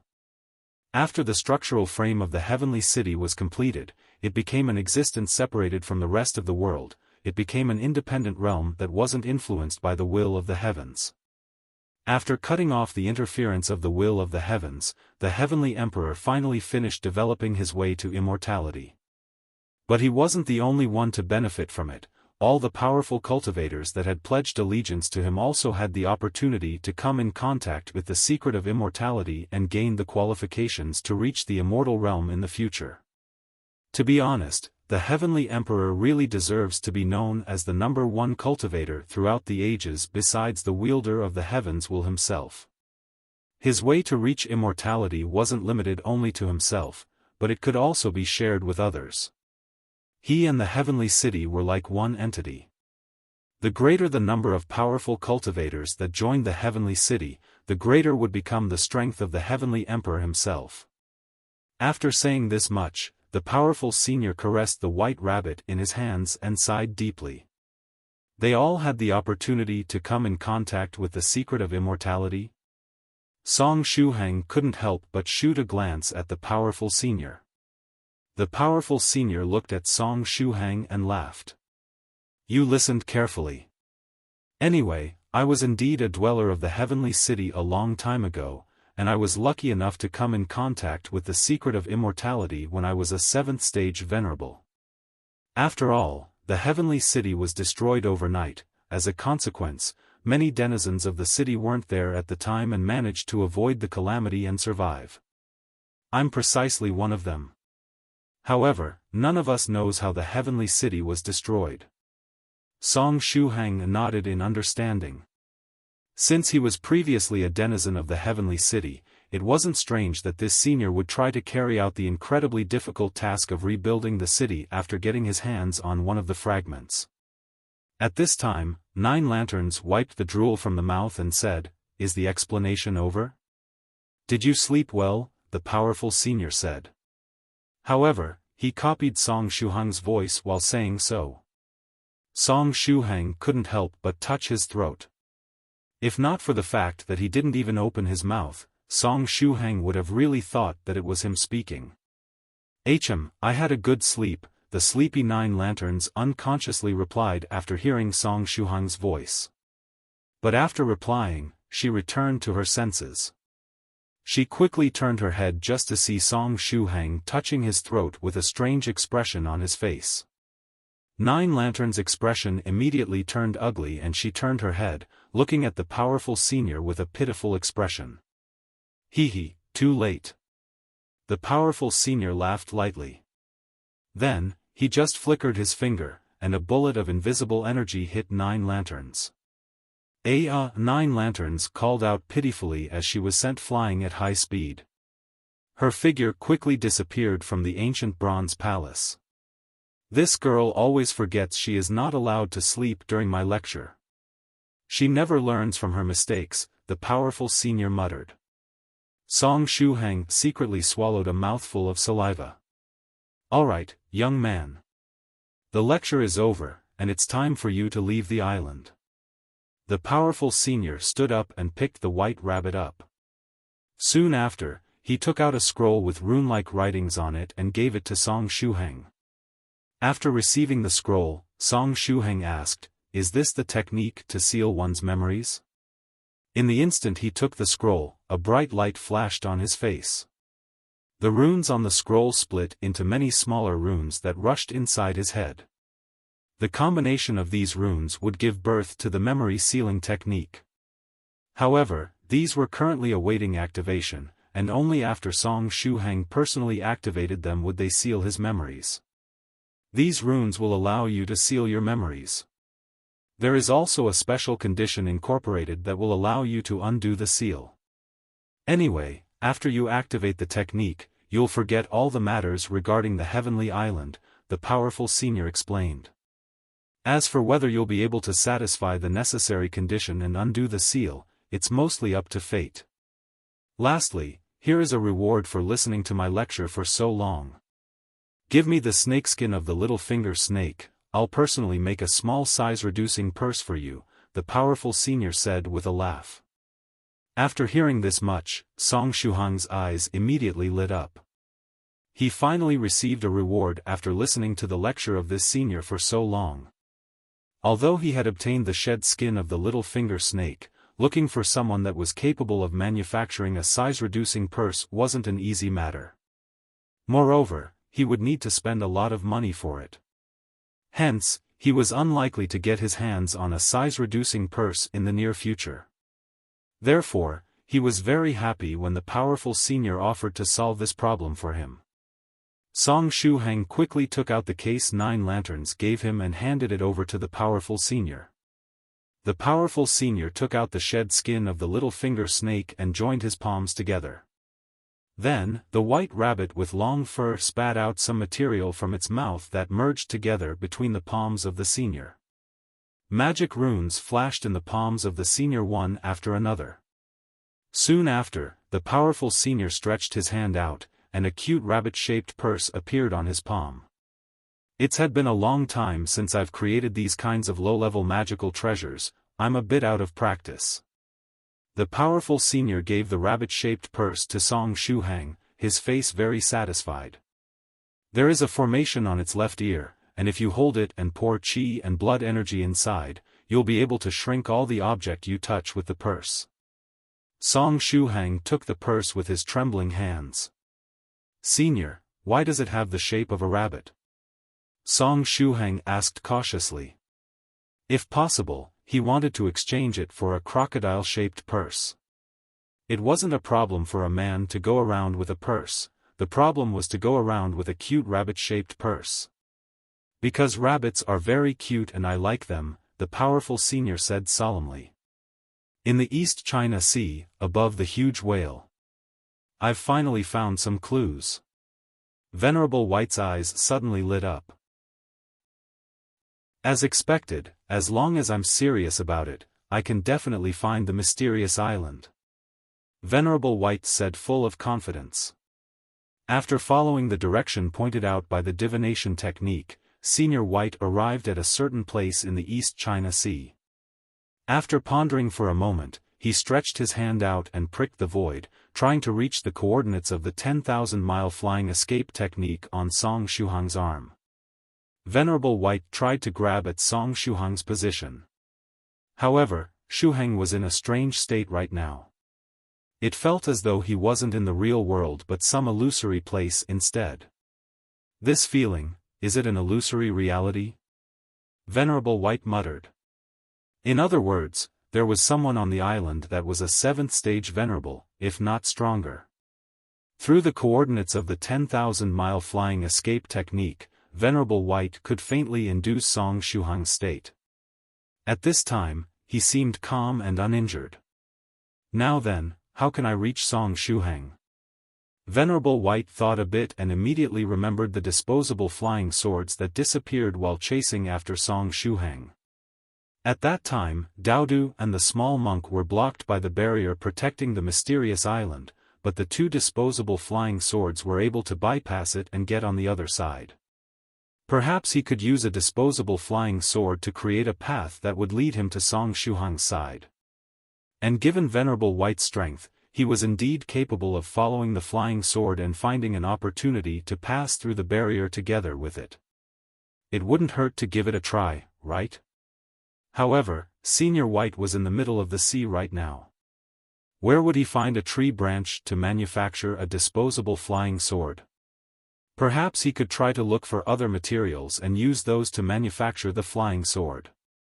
Venerable White looked all around, trying to look for something to use instead of the tree branch, and it was exactly at this point that he saw a figure in a white suit with hands crossed behind their back and feet stepping on a tree branch, elegantly riding the wind and cleaving through waves.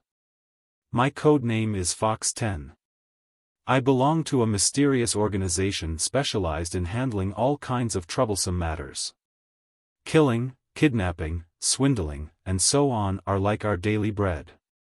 However, I rarely kill since I'm in charge of another set of tasks inside the organization. For example, replacing a person and fulfilling their wife's wish, getting her pregnant. Or tricking little girls into bearing my children and so on. I'm very skilled at dealing with such matters. Today, Wolf 1 gave me the task to trick a girl. She's Chu family's little talent, Chu Chu, and she's carrying the volume of an ancient sword technique with her. I have to coordinate with Whale 8 and Shark 9 and play the role of the hero, rescuing Chu Chu from the hands of the duo. Afterward, I'll use my best techniques and trick her into giving me that ancient sword technique. To complete my mission, I've come to the East China Sea. Thereupon, I decided to enter the scene in the coolest way possible. I wore my favorite white suit and decided to use a tree branch as a surfboard, riding the wind and cleaving through waves. Unfortunately, I can't ride a flying sword yet. Otherwise, would have been even cooler. However, entering the scene while sailing across the waves is still quite cool. I'm Fox 10, do you want to bear my beautiful children? Please contact me, I'll be happy to bestow upon you my exquisite genes. What's that thing in the front? Is that a whale? Above the whale are also a beautiful girl, a small monk, and a Pekingese? Is that beautiful girl looking at me? Her eyes are beautiful, they are like an oasis for a thirsty traveler in the desert. As expected, a handsome man like myself will draw attention wherever he goes. Fellow Daoist, wait a moment. Oh, that beautiful girl called me. It seems she wants to have me as a guest. Unfortunately, I can't keep you company today. Better stroke my hair with my hand, I'll look even more handsome if I do that. Goodbye, beautiful girl. If I didn't have this mission to complete, would have gladly accompanied you and let you bear my children. The best I can do is assume the most dashing pose possible and let you remember it forever. Wait, how come I can't move anymore? My body is being drawn toward that beautiful girl on its own. Venerable White's luck was unrivaled. This guy riding a tree branch came just at the right time. Moreover, it's even my favorite type of tree branch, the branch of a willow tree. After seeing the other party, Venerable White stretched his hand out and made a grabbing motion with his palm. In the next moment, the man in a white suit and the tree branch below his feet were seized by an invisible force and brought over to Senior White's position. Fox 10 opened his eyes wide. The situation wasn't looking too good. He had met a powerful expert. Bang! Fox 10 disorderly fell in front of Venerable White, rolling several times on the back of the huge whale. Fox 10 kept his eyes on Venerable White while maintaining a half-kneeling position and put a hand on his belt. His belt was in truth a flexible sword coiled around his waist. "Fellow Daoist, what is your name?" Venerable White asked with a faint smile. Fox 10 swallowed a mouthful of saliva. At first, he was planning not to reply, but after seeing Senior White smile, he fell in a confusional state and blurted out, "Fox 10. You're surnamed Fox and named 10? So unexpected, to think there are people named like this," Venerable White said while holding his chin. Fox 10. The organization took him in when he was still a child. Therefore, he had no other name besides Fox 10. However, he wasn't surnamed Fox and named 10. "Alright, Fellow Daoist. There was something I wanted to ask you." Venerable White made a grabbing motion with his left hand, pulling the tree branch beside his body and grabbing it. "I wanted to know if you could lend me your tree branch." Fox 10's heart was in turmoil. He was picked from the sea and brought here, due to this tree branch? This senior brought him over here with just the movement of their hand. He was like an infant in front of this person and had no way to revolt. If the opposite party wanted something as irrelevant as his tree branch, he certainly didn't dare to refuse. He wasn't so stupid to anger this powerful cultivator over a simple tree branch. Fox 10 made a hollow laugh and said, "Senior, if you need this tree branch, you can take it. After all, it's only a very ordinary tree branch." Venerable White's eyes immediately lit up. "Fellow Daoist, I like our straightforwardness. I won't forget this favor. However, without the tree branch, you lost your means of transportation. I should give you something in return." "Senior, you're too polite." Although Fox 10 said this, he was rather excited. What kind of precious means of transportation was this senior going to give him in return? Just as he was in deep thoughts, he saw Venerable White stretch his hand out and make a grabbing motion toward the sea. Soon after, a 2-meter-long huge fish with a spear-like mouth was grabbed and brought about the water. After being seized, the big fish struggled incessantly. This fish seemed to be a swordfish? What was Senior White planning to do with the fish? Fox 10 saw the beautiful senior stretch out their hand and pat the fish, making the fish lose consciousness. Afterward, a shocking scene took place. He saw the senior stretch out his finger and use it as a brush, starting to draw on the fish. Spirit energy surged, and a formation magically appeared on the body of the fish. Just what kind of strength one had to possess to draw a formation like that? Fox 10 got a huge scare. "Good, it's finished." Venerable White clapped his hands and said, "I engraved the following formations on the body of this fish: speed increasing, mind controlling, water barrier, and spirit gathering. The effects will last for a month. Fellow Daoist Fox 10, when you step on the fish to ride it, you'll be able to control it through your thoughts. And thanks to the water barrier formation, you won't have to worry about the sea water dirtying your clothes or the swordfish dying of dehydration due to the strong wind. Additionally, the spirit gathering formation will keep filling the fish with energy and vigor."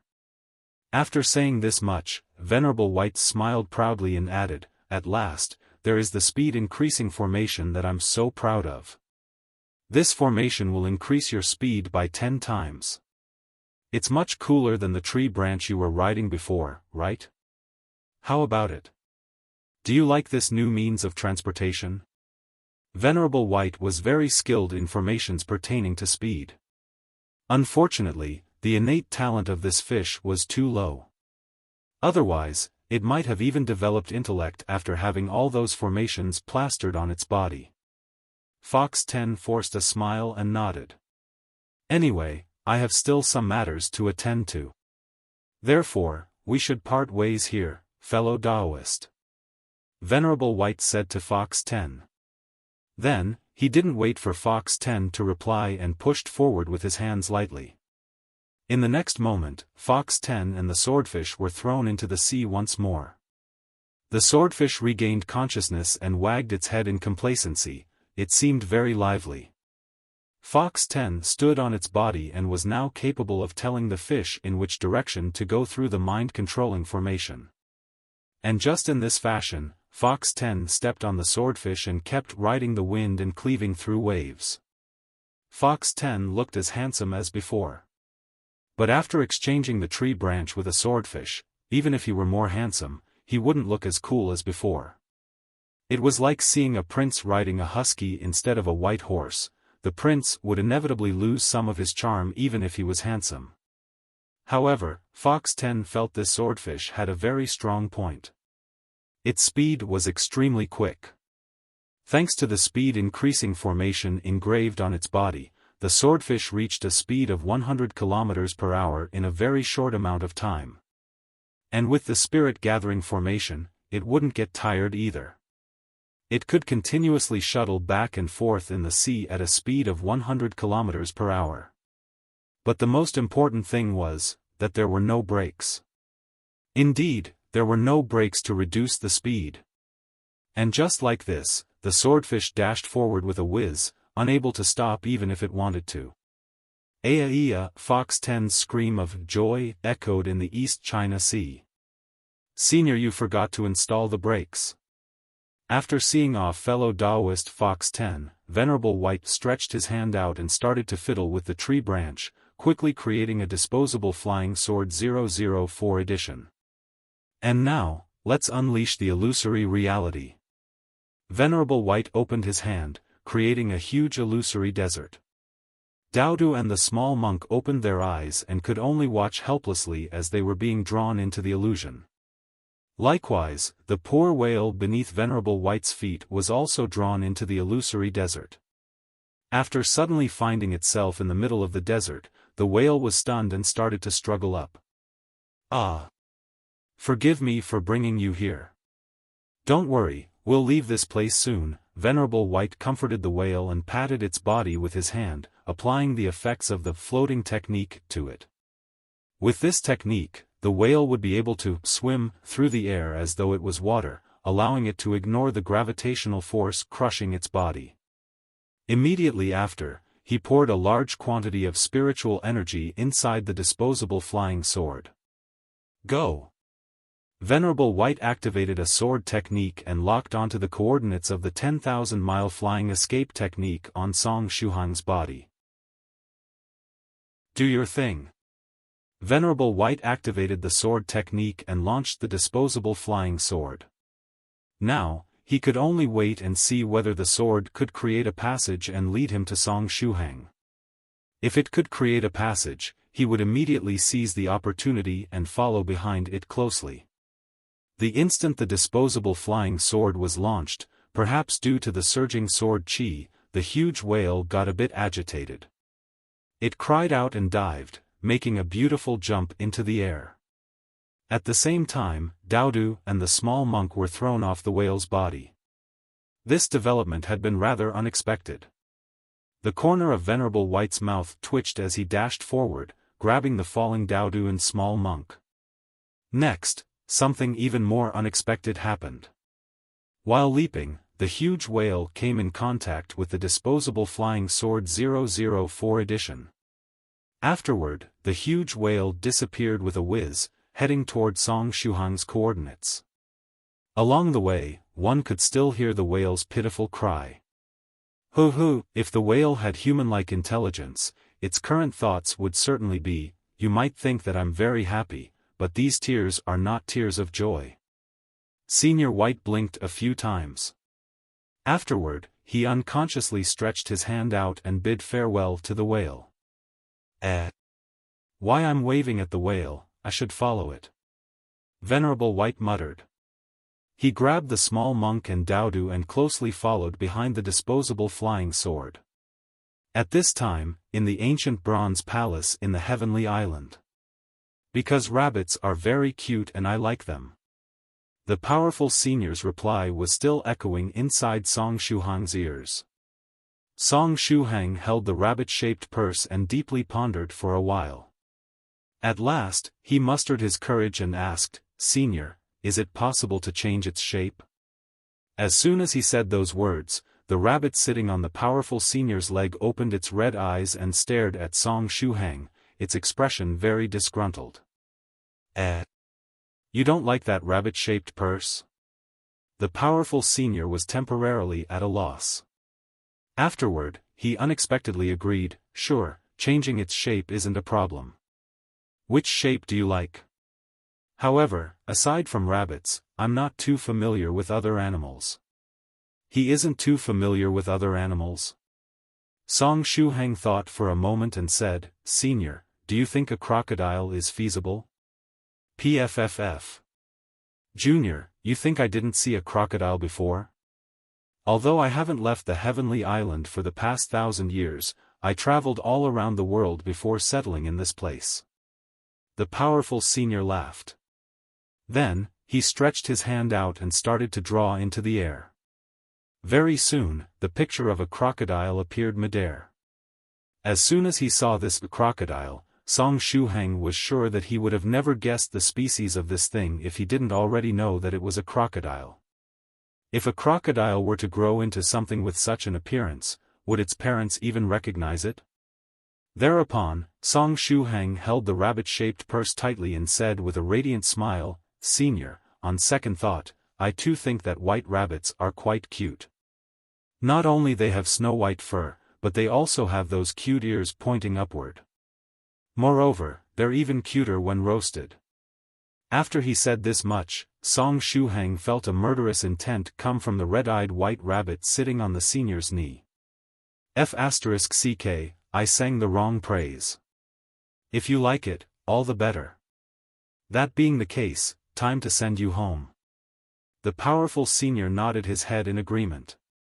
"I'll trouble senior then," Song Shuhang said as he activated the magical technique. It was precisely that technique to seal one's memories.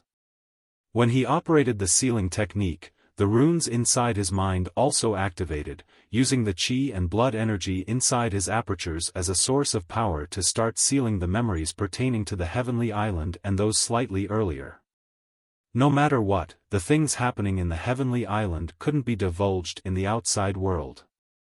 If the current wielder of the will were to discover something amiss and find clues about the heavenly island, they would erase this entire place. Therefore, it was best for everyone to forget everything that had happened if they were to leave the island.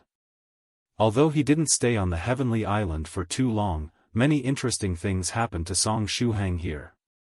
Thanks to a stroke of luck, he almost opened his mouth aperture. Now, he was only one step away from being able to jump through the dragon gate. Unknowingly, he was only one step away from the last small realm of the first stage, and after jumping through the dragon gate, he would finally reach the second stage. Additionally, he also obtained the skeletal dragon's withered vine and a purse made from the shed skin of the little finger snake. He had gained a lot of things from this trip. Of course, 9 lanterns as well. Anyway, he would soon forget everything these matters pertaining to the heavenly island. Unfortunately, his time was limited. Otherwise, he would have really wanted to catch one of those gorillas and gift it to Senior White. Song Shuhang was sure that Senior White would have been very interested in these gorillas with high learning skills. But his time here was over. The seal started to take effect, and Song Shuhang started to forget about these matters bit by bit. The seal started to seal his memories, starting since the time he boarded the plane. In the sky above the ancient bronze palace, 9 lanterns was standing on 2 golden lotuses and fiddling with her prayer beads. She looked at the palace, and her vision pierced the thick fog, gazing at Song Shuhang who was now having his memories sealed. 9 lanterns sweetly smiled and stepped into the air, leaving the heaven and returning to the heavenly island below. The knot of karma had been solved, and everything was settled now. It was time for her to advance to the sixth stage true monarch realm. Still on the heavenly island, on the other shore of that deathly still black sea. The lightning pig turned its body and half opened its eyes, piercing through space and looking at the underground tomb. Inside the chamber tomb, the small white dragon was still lying inside the crystal coffin, motionless. In the groove beside the crystal coffin, Song Shuhang's blood was still flowing. Although it didn't react with the crystal coffin, it wasn't rejected either. It wasn't a success, but it wasn't a failure either. This is what the sentient puppet dragon Bone said at the time. Just what's the meaning of this? There was no reaction, but also no rejection. Damn it, you could have reacted a little, you know? The lightning pig heaved a sigh. The wound on its body was as bad as before, it didn't seem it was going to heal anytime soon. By the way, just how long have I been a pig already? The lightning pig closed its eyes, falling into a deep slumber.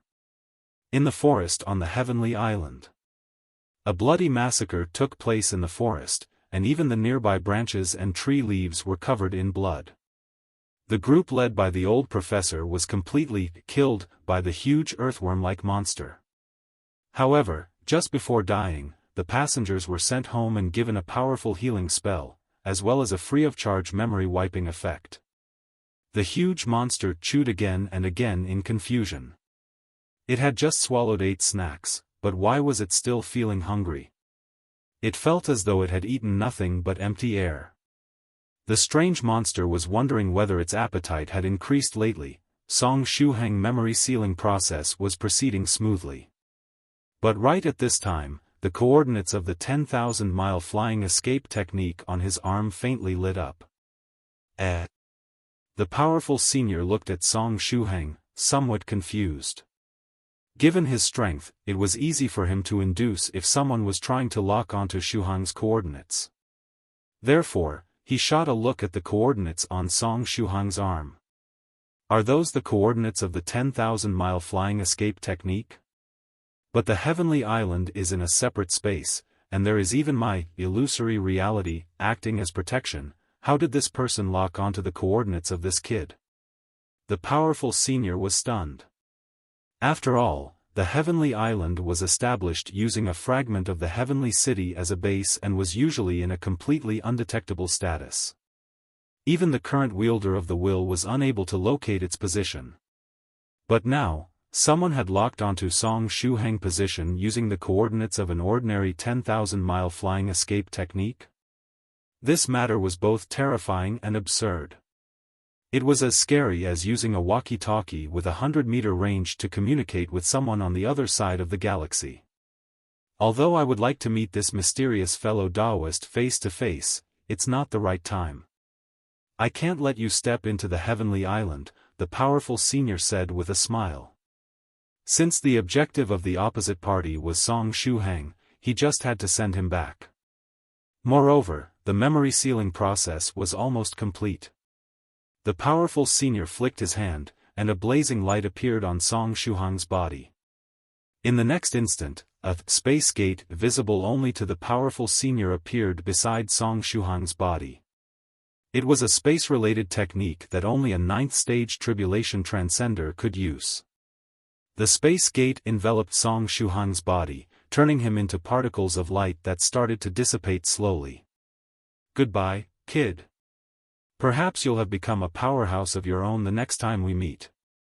The powerful senior offered Song Shuhang his best wishes. His voice had yet to fade when a wooden sword appeared out of thin air beside Song Shuhang, as though it had passed through space itself.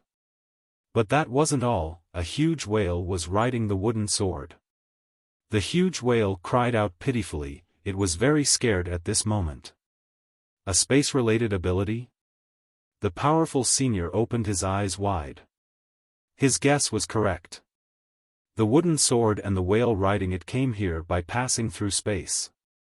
However, the power of space was supposed to belong only to 9th-stage tribulation transcenders. No, something was off. This wasn't a magical technique, because the way the sword and the whale traversed space was different than a space gate. It looked more like an innate skill. Moreover, it seemed as though the owner of this skill wasn't very adept at using it. Even the powerful senior was speechless after witnessing this scene. What kind of monstrous human was this? A human with a space-related innate skill. After making their appearance, the huge whale and the wooden sword bumped into Shuhang lightly. In the next instant, flame-like radiance appeared both on the whale and the wooden sword. They too changed into particles of light and started to dissipate like Shuhang. Hoo-hoo! Before disappearing, the whale cried pitifully once more. The poor thing was extremely scared. In the East China Sea, Venerable White had a confused look on his face as he withdrew his illusory reality. After he launched the disposable flying sword toward Shuhang's coordinates, the sword flew and flew before bumping into something and disappearing with the huge whale. Since the flying sword disappeared without any warning, he lost the possibility to open a passage between him, Shuhang, and the mysterious island. Did I fail? This mysterious island really is a tricky place. Venerable White muttered. Maybe I should try to enter the mysterious island forcefully. There seems to be no other way. Venerable White thought to himself. Just as he was in deep thoughts, Venerable White exclaimed in surprise, "Eh?" The coordinates that he had locked onto suddenly disappeared.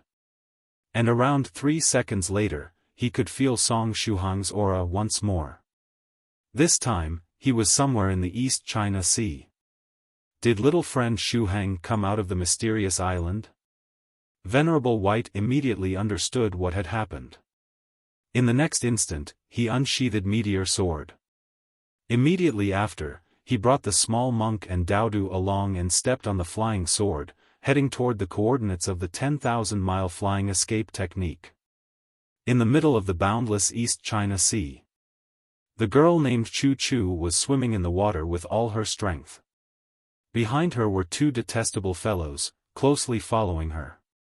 The duo was intentionally forcing her toward a certain route. "We agreed on this place, right? Fox 10 isn't here yet," a man with sharp teeth said in a grave tone. "It's indeed strange.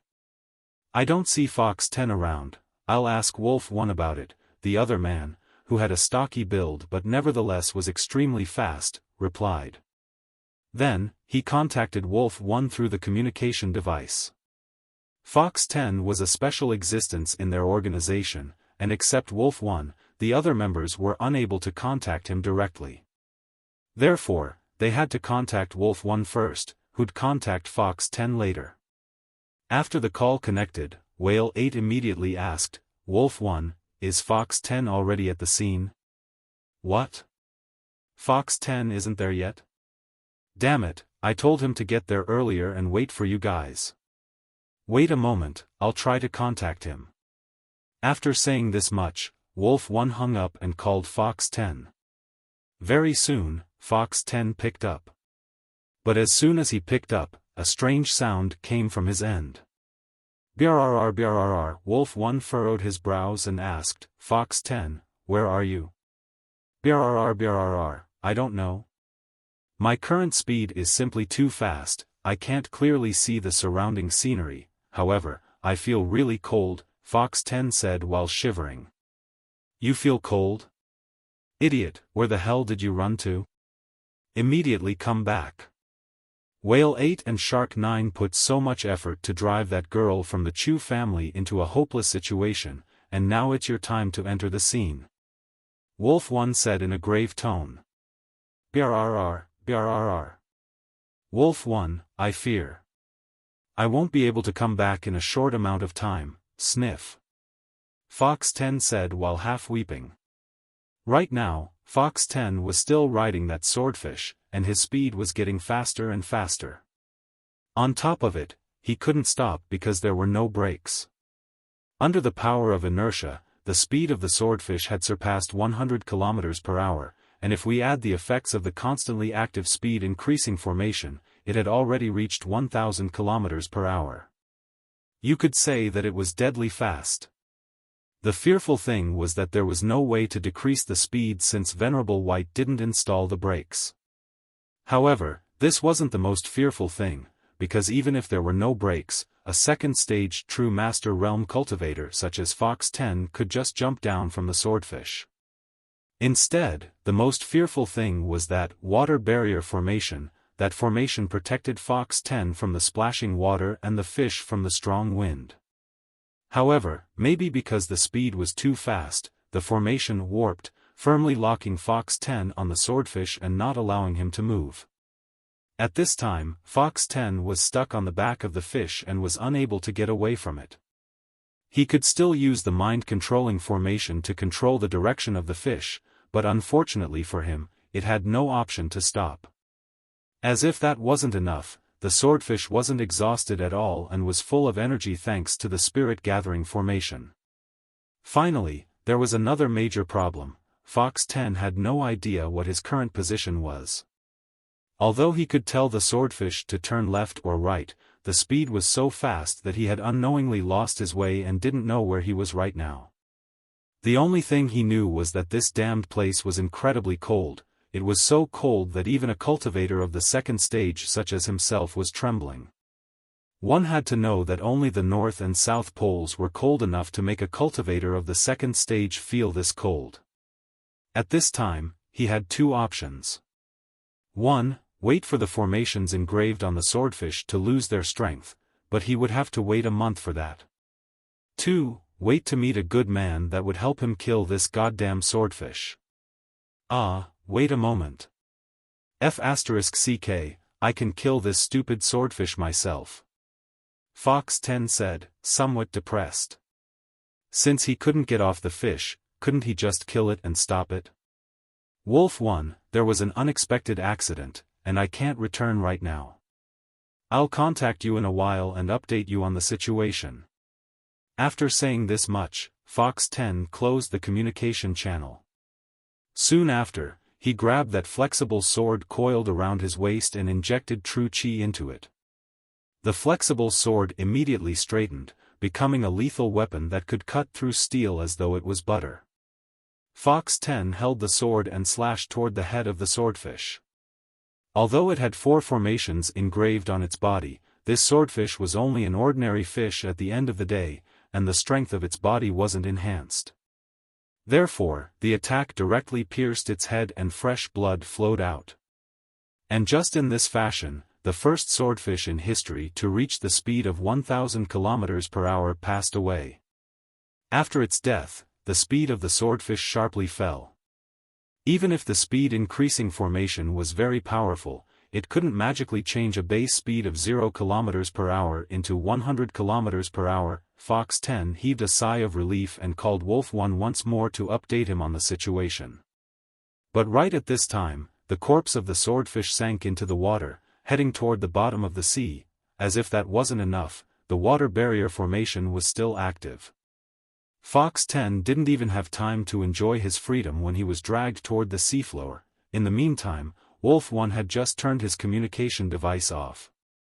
Damned Fox 10, he actually screwed up at such critical moment. *CK, once this mission is over, I'll tie him to a boulder and throw him to the bottom of the sea. As a longtime member of the organization, he had a poor opinion of this stylish fool. Wasn't he just a little more handsome than the others? On what basis did he and the other powerful seniors have to do all those dirty and tiring jobs while this fool had duties such as impregnating young wives, cute girls, and mature women? This stupid world where only your looks mattered was really annoying. Just as Wolf 1 was cursing him in his heart, Fox 10 contacted him through the communication device once more. Wolf 1 furrowed his brows but still answered the call. Wolf 1, I'm in a bad situation. Gurgle gurgle, Fox 10's frightened voice came from the other end. I'm sinking toward the bottom of the sea. Gurgle gurgle, I'll contact you again in a while. Gurgle. Wolf 1. Bastard, sink and die. After hanging up, Wolf 1 contacted Whale 8 and said in a grave tone, Old 8, Fox 10 had an accident. The plan has changed. it's up to you and Shark 9 to catch that choo-choo now. You absolutely can't let her run. If there is a need to, you can use violent methods.